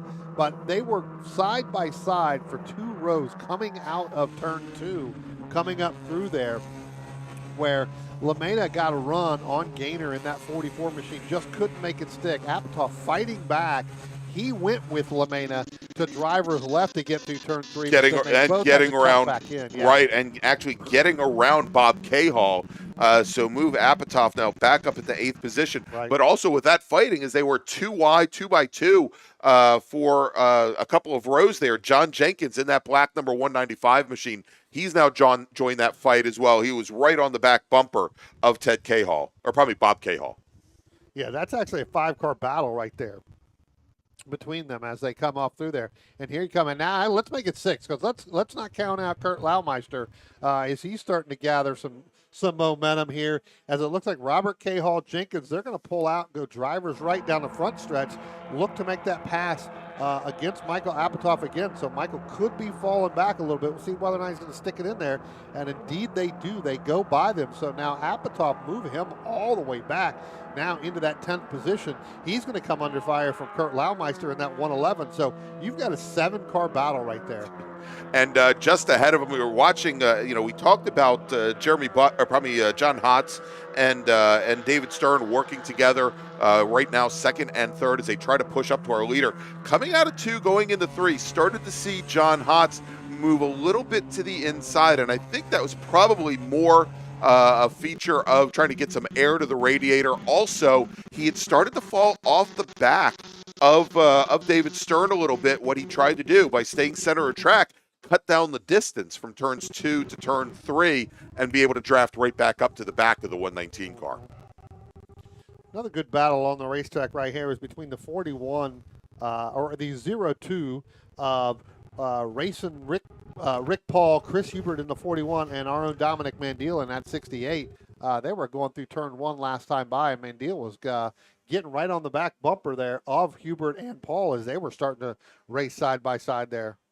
All right, Brian, as we've got 7 laps remaining in this 14-lap race, as we're halfway, let me make a first call to the grid for our next group. Attention in the paddock, First call to the grid for race group number 8, our final race group of the day. Please start heading to the grid. Your race is next. Race group number 8, Improved Touring ITS ITA and ITB, as well as B-Spec. Please head to the grid. Your race is next.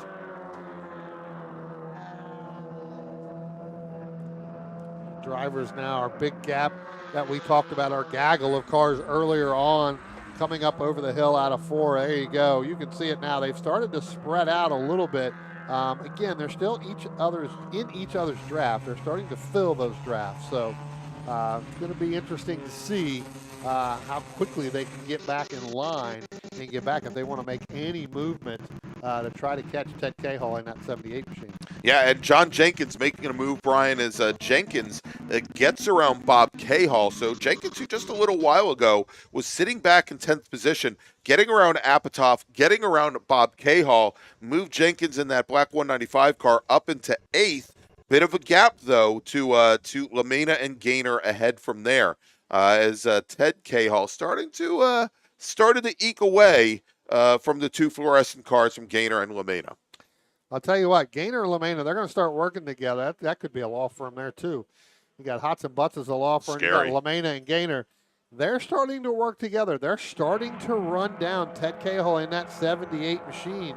LaMena about a half a car length behind Gaynor. Just content right now to sit there, pull away from the other group that is behind them, of the ones we were talking about with Jenkins, Cahill, Apatow, and Kurt Laumeister. So they're starting to run down. Like I said, that 78 of Ted Cahill, that's going to be a battle there at the end. That's going to be for 5th position overall.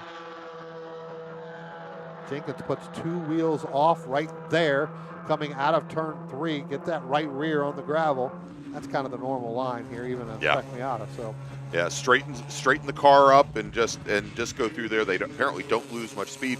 It seems like they actually lose more momentum by keeping all 4 wheels on the pavement. Yeah, right, exactly. All right, we've got the 2 pumpkin cars, Brian, side by side. That is, I think it is is that the 41 machine of Chris Hubert, and then you said Racing Rick Paul, the 02 machine. They're running 14th and 15th. They've been locked nose to tail now for the last, 6 laps or so, almost since the very start of this race. As our leader now crosses the start-finish line, we'll watch him come down there into 5 as our leader. Now Nick Bruni starts lap number 10. Only 5 laps remaining. And we've got a change of position here for second place. John Hotz is now going to get in front of David Stern in that 119 machine. John Hotz got a great run off of turn 10, as we have seen time in and time out. Comes down, gets down the front stretch. David ends up letting him go. Now, it could be that they know that David may be better being behind John. They'll battle it out at the end, because Jeremy was starting to reel those 2 in. So John Hotz gets in front. David lets him in. But here we go. Here's the battle, as I talked about, with Ted Cahill, Kip Gaynor, and Michael LaMena. They're starting to pull away from that Jenkins machine. They're not going anywhere either. No, they're not. And as they came out of 2 going into 3, Brian, both Gaynor and LaMena started to peek to the inside on Ted Cahill. Ted Cahill came down the center of the track, wanted to ensure that those racers behind him had really nowhere to go, no way to make the pass there. And as we watch them now, as they're coming down through the carousel, look at this, as we've got now LaMena trying to come right underneath the 78 or the 178 machine. Well, I tell you what, Gaynor's the one that's going to probably get the run here on Ted Cahill in that 178 machine, because Cahill went a little bit wide coming out of 6, headed up into 7. Was able to hold off, but I again, that was such a good run by Gaynor, staying on the inside there, trying to make that car as straight as possible going down through there. We'll have to see if the 88 and the 44 can work together. As now Cahill's going to go driver's right. He's going to throw a little bit of a block right there. Oh, my. Send them all the way down in. That's going to scurry them back through. So, again, and now he's going to lock it up going through there. I think that's going to put odd man out of Kip Gaynor going through there. But yeah, heavy move over to the drivers right there by that 178 machine. Still in line, but what does that do, Greg? That brought Jenkins back into the fold, so now it's going to become a 4-car battle. Yeah, and it looked like a very late move by Ted Cahill, as we had both LaMena and Gaynor going down drivers right, to the point where the trailing car, Brian, Michael LaMena, actually went into the grass drivers right, and all 3 of them locked up brakes going into turn number 1. It is very clear right now that Ted Cahill racing in his mirrors. Yeah, that could have been nasty. Good thing that, again, with a lot of track time between all three of those drivers here, they knew where to get in, where to get out of it, and go through there. So we'll have to see here. But, yeah, I think that we're going to see them start to go through. Looks like hearing Dominic Mandil may have gone off driver's left out of turn one. So Dominic using all of the race facilities. And here. maybe, all of the facilities even more. Maybe he was going to check our camera for us. We've got Kurt Laumeister coming off of turn 10 right now. You're going to see it. He's going to come in the screen. He's going to come right back on there. He definitely went up and caught air coming out of turn 10. Yeah, there is that big berm at Brian. But now side by side going down into turn number 1, it is Mike LaMena and Kip Gaynor going down with Ted Cahall. Gaynor side by side with the 178 car as he got a great run out of turn 10 with that incident right behind him. And now taking over the spot, he is your new 5th place runner. That is Kip Gaynor. So drop the 178 car back into 6th. Mike LaMena now having to find a way around as well. Gaynor putting 2 wheels off, driver's right, going down into 3. That's going to keep them going straight. Looks like we got the 41 and the 02. They went through the start-finish line. They were side by side. Yeah, going back to the 2 pumpkin cars, Rick Paul and Chris Hubart separated by 29 1/1000ths of a second. And unless I get the binoculars on the numbers on the side of the car, I can't tell them apart. They've got the identical livery. I'm going to have to find out if they are teammates here because I know Chris Hubert's from Purcellville, which is kind of right up where I'm at. So we'll have to see and find out where they go park stop those in for cars. dinner tomorrow night. Stop in, yeah. Or Tuesday night. Tuesday night. Here comes our overall leaders. There goes Nick Bruni down in. He's going to end up passing Dad coming through. There's 2 to go. Don't drive in the mirrors, Vic. Yeah, don't drive. But All I'll right. tell you what, the battle, Greg, let's pick this back up here. Coming down the front strip. There you see Cahall pushing Kip Gaynor down, and now he's going to make a move to driver's left. He's got Jenkins behind him.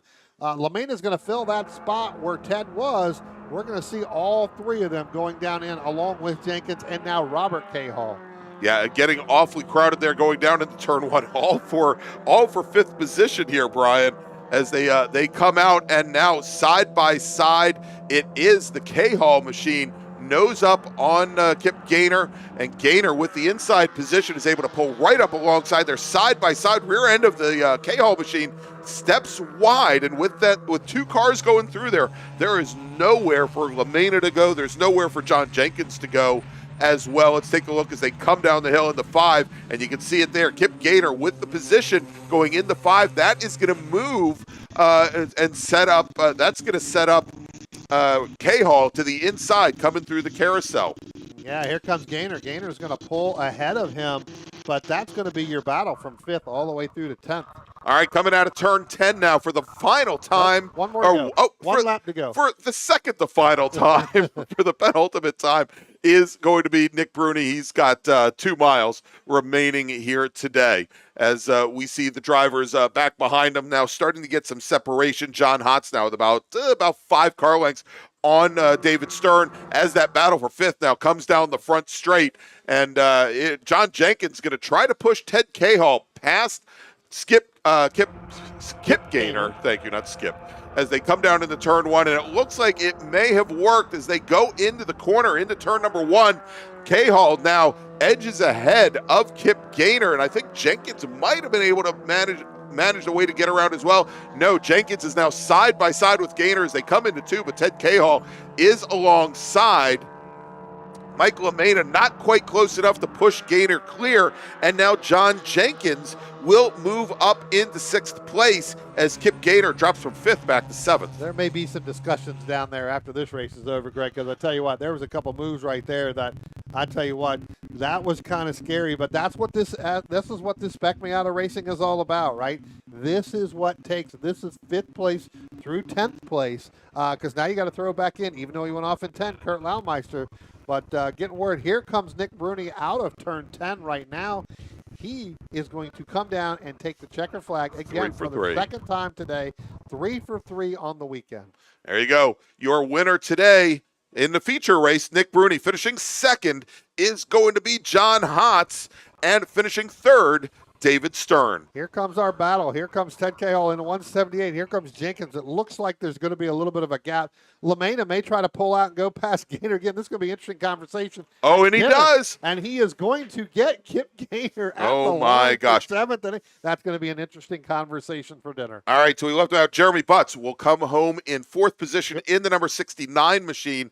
And then, yes, it is Ted Cahill. He'll finish fifth. John Jenkins will finish sixth. Mike LaMena seventh. Kip Gaynor finishes in eighth. Bob Cahill crosses the line in ninth. And then we've got Kurt Laumeister rounding out the top 10. A little bit further down, Michael Apatow in that 21 machine, falling all the way down into 11. Steven Figura in the 4 machine. He's going to finish 12th. The 54 of Michael Cohen's going to finish 13th. 114 of Kevin Conlon, he's going to finish 14th. The 41 of Chris Hubert, he is going to finish 15th. Racing Rick Paul, he is going to end up coming across the line in 16th. Dominic Mandil is going to come across the line in 17th. Vic Bruni, who I think pulled in at the end once our big pack of groups started to catch him, he is going to finish 18th. All right, there you go. All right, so Brian, we've got one last race remaining. Let's make a final call to the grid for them. And then I may join you in another one of those cough drops. Final call to the grid for race group number 8, our last race of the day. Please head to the grid. Race group number 8, please head to the grid. That's Approved Touring, ITS, ITA, ITB, and B-Spec. Please head to the grid. All right, we're going to take a quick break. We'll be back with that final race of the afternoon. But first, I want to tell you about some of our great partners and sponsors that have been bringing you the Mid-Atlantic Road Racing Series all year long, like OG Racing. OG Racing carries just what you need to get on the track, from driving suits and shoes to helmets, data and video systems, to your favorite brake pads from Performance Friction, Hawk, and Paget. OG Racing has built its reputation during the last 22 years by providing the best customer service in the motorsports business, and their depth of inventory is second to none when it comes to safety equipment. That's why OG Racing has been the highest volume Sparco dealer for 17 years. Come visit their 12,000 square foot showroom and warehouse located in Sterling, Virginia. Call them at 1-800-934-9112 or order online at ogracing.com.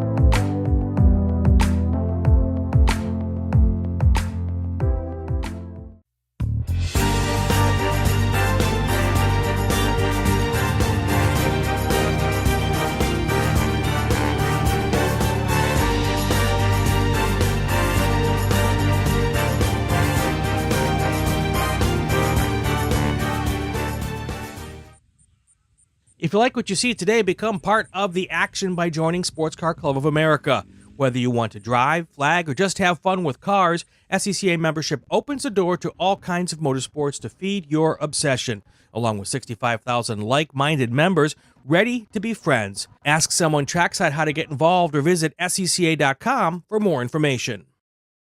Since 1976, Radial Tire Company has been providing the Washington, D.C. area with quality tires, expert knowledge, and the finest service. They have earned a reputation as a premier specialist in hard-to-find performance tire and wheel applications and stock tires from all the top manufacturers for whatever you drive. From performance and race cars to SUVs and trucks to your daily drivers, Radial's mission is to assist you in getting the most out of your tires and car. To get a competitive quote on your next set of tires, now with free shipping, or to schedule online, visit RadialTireCompany.com or call them in Silver Spring at area code 301-585-2740. That's 301-585-2740.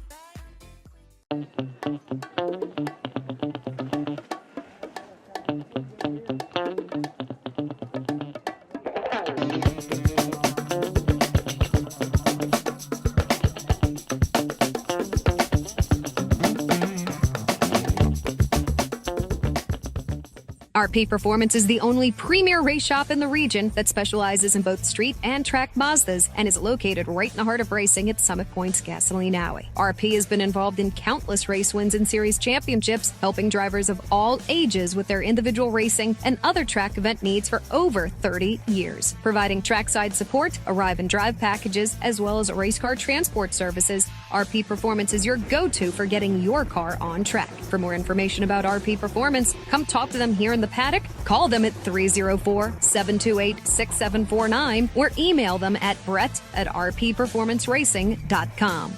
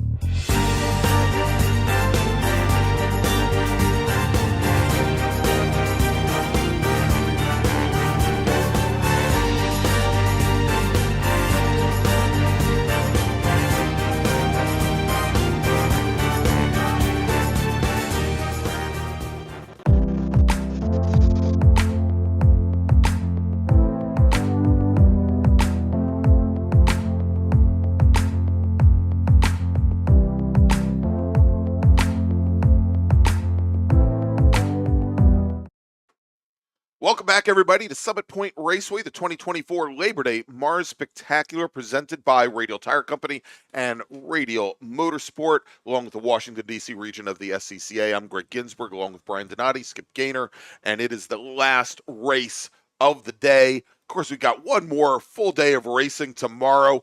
Pace lap now underway. The beautiful, not Pontiac pace car bringing the field out on track, Brian. And we've got, I believe, 17 starters in this race group. Let's run down the starting order.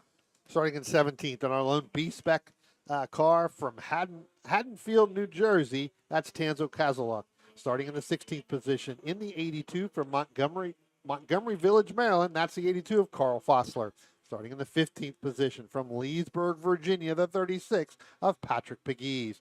Starting in the 14th position from Pasadena, Maryland, that's the 89 of Alton Fryer III. Starting in the 13th position from Durham, North Carolina, that's the 98 of Kevin Fryer. Starting in the 12th position from Shippensburg, Virginia, that's the 28 of Matt Small. Starting in the 11th position from Frederick, Maryland, the 44 of Richard Allen. Starting in the 10th position from Hampstead, Maryland, that's the 100, that's Justin Shepard. Starting in the 9th position from Baltimore, Maryland, the 42 of Norv Piscal. Starting in the 8th position from Frederick, Maryland, in the taxi cab, the number 69 of Scott Coleman. Fredneck. Starting in the 7th position from Richmond, Virginia, the 41 of David Lanning. Starting in the 6th position from Gainesville, Virginia, that's the 1 of Daniel Freeman. Starting in the 5th position from Bowie, Maryland, in the 127 for the 90th lap this weekend, that's Mark Lillard. Starting in the 4th position from Centerville, Virginia, that's the 10 of Glenn Evans. Starting in the 3rd position in your pole sitter in ITA from Harpers Ferry, West Virginia, that's the 31 of Joel Gambino. And starting on the front row, starting in the 2nd position from Jefferson, Maryland, that's the 55 of Murphy Nichols. And starting on the pole from Myrtle Beach, South Carolina, that's the 00 of Jeffrey Lucas. All right, looks like the field now trying to get formed up as they come through the carousel, just as our cameraman over at Turn 8 decides to take another little vacation. And Brian, exciting race here this morning. Jeff Lucas taking the win in ITS. Starting on the front row along with the Murphy Nichols. Had a spin going into turn 1, I believe, on lap number 2. Fell all the way back to the back of the field. That gave Glenn Evans 2nd position in ITS here as the field on the front straight. And there you go. Green flag is in the air. Murphy Nichols, he's going to try it again here as he and Jeff Lucas, the two Datsuns or two Nissans, coming down into turn one together side by side directly behind him.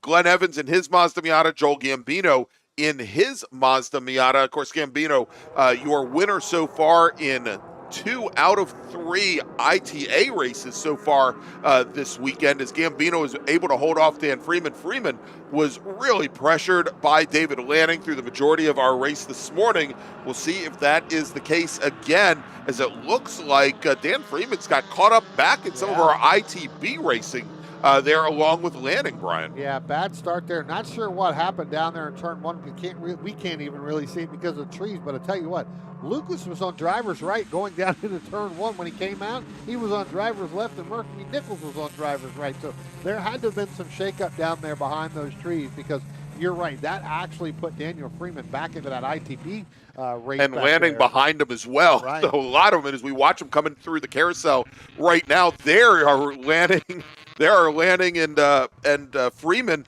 as they're about 3 or 4 cars deep in the ITB field. We'll see, that'll change up, I think, as they come onto the front straight, Right. of course.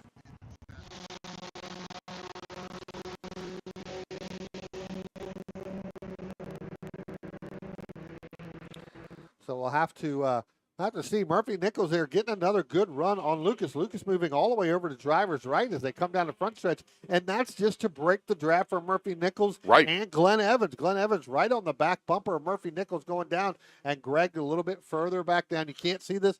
David Lanning, Daniel Freeman, they were side by side with all. Big brake lockup from Lanning. Exactly, big brake up by David Lanning in that 41 machine. We'll see if he's going to be able to make it stick. If not, Freeman should be able to get around him, but they went 3 wide with Scotty Holman. I'll tell you what, you're right, Greg. That big brake lockup, that's going to hold them up even more. All right, so Lanning gets around Dan Freeman and is able to hold Freeman's pace enough that Freeman now has to worry about our ITB leader, Scotty Holman, in that bright yellow Mazda Protege.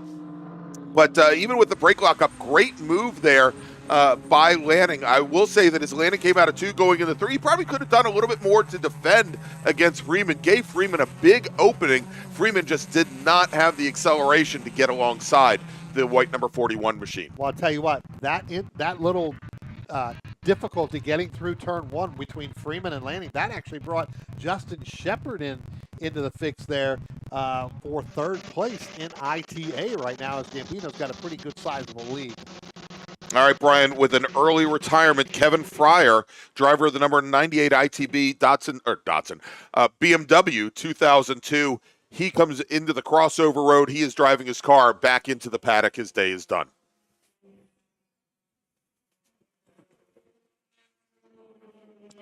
Looks like we had some contact. You're getting a big call from down in turn 5, so it looks like there was some contact between Kevin Fryer, Matt Small, and I believe it may have been one other car. It sounded like Rich Allen might have been involved as well in the Black 44 Golf. Yep. Yeah, so that's going to drop Small back considerably here. So Murphy Nichols just resets fast lap of the race. This may be the fastest lap time that Murphy Nichols has run. So no, it isn't. Nichols was in a 127 flat yesterday. We're at a 128.7 right now. But currently Nichols, and he is he's holding on tough there with Jeff Lucas. They call him the professor for a reason, Brian. A many-time MARRS champion in ITS in that Datsun 240Z, and Murphy Nichols, he's sticking with him. He's probably got more championships than Murphy Nichols is old. Or age. Well, there's a possibility there.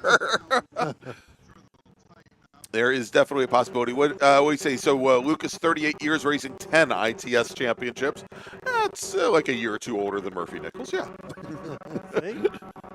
All right, well, now I think we invoke the announcer's curse, Brian, because over at turn 8, Murphy Nichols ran wide, driver's left, and he now continues, but he continues just ahead of the number 100 car, Justin Shepard. So that drops Murphy Nichols from 2nd down to 7th overall, and I'm I'm so apologetic. That is going to move Glenn Evans now back up for the second race in a row into second in ITS, and he's only about a second and a half back from Jeff Lucas. He's got Joel Gambino in tow. You know, those two Miatas, they could possibly work together and find their way up to Jeff Lucas. Here, a very hot day. The Datsun 240Z is kind of known for running down and burning down the brakes. They have non-vented front rotors on them, although they've got aluminum rear. They've got aluminum rear drums, sometimes discs in the rear. And well, we'll see exactly what happens here. But we see here as they come through the carousel, about 6 car lengths now, separating Jeff Lucas and our new second place runner in class, Glenn Evans. Yeah. Just not going to talk about Murphy Nichols anymore. No, not at all. We've done that twice already today, and both times has gone off track to do that. So we're going to have to wait and see. Looks like we're getting a call in from turn 2 as well. Pick that up here.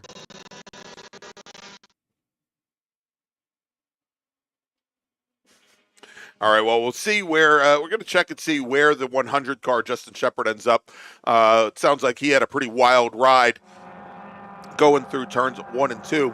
He was running 8th after we saw Murphy Nichols rejoin, and he was separated. He was sitting right between Nichols and Scotty Holman, our ITB leader, and Justin Shepard loses 2 positions. He now finds himself back in 10th. Maybe trying to dear the dear old dad. I think his dad was a really big dirt racer back in the day. Yeah. So, you know, maybe I'm sure he learned a few to go off and then back on and not really lose too much time there. So Justin Shepard going off, continuing. He's dropped all the way back. He's now actually just now coming out of 2, heading up into turn 3 now. So where he was before, he's dropped well back to try to do that dirt ride. Yeah, about a second and a half back from Nora Perskell in the number 42 Mazda. So Perskell now move him up to 4th. And did you know this about Nora Perskell, that he is an astronomer? I did not. He works on the Hubble Space Telescope, as a matter of fact, over at and also the newer James Webb telescope. That probably why he calls his racing team Space Monkey Racing. There you go. For him and Andy O'Brien, somebody who we have not seen out here in quite some time. I think Andy had his car pretty much wrecked in, I think it may have been Watkins Glen or even down at VIR. I can't remember which track it was. Andy O'Brien, big into that, does a lot of video up in there, a lot of pictures up in there, and so I live vicariously through Andy. All right, Brian, taking a wild ride through the gravel trap over at turn 10, and now rejoining. He has been having a pretty miserable last 2 laps. That is the 100 car of Justin Shepard. He does rejoin, but he had about a 40-45 degree slip angle there coming through turn 10. You see that, and usually that's when the rear end decides to go whoop over.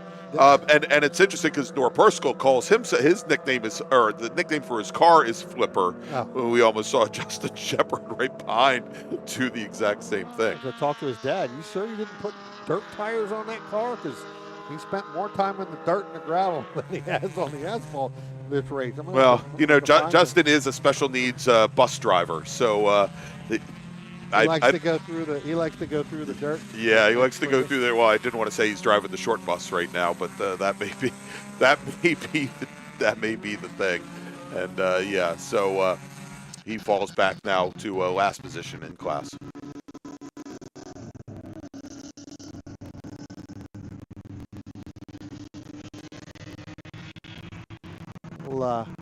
Oh, yeah, and real quick, Brian, I wanted to correct something. We had said that we thought it was Rich Allen that was involved in that incident with Kevin Fryer and Matt Small. Apparently, it was Nora Perskell in the 42 Miata that was involved in that, not Rich Allen. Right.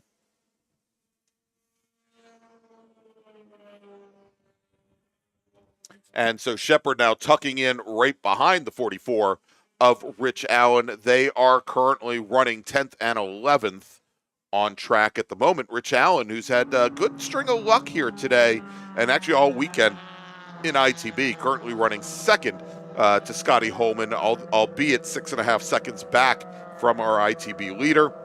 Alton Fryer, who currently is running 3rd in ITB, the number 89 BMW 2002, that's Kevin's father, currently 17 seconds back from Rich Allen. Tell you what, Greg, I'm going to take a look here, and we're going to see our overall leader now. They're going to come through the carousel now. Our second place car in ITS, Mark Liller, in that 127 machine, went almost 6/10 of a second faster that lap. Set the fastest lap of the race. Catching up to Jeffrey Lucas. So Mark Liller got that car dialed in right now. Here comes Lucas now coming out of turn 10. And then the next car you're going to see, there's the Mark Liller machine. Then you go back a little bit. That's Glenn Evans. That's third in ITS. And then your overall leader, Joel Gambino, in that ITA machine right back behind Evans. So Mark Liller getting it done, although the minute we say that, again, Jeffrey Lucas now does the fastest lap, resets the fastest lap of the race there and pulls away by about 5/10. So whatever Mark gained, it just went away. And we talk about how many drivers have raced in that Mazda Miata, Brian. Yeah, and we're going to a full course caution. So we've got a car off course, Brian. Yeah, somewhere that needs to be moved. I think it's going to be down into maybe in turn 1. I'm not sure. I don't see anything down there. We'll have to get that. Yeah, we're going to try and get the information. We didn't hear the initial call, but we are going to be sending the safety car now up to the top of the pit lane to pick up our overall leader, Jeff Lucas. That's going to close things down, Brian. And as we'll talk a little bit as we try to figure out where the incident is and as they deploy vehicles. But one of the things so Mark Liller racing in ITS at the July MARRS, and how many drivers have been behind the wheel of that 127 car? We had Chris Childs from Angry Sheep Motorsports race that car in ITS. Trying to do a little test and tune. So we've now seen that 127 car in 6 or 7 different classes. ITS, in Touring 4, in STL, and of course in the bracket races as well. That car has been in every group so far. The only group that has not the Wings group is either Wings, SSM, or SM. take the fenders off it. Nobody will know the difference. All right. And we're having emergency services vehicles deployed right now. And it sounds as though the incident is now over by turn 7. Yeah, it looks like it may be for an engine. Somebody's engine has let go. We'll see. And, Greg, that may be Murphy Nichols. Yeah, let's see here. Yeah, we're showing Nichols right now a lap down from our ITB drivers. They always say the car is the fastest it's ever going to be right before it goes. Oh, yeah, and he turned his fast lap on the previous lap. That would be unfortunate because we know Murphy again just transferred from local college here in the Frederick, Maryland area down to the University of North Carolina, Charlotte, UNCC, and I'm sure I know, and you and I both know Murphy's story quite a bit, and he has worked very hard to be able to build this car up, and I have a feeling that this may be. If he does have to replace the motor on it, it may be a while before we see Murphy back on course. We just saw one of our emergency services vehicles come through turn 5, cut through the grass, I'm sure, to speed the entrance over to where that car is. We see the safety car now bringing the field through turn 5, and we'll see if we should be able to pick up the safety car again in just a corner or so. We may be able to confirm that it's the 55 machine here in just a moment as he's coming through the carousel through turn 6A.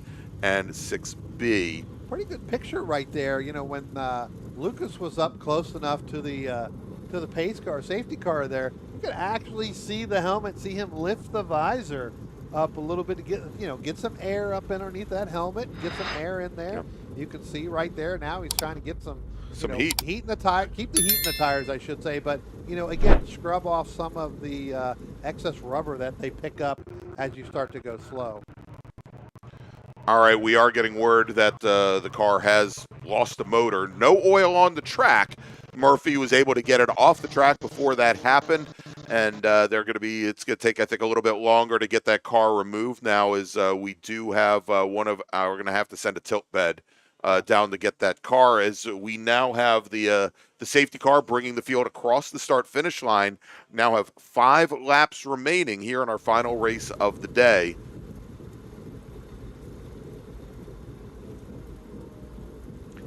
And so the question is now, whether we can get that car, whether we can get the Nichols car maybe moved from where it is currently, get it away, further away from the track surface, Brian, so that we could perhaps get back underway and complete this race, and they'd pick it up with the tilt bed a little bit later. And it sounds like they are going to be able to do that, which is a good thing.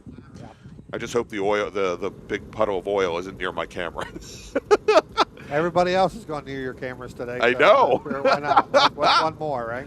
Exactly. All right, field coming through turn 3 right now. For those of you who weren't with us yesterday, we had our turn 5 camera that got taken out. Went flying through the air with the greatest of ease. Before our Turn 1 today. Before our turn 1 camera went out, we had Ryan Maloney that decided to park right underneath it, down there in turn 1. Again, good aim. Broke a brake rotor, from what I understand, going down into 1 with his race with Jack Murchison there towards the end. So and in SSM, yeah. We had turn 6 earlier on, right there in the carousel. We had a car that kind of went over to the side. Yeah, and so the word is, and we didn't see him through here. The Nichols car is not by turn 7. It is actually just it's on the outside, driver's right over by turn 5. We might be able to see it. There it is, right there. And so they're going to try and tow him over to the flag station over by turn 6B, what is known as the turn 7 for flag stand. And if they can get that done, we're getting word. Yeah, there you go. Safety car is going to come into the pits this time by. We're going back to green flag racing here, and when our leader right now, Jeff Lucas, crosses the start-finish line, we'll have 4 laps remaining. Safety car on the pit lane. Jeff Lucas has the field. Green flag is in the air, and we are back to it. And Brian, the number 10 machine, Glenn Evans, a great restart today. The question is whether he's going to be able to get up to the 127 car. He pulls up right alongside. And that is now also going to force Joel Gambino, our ITA leader, to defend down to the inside, because he had both the Freeman car and the Lanning car right behind him on the restart, as they both try to go around him, go around the outside of turn number 1. And as they make the run down into turn number 3, side by side, it's Freeman to the inside, driver's left, it's Gambino to driver's right. And we're going to see him come into our frame. There they are, side by side. That's the battle for the lead in ITA, with the Lanning car, the white with red stripe machine, directly behind him. We didn't even talk about the ITA restart, right? I mean, that was such a big lead by Gambino as they come down into turn 5. And Daniel Freeman gets a good run. So does David Lanning coming in there. We weren't even talking about. I was more looking at Mark Liller in that ITS getting a good start. He did not get the start he wanted. He was able to pull away now a little bit from Evans, but Evans and Liller were side by side, as you talked about, going through there. That brought that whole ITA battle right back in there. David Lanning going through 3, had to get on the brakes just a little bit more. That enabled Gambino to get a good run. All right, and as our leader, Jeff Lucas, comes out of 10, looked like Gambino was able to hold off Freeman. Let's take a look as they are now, well, they are the 3rd and 4th, 5th cars coming through the line. Let's take a look here on the front straight. There's Jeff Lucas, followed by Liller, who's now opened things up on the number 10 car, Glenn Evans, and indeed it is Joel Gambino in the blue number 31, Dan Freeman in the black number 1, David Lanning in the white number 41. A little bit further back in ITB, Scotty Holman, he's still safe. He's got a couple ITA cars, Nora Perskell and Justin Shepard, separating him from Rich Allen. Yeah. Again, we've seen this time in and time out, is a little bit of smoke that comes off to Daniel Freeman as he gets into the entry into turn 1 and the exit of turn 2. That's just normal. That's not tire lockup. But he's got a real battle on his hands right now with David Lanning. David Lanning getting right up on the back bumper. Gambino starting to pull away in this ITA battle. We talked about, Mark Liller in that 127 for the ITS. Jeffrey Lucas now has kind of set sail a little bit, kind of opened up a little bit more of a lead here with, 3 laps left to go. Next time by, it'll be 2. All right. Looks like Matt Small's getting ready to pull. Actually, he is pulled in down on pit road, so Matt Small's day is now done. Yeah, that's the ITB Volkswagen Golf, who started off, I think, 3rd in class, was down in 4th, and so, yeah, indeed, he has retired. So that means now in ITS, we've got Jeff Lucas, Mark Liller, Glenn Evans, your top 3. In ITA, it's Gambino, Freeman, and Lanning. In ITB, it's Scotty Holman, Rich Allen, Alton Fryer. now your top three. And, of course, we've got our one B-Spec racer on track as well, Tansel Kozaluk. And, Brian, it looks like Kozaluk getting pretty close to his fastest lap time so far of the year, of the weekend. Pretty good battle. A little bit further back here with the Richard Allen machine. You've got Nora Perskell and Justin Shepard. Again, Justin Shepard going off several times. That full course caution actually really helped him, because now you've got him and Perskell. They were side by side coming by the start-finish line, headed down in turn one. Move Justin Shepard right now into fourth place in the ITA. Well, I'm looking now. It looks like Perskell is able to get around Shepard coming through turn two. So let's swap it again. Nora Perskell moves up at the fourth, move Justin Shepard back to fifth in ITA. And as you mentioned, they've got Rich Allen currently running second in ITB, right back behind them, watching the whole thing as they come down through the chute now into turn number 5. Yep. Perskell opening that up a little bit. I think they, obviously they have a little bit more top end than Richard Allen in that 44 machine in that ITB. So again, Allen just, right now just content to sit there behind him, because he's got a pretty big gap. He's got 4 seconds over Alton Fryer in that 89. All right, Jeff Lucas all by himself now, starting to work his way onto the front straight. And here he comes. He is going to get the 1 to go board, 1 lap remaining. Our final race of day 2 of the MARRS Labor Day Spectacular. We'll tell you a little bit more about what's coming up tomorrow, Brian, because we've got a lot more racing action here from Summit Point tomorrow. But we've got 2 miles remaining here today as Jeff Lucas, for the 3rd race in a row, is leading the ITS field now around Summit Point Raceway. Greg, we're going to leave it. Let's leave it on turn 3 here, Cameron. I know there's nothing going on right now, but I think Freeman may have gotten around Joel Gambino going down in turn 1. Yes, he did. You're going to see this coming on your camera. Daniel Freeman has gotten around right there. Here he comes. He is in front of Joel Gambino for that ITA lead right now. So we'll have to see whether or not Freeman's going to be able to hold off as they come down the hill in turn 5. There's Lucas. There's Lillard. Here comes Evans. Here comes Freeman. Here comes Gambino. And then Lanning's going to come right back on there. So we've got a 3-car battle here, Greg, as we get to the back half of this racetrack for our ITA. All right, and here they come, coming through the carousel right now through 6A and 6B.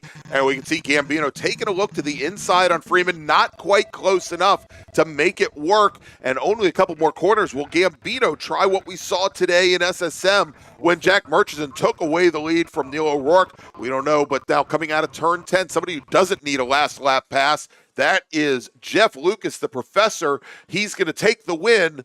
3rd race in a row in ITS. Finishing 2nd is going to be Mark Liller with Glenn Evans 3rd. And as they come to the line, taking the win in ITA, his first win of the weekend, Dan Freeman, margin of victory over Joel Gambino, 51/1000ths of a second. David Lanning will finish in 3rd. Nora Perskell will finish in 4th, with Justin Shepard only 1800ths of a second behind, finishing in 5th. In ITB, Scotty Holman will take the win over Rich Allen. Alton Fryer will finish in 3rd. Carl Fossler finishes 4th. And Patrick Pegues will finish in 5th. And, of course, Tansel Kozaluk, Brian, I should mention, the rookie sets his fastest lap on the last lap of the race. Turns in a 137.452, knocks another full 10th off of his fastest lap ever here at Summit Point Raceway. Congratulations to my student Tansel, and hopefully a lot of the folks in Turkey watching that race as well. Actually, Greg, he just went faster than that on lap 14. He went down to a 136. Oh my gosh! Oh my gosh! Yes, he did. Faster. A 136.4, knocked a full second off of what he ran previously. Wow, he's going to be happy with that, and congratulations to him. All right, let's do this. Let's wrap things up for the day, Brian. Spencer, if we could bring up the schedule so we could show people what we got coming up tomorrow. Tomorrow is feature race day here at Summit Point and the 2024 MARRS Labor Day Spectacular. We are going to have, this is very much similar to our Sunday schedule for a regular MARRS Series event. We're going to have 2 races, 2 10-lap races for the Sprint Bracket Road Racing Series. We're going to get underway at 8:40 a.m. tomorrow with our first 10-lap race for them. We then go feature MARRS Racing. Today it was 14 laps, Brian, for MARRS. Tomorrow it is 20. and you can see it right there. We hope to have our first 4 MARRS races done, and then we're going to go right after lunch MARRS and more bracket racing there in the afternoon. But so far this weekend, first off, no thunderstorms today. Yeah, looks like it dissipated, went away. So Yeah. that's good. But lots more great racing on tap, and today was a wonderful series of races that we had here today. Jeff Lucas now heading out on track, take his victory lap for his ITS win. And as he does, and I'm sure we'll see our ITA and ITB racers heading out here in just a moment, I want to thank all of you for watching today. Remember, if you haven't done so already, go ahead. Give us a big thumbs up, and if you haven't done so, please subscribe to the Washington, D.C. region YouTube channel. We've got our Director of Club Racing looking to make a $1,000 donation if we hit 1,000 subscribers by tomorrow. And we are up at to what right now? We are currently sitting at 936 subscribers. So We got that's what, 64 more to go. That's right. Let's get those subscribers in. If you happen to click on here, if Call you've got some family friends, members, family members, you call name some it. people. Let's get them on here. Let's pick up the phone. Let's make that. Now I'm sounding like a telephone. You sound like Let's Jerry pick up Lewis. let's pick up that phone. Let's get those people in It's the there. NBA Let's click telephone. on that subscribe. Let's get some money for the Boys and Girls Club. Let's raise as much as we can. They're needed. They got their programs that they need to do. And Greg McDermott has stepped up here and said he will go ahead and do that $1,000. So let's make him do it. Let's hold him to that. All right. So let's wrap up. For Brian Donati, for Spencer Gaynor, I'm Greg Ginsburg. We will see you tomorrow morning, 8:40 a.m. with the third and final day of the Labor Day MARRS Spectacular presented by Radial Tire, Radial Motorsport, and the Washington, D.C. region of the SCCA. Thanks so much. We'll see you tomorrow. Since 1976, Radial Tire Company has been providing the Washington, D.C. area with quality tires, expert knowledge, and the finest service. They have earned a reputation as a premier specialist in hard-to-find performance tire and wheel applications and stock tires from all the top manufacturers for whatever you drive. From performance and race cars to SUVs and trucks to your daily drivers, Radial's mission is to assist you in getting the most out of your tires and car. To get a competitive quote on your next set of tires, now with free shipping, or to schedule online, visit RadialTireCompany.com or call them in Silver Spring at area code 301-585-2740. That's 301-585-2740. Belmont Classic Cars is a family-owned classic and collector car dealership located in Eastern Ohio, specializing in 1960s and 70s American muscle cars and other unique automobiles. Belmont takes pride in taking you back to a simpler time with iconic classic rides and never selling anything that they wouldn't want in their own collection. To see Belmont's extensive inventory of classic cars, visit their website at BelmontClassicCars.com or find them on Facebook and Instagram at Belmont Classic. RP Performance is the only premier race shop in the region that specializes in both street and track Mazdas and is located right in the heart of racing at Summit Point's Gasoline Alley. RP has been involved in countless race wins and series championships, helping drivers of all ages with their individual racing and other track event needs for over 30 years. Providing trackside support, arrive and drive packages, as well as race car transport services, RP Performance is your go-to for getting your car on track. For more information about RP Performance, come talk to them here in the paddock, call them at 304-728-6749, or email them at brett@rpperformanceracing.com. OG Racing carries just what you need to get on the track, from driving suits and shoes to helmets, data and video systems, to your favorite brake pads from Performance Friction, Hawk, and Paget. OG Racing has built its reputation during the last 22 years by providing the best customer service in the motorsports business, and their depth of inventory is second to none when it comes to safety equipment. That's why OG Racing has been the highest volume Sparco dealer for 17 years. Come visit their 12,000 square foot showroom and warehouse located in Sterling, Virginia. Call them at 1-800-934-9112 or order online at ogracing.com.